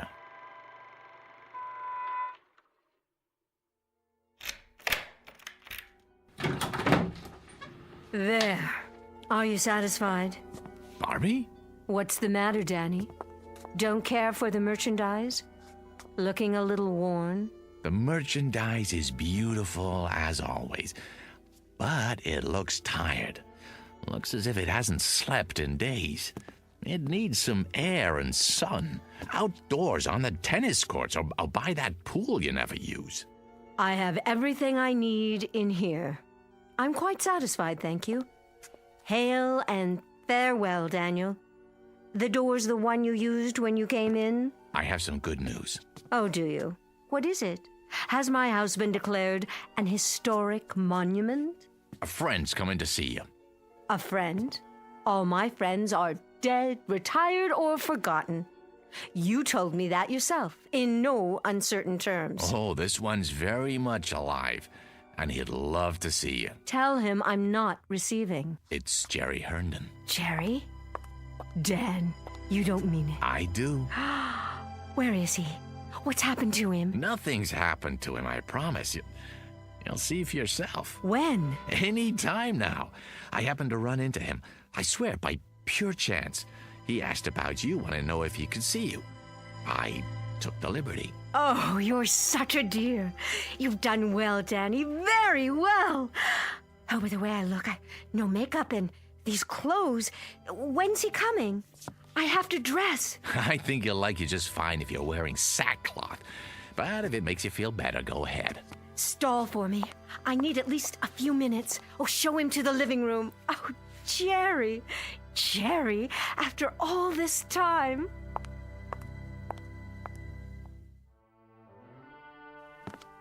How is she? Really? I'm so sorry I haven't kept in touch. She's still Barbara, same zest for life, same charm. Why, we just had a meeting at the old studio.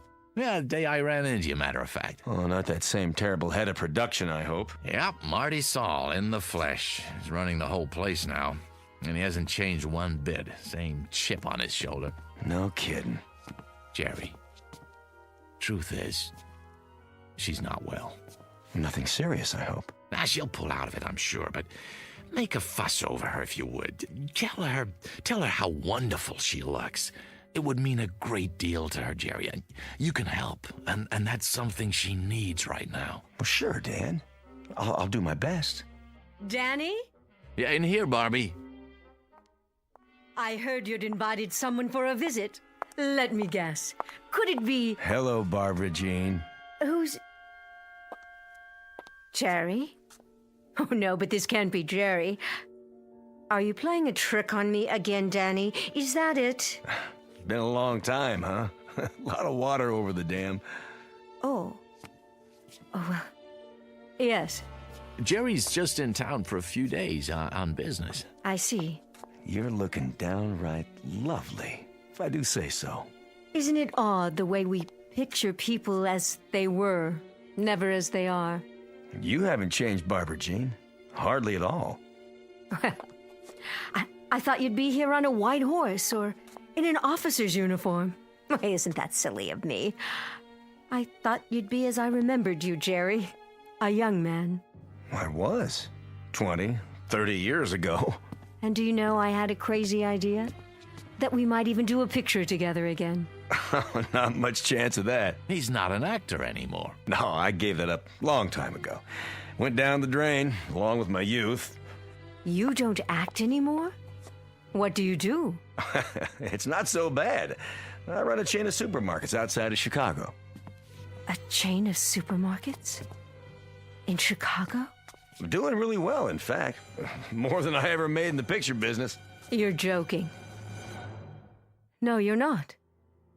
You're not joking at all. Barbie. See this photograph? This is the one I expected. This is the one I wanted to come see me, with that darling little mustache. Well, I've still got one, only it's gone white like the rest of my hair. So you have. But you're not the one in the photograph, are you? He's dead. He's dead, like all the others. Barbie, honey. Go away, please. Both of you. Will you just go away? It was very nice to see you. Goodbye, Barbara. Goodbye, my dear. Take good care.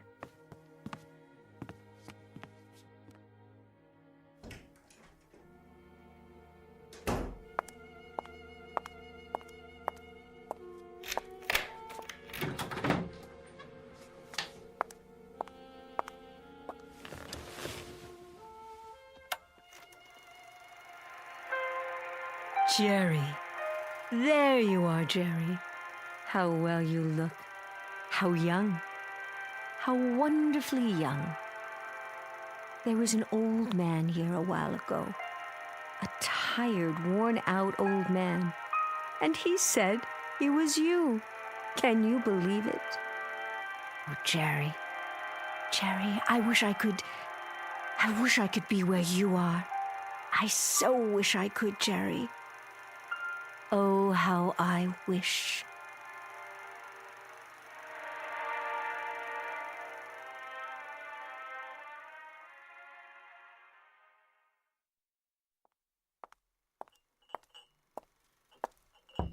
Miss Trenton?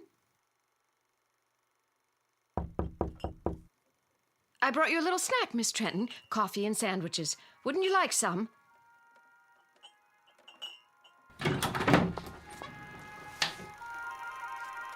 Miss Trenton, where are you? Jerry?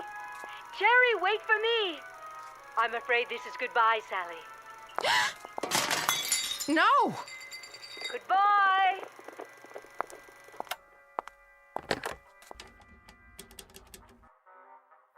Mr. Weiss, sir, I think you'd better come over here right away.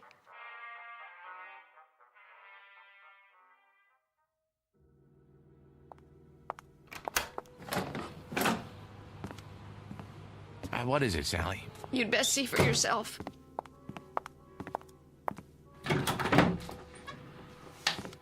Sally, I don't see anything. What's the big mystery? That's just it, Mr. Weiss. I don't see anything either. She's not here anymore. Was the projector running? It was. When was that? About an hour ago. Who shut it off? I did.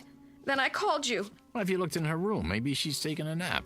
That's the first place I looked. Then I went to every room in the house, even the pool in the yard. She's not here. At least not in the way you'd mean.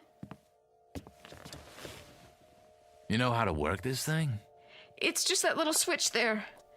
Are you going to run it, Mr. Weiss? Yes, Sally. I'm going to run it. Mr. Weiss, I can't stand to watch. I don't know what I'm going to see. Shh, quiet. All right, darlings, that's enough for now. Let's go outdoors. We'll finish our cocktails by the pool. Everyone go ahead. I'll be right with you as soon as I change out of these heels. What is this film, Mr. Weiss? Not one that I've ever seen. It's funny, it doesn't look like a set. Wait, those French doors, I'd swear it's this room. This one right here. It can't be. But it is, Mr. Weiss, it is. Look at that scarf. She bought it only last year, and those shoes? They're the ones she wore when Mr. Herndon came by. Barbie! Barbie, please! What? It's Danny. Please, don't do this. Danny? Oh, there you are. Care to join us? The old gang's here. We're going to have such a time, just like we used to. You know I can't do that. I can't just step into a movie screen. It isn't real. None of this is real. Well, then, goodbye, Danny. Be a dear and hold on to my high heels for me, will you? I can't very well swim in them. Barbie, don't! Keep them to remember me by. Jerry! Where are you? Barbie, please. Over here by the bar. I just stopped to freshen my drink. Care for another one, Barbara? Oh, don't tempt me. Now we simply must go outside. Everyone's waiting. In that case, race you to the pool? You're on! Barbie, come back. Come back. Sally, these shoes by the French doors, you didn't drop them here, did you? No, Mr. Weiss. And this scarf on the patio? No. Well, they must be Barbie's then. I guess I'll just have to hold on to them. In case she comes back. Oh, Mr. Weiss, what are we going to do now? Well, the only thing we can do. Wait. Meanwhile, here's a toast to you, Barbie. And to wishes. To the ones that come true.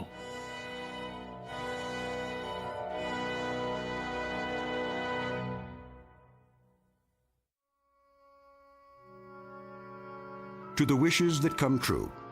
To the strange, mystic strength of the human animal, who walks that thin line between reality and the shadows and can sometimes make one merge with the other. To Miss Barbara Jean Trenton, movie queen of another era, and no longer of this one.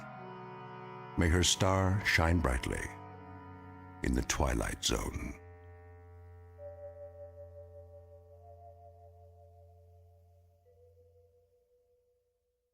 More from the Twilight Zone after this.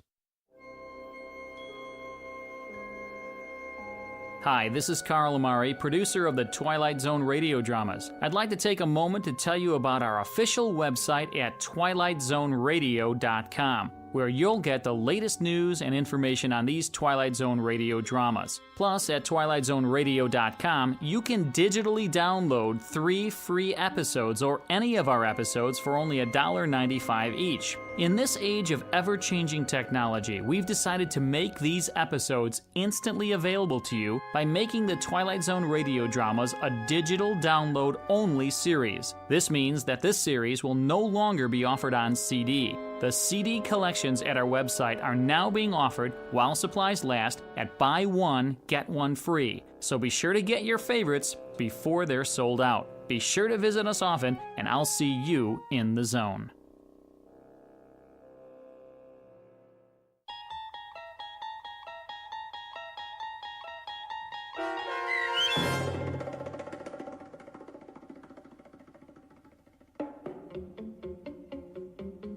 The 16mm Shrine starring Kathy Garver with Stacy Keach as your narrator was adapted for radio by Dennis Etchison and written for The Twilight Zone by Rod Serling. Heard in the cast were Christian Stolte, David Darlow, Fernette Lebo, Doug James, Roger Wolski, and Carl Amari. This copyrighted radio series is produced and directed by Carl Amari for Falcon Picture Group and Westwood One. Sound design and custom Foley effects for The Twilight Zone by Cerny American creatives Bob Benson, Craig Lee, Matt Sorrow, Tim Cerny, and Todd Beyer. To learn more about the Twilight Zone radio dramas and to contact us, visit our official website at twilightzoneradio.com. Doug James speaking.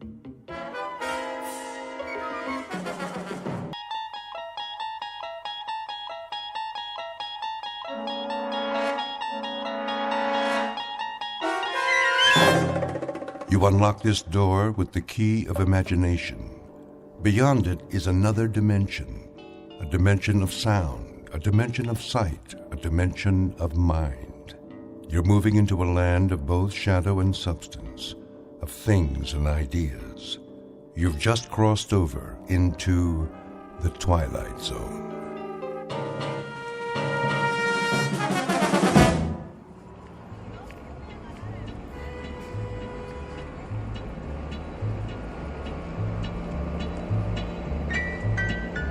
Street. Next stop, 14th Street. Bus driver. Yes, sir. There's a restaurant I've seen, a buffet. Lots of restaurants along here. Carolyn's Country Kitchen, I believe it's called. With the chicken special. Oh, yeah, corner of 17th. That where you went off? Indeed, I've been looking forward to trying it. All you can eat, I understand. Oh, knock yourself out. Oh, I shall, I assure you. I shall.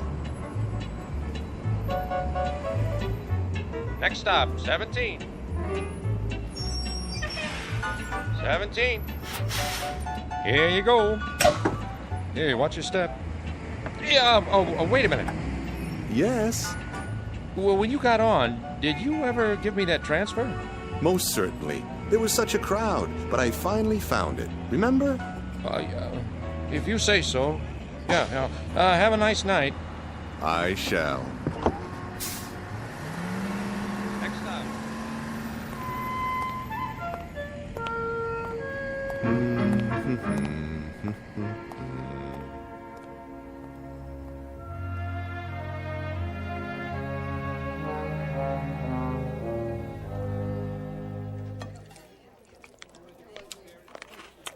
Here's your check. Ah, yes, the check. Get you anything else? Another glass of iced tea, perhaps. Refills are free of charge, I presume. Nadine will get it for you. I'm off the clock now. And pay up front. Certainly. Oh, miss. Yeah? Might I trouble you for one more plate of your delicious fried chicken? That makes 3. Your policy is all you can eat, is it not? Another chicken platter coming up.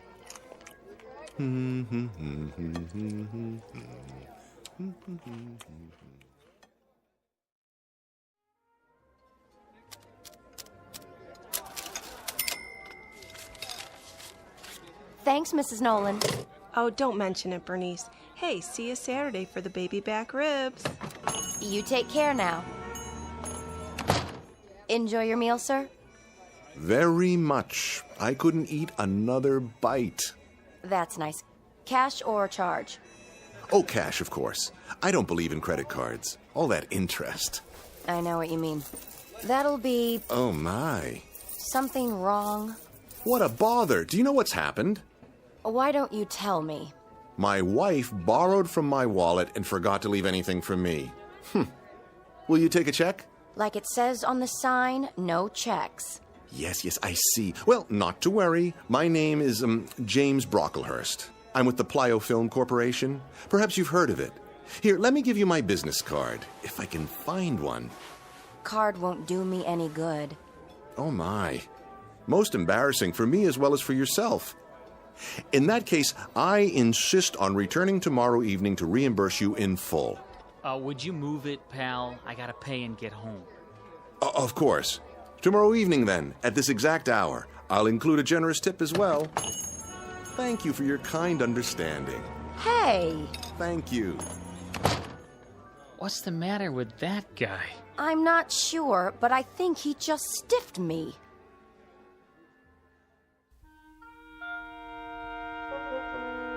Meet Mr. Luther Aorta, a normal enough man, at least in his own mind. Like so many people, he enjoys getting something for nothing. But for him, it has become an obsession and a way of life.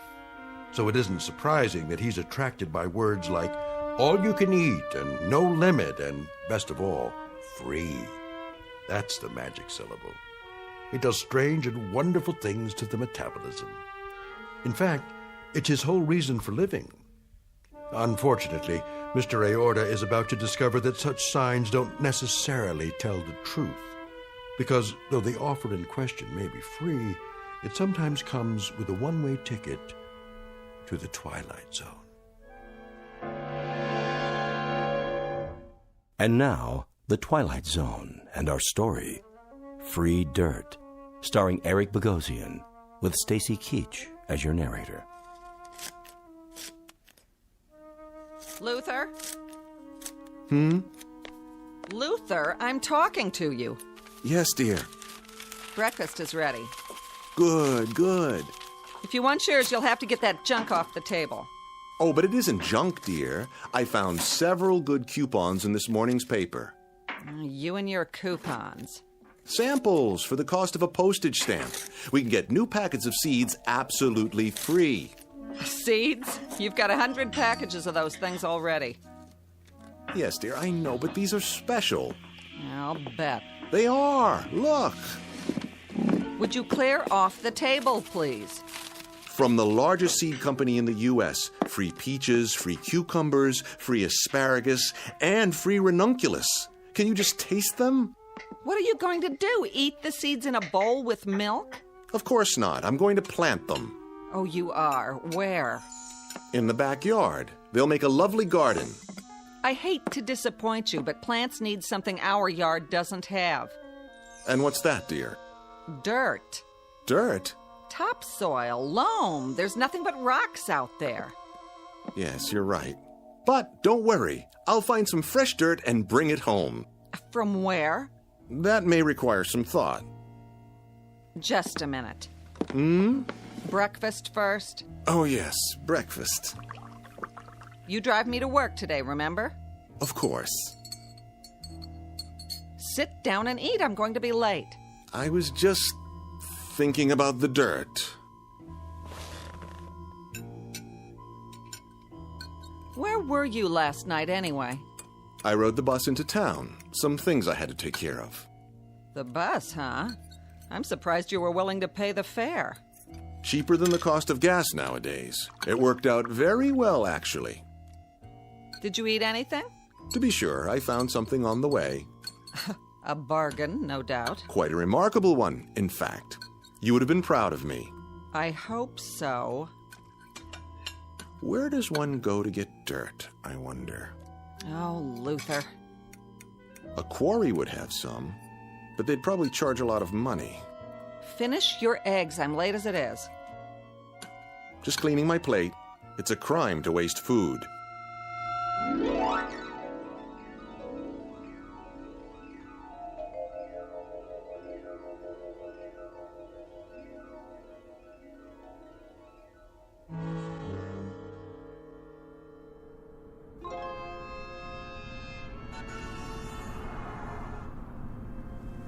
Let's see now.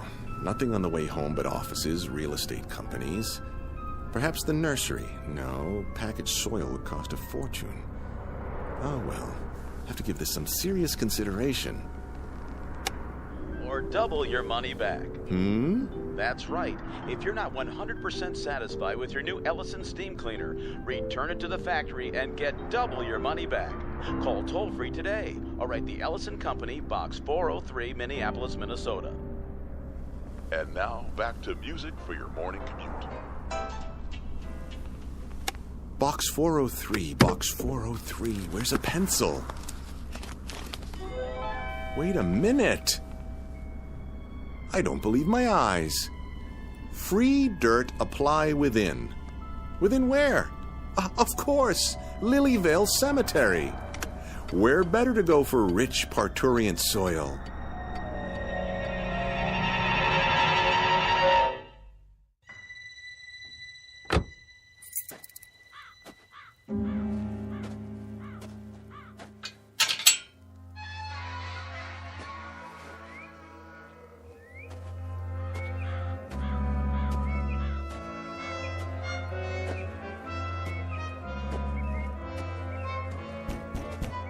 Hello? Hello, anyone? Anyone at all? Guess not.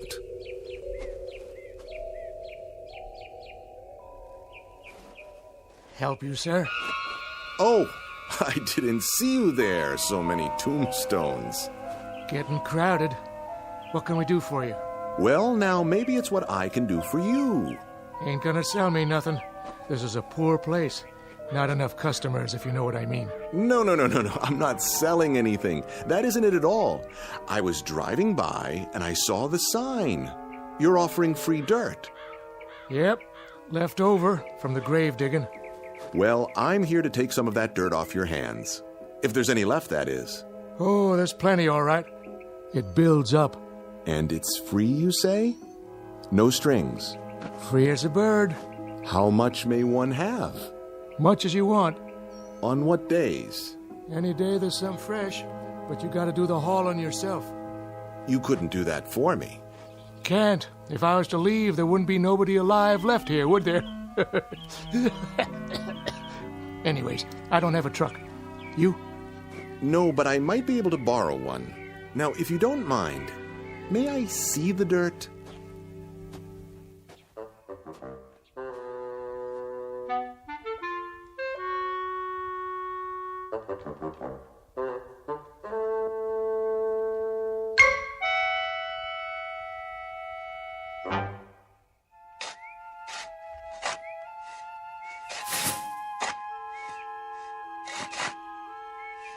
Even it out now. I want to get as much as possible in one load. Okay, mister. Otherwise, I'll have to pay you for 2 trips. Relax. We're getting it all. Nice truck. It will do. Where'd you get it? My neighbor, Mr. Santucci. I promised to share the bounty with him. Bounty? The fruits of my labor. It's a long story. Good thing your gravediggers were here. Always looking for extra work. Dig it up or shovel it someplace else. Same difference. You're sure you don't mind my taking it all? Glad to be rid of it. Well, it certainly does look like good soil. One should be able to grow anything in that. Ought to. Been fertilized enough. Yes, I suppose it has.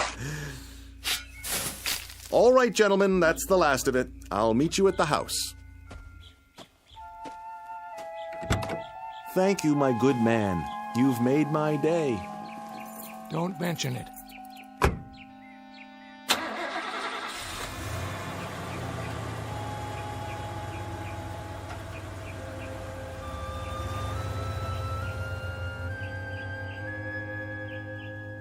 Good dirt, I guess. For some people. Me, I don't like the touch of it. Sitting out here all week and it's still damp. I don't even like the look of it. Sure it came out of new ground? No old graves underneath? Hard to say. The plots are pretty close together. Well, don't tell that aorta guy. Yeah, probably gonna make mud pies out of it. I'd as soon not know. Just be sure he pays you.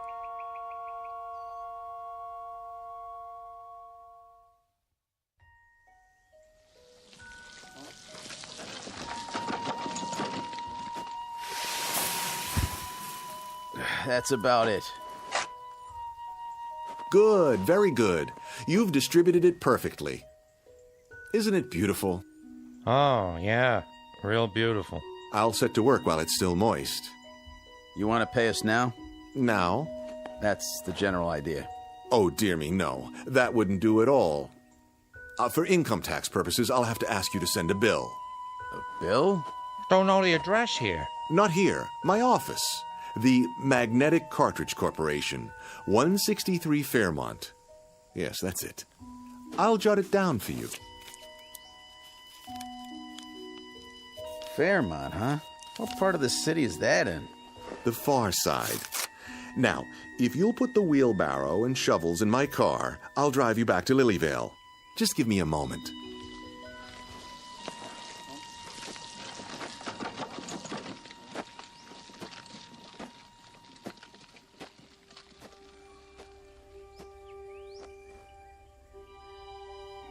I can hardly wait. Peas, carrots, tomatoes, onions, squash, rutabaga, turnips, lettuce, corn, watermelon, and ranunculus. What a harvest this is going to be. I wonder what will come up first. Let's start with this one. What are you doing, Mr. Aorta? Good afternoon, Mrs. Santucci. I'm planting my very own garden. Where'd the dirt come from? The graveyard. But it's wonderful dirt. Really. Make sure you get the truck clean. My husband don't like no dirt in it. Oh, I will, completely. And do thank him for me. Graveyard, huh? Yes, just look how nice and moist it is. Reach over the fence and hold out your hand. See? Positively brimming with life. That what you call it? Think of the things that will grow out of this mulch, and all of it positively free. You can have it. Feels funny. And the color ain't right. Oh, it's splendid, I assure you. Excuse me, I have to drive the workmen. I'll hose the truck off soon as I get back. Good as new.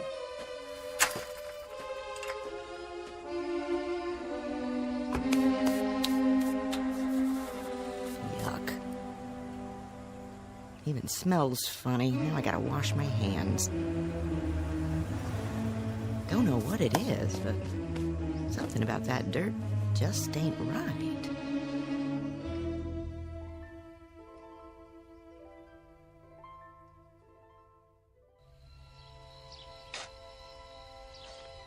And parsley, and watercress, and zucchini, and sweet potatoes.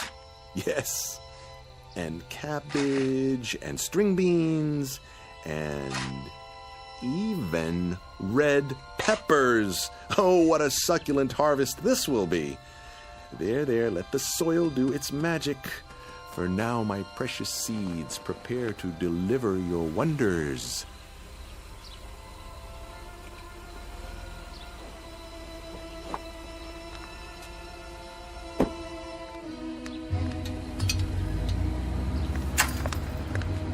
You? Hello, Myrtle. Home early, I see. Early? Or late? What time's it getting to be anyway? You were supposed to pick me up from work, or didn't you remember? Oh, no, I'm sorry, dear. Truly I am. But you see, I've been out here all afternoon, working my fingers to the bone. Doing what? Gardening. Isn't it magnificent? I've marked each variety with twine. I've even dug a small drainage ditch between the rows, so the water can run off. And do you know what I did today?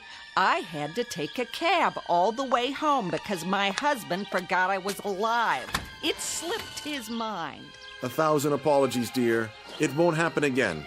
You bet it won't. This is the last time I let you have the car, and from now on, you can take the bus every day. Myrtle, dear, may I ask one question? No. What's for dinner tonight? I'm feeling a bit peckish. Open a can.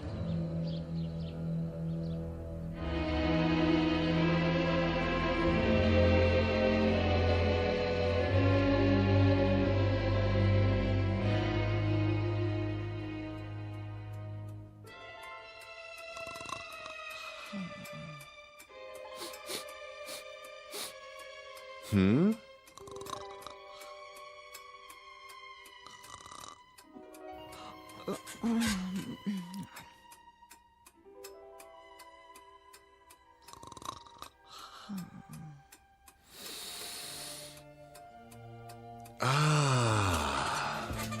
What? Luther? Go back to sleep, dear. What in the world? Just opening the window a crack. What for? Ventilation. Smell that. Come back to bed. It's 3 o'clock in the morning. I know, but I simply had to get a good whiff. Isn't the night air delicious? Like it's alive. Oh, crazy man. Listen. You can almost hear the little seeds reaching up from the earth, trying to be born.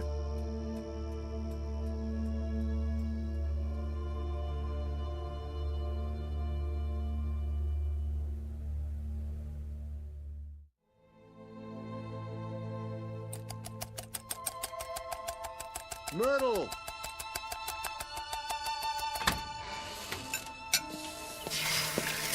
Myrtle! Didn't you hear me? I heard you. Come! Why? You won't believe it! What is the matter with you? I've got to show you something. I have to be at the office in 20 minutes. Let go of my arm. Look! Where did all these plants come from? Where do you think? I planted the seeds yesterday. Now look at them. That's ridiculous. You got up early, drove to the nursery, and brought them back here somehow. Don't you be ridiculous. The squash, the beans. Do you realize what a miracle this is? You plant something and it grows. That's no kind of miracle. In one night? Use your eyes, woman. The corn is as high as an elephant's eye. It's impossible. It's not possible. Is it? Luther, if you did this to impress me, it's... No, I swear to you, all this happened in 24 hours. Less than that. Look at these cucumbers. Delicious, delicious. Look, I haven't got time for you. I'm late enough. Try a carrot. Take a bite. Just one little bite. Oh. What's the matter? Don't you like it? Are you kidding? Why? What's wrong with it? It tastes like, dirt.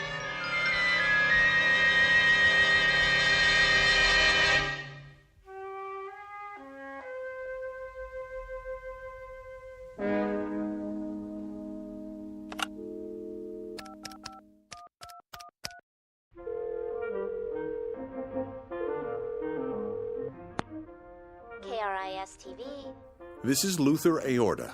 Send a news truck over at once. I've got something big to show you. Pardon? 1217 Sunnyview Lane. Someone has to take pictures of this. People won't believe it if they don't see it with their own eyes. Has there been an accident, sir? Not an accident. Something glorious, stupendous, something positively not of this world.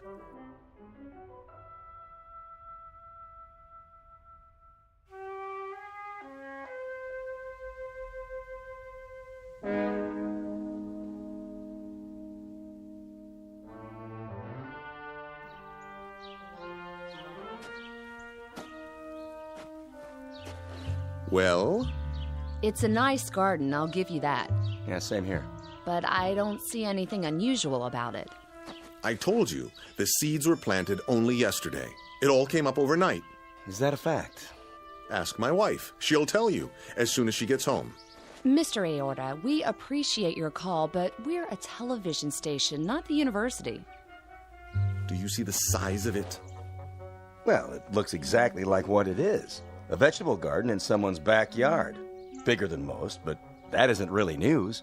So you're not interested in miracles? Only the ones that can be proved. All right, then. I'll prove it to you. And how will you do that? I'll rip out all of these plants and do it again. You can see for yourself tomorrow. Would that be proof? Yes, sir. That would be proof. Assuming there was documentation. Footage of you doing it and the results. And that would mean cameras around the clock. And unfortunately, that's just not in our budget. We have other stories to cover. I'm sure you understand. Now, if you'll excuse us. But think what a breakthrough this is. Food for the world, instantly. That would be a miracle. Would? It already is. Then how do you explain it? I can't, but it's happened. Oh, looks like it's been happening for a while. What do you mean? Well, these leaves, they're already turning black around the edges. They can't be. I'm afraid so. They've reached their maturity. Now they're going to seed. Then I'll plant some more. You do that. And when you do, give us a call. I will. I'll get right on it. You can count on me. I'm sure we can. Bye now, Mr. A. A-O-R-T-A. Straight from the heart.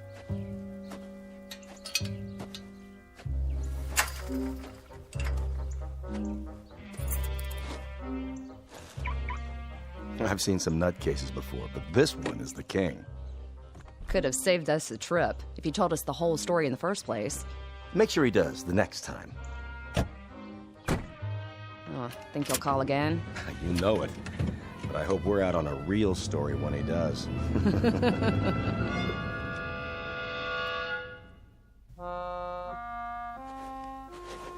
Now get that head of lettuce there on the end. Pull. Got it. Looks like it's 6 months old. It's rotting already. You believe me, don't you, Mr. Santucci? I wouldn't, except my wife saw you planting the seeds. Yes, she stood right where you are, leaning over the fence. I'll tell you flat out, I've never seen anything like it in my whole life, and I was brought up on a farm. It just don't make sense. It must have been the dirt. Could be. Can't think of anything else. Made a nice layer of topsoil. Now it's all sucked clean. You need some more fertilizer. I wouldn't know what kind to get, unless there is plenty more where this came from. That's what the caretaker said. Might work, might not. I'll tell you one thing, though. I wouldn't be caught dead eating any of this stuff. It ain't normal. That's the point. It isn't. It grew so thick, ripened so fast. Sell it to the college, maybe. That's an idea. Or the agriculture department. Could be you come up with something brand new. Yes. Maybe I have. I'll call them first thing in the morning. But for now, I'd better spread some fresh dirt. Mr. Santucci, what are you doing tonight? Why do you ask? I was thinking we could go back and get some more in your truck. I don't know. If it works, we might even get a patent out of it. At least the Guinness Book of World Records. Partners. What do you say? Where did it come from? Not far. We can be back before dinner. Don't worry, we'll be fine. It's only a cemetery.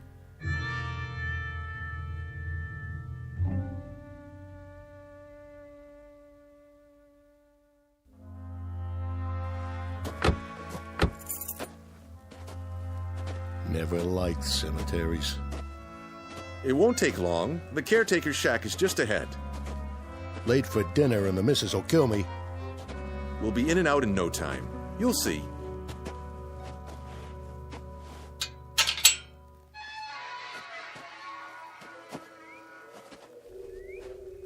Sure got dark fast. It's the trees and the statues. Here we are. Hello? Hello? Maybe we should come back.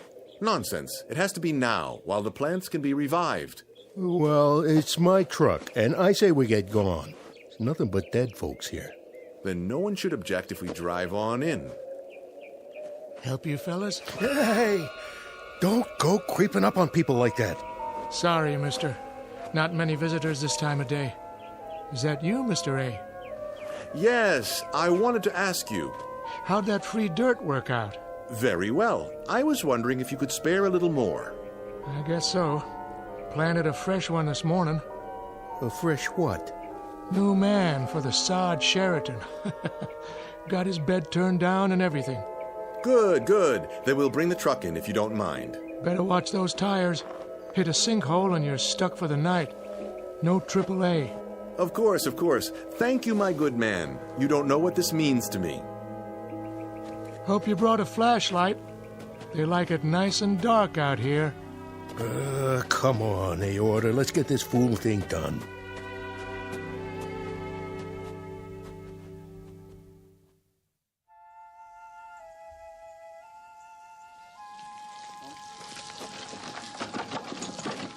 Arnie, how much longer? Coming! Your dinner's cold. Be right there, I said. That's it. I'm going inside.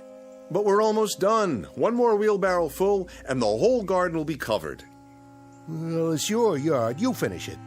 Don't know why I let you talk me into this in the first place. Think of the publicity. Our pictures in the paper. 2 neighbors who can feed the world. Lots of luck, pal. I gotta take a shower to get this stink off me.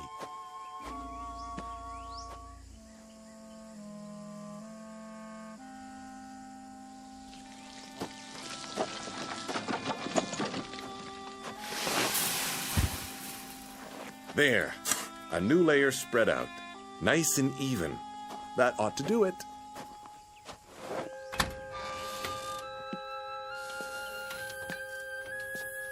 Myrtle! Myrtle, where are you?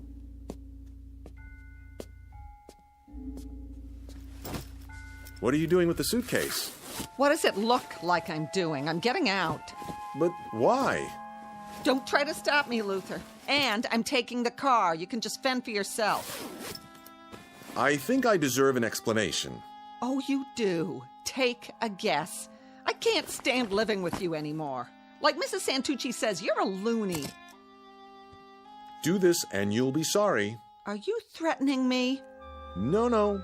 But those plants, they might be worth a lot of money. Yeah, in your dreams. Keep away from me.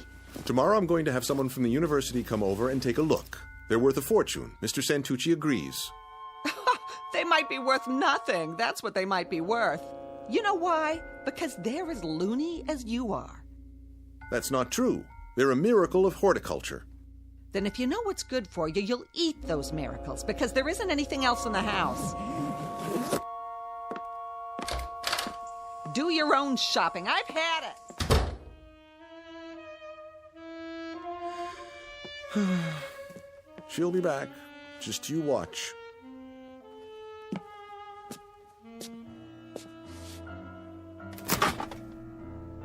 She's right about one thing, though. The refrigerator's as good as empty. And the cupboard was bare. Oh, well. I've got my vegetables, ripe and ready to eat. Where's the laundry basket? I'll fill it up and dine like a king.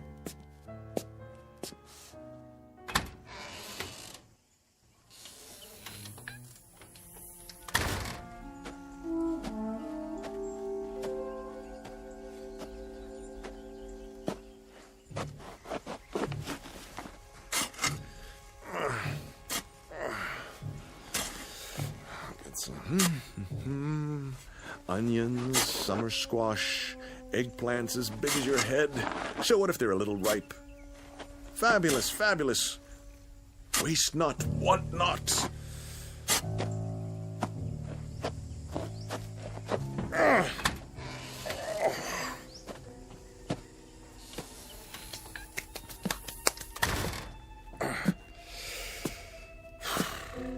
Looks like I'm going to be a vegan for a while. Well, so be it. Tonight the vegetables, tomorrow the world. Boiled, sautéed, any way at all. How about a nice hearty soup and a casserole? Potatoes au gratin, yes. A little salt and pepper, a few spices, and voila! Luther Aorta's Blue Plate Special, coming up.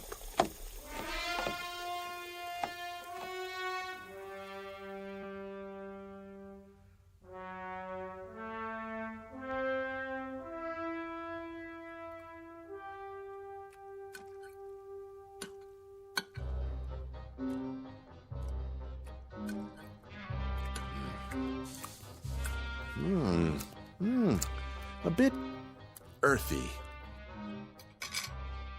Perhaps some condiments. Catsup, Worcestershire, a touch of brown mustard.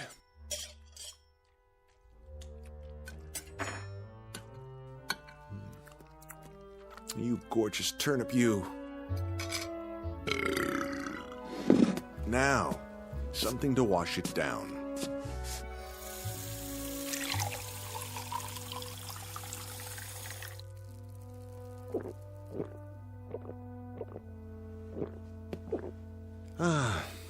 I'm still not full. Something more to fill the hole. Let me see what's left. Can't leave anything to waste.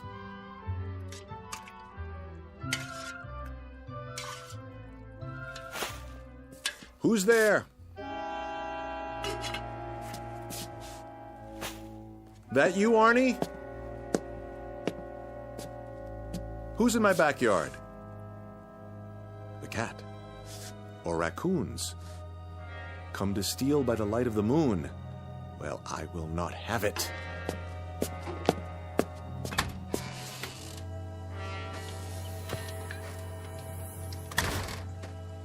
Get away! Go on, scat!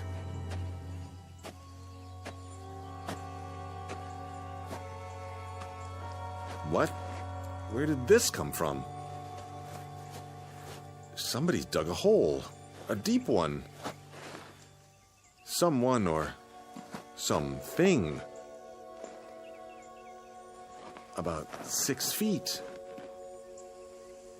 But how? Whoa!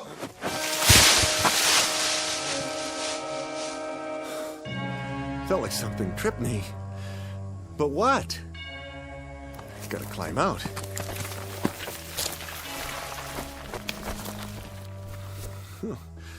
This is ridiculous. Can't get hold of a thing. Stop it! Stop pushing the rotten vegetables in! Who's doing this? What are you trying to do, bury me? Stop, I tell you! Let me out! Stop! Stop!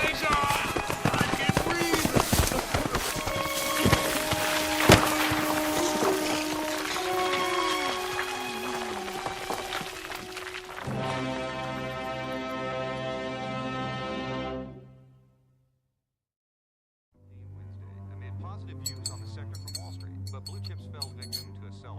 So, what do you think it was? What? Last night. Didn't you hear it? I didn't hear nothing. Well, I did. All night long. Like something digging with their hands, only... Only what? Not exactly digging. Chewing is more like it. Do you think some animals got into that crazy man's backyard? Who cares? More there than he can eat. Don't be so sure. He's got some belly on him. Soon as the next crop comes in, I get my pick. A miracle, he says. We better make some money out of it. My back's killing me. Oh, there he is now. That ain't him. It was him. I could tell. Go out and look. Look for what? The loony. See what he's up to. You go. You! All right, Ida, if that'll make you happy.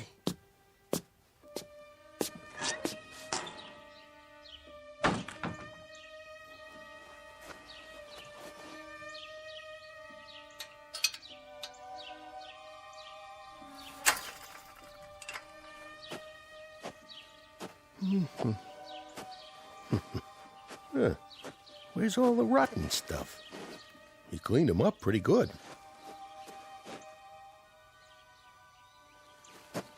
Aorta? Hey, Aorta! You all right in there?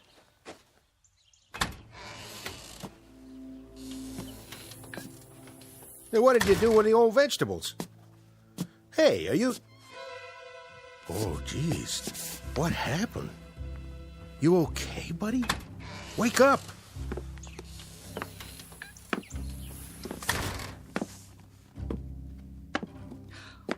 What's wrong with him? I don't know. He was just laying here. Take his pulse. Oh, he's dead. Turn him over.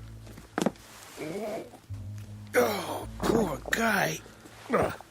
Sure got a gut on him. Bigger than ever. What's that stuff around his mouth? Looks like dirt. What are you laughing at? Don't you get it, Arnie? The whole yard's empty. And you know what he did with it. He ate himself to death. No. No.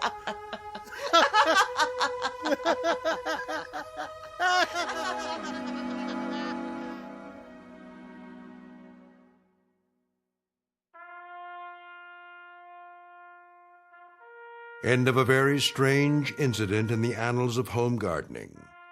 Whether Mr. Aorta finally climbed out of that hole or ate his way out doesn't really matter. But an autopsy found several pounds of dirt and nothing else in his bloated stomach. And Mr. Santucci, his unwitting partner, slept very little that night, waiting for the next deadly crop to appear. Like Mr. Aorta, he began to wonder if there are some things, free or not, that are best left to the Twilight Zone.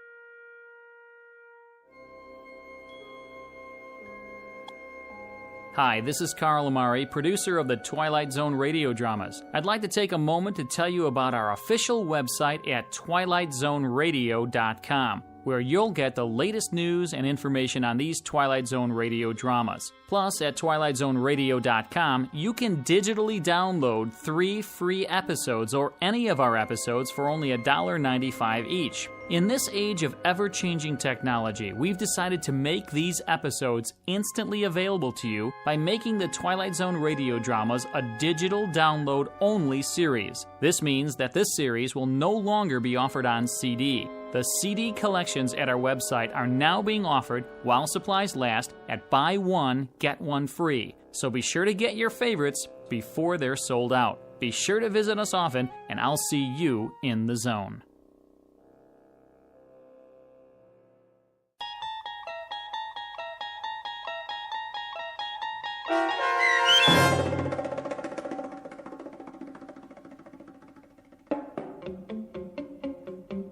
Free Dirt, starring Eric Bogosian with Stacy Keach as your narrator, was adapted for radio by Dennis Etchison and written for The Twilight Zone by Charles Beaumont. Heard in the cast were Meg Falcon, Roderick Peoples, Linda Reiter, David Darlow, Elizabeth Lido, Roger Mueller, Amber Lake, Jeff Lupetin, Doug James, Karen Olson, Dana Bokor, and Carl Amari. This copyrighted radio series is produced and directed by Carl Amari for Falcon Picture Group.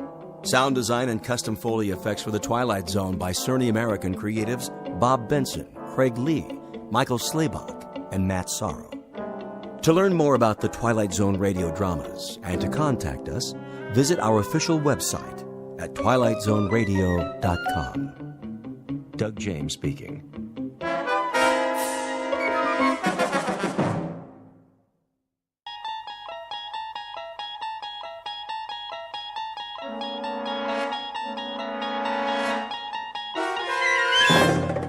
You unlock this door with the key of imagination.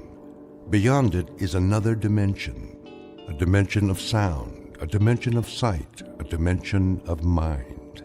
You're moving into a land of both shadow and substance, of things and ideas. You've just crossed over into the Twilight Zone.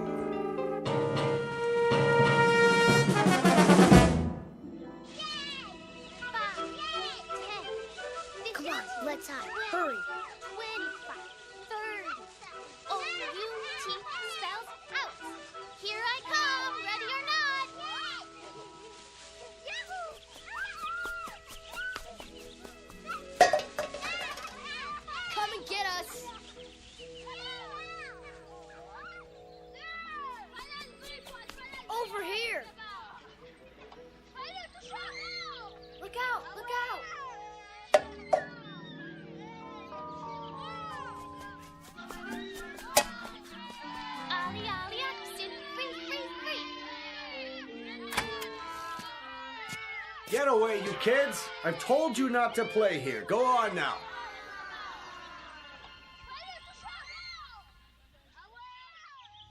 It's so noisy. They're gone now. Come along, Mrs. Knaus. This way, everyone. Oh, but Doctor, I have my knitting to do. Another time. Out onto the porch. I didn't finish my crossword puzzle. It will wait, Mr. A.G.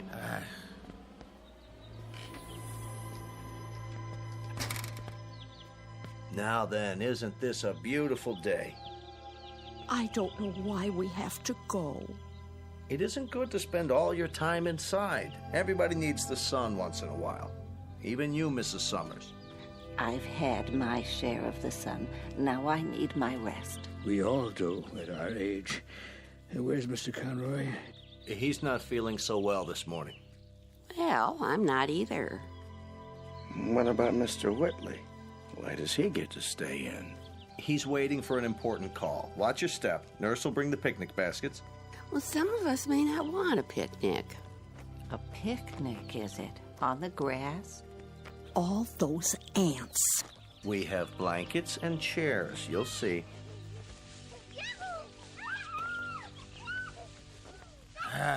Darn those kids anyway. Hey, quit running! Stop it! Like wild Indians. They won't bother us.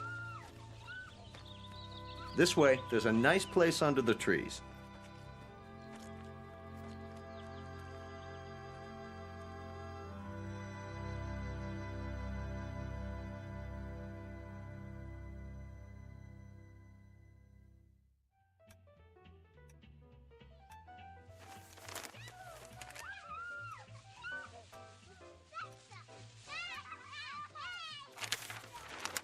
Listen to them, would you?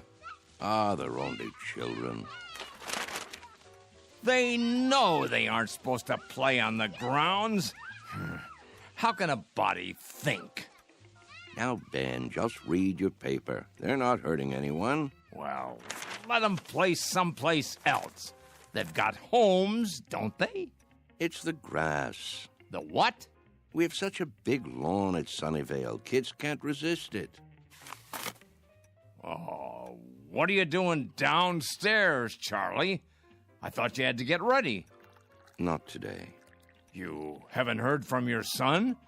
I thought it was all set. Maybe you didn't get my letter. Oh, he got it all right. They just don't care. Nobody cares anymore. The boy has enough problems. It's a small house and the second baby's on the way. It was a foolish idea moving in with him. They don't need an old duffer like me around. Would you listen to that? It's enough to wake the dead, I tell you. Don't be so hard on them, Ben. They're only kids. A fine state of affairs when your own son turns against you. Stay out of the over-the-Rhine neighborhood. Technology stocks extended Mr. their Whitley? gains Wednesday. Mid positive views on the Center from Wall There you are. Yes, nurse? You have a phone call.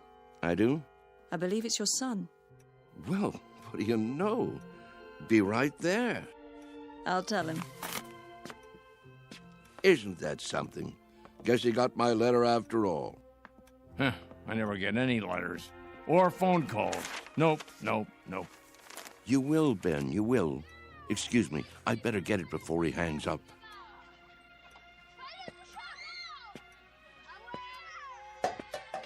What are they doing out there? Don't be a grouch. It's Saturday. Perfect for kick the can. Perfect for what? We used to play it all the time, remember? No, I don't remember anything of that kind.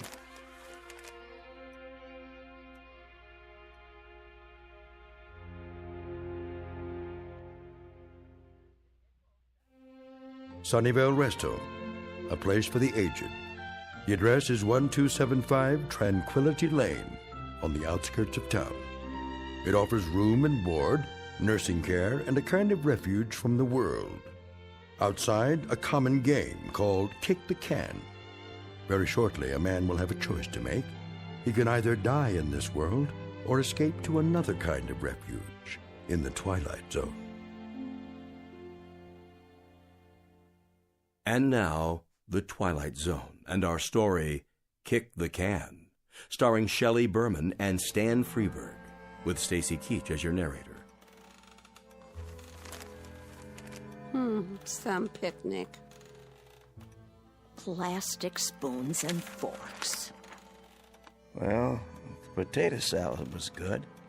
What do you mean? It was spoiled. No, it wasn't, Emma.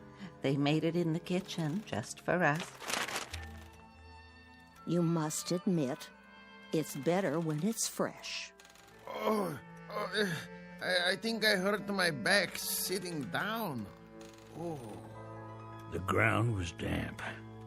It was. Bad for my arthritis.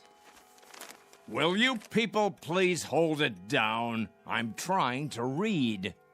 Oh, you shush, Ben Conroy. No one's bothering you. Easy for you to say. Where is Mr. Whitley? Still in his room, probably, taking a nap. Oh, that's what I'd like to do. And why, may I ask, on such a lovely day? There he is. Going somewhere, Charles? Yes. Why are you all dressed up? It's my son. He's coming to get me. You don't say. He called a little while ago. He did. He's on his way. At least someone gets calls. What's he carrying? Is that your suitcase, Mr. Whitley? Indeed it is. You're going to stay overnight, then? A bit longer than that, I should say. That is, if they have the room fixed up. Room? At my son's house. You mean you're moving in with them?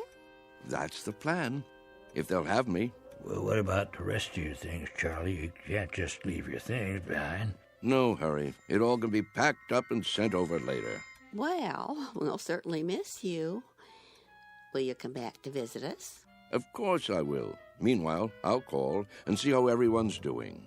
May we write you? Please, I'd appreciate it. Mr. Cox has the address. Nobody writes. They say they will, but they never do. There he is now. Hey, aren't you going to say goodbye? I hate goodbyes, Mr. A.G., don't you? Take care, all. Here, let me carry that for you. I've got it.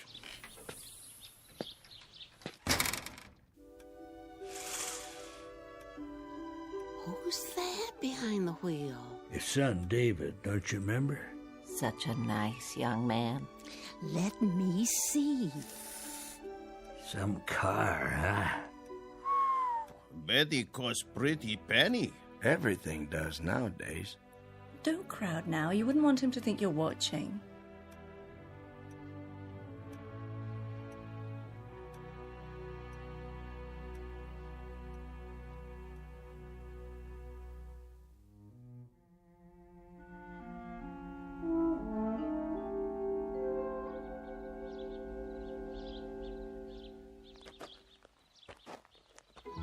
Hi, Dad. David, you're looking well, son. What's the suitcase for? Oh, just a few things for now. I don't understand. Wouldn't want to push you out of the house and home. What? Of course, I don't have that much anymore, but I suppose it could go into storage. Whoa. I think there's been a misunderstanding. There has? Get in. We need to talk. If it isn't convenient today, we can make it another time.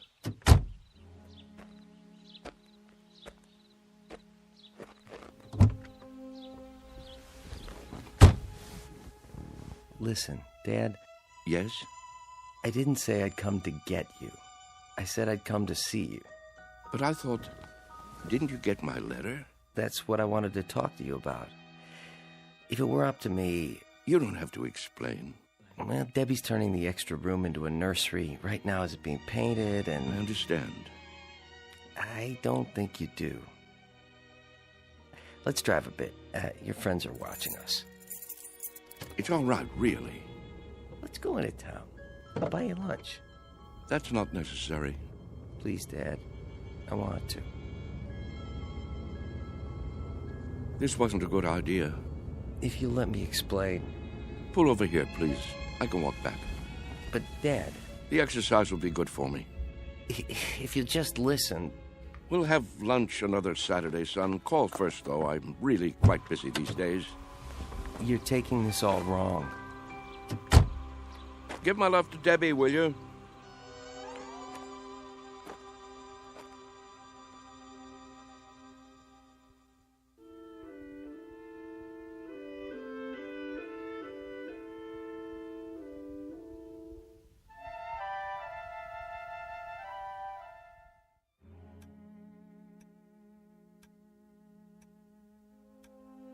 What's he doing? What does it look like? He's coming back. I thought he said... Don't stare. It's not polite. Yeah, you're it. Gotcha. Hey, where'd our can go?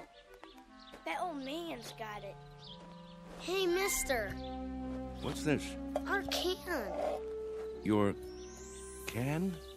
Can we have it back? Could you have... Yeah, we need it. Oh, you do, huh? Yeah, we're playing a game. Yes. Yes, I remember. This is a good can. Nice and sturdy. It will take a lot of kicks. It will? You'll have to play by the rules, though. What rules? You know the rules, don't you?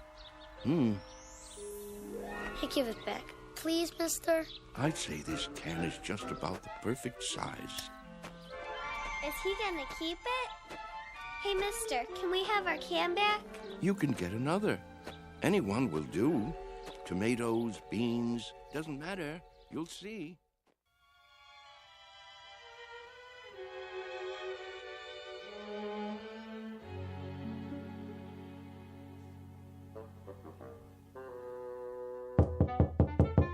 Charlie?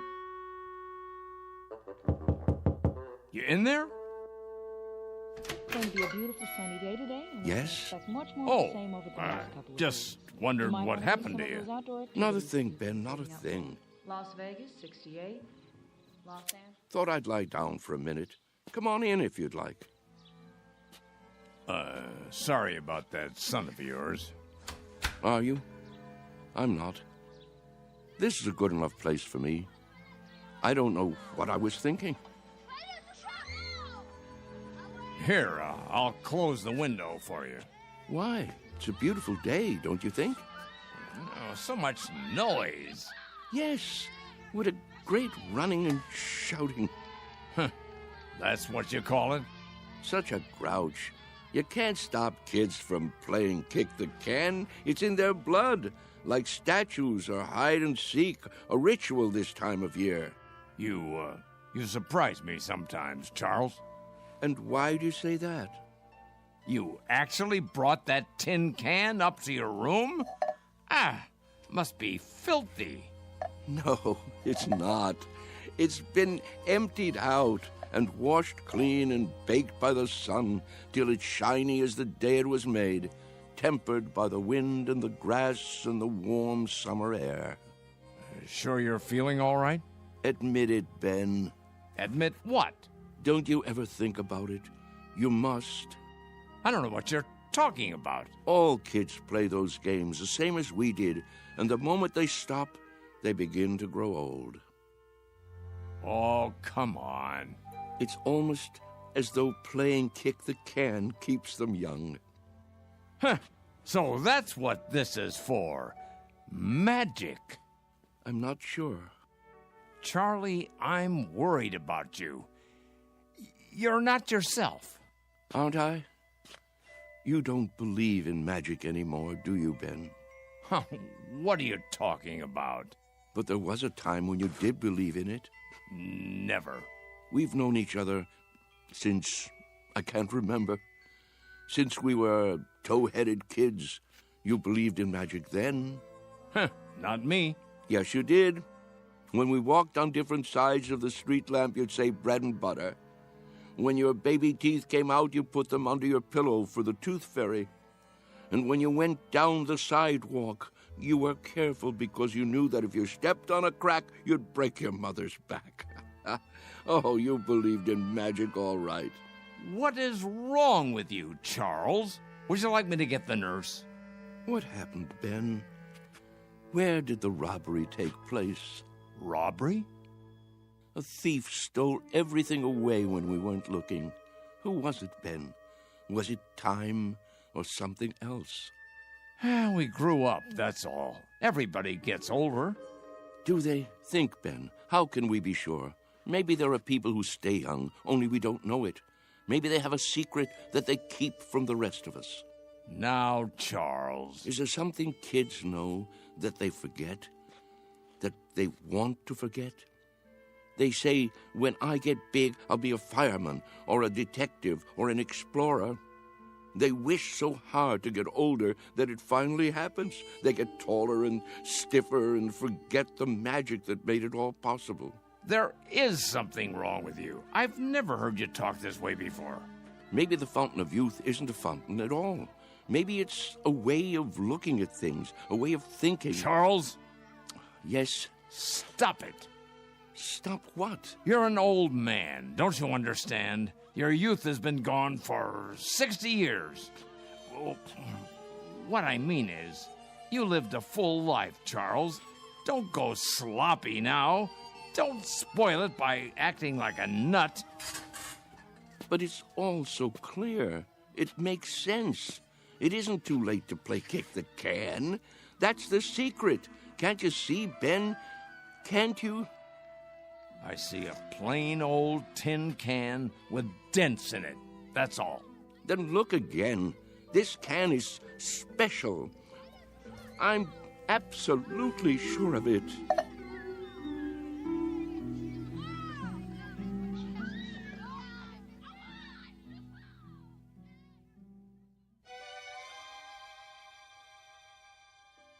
And so, that's why I thought I should tell you. I'm glad you did. It's just that I can't stand to see him make a fool of himself. Of course not. And if there is something wrong with him, something in the head, then you can get him the right medication.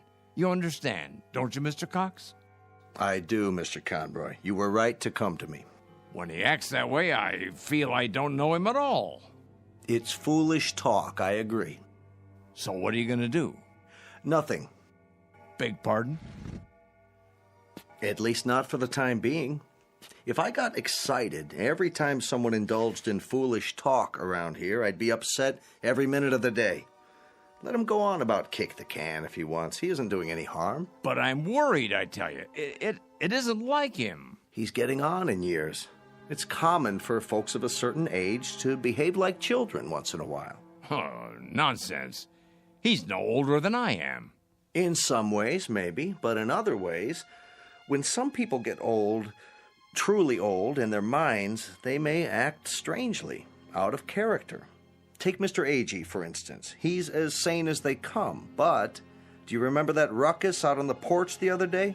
Somehow he got hold of some firecrackers. The nurse found him trying to set one off. It must have been those kids. Well, wherever he got them, he could have hurt himself, and that's something that concerns me. Charles hasn't done anything like that. I just don't want to hear him talking crazy. Oh, it isn't necessarily crazy. Huh? You haven't heard him. Look at it this way. As far as he's concerned, all his best years are behind him. He can't even look forward to spending time with his son and daughter-in-law. A fine thing. So, that being the case, he'd rather return to an earlier time, one he recalls with pleasure. It only makes sense from his point of view, so he uses a time machine to accomplish it. A what? It's called memory. Is that so crazy, Mr. Conroy? Everybody does it, even you. But he actually believes he can be young again by playing kids' games. Not really. He's exploring, that's all. He'd like to believe that kick the can is a magic button he can push to make himself young. But deep down inside, he knows it won't work. Instead of the disappointment of failure, he'll never risk pushing that button to find out. Stop worrying. Your friend is fine. Are you certain? I'm certain. Until he does something to endanger his health or the health of others, there's no reason to interfere. Thanks for stopping by my office, though. Look at the time. You wouldn't want to miss dinner. Well, in that case, I suppose... It still troubles you, doesn't it? What would you have me do? Maybe if you talk to him. It would be a waste of time. But you have a point. Perhaps I'm reluctant to face the facts myself. Every time one of our people goes senile, I get a little cold inside. When I took this assignment, I was 32. Now I'm 43. Everyone grows old, Mr. Conroy. Everyone.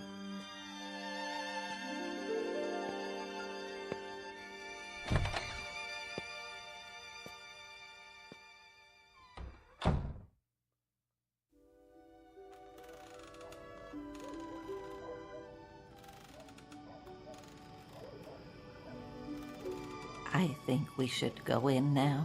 Yes. It turns chilly this time of day. Stay a while. We can watch the sun go down. I've seen enough sunsets, thank you. Hey, just the same. It's pretty sight. Puts me in the mind of back home. If we're going to stay on the porch, I'll need my sweater.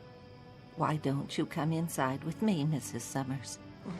Give me a moment to get my strength. There you all are. I wondered where you'd gone. Hello there, Whitley. Hello. We were just going in. Why? Before it gets dark. I have my programs to watch. What's wrong with you people? Wrong. Nothing in particular. Then show a little life.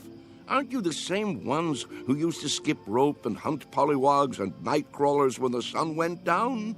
Why, I don't think so. Don't ring a bell. Well, I was. If you can't remember it, I'll remember it for you. The weather was just like this back in Wheattown of a summer evening. Right after dinner, you'd hear a banging of screen doors all down the block, and there we'd be, Stanley Maple and his kid brother, Wes, and Ben Conroy, and the Arvis girls, and some others whose names I can't think of. The air would be soft like this, children weather, and we'd come out with no coats, and we'd start shouting and play kick the can. Yeah, you're right. Everybody played that game. Absolutely everybody. Or catch, or hide and seek. Seems like a million years ago. I was fastest runner on the block. Were you? Sure was. When we played kick the can, I was never it. But now, ooh, look at these legs. I remember. Sure you do. But we all grow old. I miss the running most. I think if I could only run again, growing old wouldn't be so bad. I agree with that. That's one way to look at it. Maybe we can't run as far and as fast, but we can move about, and there are lots of trees and bushes. If the hunted are handicapped, so is the hunter. You can't be serious. He isn't serious. But I am. I was the fastest runner on the block. Us? Children's games? It's the secret, can't you see? The secret of youth. Well, now, I don't know about that. Look at this. What do you see? Ooh. What have you got there? Just what you think it is. The fountain of youth. The source of the Nile. Looks like a tin can to me. It's a good deal more than that, I promise. Take another look. Think, feel. Have you forgotten how? Have you all gone too far to turn back? Back to what? You mean to what we were? Yes. Do you feel it inside you yet? Here, take the can, touch it, pass it around. Does it wake the part of you that's been asleep? Let me see that. Well? Why? It fits perfectly in my hands. Here, Mr. Agee, you try. Okay. Ooh, I thought it would be cold, but it's warm.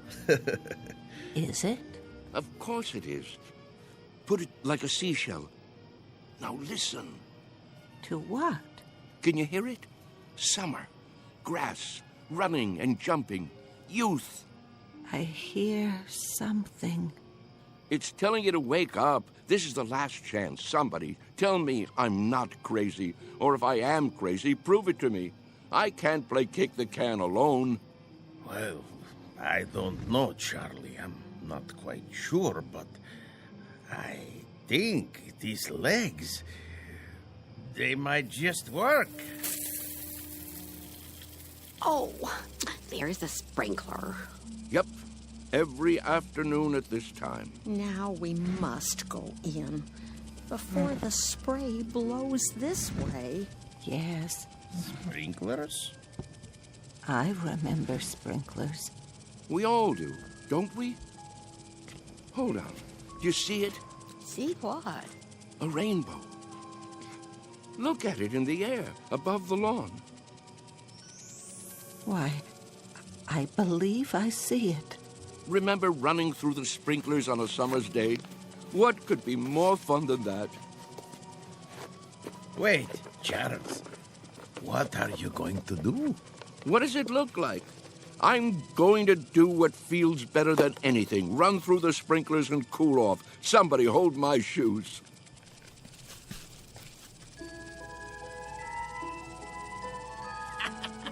Well, look at him, will you? This way, everybody. It feels great. Mr. Whitley. Charlie, what are you doing? Come on in. The water's fine. Nurse! Nurse! Yes? Help me get him inside. Yes, Doctor. Don't worry about me. I'm having a great time. That's enough. He's soaked. Get him some dry clothing and put him to bed before he comes down with pneumonia. Right away. Ah, you're spoiled sports. That's what you are. I don't need any help. Don't be difficult, Mr. Whitley. Just come along. I'll get you a towel. What are you doing, Ben? Did you call them? It's for your own good, Charlie. You'll only hurt yourself. I thought we were friends. We are. That's why. This way. I'll bring your shoes later. All right, everybody. The party's over. But he wasn't hurting anyone, was he? You see, he's been talking to them. Pretty soon he'll have them believing it. I was afraid of something like this. Yeah, it's like he's gone crazy after all. I'll have him moved to the observation room in the morning. But, Doctor, to be all alone, that'll kill him. If I don't, he'll end up killing himself.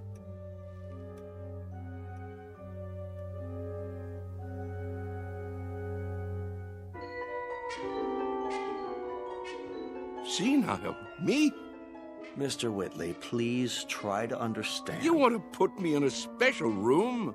Alone? You don't leave me much choice. Why? What rules have I broken? There have been complaints. Oh, there have. Who from, may I ask? That's not the point. Go on, tell me. I want to know. Who thinks I'm breaking the rules? It's not so much a matter of rules as attitude. Look out the window. Grass, trees, a park across the street, all very peaceful. The kind of place people come to for rest and relaxation. It's what Sunnyvale is known for. But if things happen that rile them up, disturb their peace, well, then we can't stay in business. You see that, don't you? So the charge is disturbing the peace. And for that, you want to isolate me from my friends. I hope that won't be necessary now. You've got to go out there and show them you're all right. Cut the crazy talk. Learn to fit in. That's not hard, is it? What a choice. To keep that nurse from pawing at my pulse all day, I have to sit like a vegetable, stare into space. Listen, I'm trying to help you. Keep on like that, and they'll put you away. I won't have a choice. Use your head. Maybe you're right. There. You see? You're an intelligent man. It's a question of playing the game. Isn't that something we all have to do? Yes, I suppose it is. Good, Mr. Whitley. I knew you'd see it my way. Now, why don't you go up and rest before dinner? Tonight's the bingo game, remember? I remember. Goodbye, Doctor. Goodbye, Mr. Whitley. Anytime you want to talk, feel free. I consider it part of my job.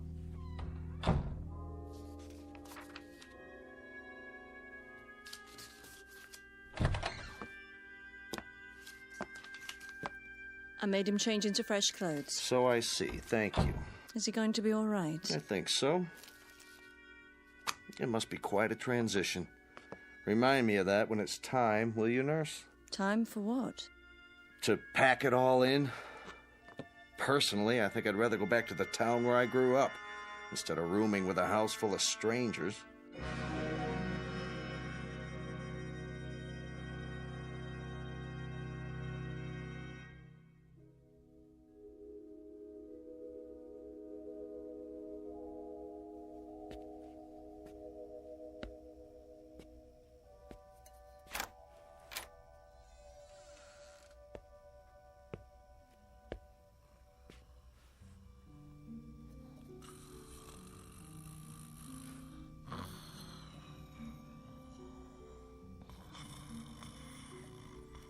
Wake up. Who? What? Come. Charles, what is it? Shh. Quietly. Come where? We're going to play a game. What do you have there? What does it look like? An empty tin can. We're going to play kick the can now? It's dark outside. It usually is in the middle of the night. Now get your robe and come with me.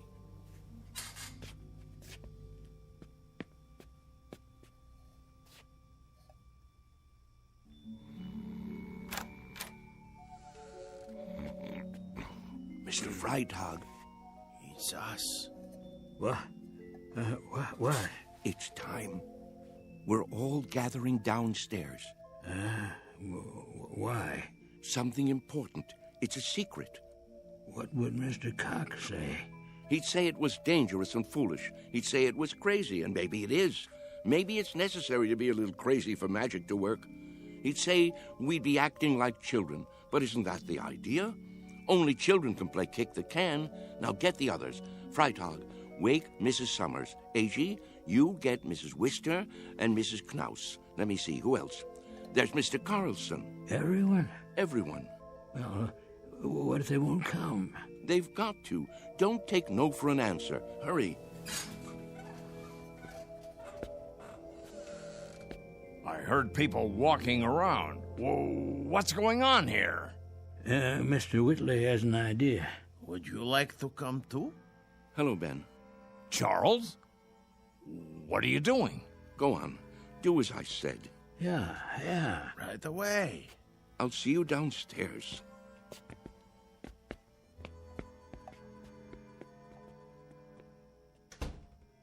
You should be sleeping. Everyone should be. What's that in your hand?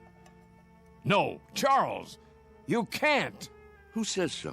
It's against the rules. The devil with the rules. It's our last chance, don't you see? Ben, come with us out to the lawn. Me?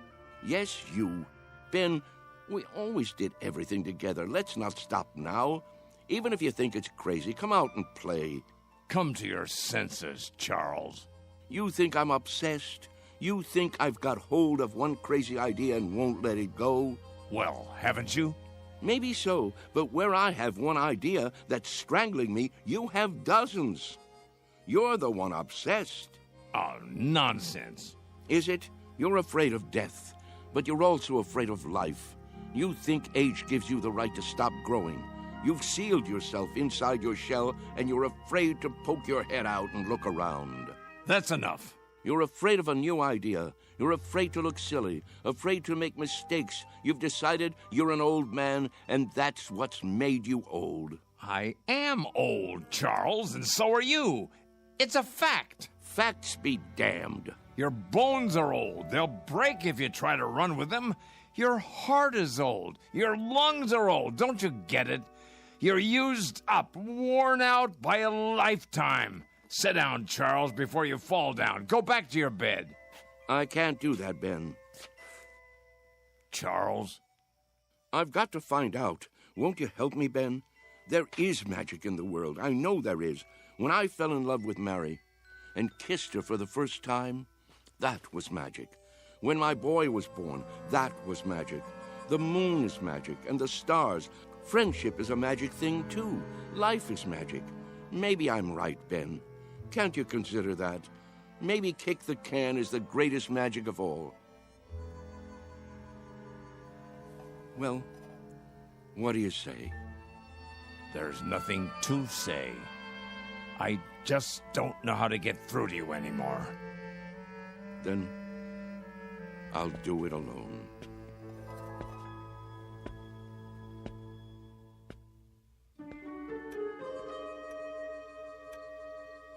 What are we doing here? I'll catch my death. Now, you just wait. Mr. Whitley has something in mind. Yeah, something important. But what could it be? Don't you know? Don't you remember? Remember what? How it used to be. How we used to sneak out of the house after dark when the grown-ups weren't looking and the weather was like this. Don't you remember how we used to play kick the can? Everybody played in my neighborhood. A long time ago. A long, long time. Funny. It doesn't seem that long ago to me. I remember. Yes, I think I do too. But we've all grown so old. Are you sure? If these legs would carry me. How do you know they won't until you try? You can't be serious. He isn't serious. But I am. You mean us? Children's games? What about the nurse? She's asleep. If we keep our voices down and open the door carefully, she won't hear us. Go outside? Why not? Are you chicken? Show them the can.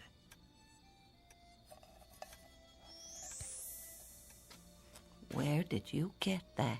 From some kids. They've already broken it in. Well, are you with me? Or do I have to play kick the can all by myself?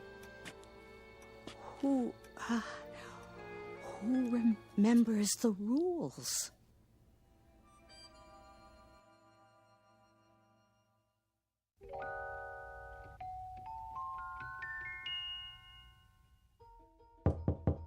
Mr. Cox.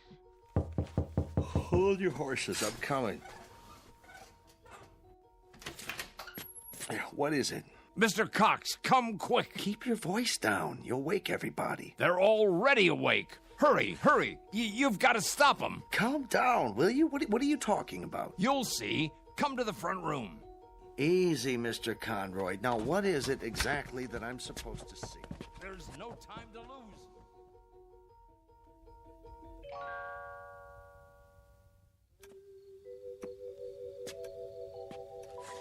But there's no one here. Why is the door open? Because they've gone outside. Why would they do that? It's like I said, to play kick the can. That was just a crazy idea. Mr. Whitley's forgotten all about it. No, you're wrong. They really mean to play. Calmly, please. You mean now, at this hour? That's right, and it's all because of Charlie. Now I'm really worried about him. What'll happen when it doesn't work? He really believed it, see? That it would make him young. That's not the problem. What worries me is what will happen if he tries to run. He can't take the exertion. None of them can. 5, 10. Where? 15. Look, 20. the front lawn. 25. 30, 35, 40, 45, 50. Come on, I know. Ready or not, here I come. Come on, everybody, let's hide. This is gonna be good. Over here, hurry up. 85, 90, 95, 100. Ready or not? Where are they? Here I come. And what are these kids doing here? I told them to stay away. Look out! Roman man's arrived. Maybe they're around the other side. I'll go check. Hey, kick the can over to me. Hey, Ben, look at me. I told you it would work. Charles? Come on, you want to play? No, it can't be. Then you better hurry up, or it'll be too late for you. Charles! Yeah, hurry up, or it'll be too late. What is it? Do you see them yet? Gotcha. Is that... Here, you kids, how many times do I have to tell you, go home? Get out No, of my way. wait. What are you doing here this time of night? 1, 2, Charles? 3, you're out. Charlie? Sorry, Ben. I wish you could have believed. I gotta go. Charlie? Hey, kick it over here, over here. Charlie! Take me with you. My turn to kick the Get can. away and stay away. Mr. Cox, please. That's one over fences, rotten egg. Come on, let's go.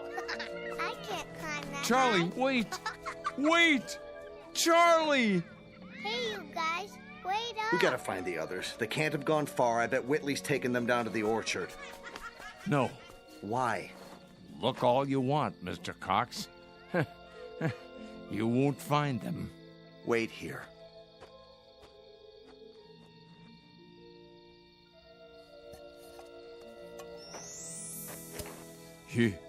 You forgot your can, Charlie. But don't you worry none. I'll keep it for you. Inside. In case you ever come back for it.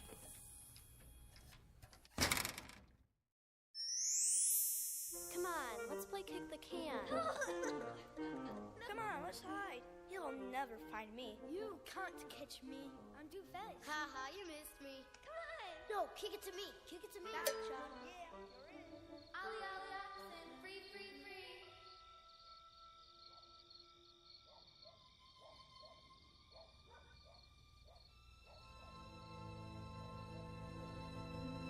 Sunnyvale Rest Home, a place for people too ancient to remember the fragile magic of youth. A place for those who have forgotten that childhood, maturity, and old age are magically intertwined. A dying place for those who have grown too stiff in their thinking to revisit the Twilight Zone.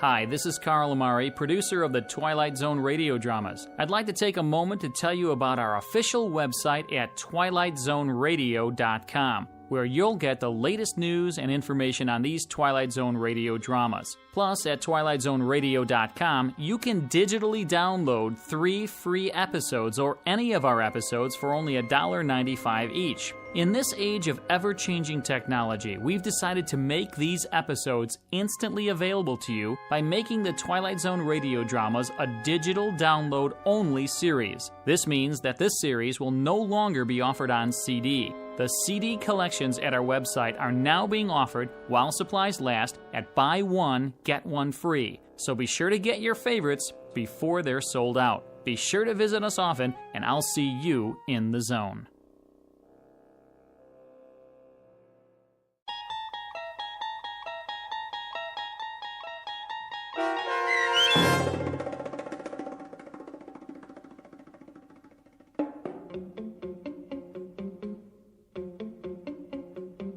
Kick the Can, starring Stan Freberg and Shelley Berman with Stacy Keach as your narrator, was adapted for radio by Dennis Etchison and written for the Twilight Zone by George Clayton Johnson. Heard in the cast were Christian Stolte, Kurt Napig, Herb Graham, Joby Cerny, Doug James, Roz Alexander, Meg Thalken, Renee Matthews, Sarah Wellington, C.J. Amari, Natalie Berg, Amanda Amari, Mitchell Hernandez, Julia Cosmos, Robert Gerdish, Matthew Gerdish, and Braden Looper. The producers of The Twilight Zone wish to thank CBS Enterprises and the Rod Serling estate for making this series possible. This copyrighted radio series is produced and directed by Carl Amari for Falcon Picture Group and Westwood One. Sound design and custom Foley effects for The Twilight Zone by Cerny American creatives Bob Benson, Craig Lee, Michael Slaybach, and Matt Sorrow. To learn more about the Twilight Zone Radio Dramas and to contact us, visit our official website at twilightzoneradio.com. Doug James speaking.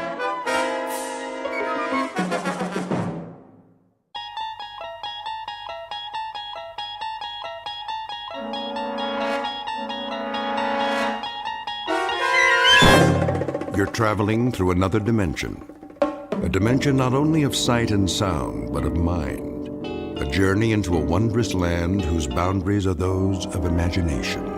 Your next stop, the Twilight Zone.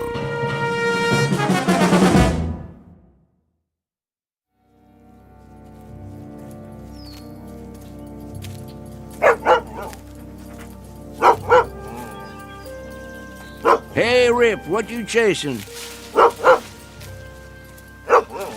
Ground squirrel, huh? Well, leave it be. I ain't got my squirrel shooter with me. Besides, we got plenty of work to do.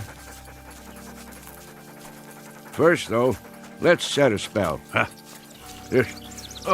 This stump will be fine. That old woman don't know how hard it is collecting firewood. All you can carry, she says, or you get no supper. Well, I'll tell you, Rip, she ought to try it herself sometime. All she'd come back with is a couple of sticks. Can't fire the cooker with that, now could she? Yeah. There you go. Lay right down. Working sure makes you parched, don't it? Oh, yeah. Well, don't you worry none. We'll be at the lake soon enough, then you can drink your fill. What is that, a crow? Same one I seen this morning. What's it coming around here for? Fly on by, Mr. Crow. Nothing here for you. Just me and old Rip.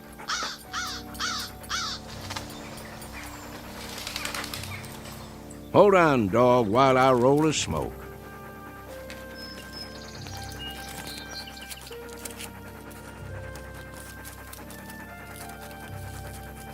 There we go. Now, light it up for me, would you, Rip?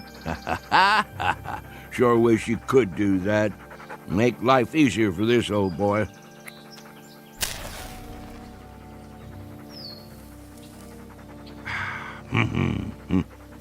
Better get me another pouch in town. See if Earl has his rig hitched up. Of course, that old nag of his might not make it. And then we'll just walk the trail, won't we, boy? You and me, same as always. Come on, we better get on home before it's dark. Maybe we'll do us some coon hunting tonight. Would you like that? Sure you would. Well, let's go back to work. Where's that firewood, Rip? Go find us some now. Gotta get me a good armload. Easy, boy. What is it? What you got there?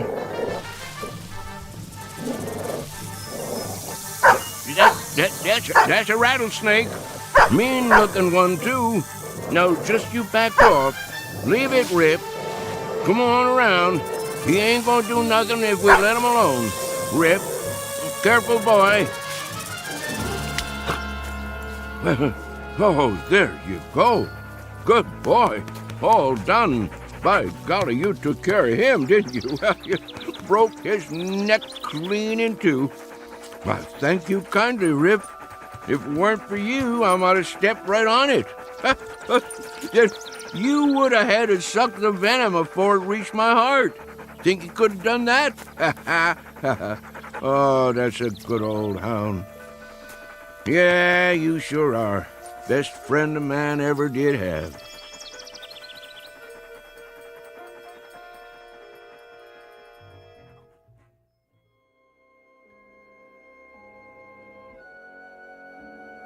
An old man and his hound dog, whose name is Rip, on the way home to their cabin.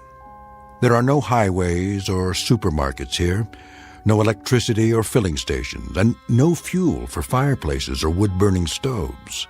Only what a man can carry on his back and in his arms. Life can be hard, but it's also beautiful, with sights and sounds and peace of mind that city folks only dream of. And most important of all, friends and partners are for life. It's been said time and again that man's best friend is his dog, an old adage that's nowhere more true than in the Blue Ridge Mountains of Virginia. If all goes as planned, this particular man and his dog will soon be off for an evening's pleasure in quest of raccoon. It's a prize well worth trapping in these parts. Usually such evenings end with one extremely tired old man, one battle-scarred hound, and one or more extremely dead raccoons. But as you may suspect, that will not be the case tonight. This time our hunters won't be coming home from the hill.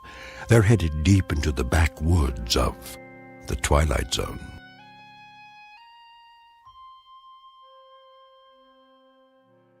And now, The Twilight Zone and our story, The Hunt, starring Shelley Berman and Karen Black, with Stacy Keach as your narrator.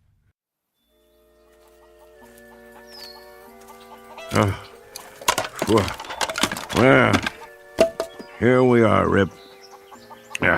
Now, all I gotta do is pick a few nice branches to take in the house.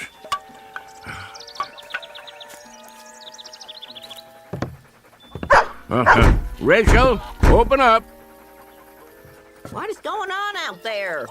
I can't get the door with my arms full. Hold your horses, old man. Rachel, I'm warning you. What's all the hollering about? You want your firewood or don't you? Oh, come on in with you then. You're gonna suffocate for lack of air one of these days. Why don't you leave that door open? Got to keep the dog out of the house somehow. Come on, Rip. Oh, no you don't. Trotting in here with his fleas and ticks. Old woman, don't let's start that commotion up again. When I go in the house, Rip goes in too, or I'm a-going somewhere else. Here, Rip. I've got a mind to move to the barn. Let you and the dog have the house to yourselves. Old woman, you're forgetting something. I never forgot a thing in my life. That's true, except when you want to. That dog saved my life more than once. Did it again today, too. I would have stepped right on a big old rattlesnake if Rip hadn't jumped the critter and broke his neck. I have to buy myself a divorce from you to get my way around here. Well, that ornery animal come on in, then. And there's another thing. Don't talk about him like that when he can hear you. What? You heard me. Rip's got feelings, and I don't want 'em hurt. I'll let him in the house, and I'll feed him our table scraps, but I'll be switched if I'm going to start sweet-talking him. Old woman, you tickle me sometimes. And what does that mean? Since your memory is so good, when was the last time you got yourself kissed? If I figure right, it was sometime in the spring of 1900. And wait a minute, what was the year now? Then I figure you got one coming. Don't you come near me, old man. Yes, sir. I've been thinking about giving you a kiss for the last month or two. Ryder, sit down to your supper and stop talking silly. I mean it. There. I'll have my supper now, old woman.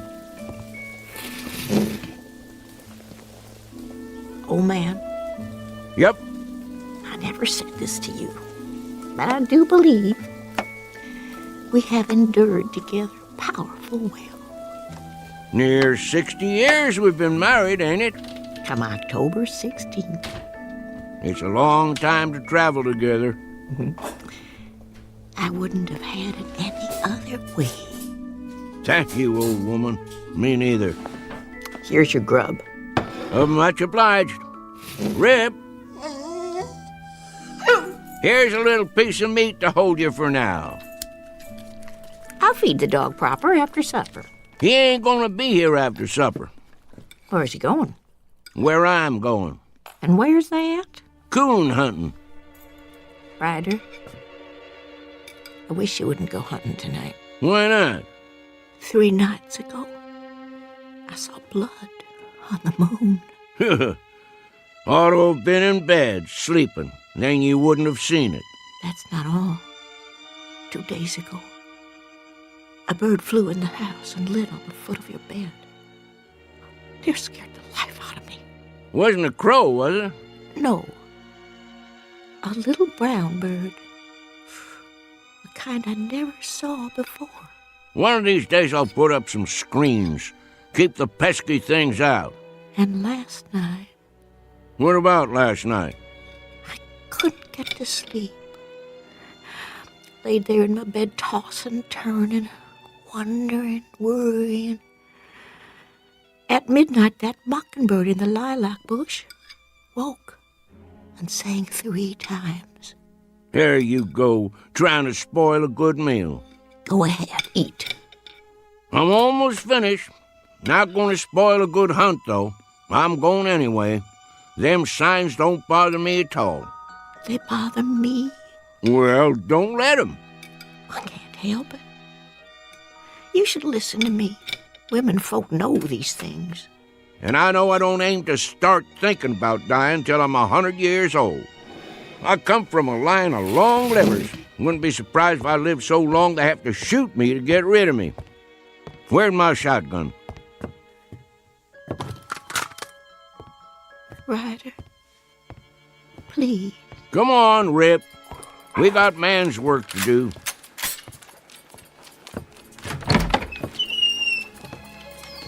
You be careful, old man. Don't worry your head, old woman. I'll be back before it's all the way dark, more'n likely.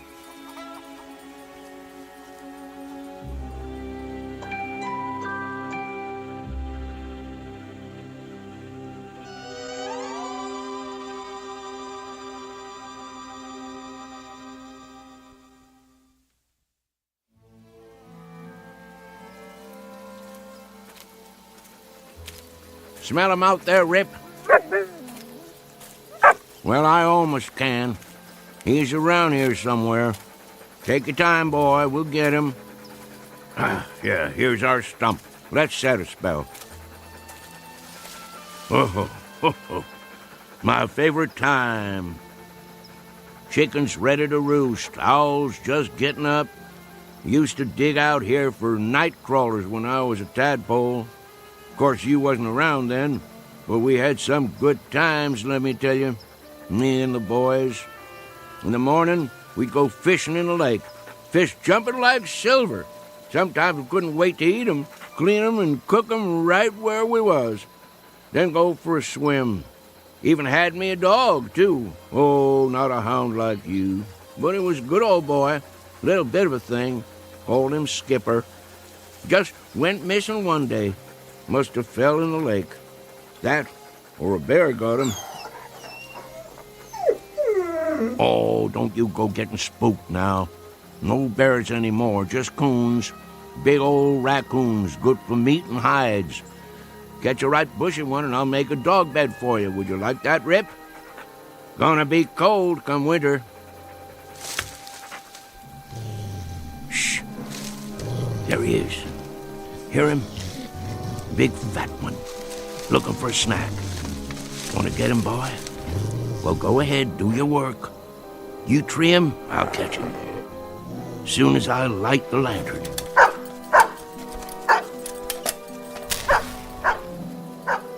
I'm coming, Rip.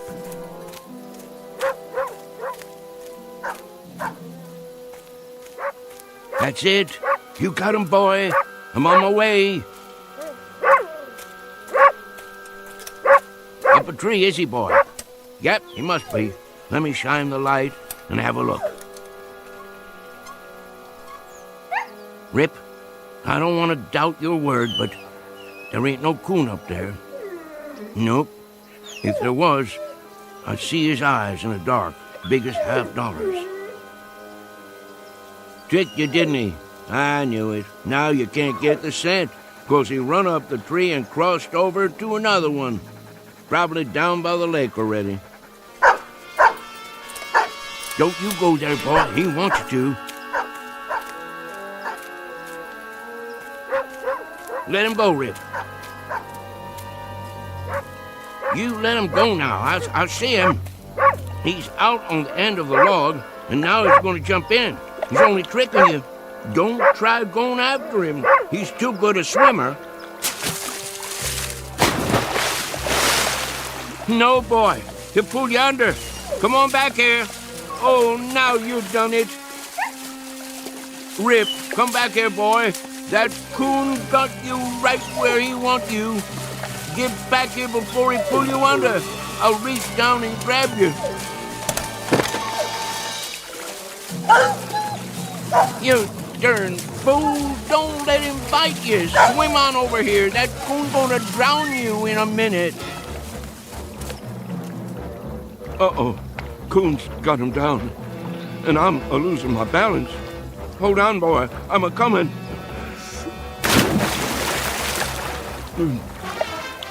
Rip. Sorry, Rip. I can't make it.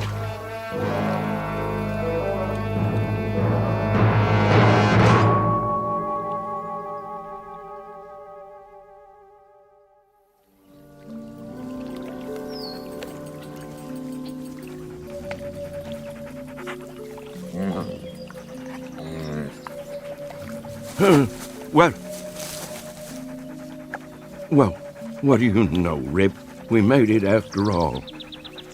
Guess I could swim better than I thought, and you could too, even with an old coon dragging you down. Did you pull me out, or did I pull you? By golly, take a look, morning already. Right beautiful day, too. Must have spent half the night chasing that old raccoon, and we didn't even get him. There's a gun and lantern right where I left them. Hungry, ain't you, boy? Yeah, me too. Let's mosey on home and see what Rachel's got for breakfast. That old woman is going to give us Hail Columbia for staying out all night. Can't help that, though. Well, Rip, our time has come. Let's go face the music.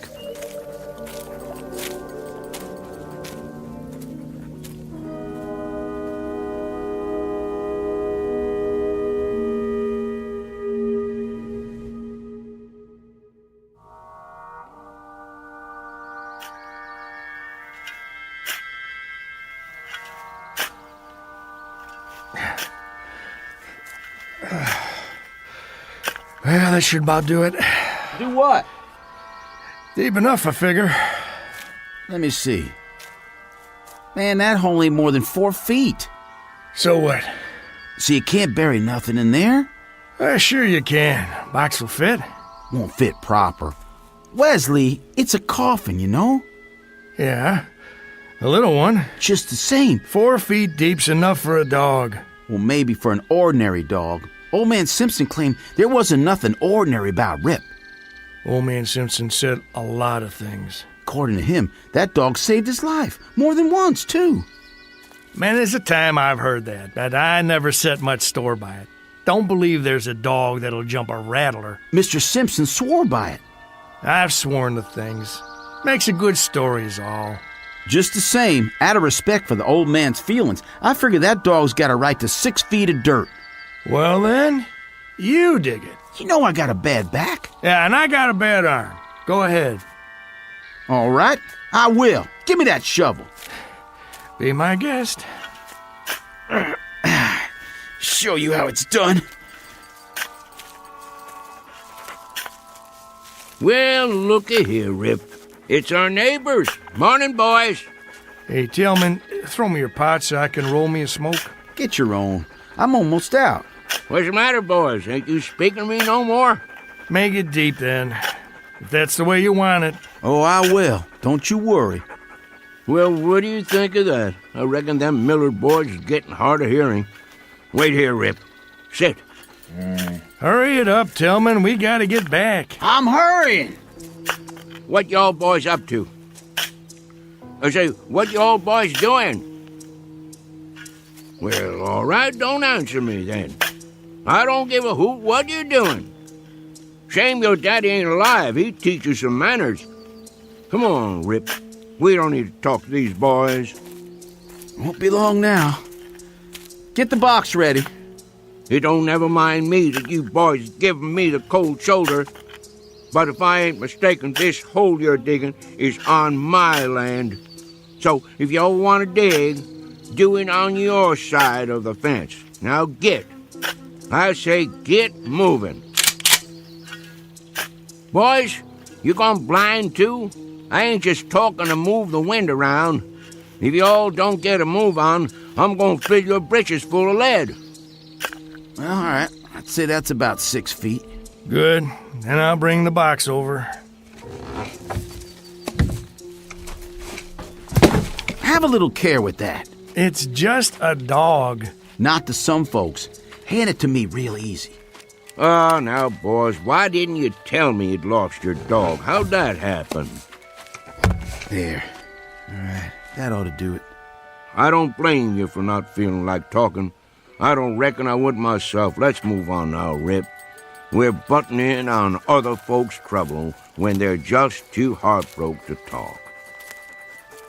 Speaking of trouble, your woman's gonna have plenty of that waiting for us. Now help me up. We'll put the dirt in. I have to admit, it's gonna be kind of lonesome around here without old man Simpson. That it is. That it is.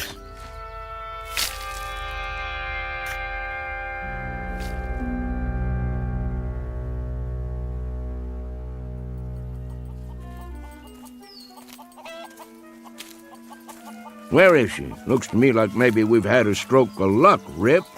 Could be that old woman is still asleep. Hadn't even done the washing yet.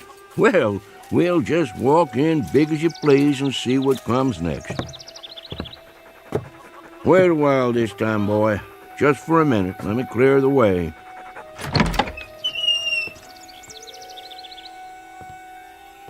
Old woman, there you are. Morning. What are you sitting in a rocking chair for? Taking a rest already? Huh. Got your long dress on, too. All dressed up like the 4th of July. All right, let's get it out in the open. Old woman, if you're figuring on leaving me on account of I stayed out all night, you got another think coming. I'm still the boss of this house. You ain't going nowhere, and that's that. Got nothing to say? Then I reckon we ain't mad no more. Now, I'd appreciate a little breakfast, if it's all the same with you. Old woman, you're gonna sit there like a bump on a log? You pack your finery back on the cedar chest and get cooking. Now, what's the matter? I know I'm a pesky old rooster to get along with, and many's the night I've stayed out till sunup, but Rachel, that ain't reason enough to break up a marriage after nearly 60 years, is it? Well, is it? Well, that a tear on your cheek? Oh, now, old woman, I didn't mean to speak rough to you.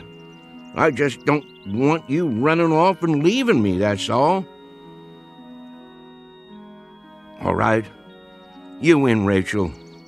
I guess I could be a better man to you. Won't go streaking off every night hunting.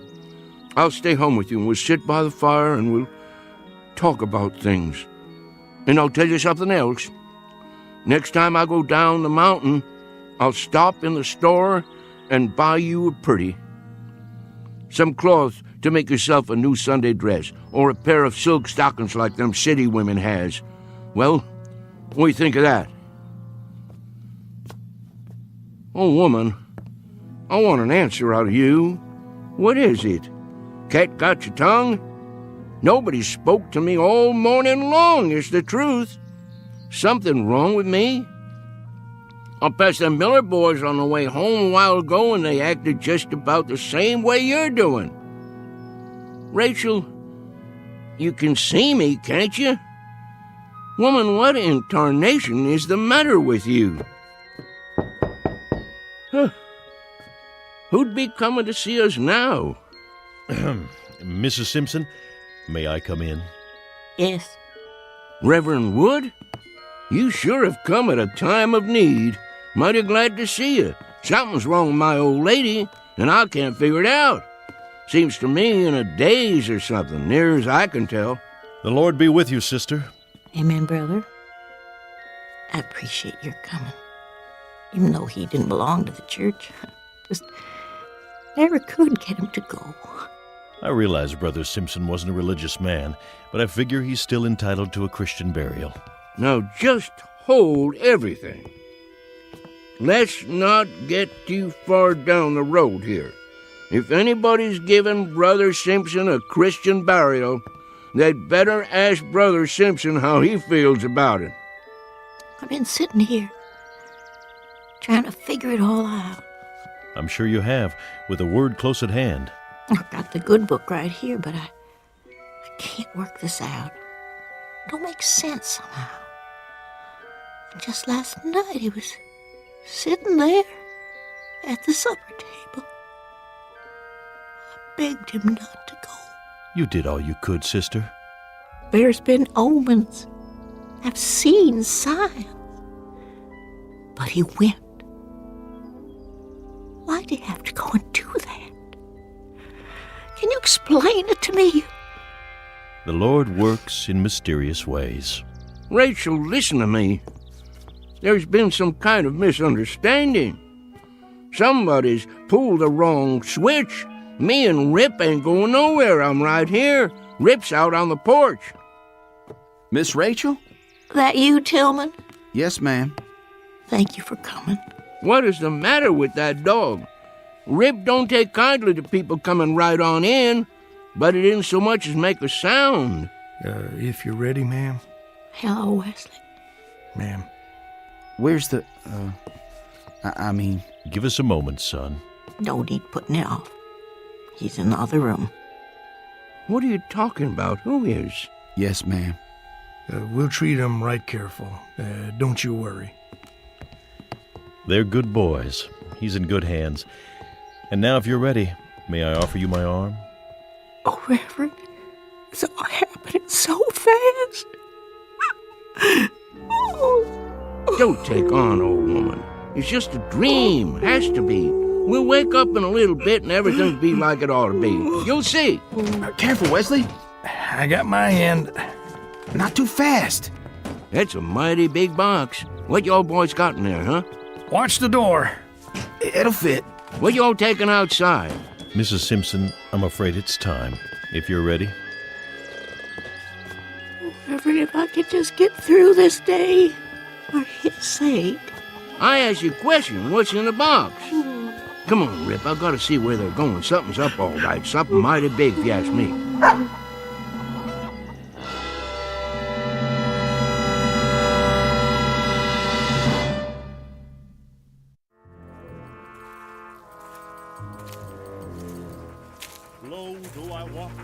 Where are they going? All the way to the top of the hill, looks like. Getting pretty steep. Must be heading for the graveyard. Just let me get my breath here once. We'll find out what this is all about, Rip, in a minute or two. Graveyard's just over the other side. Leastways, that's how I remember it. Can't say it's someplace I go more than I can help it. All right, let's go. Ain't much further.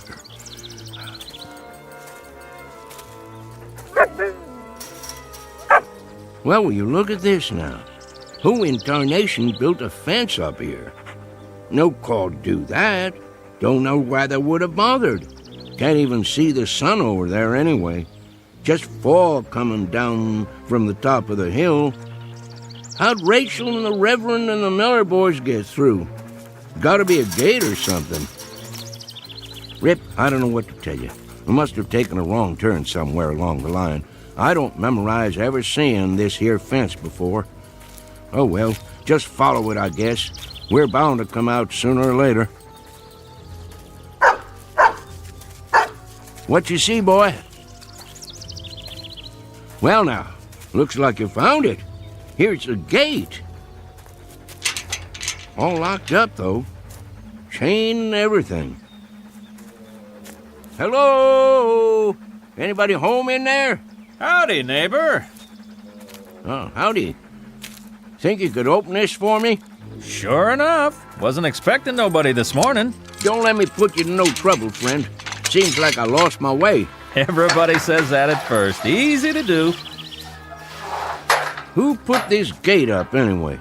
The owner. The owner? Well, who's that? He don't like to use his name. Make him sound high and mighty. What's your name, friend? Simpson. Hyder Simpson.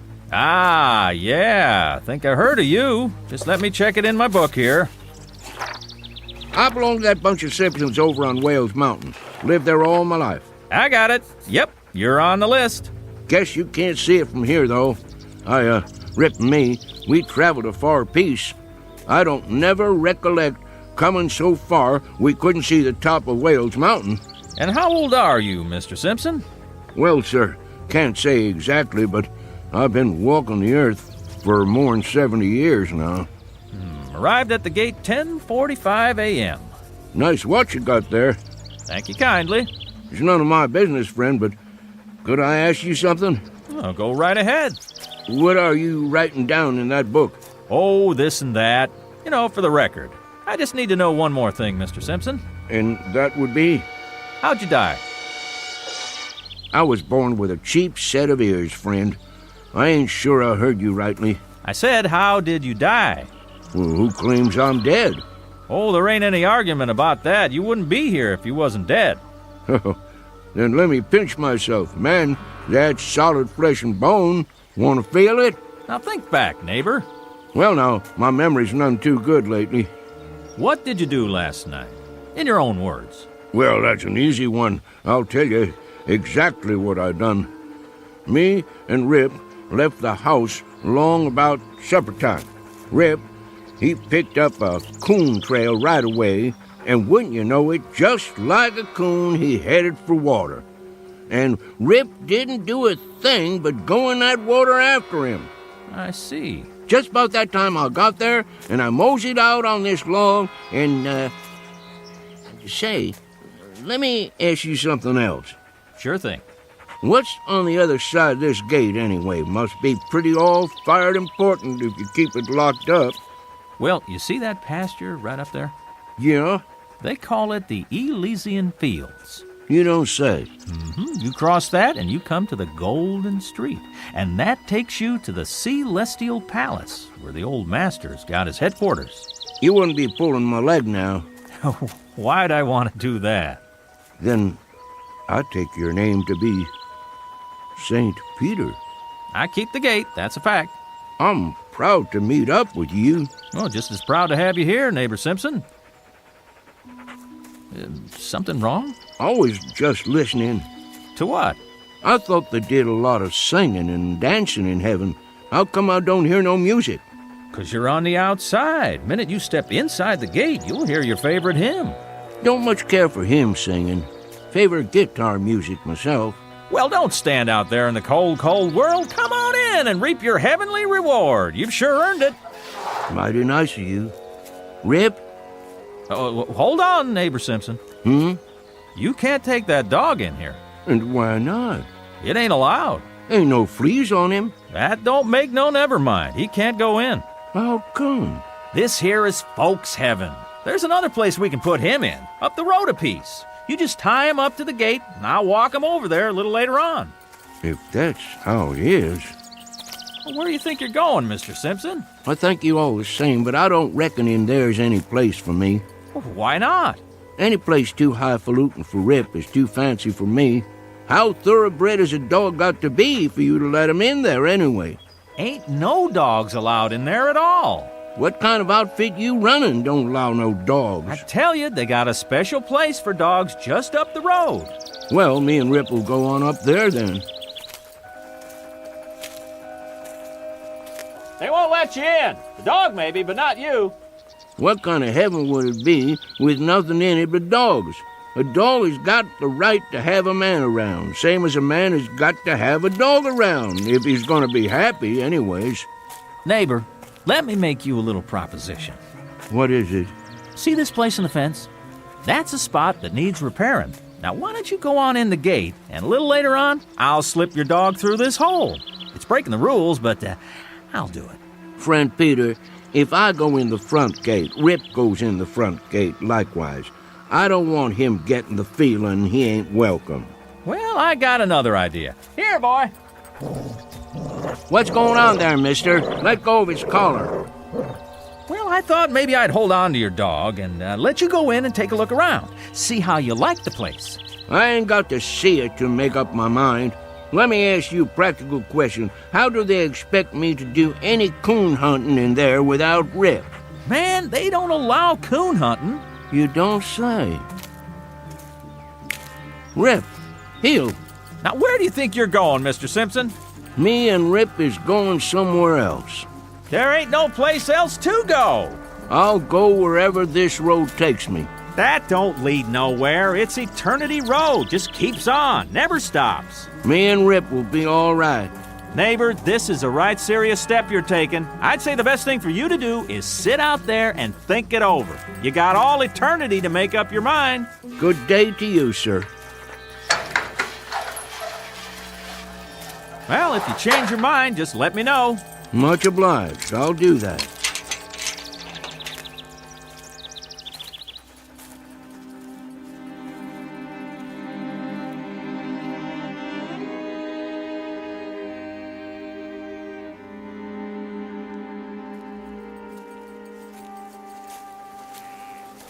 Eternity is a powerful long spell to go without a coon hunt, ain't it, Rip? Now, don't you go off your feed nor nothing over this. It wouldn't surprise me that if I sneak inside there and talk to the judge or somebody, I might be able to get you in.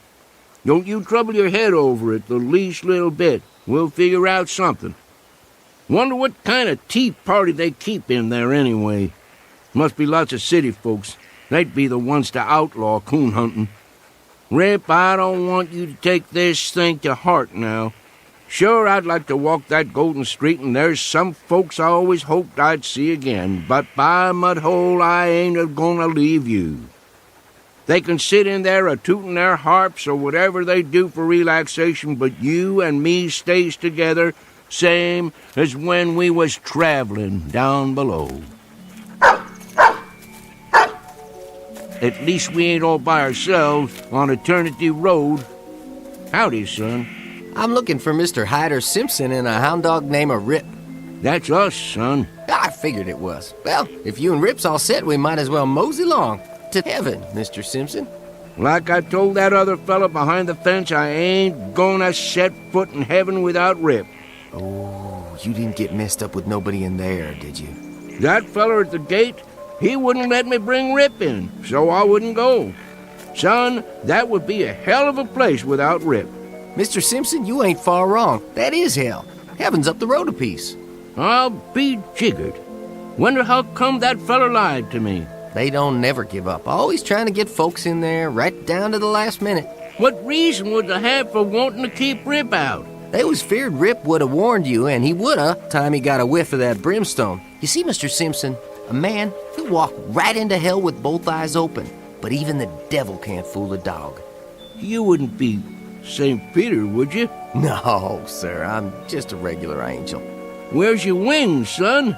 Shucks, I don't use them half the time. I appreciate walking myself. You about ready to go, Mr. Simpson?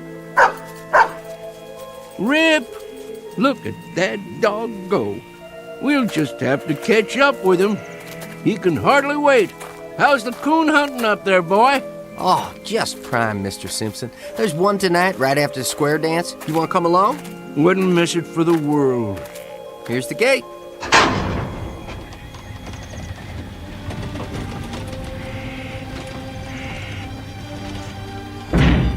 Mighty nice one it is, too. Welcome to heaven, Mr. Simpson. Thank you, son. I'm right proud to be here. Let's go, Rip.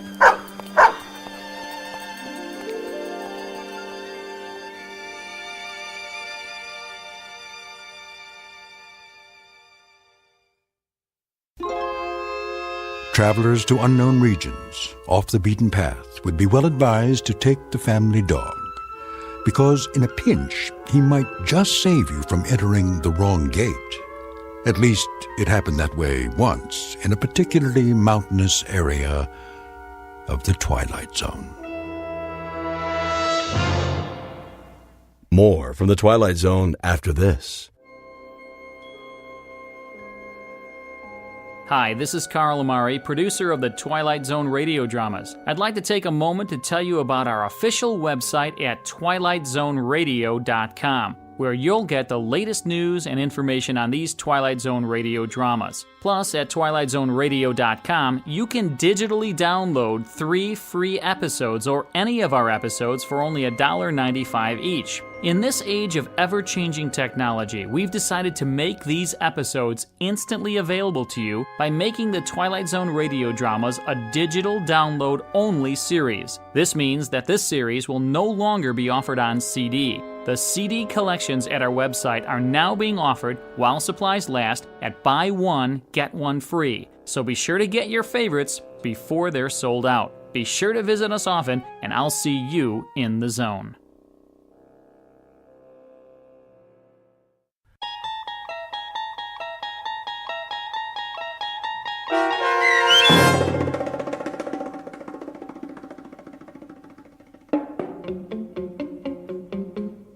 The Hunt, starring Shelley Berman and Karen Black, with Stacy Keach as your narrator, was adapted for radio by Dennis Etchison and written for the Twilight Zone by Earl Hamner Jr. Heard in the cast were Mike Baccarella, Jeff Lupetin, Darren Stevens, Craig Brawley, and Kurt Nabig. The producers of the Twilight Zone wish to thank CBS Enterprises and the Rod Serling Estate for making this series possible. This copyrighted radio series is produced and directed by Carl Amari and Jeff Lupetin for Falcon Picture Group and Westwood One. Sound design and custom Foley effects for The Twilight Zone by Cerny American Creatives Bob Benson, Craig Lee, Matt Sorrow, Tim Cerny, and Todd Beyer. To learn more about The Twilight Zone radio dramas and to contact us, visit our official website at twilightzoneradio.com. Doug James speaking.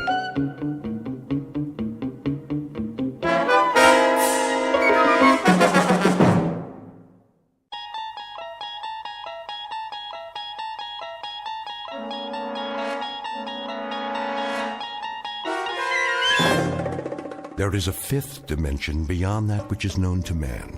It is a dimension as vast as space and as timeless as infinity. It is the middle ground between light and shadow, and it lies between the pit of man's fears and the summit of his knowledge. This is the dimension of imagination. It is an area which we call the Twilight Zone.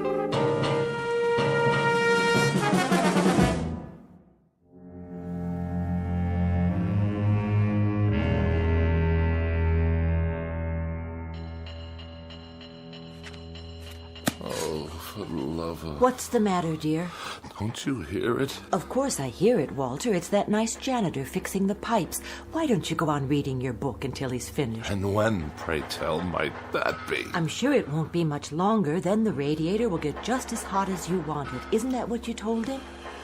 Yes, I know what I told him, but why does he have to make so much noise? I'm sure I couldn't say. The decibel level in this apartment is beyond human endurance. Well, I suppose it's what they have to do with steam heating, that sort of thing. What I really don't understand is how you can sit by, knitting away, oblivious to this assault. Did you see the new wool scarf I'm making? It should keep out absolutely all the drafts. While that infernal pounding goes on and on and on. Wait till you try it on. I picked out your favorite colors. It's much thicker than the other ones. If I live that long. You wanted more heat, that's what you said. Well, now you'll have it and then some. Yes, I did. I certainly did say that. Won't that be nice? Hope springs eternal. The question is, at what price? Are you sure you're comfortable, darling? At what? Oh, certainly. I am just comfy, cozy. I'll fluff up the pillows. Did you take your aspirin? I'm on the verge of being hospitalized for pneumonia. Oh, now really? It's not that bad. And that ape of a janitor out there is smashing my brain and ruining my sleep. But you weren't sleeping. You're reading 5,000 Common Ailments and How to Treat Them. Is it an interesting book? First he tries to freeze me to death, and then he tries to destroy my brain. Shall I plug in the vaporizer? That helps sometimes. It doesn't help at all. If it did, I wouldn't be in this condition. Yes, dear. Well, I won't stand for it. Lie down, Walter. No, I will not lie down. How can I? If I'm to die, at least it's going to be in comfort and peace. You there, Mr. Ape!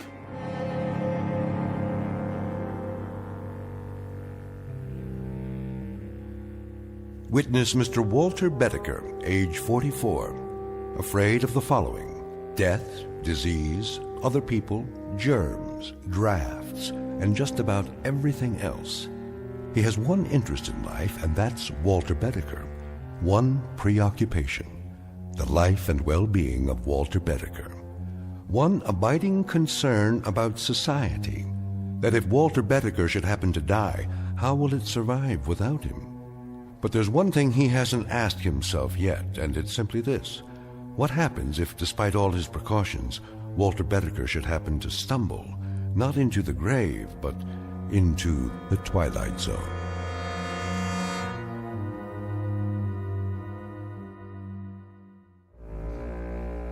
And now, The Twilight Zone, and our story, Escape Clause, starring Mike Starr, with Stacy Keach as your narrator.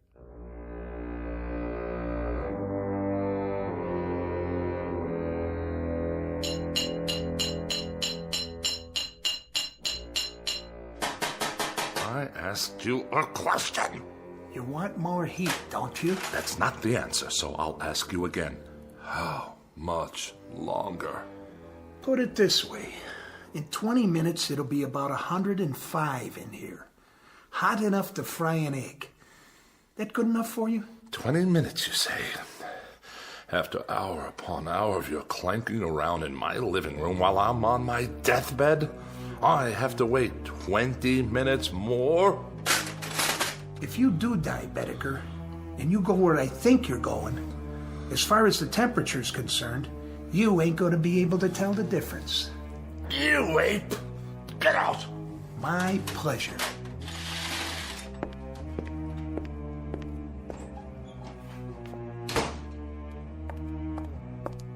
Are you all right, dear? Quick, Ethel, get the doctor. You mean again?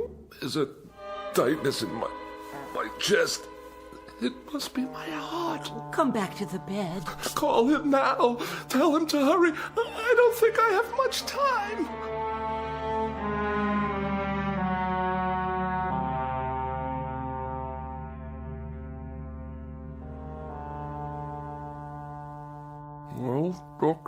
Keep your mouth closed a few more seconds. All right, open, please. There. Well, how bad is it? What does that mean? Your temperature isn't bad at all. In fact, it's quite good. The thermometer wasn't in my mouth long enough. Oh, I think it was. I timed it exactly. I find that hard to believe. You'd better take it again. But why? I implore you before it's too late. There would be no point. You see, you have no temperature. What about my vital signs? Blood pressure's fine. Respiration and pulse, all normal. My throat? It's dry and achy all the time. Well, that's because it's so hot in here. No sign of infection. Throat clear. Ears and nasal passages clear. What about the pains in my back and my side? Well, what about them? And 4 sleepless nights in a row. Is it 4 now? How about that? Well, what do you want me to say? The truth. The awful truth. I can take it. The truth, Mr. Bedecker? Well, the truth is that it's, Go on. It's psychosomatic. To use the scientific term. Psychosomatic. You're trying to tell me that I'm only sick in my mind? That's my considered opinion. And you're supposed to be a professional. Mr. Bedecker, may I speak candidly? I insist. Well, there is nothing wrong with you except the ailments you manufacture for yourself. Manufacture? Is that what you think? Your pains are imaginary. Your inability to sleep is a case of nerves, nothing more.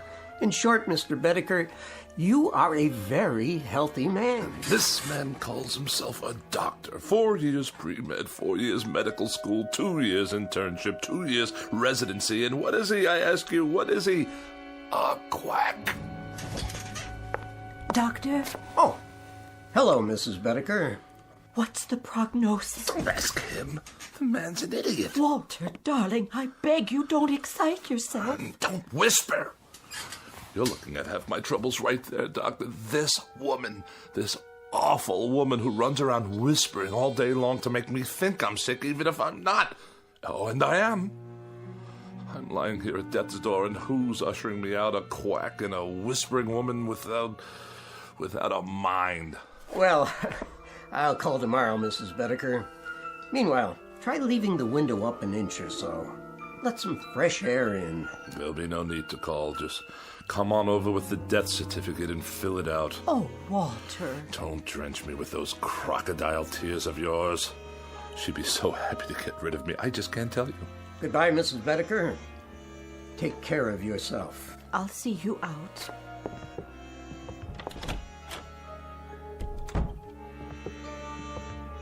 No need to show me the way. I know it by now. Doctor, how is he, really? Mrs. Bedecker, your husband is one of the healthiest patients I have. But he's sick most of the time. Is he? He won't let me air out the house. He says for every cubic foot of unfiltered air, there are 8,900,000 germs.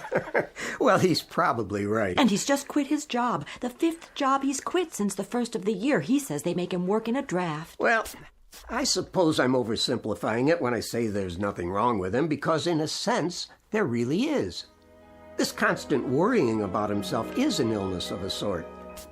Has he always been this frightened a man? Ever since I can remember. When he was courting me, he told me he was in the final stages of TB and only had a week to live. I only married him because I felt so sorry for him. Oh, I don't mean that was the only reason. I think I understand. Do you? You see, people change. Sometimes for the better and sometimes in ways that aren't entirely healthy. We all assign blame.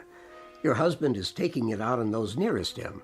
It's not your fault. But it must be. He never stops complaining. The problem isn't physical. He's getting older, so he sits here spinning his wheels. He needs to get out, do things, prove he's still strong, that there's a place for him in the world. Oh, Doctor, I'll do what I can. I'm sure you will. You already have. It's up to him now. I'll give you a call tomorrow. I don't think it would be a bad idea if you took some vitamins yourself. You look run down, Mrs. Bedecker. I do? Just a little too pale. And though there's a draft in the air and I feel a coma coming on. Yes, darling, I'll be right in. Now, you remember about those vitamins. Promise? I promise. Here's a prescription. Get some of these items from the drugstore for yourself. Thank you, I will. You're very kind. Goodbye, Mrs. Bedecker. Goodbye. Did you say there's a draft? I did. From where? The window. But it's only open an inch. Freezing air blasting into the room. I'll close it for you. Do you know how many germs live in 1 cubic foot of air, Ethel? I think I do. 8,900,000, that's how many. I know you want me gone. Walter! Gone from your life, and that's why you leave windows open all over the place. But as a point of common human decency, couldn't you find a way to do it more subtly? The doctor said you needed air. He said it was stuffy in here. Oh, the doctor said. Tell me one thing. Yes? What is going on between you two? Nothing, Walter. I saw the way he looked at you. Oh, now you are imagining things. What's that slip of paper in your hand? What do you mean? Oh, it's only... Give it to me. Oh, now I understand. Well, if you'll let me explain. When did he give you this? Just now, before he left. If you'll listen. I'm not sick, he says, but nonetheless he gives you a prescription for medicine for me. Not a thing wrong with me, he says, but while I lie here helpless, he's out there telling you that I've got a life expectancy of 20 minutes. He said nothing of the sort. Don't deny it, Ethel. I smelled the collusion the moment he left the room. Now I suppose he's making time with you behind my back. The two of you can hardly wait for me to expire. What a great day that will be. But just remember, it will be on your conscience. Yours and that quacks. The prescription was for vitamins, Walter, not for you, for me. Vitamins for you? I lie here while the life seeps out of me and that charlatan prescribes vitamins for you? What has he done for me? Not a nil. A big fat goose egg, that's what. He comes whenever you call. He's very interested in your condition. Very interested. Oh, isn't that nice? I'm dying and he gives her vitamins. Sit up. I'll turn on the vaporizer. Never mind. Go on, get out of here. Leave me to die in peace. All right, Walter. What? I meant I'll let you alone so you can take a little nap. Then maybe you'll feel better. I can't nap. Why does a man have to die anyway? I'm sure you're not dying. Oh, are you? I asked you a question, Ethel. Why does a man have to die? I don't know, Walter. The world goes on for millions and millions of years, and how long is a man's life? This much, a pinch, a drop, a microscopic fragment. Why can't a man live 500 years or 1,000 years? Why does he have to die almost the moment he's born? I told you I don't know, dear. No, you wouldn't. Go on. Get out of here. Yes, dear. I have to take my own pulse. Give myself a checkup. A doctor couldn't care less. My sinuses. It's moved from my chest to my sinuses. After that, it'll be my brain, and then poof. As if I never existed at all. What's the point? The point, indeed. It's a crime for a man to live such a short span of years. A crime. What I wouldn't give to live a decent number of years. 200, 300. Why not 500 or 600? Yes. Why not? Or 1,000. What a miserable thing to contemplate. A handful of years and then eternity in a casket down under the ground. The dark, cold ground. With worms yet? Of course, with worms. And bacteria in the soil, and all manner of filth and decomposition, toxic waste. Who are you? Cadwallader's the name. And immortality is my game.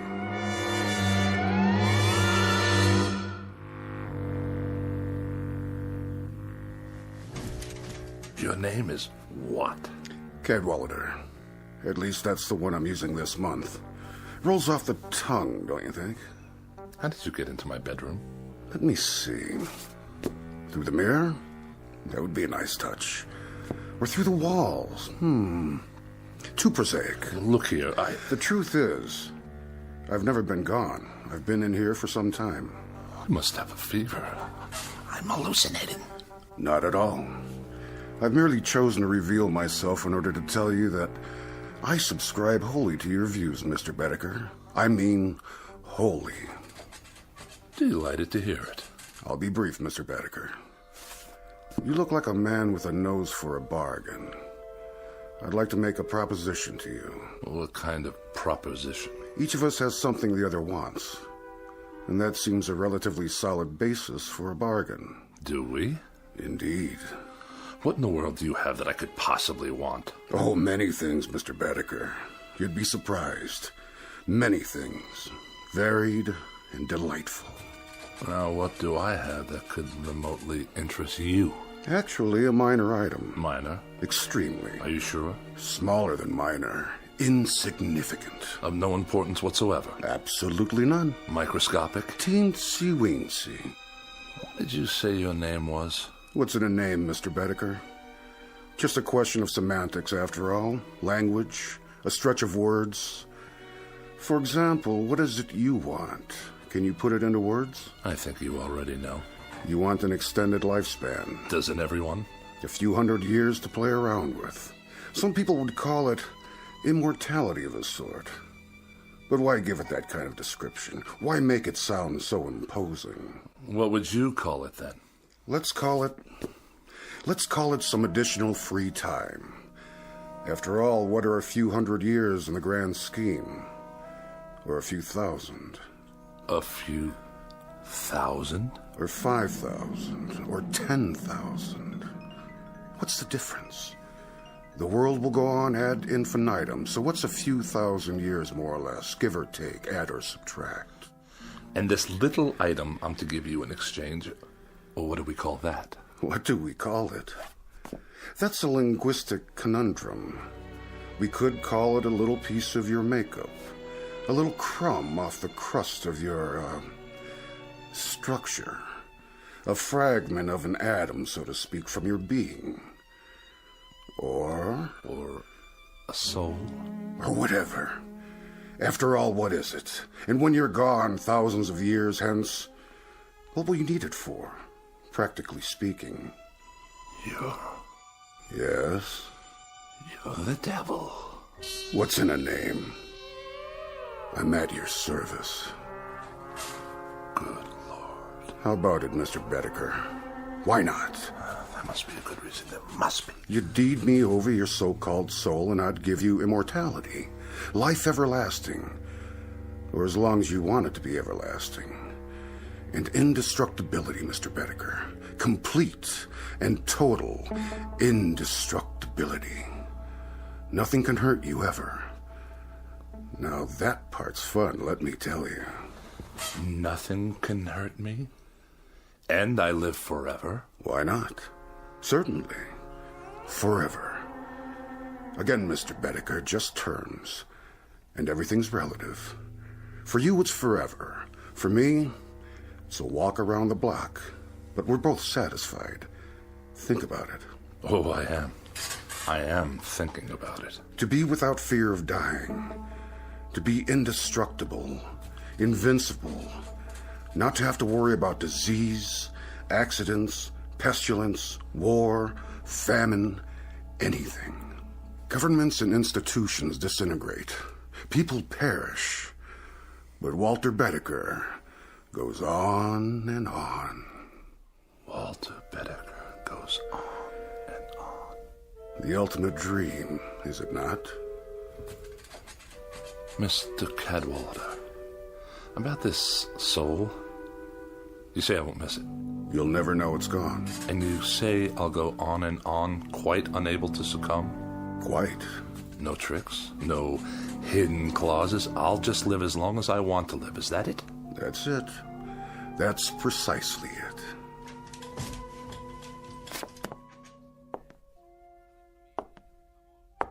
How about my appearance? I'm afraid I can't do much about that.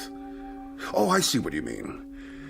You should look pretty much the same. But in 500 years, I don't want to look like any dried-up old prune. Oh, Mr. Bedecker, you drive a mean bargain. A most difficult bargain. But you'll find me a cooperative, man. All right, you win. We'll throw that into the bargain. Say it. Whatever aging takes place in your features will be more or less imperceptible. Mr. Cadwallader, I believe we're close to making a deal. Mr. Bedecker, you'll never regret this. Not to your dying day. Hey? Which by rights should not be for several thousand years. You'd better say that. There is something. Aha! Aha! Aha! Now it comes out. For your benefit, I assure you. Where did you get that? The contract. Oh, one always seems to turn up when it's needed. Let's see. Article 93, right here. What about it? It's in the nature of an escape clause. Read it to me. Your escape clause. Whereas the party of the first part, upon due notification of the party of the second part, and so on and so forth. Go on, I want to hear it. Well, I'll just give it to you thumbnail. It's simply that if you get tired of living, Mr. Bedecker, you can exercise the clause by calling on me and requesting your... My what? Oh, there goes the embarrassing terminology again. Shall we say, your demise? At which point I will personally see to it that you are given a rapid and uncomplicated, how to put it, departure? I can assure you, Mr. Cadwallader, that I'm not the sort of man to kill the goose that lays the golden egg. I'm much relieved to hear that. When you talk immortality to me, brother, I mean immortality. Indubitably. You're going to have a long, long wait. Mr. Bedecker, nothing will please me more. And I think we've got... Yes? A deal. No further qualifications? None that I can think of. No ifs, ands, or buts? None whatsoever. Absolutely? Positively. Done. Oh, no fires in here, please. Only a small one to heat up my seal. My cartouche, as it were. Do I get a copy? This is your copy. Where's yours? Already on file, in a very safe place. If you say so. You sure keep it hot in here. Mm-hmm. Quirk of mine. I think the wording seems to be in order. Cadwallader, where did you go? Walter, did you call for me? What? Oh, no. I was only... Only what, dear? Talking to myself. You were? Not that I make a habit of it, mind you. What are those papers? Nothing. I was just looking over my life insurance policy. Whatever for? To be sure you're protected if anything should happen. Ever, to me, that is. Don't be silly. Your health's going to improve. It's already improved. Hit me. What? Hit me. As hard as you can. In the stomach. Or anywhere else you like. Anywhere at all. But why? I want you to see how strong I am. Strong as a bull. As a bull, dear? And as indestructible. 10 bulls, 100. Walter, you're not yourself. Come sit with me in the other room. It's warmer there. The radiator's going full force. Is it? See for yourself. Yes, I think I will. Watch this. What are you doing? Don't touch it. See what I mean? Walter, your hands are burning. No, they're not. That's just it, Ethel. They're smoking, yes, but they're not burned at all. I'll get some bandages. Sit down. Where do you keep my pills? Which ones? All of them, every last one. Over here on the tray. Give it to me. What are you doing? Walter, the window, don't throw them out. I beg you, all your medication. Why not? What's the difference now, my dear? I'd like to introduce you to someone. What are you talking about? Meet the new Walter Bedecker.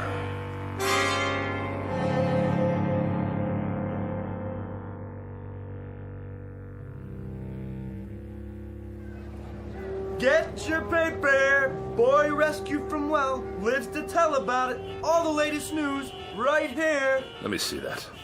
Sure, mister. 2 bits. A little boy, huh? Yeah, the one that fell in the hole. They got him out alive. Ain't that something? It's something, all right. A 10-year-old boy, and he's on the front page of every newspaper. He was down there for 18 hours. Can you believe it? And everybody thought he was a goner. It's amazing is what it is. Of all the news stories in the world, this little nobody makes the headlines. You think that's amazing? Wait right here. I'll show you amazing.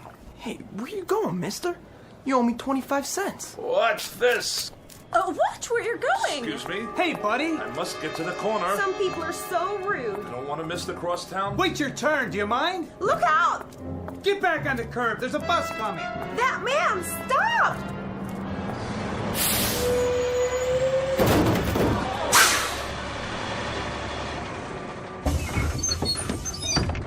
I couldn't stop. He ran right out in front of the bus. I saw the whole thing. That guy must be blind. Somebody call an ambulance. Look, he's getting up. Hey, pal, how'd you do that? Do what? Are you okay? Of course I am, you idiot. I can't believe it. I didn't even see you. Is there a photographer in the crowd by any chance? You better lay down. The ambulance is coming. Why would I want to go to a hospital? There's nothing wrong with me. Not a thing. Just your tire tracks on the front of my suit. Just the same, take it easy. Get some x-rays and I'll fill out an accident report. Don't bother. Just contact your claims adjuster. The name's Bedecker. Can you remember that? Walter Bedecker. It don't make sense. I could have sworn I ran over you. Oh, you did? Then how come you can walk? Like they used to say, you ain't seen nothing yet.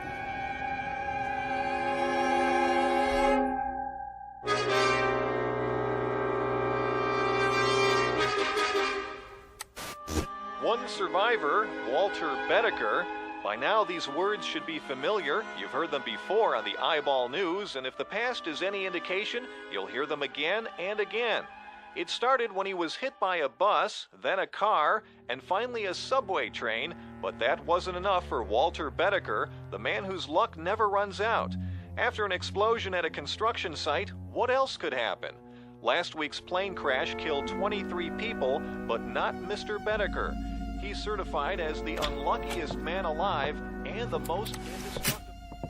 Is that you, Walter? He's all right, ma'am. Aren't you, Mr. Bedecker? You're all right. When you didn't come home, I was worried. This is my wife. Wait in the other room, dear. Are you sure? I can make you some hot tea. And your friend? He's no friend. He's a claims adjuster. In the other room, Ethel. Now. Yes, dear. You want to sign this now, Mr. Bedecker? $5,000, is that all? For falling down an elevator shaft?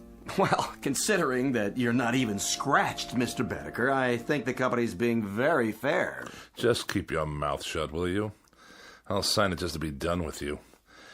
And can I expect a check by tomorrow? No, first thing in the morning, by special messenger. Just sign here. Waives all claims. Receipt of sum. Indemnifies company. All right. Very good, sir. Very, very good. I'll show myself out. Hello, Steve. Hey, Jack. What are you... Oh, you too? Yeah, the subway accident. Elevator shaft here. Right. You out. You in. So long, Steve. Yeah, see you, Jack. You have my check, I presume? $10,000, Mr. Bedecker, if you'll sign right here for it. If you insist.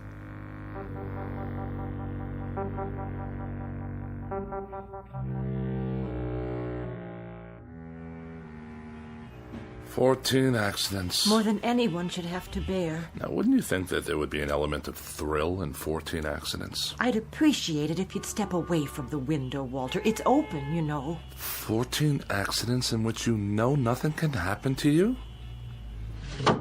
I guess so, dear. Well, it's a fact. There should be an excitement to this sort of thing. Well, there isn't. It's dull. It's absolutely without the remotest bit of excitement. In short, I'm bored stiff with it. Walter, dear, you should count your blessings. After all, there is the money. And you should shut your mouth. You look for all the world like a small gray mouse waiting for a piece of cheese. Walter, you can be so terribly cruel. Ethel, please. I'm thinking. I swear he's cheated me somehow. I don't know exactly how. What are you talking about? Who? Mortal schmortal. What's the good of it when there aren't any more kicks? Any more thrills? Anything to let a man know he's alive. Walter, do you feel all right? At least when I was concerned about my health, there was an element of risk, of danger. I mean, of course. That's it. What is? Iodine. Iodine? Have we got any? What for? Did you cut yourself? Do we? I suppose in the medicine cabinet. Get it. Now?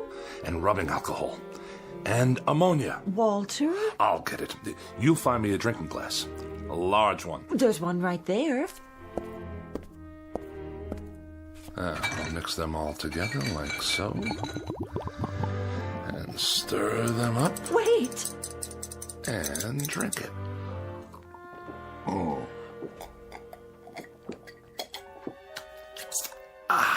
Sit down. I'll call the doctor. You see?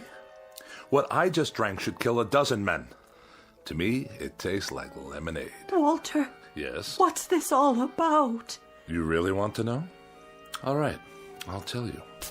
In a word, I am immortal. Walter, don't joke like that. It's true. I made a pact with a guy named Cadwallader, who's given me immortality and indestructibility in exchange for my soul. Your soul? More succinctly than that, I couldn't put it. Why don't you sit down? I'll make some tea and then we'll call the doctor. You will not make tea and you will not call the doctor. Why not? If you had any imagination at all, you could tell me what there is I might do to get a little excitement out of it all. I've been in subway crashes, bus accidents, major fires, disasters, one after another, and now I even drank poison. Nothing. You know what I've been thinking? I've been thinking I'll go up on the roof and I'll throw myself down the light well. Smack dab through the light well, 14 stories down, just for the sheer experience of it. Oh, Walter, darling, please. Ethel, darling, shut your mouth and get out of my way, please.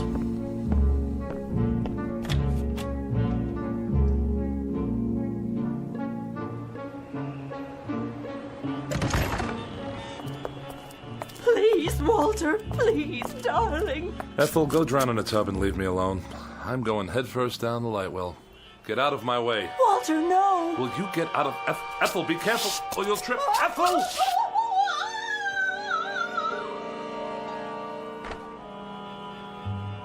I wonder what that felt like.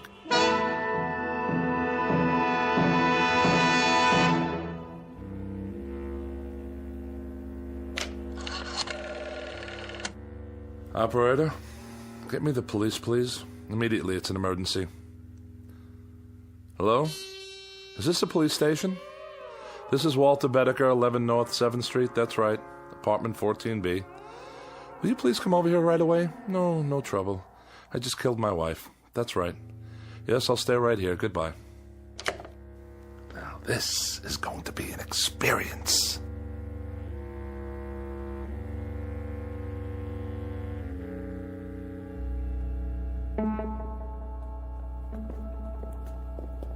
Hey, Bedecker, you got a visitor. Cooper, the legal beagle. Right in here, Mr. Cooper. No longer than 15 minutes, please. How are you holding up? As well as can be expected. Prisons are boring places, you know. Very, very boring. And you? How am I? I'm miserable, Mr. Bedecker, and I've been miserable since I took your case. I've had tough clients before, but nobody like you. Really? What disturbs you? What disturbs me is that for 5 days in that courtroom, you've acted like a man desperate to get himself convicted. Oh, whatever would make you think that? When the prosecuting attorney cross-examines you, you act like you're betting on him to win the case. The truth will out. Now look, Bedecker, tomorrow's the last day of the trial. There'll be the summing up and it'll go to the jury. And as things stand now, you don't have a chance in hell. That a fact? That is a fact. Now, tomorrow, this is what I want us to do. Cooper, do me a favor, will you? Put it away. How's that? Bedecker, didn't you get what I was trying to tell you? You're about 12 hours away from a guilty verdict on charge of first-degree murder. Oh, What will the penalty be? The penalty in this state for first-degree murder is death in the electric chair. Death in the electric chair. Bedecker! And if I were in California? What? How would they try to kill me if I lived in California? Capital punishment there is the gas chamber, but I don't see... And in Kansas? In Kansas, it's hanging, but I'm gonna tell you something, Bedecker. No, Mr. Cooper, I'm gonna tell you something. The only thing they'll get for their troubles if they try to electrocute me is a high electricity bill. Good night, Mr. Cooper. See you in court. Guard! I don't know, Bedecker. I just don't understand you. The psychiatrist says you're sane, and you say you killed your wife. But way down deep, I know you didn't. So tomorrow, when I sum up for you, I'm gonna lead from a terrible position, a position of weakness. But I'll do the best I can. Mr. Cooper, really, don't bother.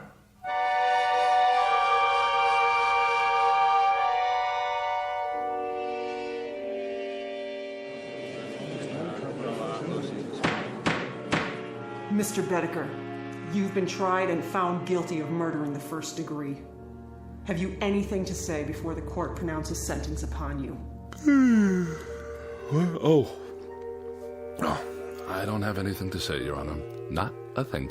Then the court sentences you to imprisonment in the state penitentiary for the rest of your natural life. I knew we could do it, Bedecker. I knew we could get you off without the death penalty. If I do say so myself, I gave that summation everything I had. Wait a minute.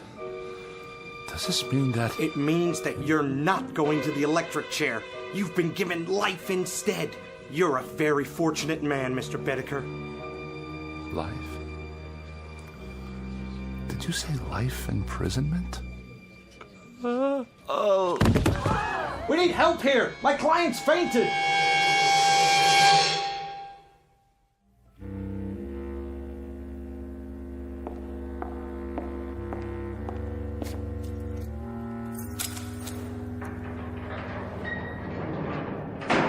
Here's your last meal.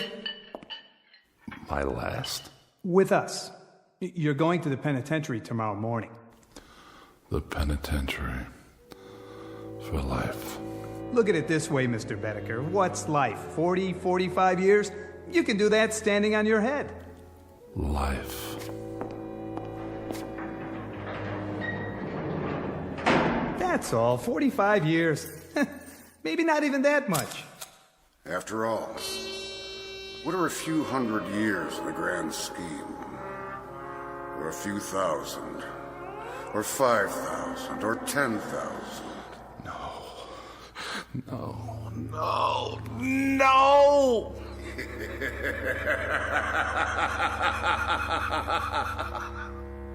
Mr. Bedecker. Yes?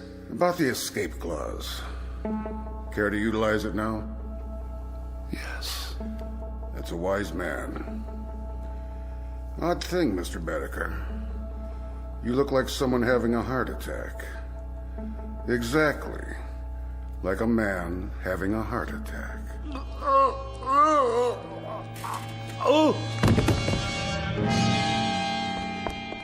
Bedecker! Bedecker! You all right? No pulse. Must have been his heart. He's dead. Poor devil. There's a saying, every man is put on earth condemned to die, time and method of execution unknown. And perhaps this is as it should be. Case in point, Walter Bedecker, lately deceased. A little man with such a yen to live that he was beaten by the devil, by his own deadly boredom, and by his place in the scheme of things, including his position, such as it is, or was, in the Twilight Zone.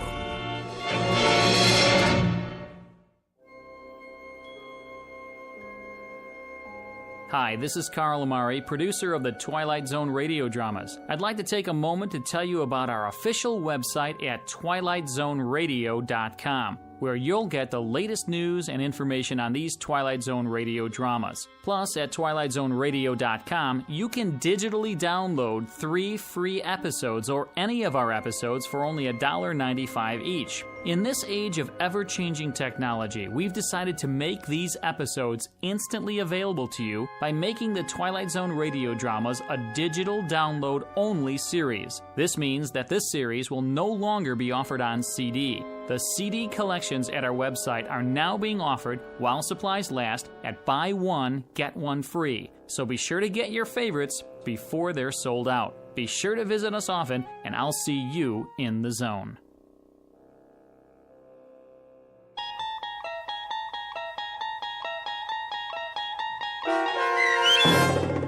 Escape Clause, starring Mike Starr with Stacy Keach as your narrator, was written for The Twilight Zone by Rod Serling and adapted for radio by Dennis Etchison. Heard in the cast were Peggy Roeder, Rich Kominick, Doug James, Turk Muller, Guy Burrill, Heath Corson, Larissa Borkowski, Natalia Reed, Peter DeVito, John Starr, Carl Amari, Paul Patch, and Lynn Foley. To learn more about the Twilight Zone radio dramas and to obtain audio cassettes and CDs of these programs, visit our website at twilightzoneradio.com. This copyrighted radio series is produced and directed by Carl Amari and Roger Wolski for Falcon Picture Group. Doug James speaking.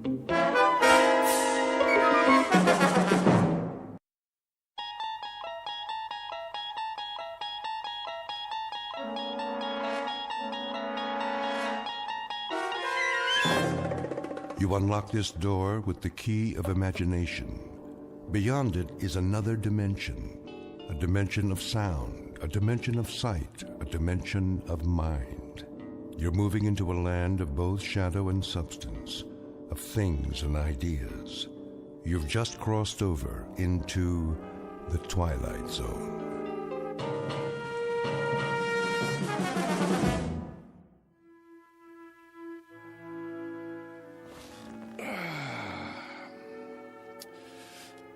Now then, to begin. Recording. Act 2, Scene 1. We open on a wide valley, the Alps in the background, as a ragtag army of men in brass helmets descend, followed by a bunch of elephants. In the foreground is their leader, Hannibal. Make that a herd of elephants. No, strike that. A thundering herd of elephants. Next shot. I need a drink.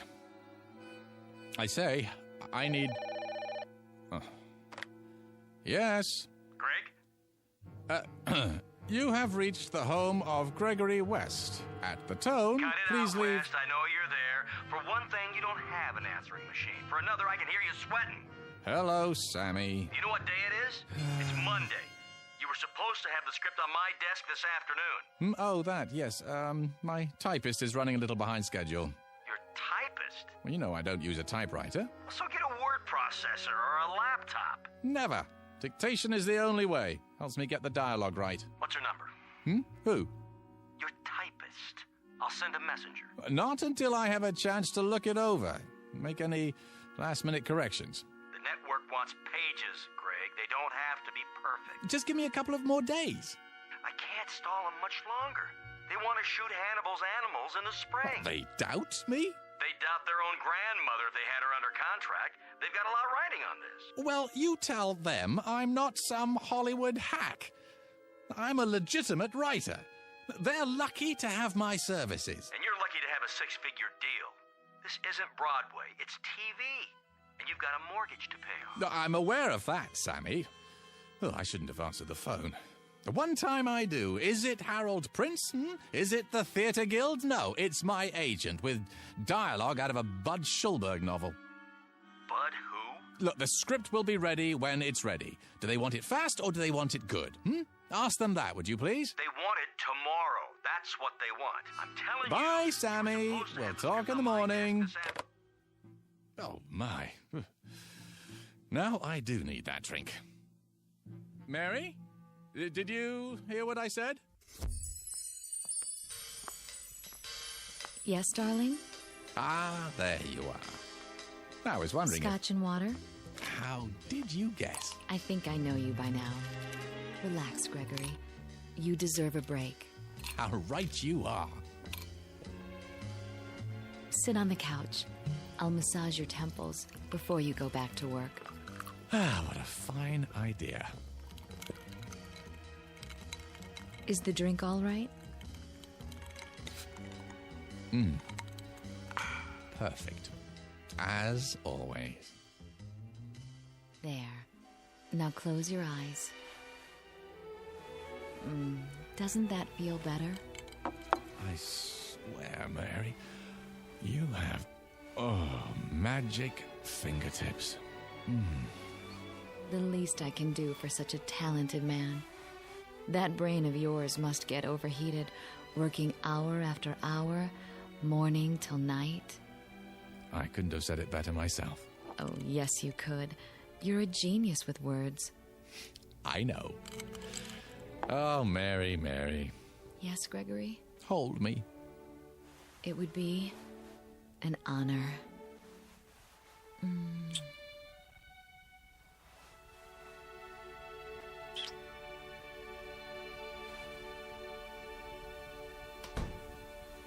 Who's that? Outside the window, I thought I saw... No. Gregory! Not Victoria. Gregory? She can't be home yet. Gregory! How dare you!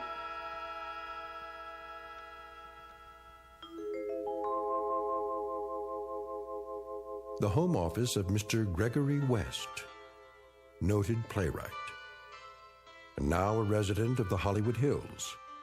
A quiet, thoughtful man, even a bit shy, and at the moment, very happy, despite the fact that he is over deadline. His latest project? A script assignment taken to ensure that his household remains secure, despite the occasional fickleness of drama critics. The other ingredients of that household? There's Mary, warm, affectionate, devoted, the ideal companion for someone who values peace of mind. And the final ingredient, Mrs. Gregory West. In a moment, she's going to learn the secret of her husband's success. A method of creative writing taught only in the Twilight Zone. And now, the Twilight Zone, and our story, A World of His Own, starring Charles Shaughnessy, with Stacy Keach as your narrator. Gregory! Oh!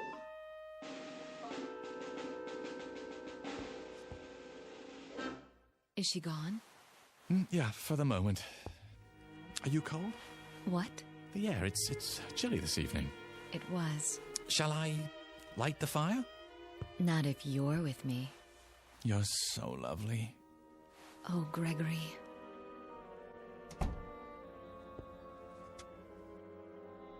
Don't worry just yet. Oh, Mary. Gregory! Unlock this door immediately. I'm sorry. Greg, not again. I have to, Mary. But why? You don't know what she's capable of. I know you have a woman in there. Open up. No, Greg. What else can I do? I warn you, Gregory. Oh, my. Are you so frightened of her? She can make my life miserable if she chooses. All right, then. If you must. Do you hear me, Gregory? Are you deaf? Be right there. Don't think you can hide her from me. What's that, dear? Don't think you can let her out the window either. Gregory!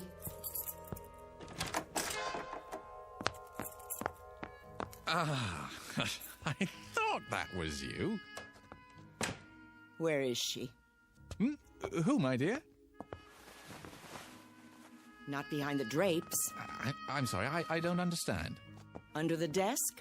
What are you going on about, Victoria? You know perfectly well. I suppose you let her out the window. But the window doesn't open, remember? Then where? Who? You little worm, you know who. What have you done with her? Where did she go? Where? Please, stop. My glasses. A cozy fire.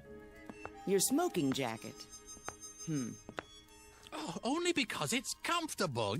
You know I don't smoke. Of course you don't. In order to smoke, you'd have to heat up. And you've never risen above room temperature. Sit down. Let's talk this over. Have you installed a secret door in here? No, dear. The study's as it's always been. A place of seclusion for my work. For your work. For monkey business, you mean? What are you doing? I'm arranging my notes. Notes? Those are tapes. Well, you know I prefer to dictate, dear. I'm not your dear anymore, you libertine. Who's a libertine? You intend to stand there and deny it. Deny what? That you had a woman in here. Victoria, I never meant Liar. Cheat. Fraud. Victoria! If you force me to do it, Gregory, I'll have this room torn down. Panel by panel, board by board. Why? Don't toy with me. Who's toying? Then you must think I'm handicapped. What? Lacking in all my faculties. The vital functions, like sight. You think I'm blind? Of course I don't. Then how can you refuse to admit it? I stood outside that window and saw the two of you on that sofa there. Don't. Zip it. Shall I describe her to you, Gregory? Her brown hair, the simple black dress, the pearl necklace, how she handed you the drink. If I'm not mistaken, this drink right here. I don't recall who made that. You don't? Your private bartender, maybe? In our own home, Gregory. Our own home. That drab, ugly little creature. She's not. Aha! How was your day, dear? You, went to a movie, didn't you? Was it a good one? Apparently not. Oh, well, they can't all be works of art. Didn't expect me home so soon, did you? Thought I'd go out to dinner afterwards. I didn't say that. I've had my eye on you for some time now. Oh, how flattering. You thought you fooled me, didn't you? Why, no. You know you can't lie to me. You thought I'd never suspect the real reason you kept sending me away from the house. Have to be alone to work. The famous playwright. Famous philanderer is more like it. You do me an injustice. Oh, do I? All right. Out with it. Who is she? Victoria. Dear. Don't you dear me. Ow! And don't touch me. At least try to understand. Oh, I understand perfectly. But you don't.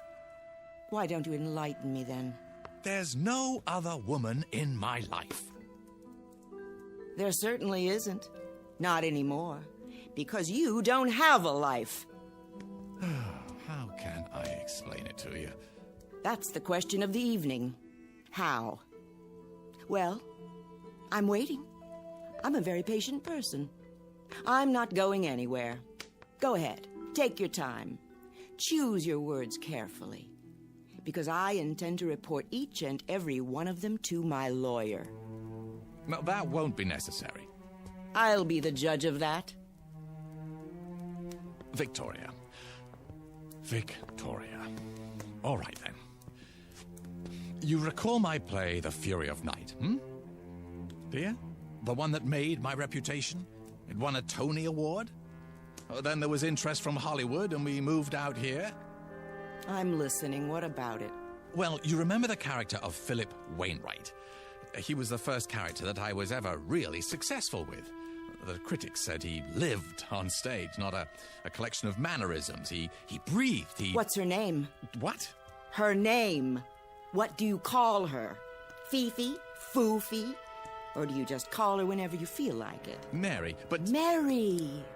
How common. She's not common. Oh, you mean she has hidden talents? I'll bet. Does she cater to your every need? Drain off your tensions before they have a chance to build up? Victoria, don't. I'm trying to explain. Then go ahead. I'm all ears. All right. You know I've spoken many times of how fictional characters seem to come to life for me. Such vivid life that they begin to determine their own actions. As the author, I may have some particular lines and moves planned for them, but they simply won't do it. They become so strong that they begin to take over the story. I'm not interested in a lecture on writing. You artistic types are all alike, full of mumbo-jumbo about feelings and moonbeams. It's all smoke and mirrors.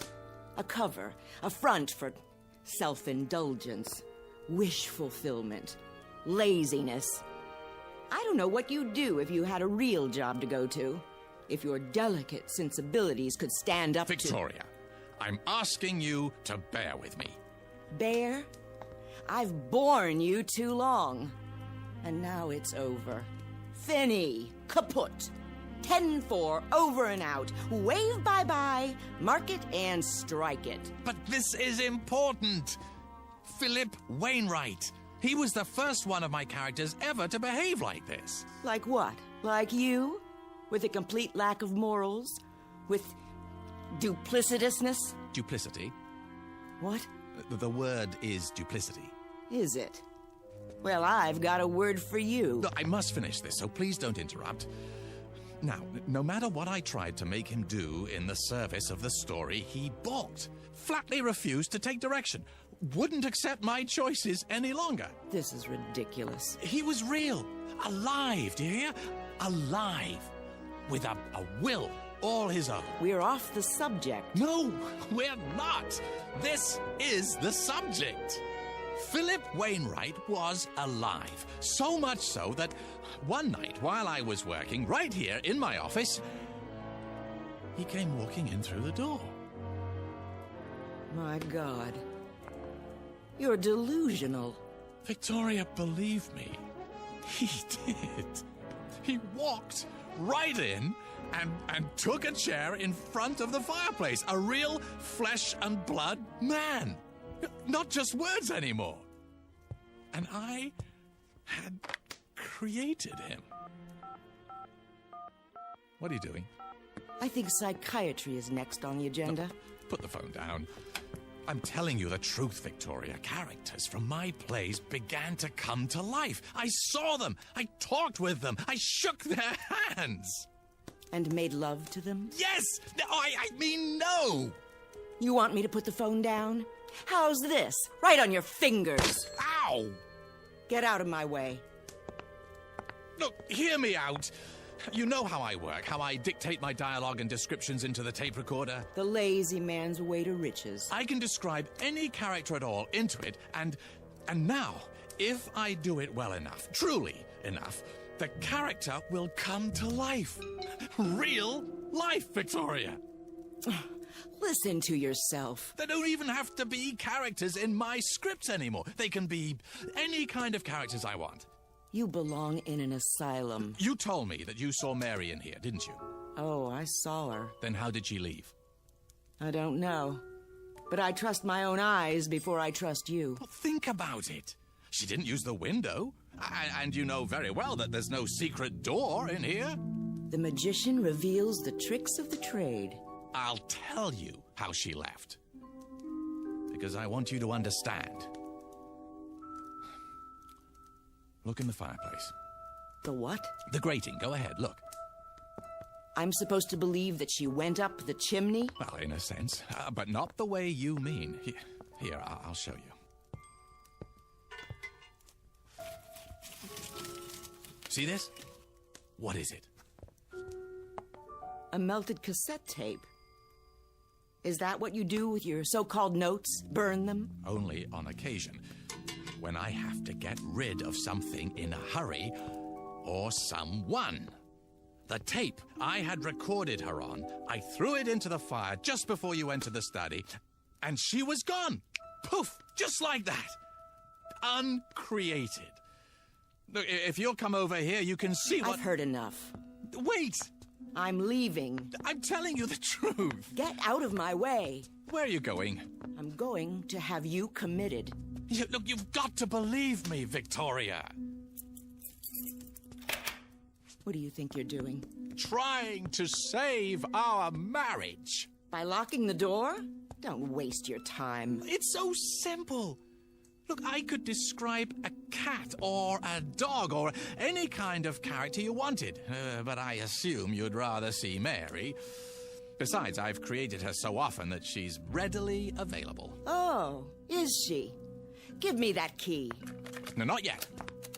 Recording. Her name is Mary. She's 36, 5 foot 3 inches tall, simply built, brown hair, fair complexion. The key. On the surface, Now. a plain, quite ordinary female, yet with that quality of inner loveliness which gives her woman real beauty. If you won't give it to me, I'll take tender, it. A gentle woman, an understanding woman. As she wears a simple black dress, a single strand of pearls at her throat. I'm warning very you. little makeup, her hair arranged simply. There. She's coming up the front got walk it. now. She's crossing the porch. She's opening the front door. Greg, someone's in the house. Closing it. Walking down the hall. Who? Good evening, Mrs. West.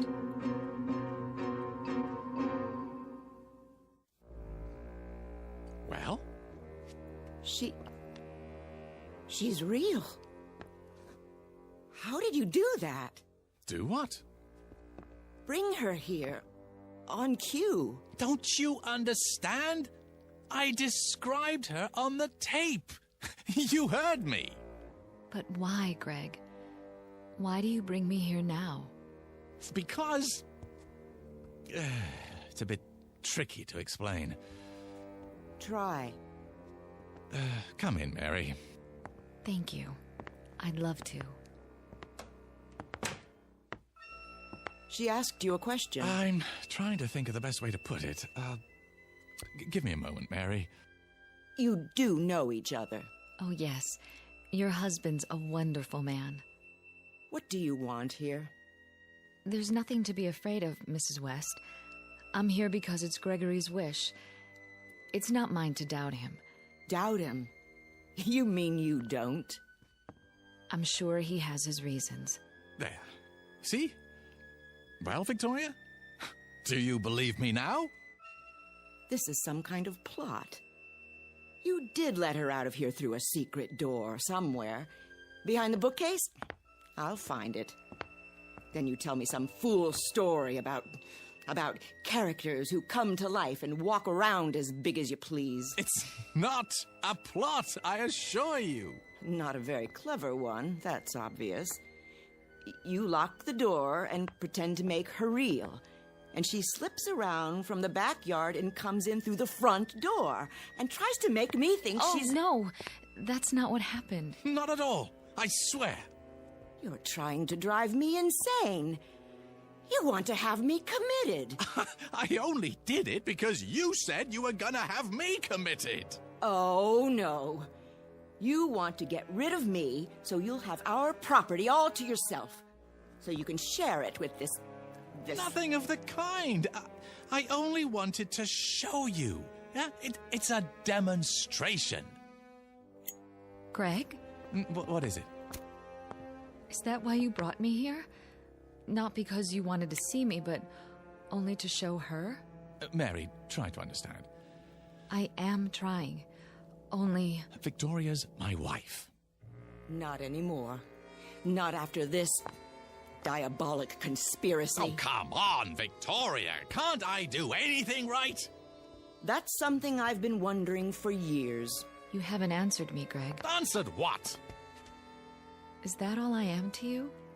A parlor trick? Something to show off? Go ahead. Lie some more. Victoria, do you honestly believe that? Yes. And that's the only thing I believe. I hope you two are very happy together. Here we go again. Don't leave because of me. I wouldn't think of it. I'm leaving because of me. Victoria, please. Let go of me, monster. Very well. I'll claim false imprisonment. In your own house? What are you going to do now? Oh, you'll see. I'll scream. I will. What for? No need. Is that my tape? It is. And you're going to... There's no way around it. Craig, why do you do this to me? I'm sorry, Mary, but what else can I do? But again? I just got here.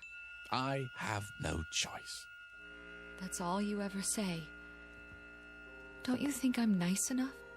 Oh, that isn't it at all. Not loyal? Not interested in your work?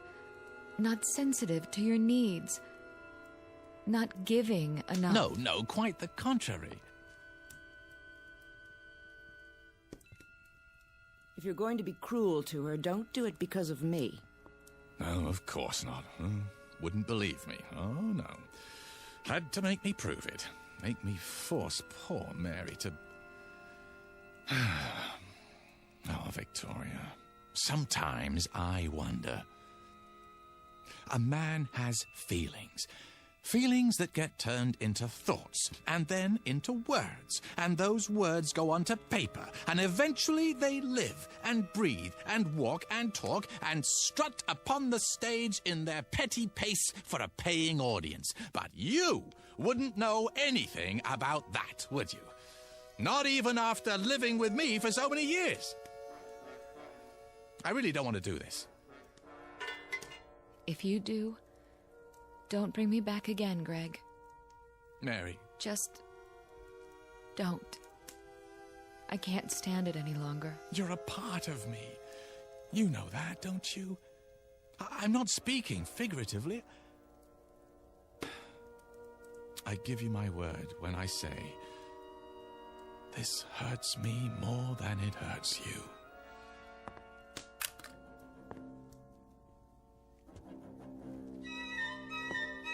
I'm so sorry, Mary, but she is my wife. I understand. I suppose.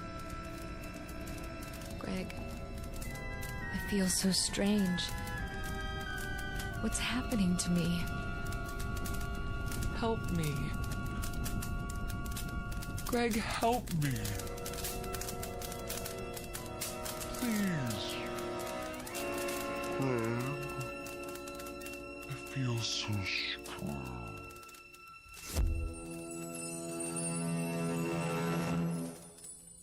What happened to her? She's burning brightly. Where is she? I've told you. But where? Oh, don't you believe me yet, Victoria? Where did she go? I uncreated her. No. That poor woman. Come here. It's all right, dear. But... Shush. Hold on to me if you like.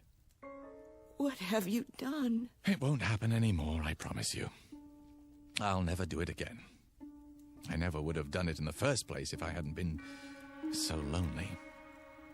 It's just that you're so perfect, Victoria, in so many ways. So impeccable, so flawless.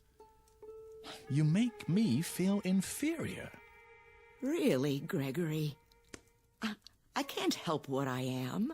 Well, maybe not, but that's why I created Mary. I didn't do it to insult you. I just wanted a little company, that's all. Someone who wouldn't judge me and find me wanting. Someone I could talk to, someone I could feel comfortable with, instead of like a worm. You do understand, don't you? This has been a small sacrifice for me, and a giant step for the institution of marriage. What are you doing now? What else can I do? Return to work.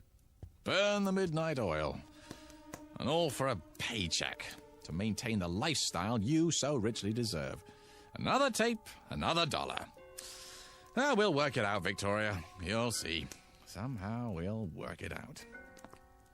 Realize that I'm inadequate compared to you, and at least in some ways it's my fault.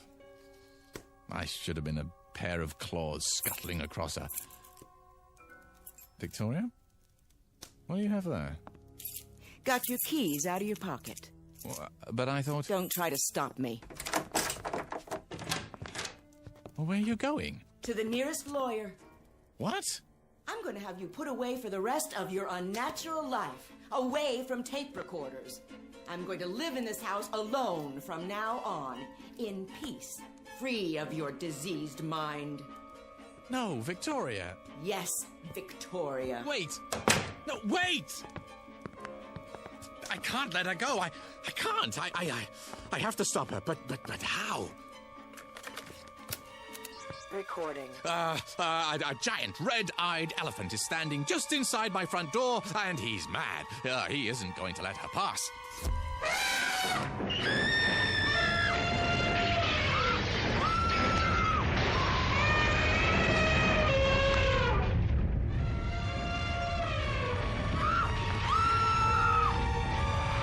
Something the matter, dear? Get that elephant out of my home!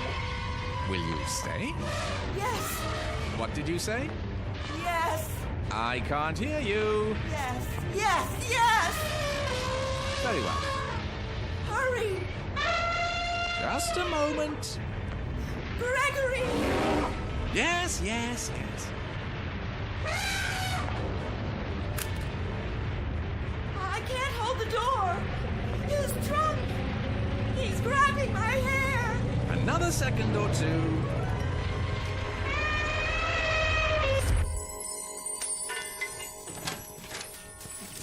There. You're mad. You shouldn't have said those things, Victoria. What things?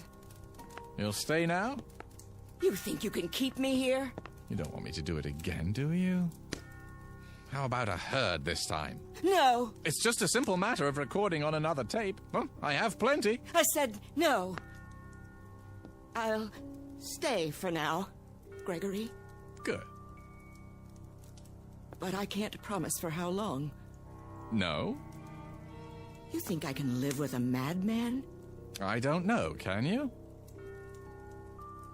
Oh, Gregory. It doesn't have to be this way. Oh, you're so right. When we met, you were a struggling playwright. Then you had a play off-Broadway. I was so proud. It moved to off-Broadway, then to the Great White Way, and the reviews. I was so proud. We were happy then, weren't we? Ecstatic.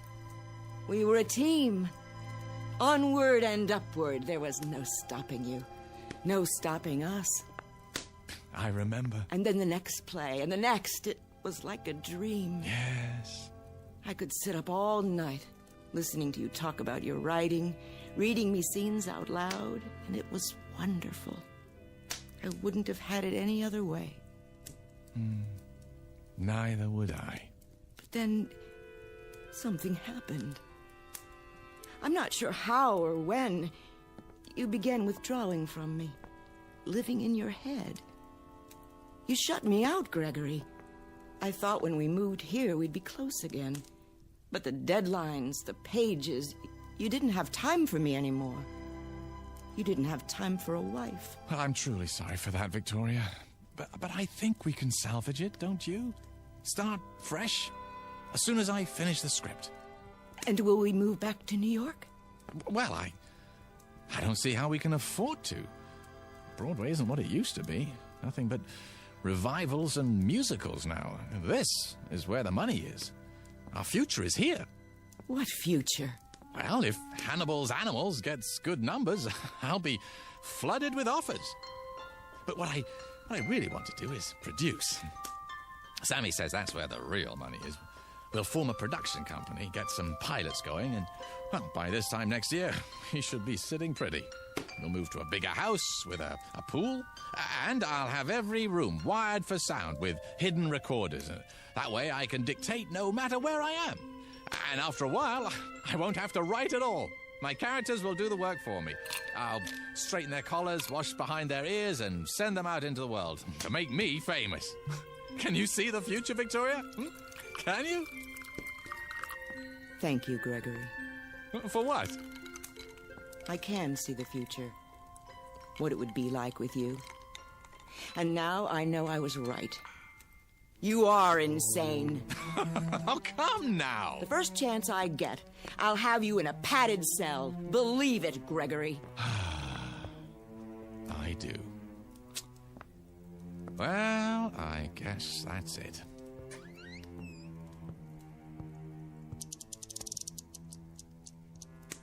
How long have you had a safe in the wall? This one? Well, only since we moved here. Before that, I had a safe deposit box. From the time we were married. What's in the envelope? Oh, see for yourself. It has my name written on it. Victoria West. That's right. What's this supposed to mean? I'll show you. A cassette tape. Your tape. What do you mean, my tape? Shall I put it back for safekeeping, Victoria? Or shall I burn it? Which will it be? You wouldn't. The choice is yours. You want me to believe... Oh, I'm telling you, Victoria. As if I had to. Well, look at yourself, Regal, beautiful. You could have had any man you wanted. Haven't you ever wondered how you got stuck with me? That's absurd. I know who I am. I have a lifetime of memories. Oh, I know you do. I gave them to you myself. It's all here on the tape. Didn't I just tell you you're impeccable? Flawless? Exactly the sort of wife that I used to think I wanted more than anything else in the world. This is another of your tricks. Why do you suppose I was so upset when you came back before, No, not because of Mary, but because it was the first time you'd ever come back against my will. The first time... Do you think you're frightening me? No. No, I guess not. You're beyond that, aren't you? I made you too strong. I forgot to give you human frailty. Well, I guess I deserve it. It's what I asked for. I'll put it back in the safe. Give me that. Oh, you want to be careful, Victoria. Very, very careful. You tedious little bore. How could I ever have believed I loved you? Here's what I think of your childish trick. Victoria! Do you know what you've done? I feel strange. I'm sure you do. It's too late. I can't pull it out of the fire. I think I'd like to lie down. You don't mean to tell me it's true. No. Oh, it can't be true. No. Gregory. Victoria!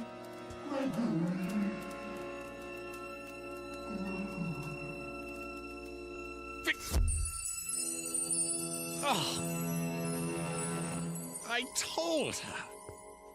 I told her. Oh, why wouldn't she listen to me?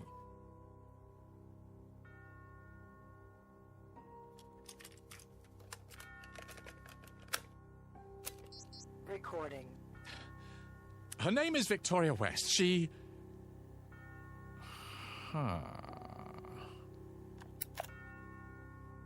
Better to leave well enough alone. Recording. Her name is Mary. Mrs. Mary West. She's 36, 5 foot 3 inches tall, slimly built, brown hair, fair complexion. On the surface, a plain, quite ordinary female, yet with that quality of inner loveliness which gives a woman real beauty. A tender, gentle woman. Just now she's coming into her husband's study. Hello, Gregory. There you are. What do you have, darling? Oh, nothing really. A tape recorder. One of the tools of my trade. Will you show me how it works someday? Oh, I don't think it would interest you. Oh, it's of no importance. Nah, no importance at all. Is the drink all right? Perfect. As always. Oh, Gregory.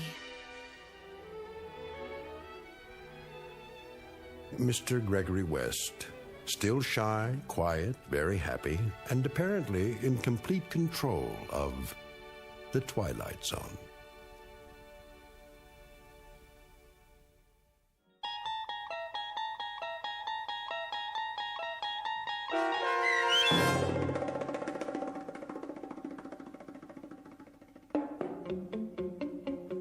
A World of His Own, starring Charles Shaughnessy with Stacy Keach as your narrator, was adapted for radio by Dennis Etchison and written for The Twilight Zone by Richard Matheson. Heard in the cast were Linda Ryder, Alyssa Fraden, and Doug James. The producers of The Twilight Zone wish to thank CBS Enterprises and the Rod Serling estate for making this series possible. This copyrighted radio series is produced and directed by Carl Amari for Falcon Picture Group. Sound design and custom Foley effects for The Twilight Zone by Cerny American Creatives Bob Benson, Craig Lee, Michael Slaybach, and Matt Sorrow. To learn more about The Twilight Zone radio dramas and to contact us, visit our official website at twilightzoneradio.com. Doug James speaking.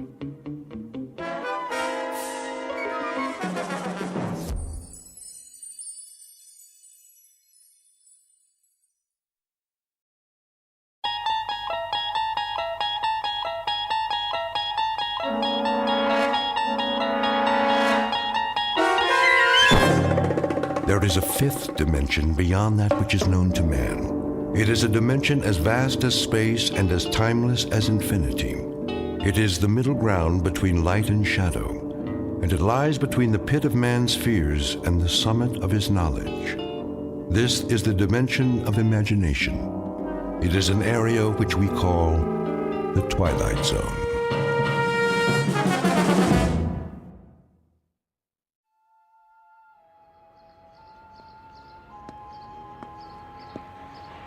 Evening edition. Get your paper here. Late sports. What other papers do you have? The Sentinel and the Times Mirror. Take your pick. Give me all three of them. Here you go. Like to read a lot, huh?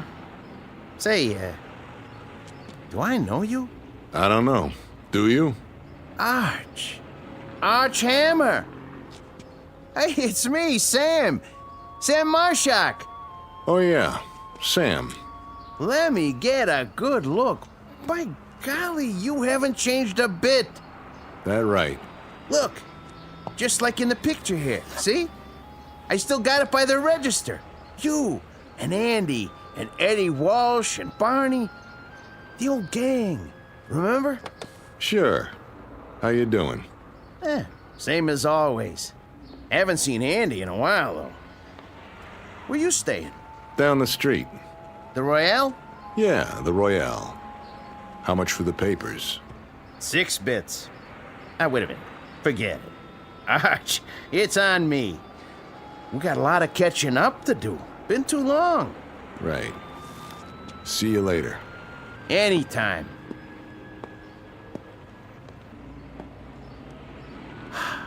Archie. Ain't that something? Heard he was in Joliet. Must have got out.